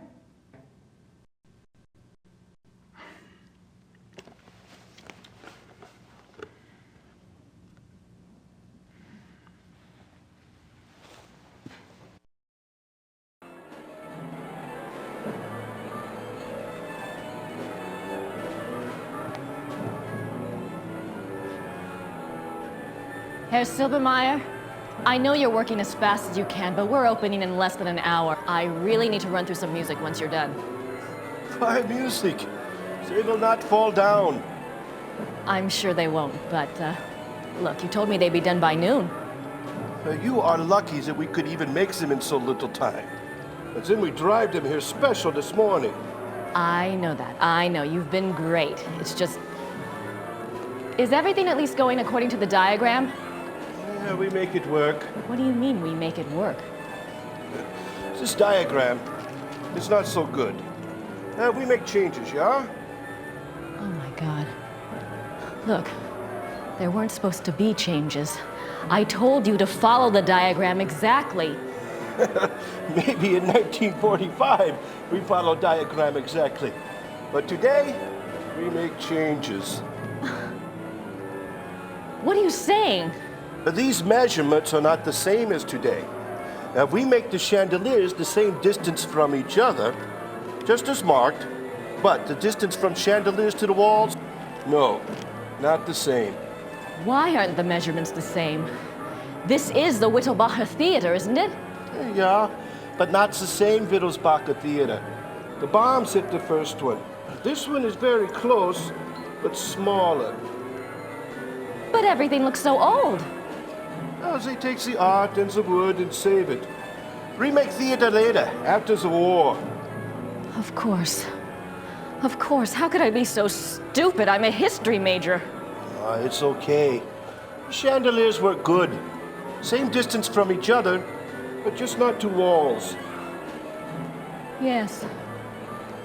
I'm sure you've done your best. Thank you.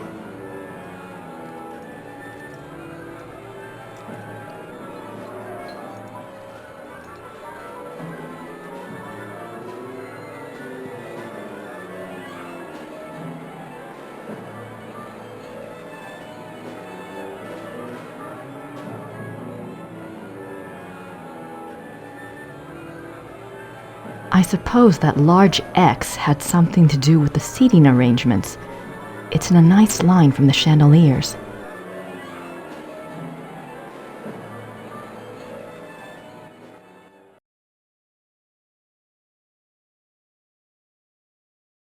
The large X on Wagner's diagram is in an area called the Mittelloge on the seating chart. I'd better check it out.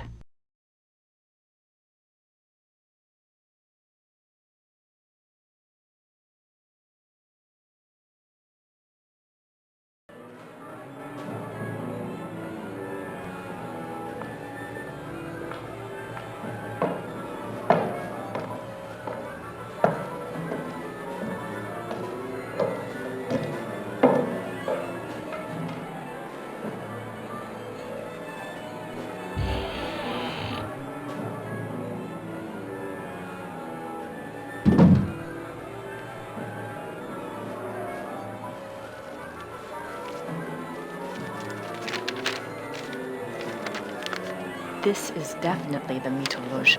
According to Wagner, von Glauer gets seated here. Weber too. Now I just need to find a way to block the doors.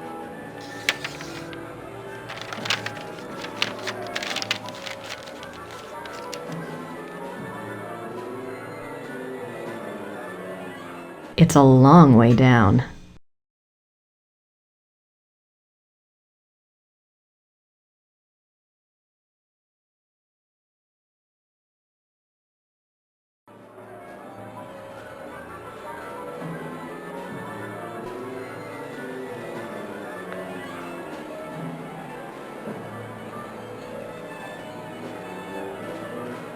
Looks like I found a spotlight, and one that's not often used by the look of it.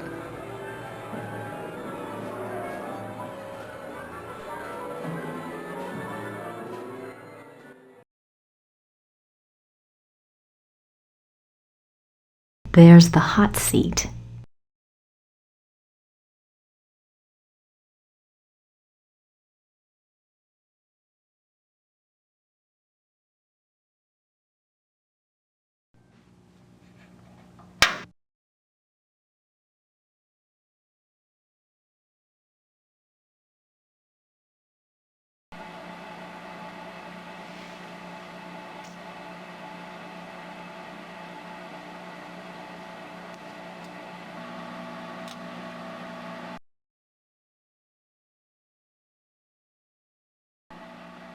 perfect.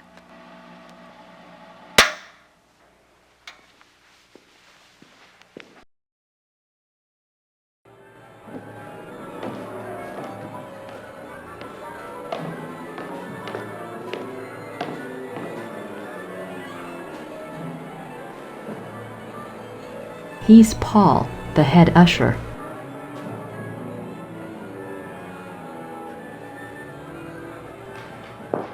Paul. Yeah. You're going to see 2 special invitations tonight. One is addressed to a man named Baron von Glauer, the other is Kommissar Lieber. Both will be seated in the Mittelloge. I have it marked here. No problem. Oh, and when Kommissar Lieber arrives, please find me. I need to speak with him before he's seated. Yes, Frau Nakimura.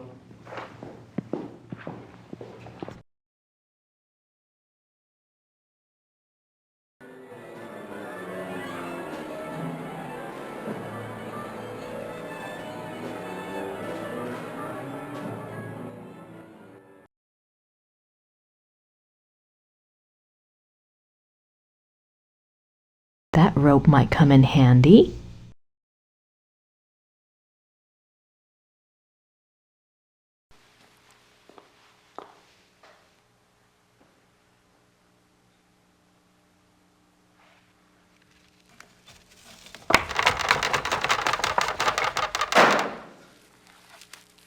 Oops.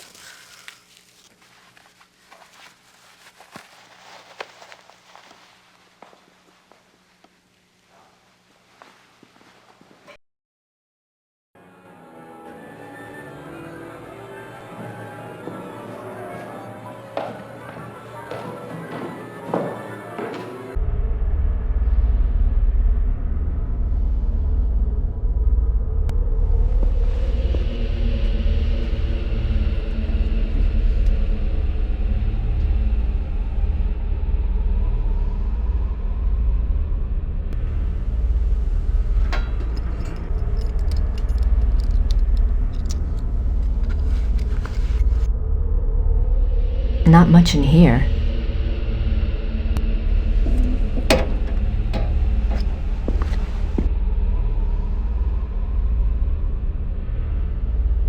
Lots of drains around here. At least they don't have to worry about flooding.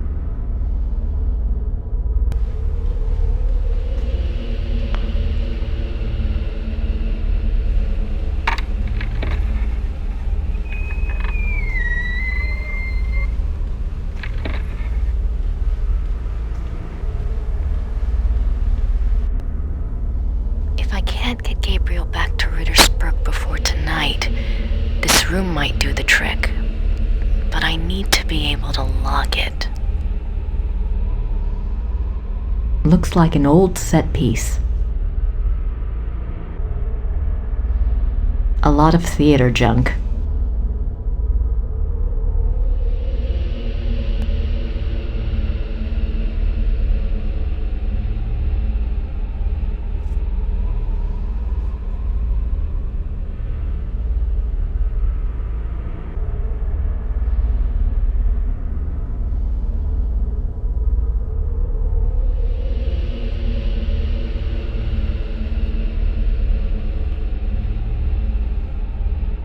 Looks like an old set piece.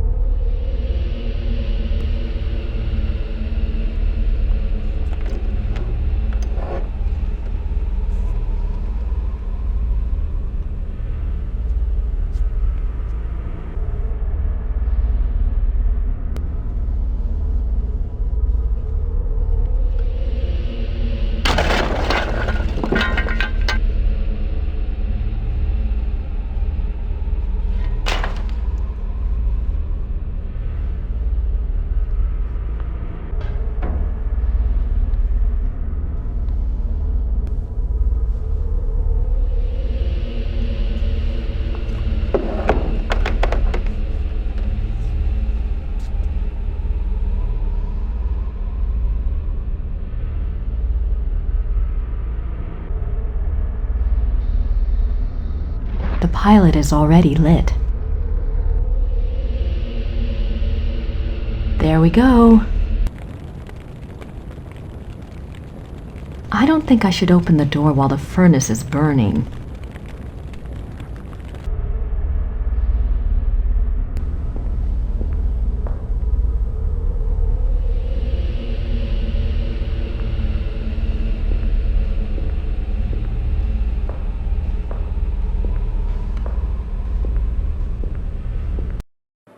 Excuse me, Frau Nakimura. Yes. It's time to open the doors. So soon? We're not ready. The performance starts in 15 minutes. The people have been waiting outside for over an hour. All right, just give me 5 minutes, okay? Okay. The doors will open in 5 minutes.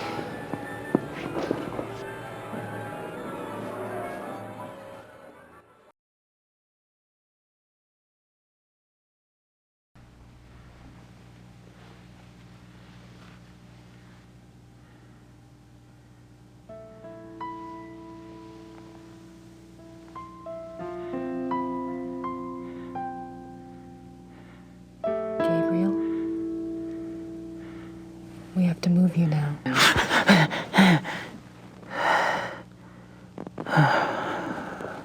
Sorry. Is it time for the test? No, we don't have time. I found a safe place for you downstairs. You'll be all right there. But the test? It's too late to change anything now, even if we could test it. Come on.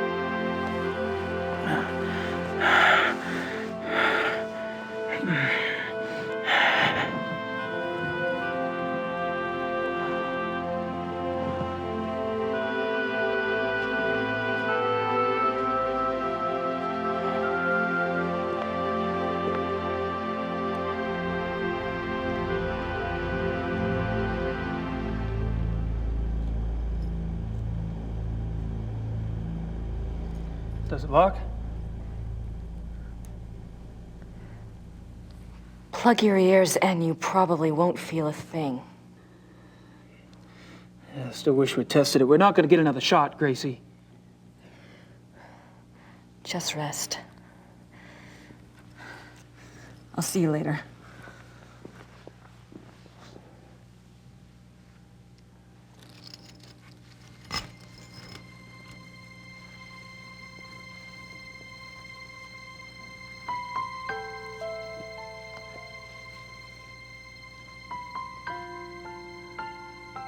Gabriel? What? I have to tell you something. I screwed up. What are you talking about, Gracie? The chandelier foreman had to change the measurements.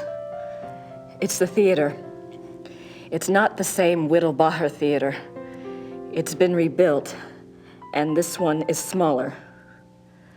I'm not sure the crystals will work. I can't believe you did this. God damn you, Gracie! You did it on purpose, didn't you? Gabriel! Open the door! Open the goddamn door! No. You open the door this minute. If you can't manage a simple goddamn fucking diagram, I'll take care of things myself! Myself, do you hear me? Open it! I'm sorry. I'll do the best I can. Gracie! Gracie!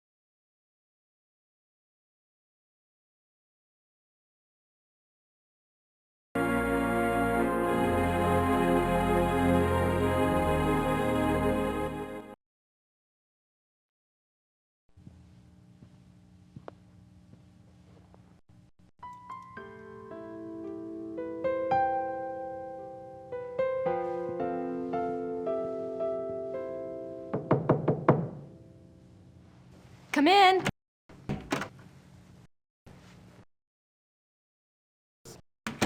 Kommissar Lieber, at your service. I'm one of the show's producers, Herr Lieber. Thank you so much for helping us out this evening. You came with another officer, and you came armed. Is that correct? Just as the invitation specified. But why did you ask me? The Ordnungspolizei usually supply extra security. One of our producers is a fan of yours. We needed the extra security, and he wanted to make sure you got good seats for tonight's performance. Oh, they are very good seats, very generous. But is there some specific trouble you're expecting this evening? Believe me when I say that nothing at all will probably happen. I hope you're all right. I would like to meet this van after the performance. I hope that will be possible, Kommissar. Thank you again. My pleasure.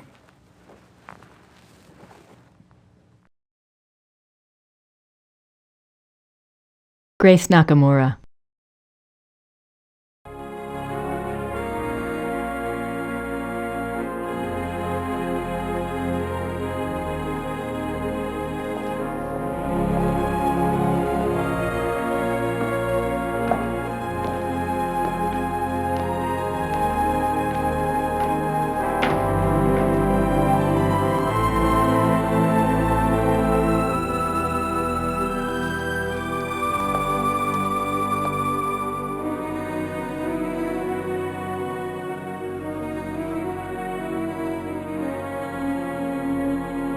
Von Glauer should be in there by now, but I can't see much from here.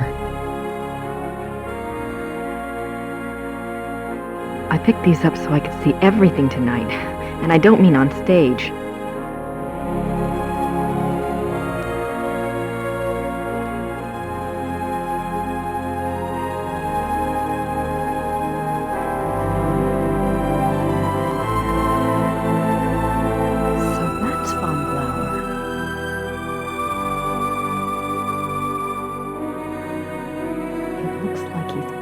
About the trap.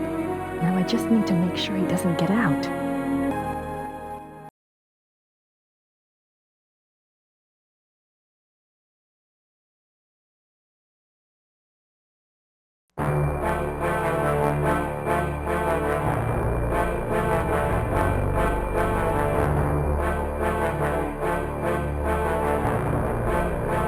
I took this rope from the pulley backstage.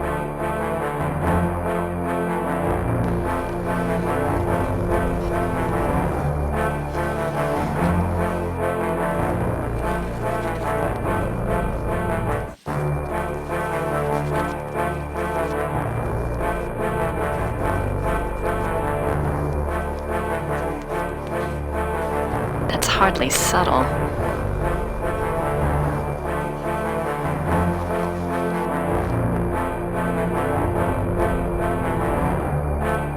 It says private.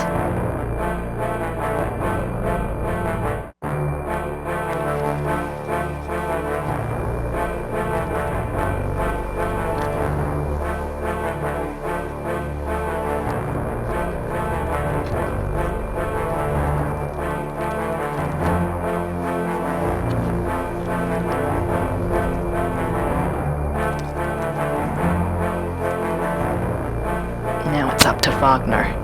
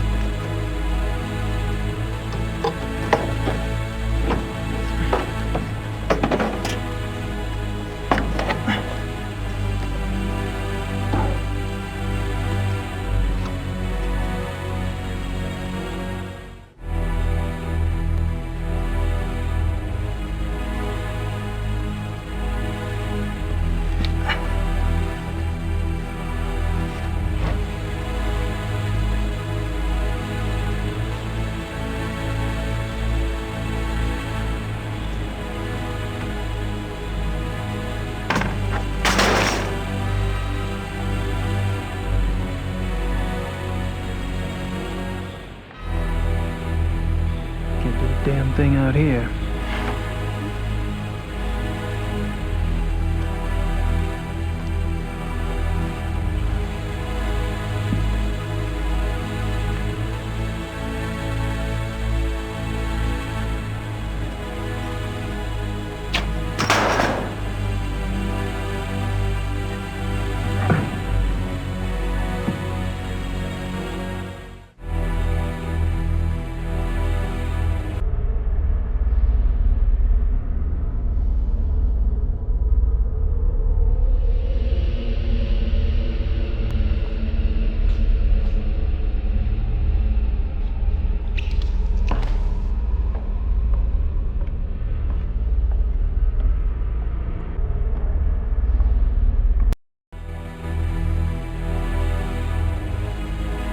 That roll of tape might be useful.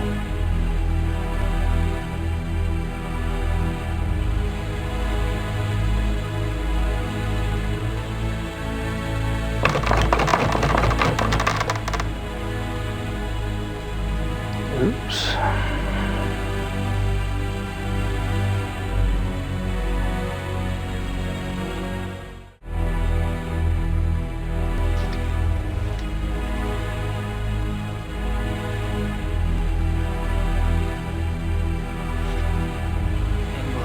Minstrel costume.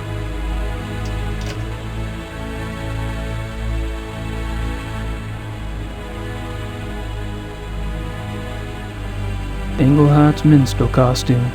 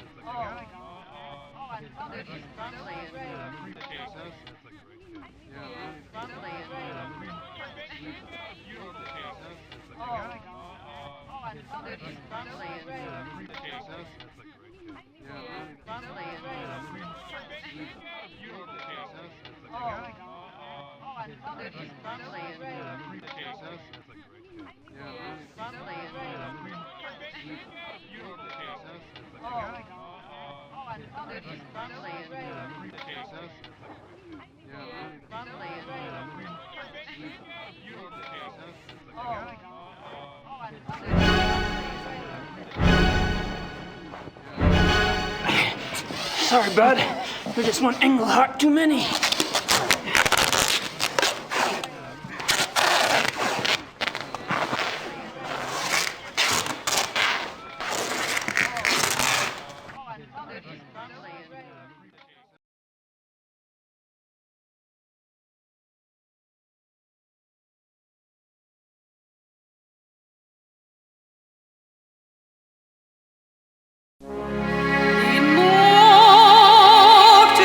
Meister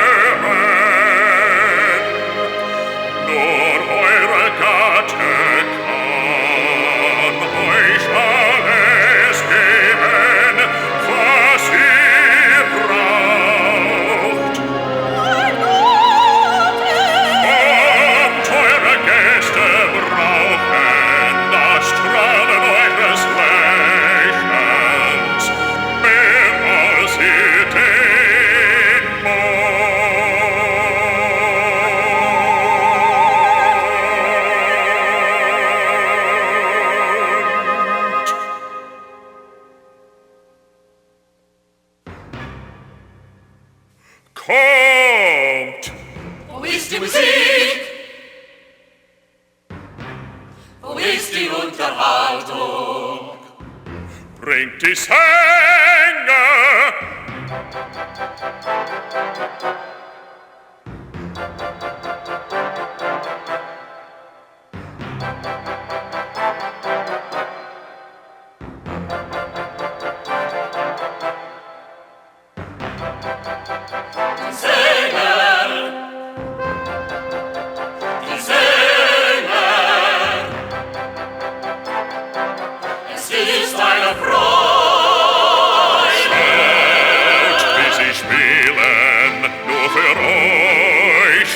Immerfort, seht nur den Dicken und auch den Dummen dort.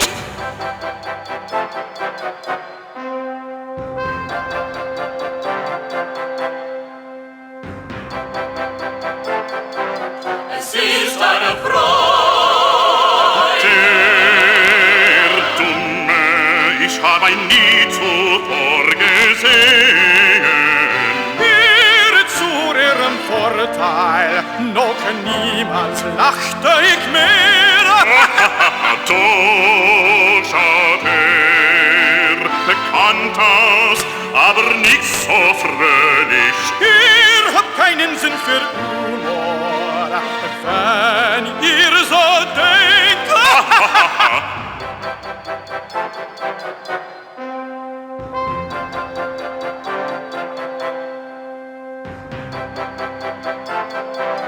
Es ist eine Freude.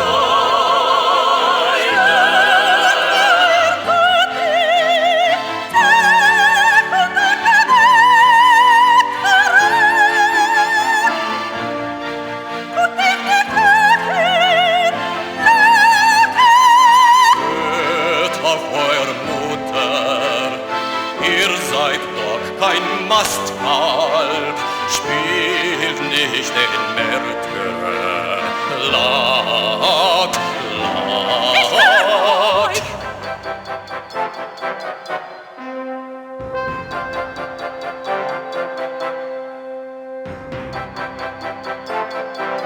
Es ist eine Freude.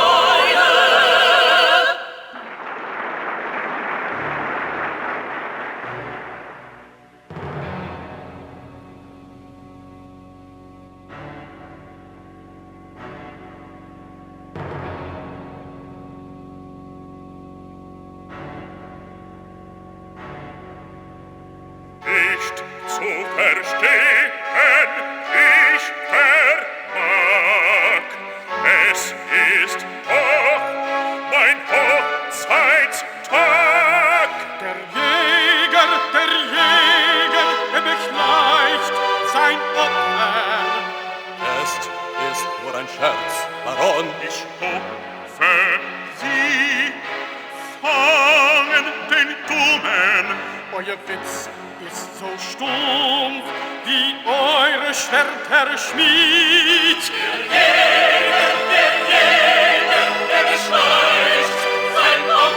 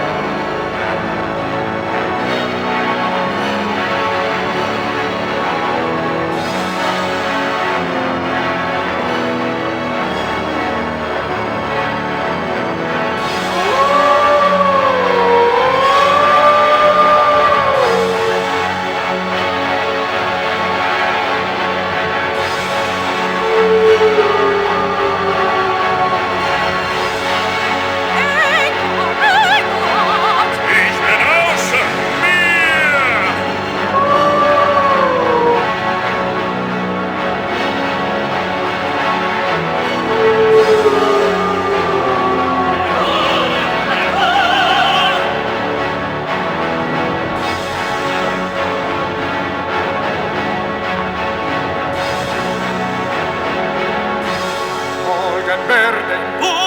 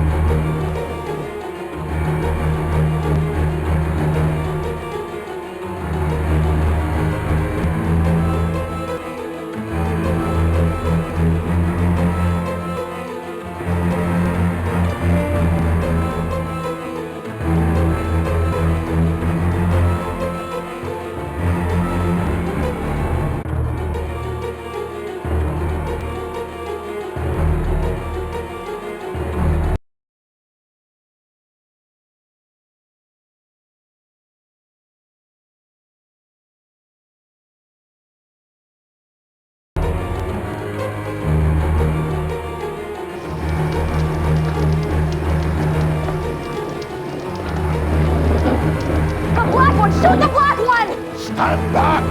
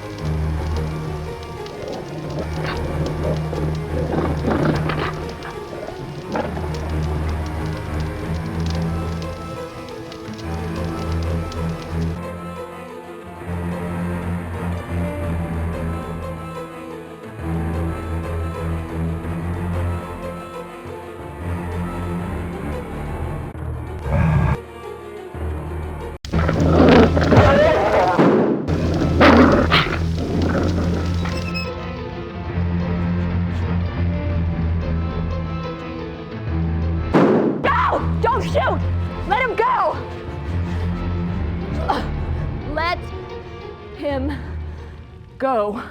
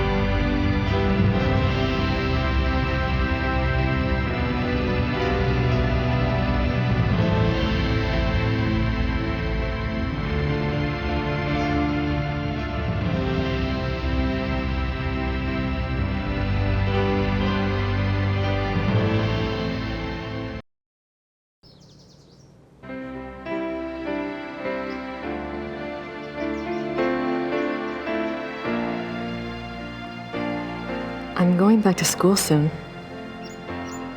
It's all arranged. Don't do that. You didn't even want me on this case. It came up so quickly. Give me a break. Fine, I wanted you safe in America, so sue me. It won't happen again.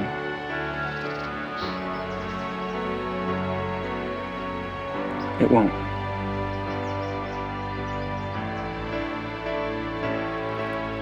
What was von Glauer really like? I liked him. Haven't you ever wished you could just follow your instincts? Live for the moment? Yes. That was von Glauer. Von Glauer? Was that pit of bodies? Ludwig's suicide. There's always a price, Gabriel. Don't you know that by now?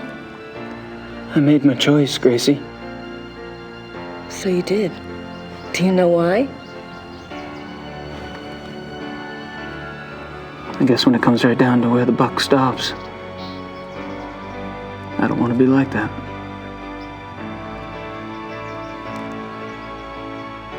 I don't want to be like that, Gracie.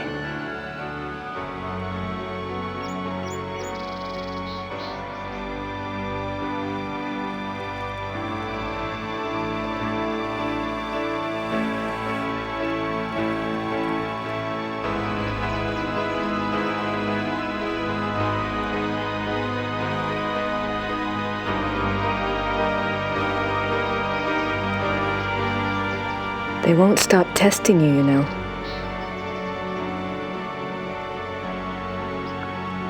It'll get easier, though.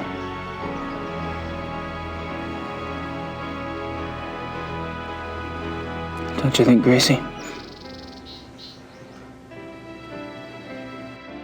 don't you think?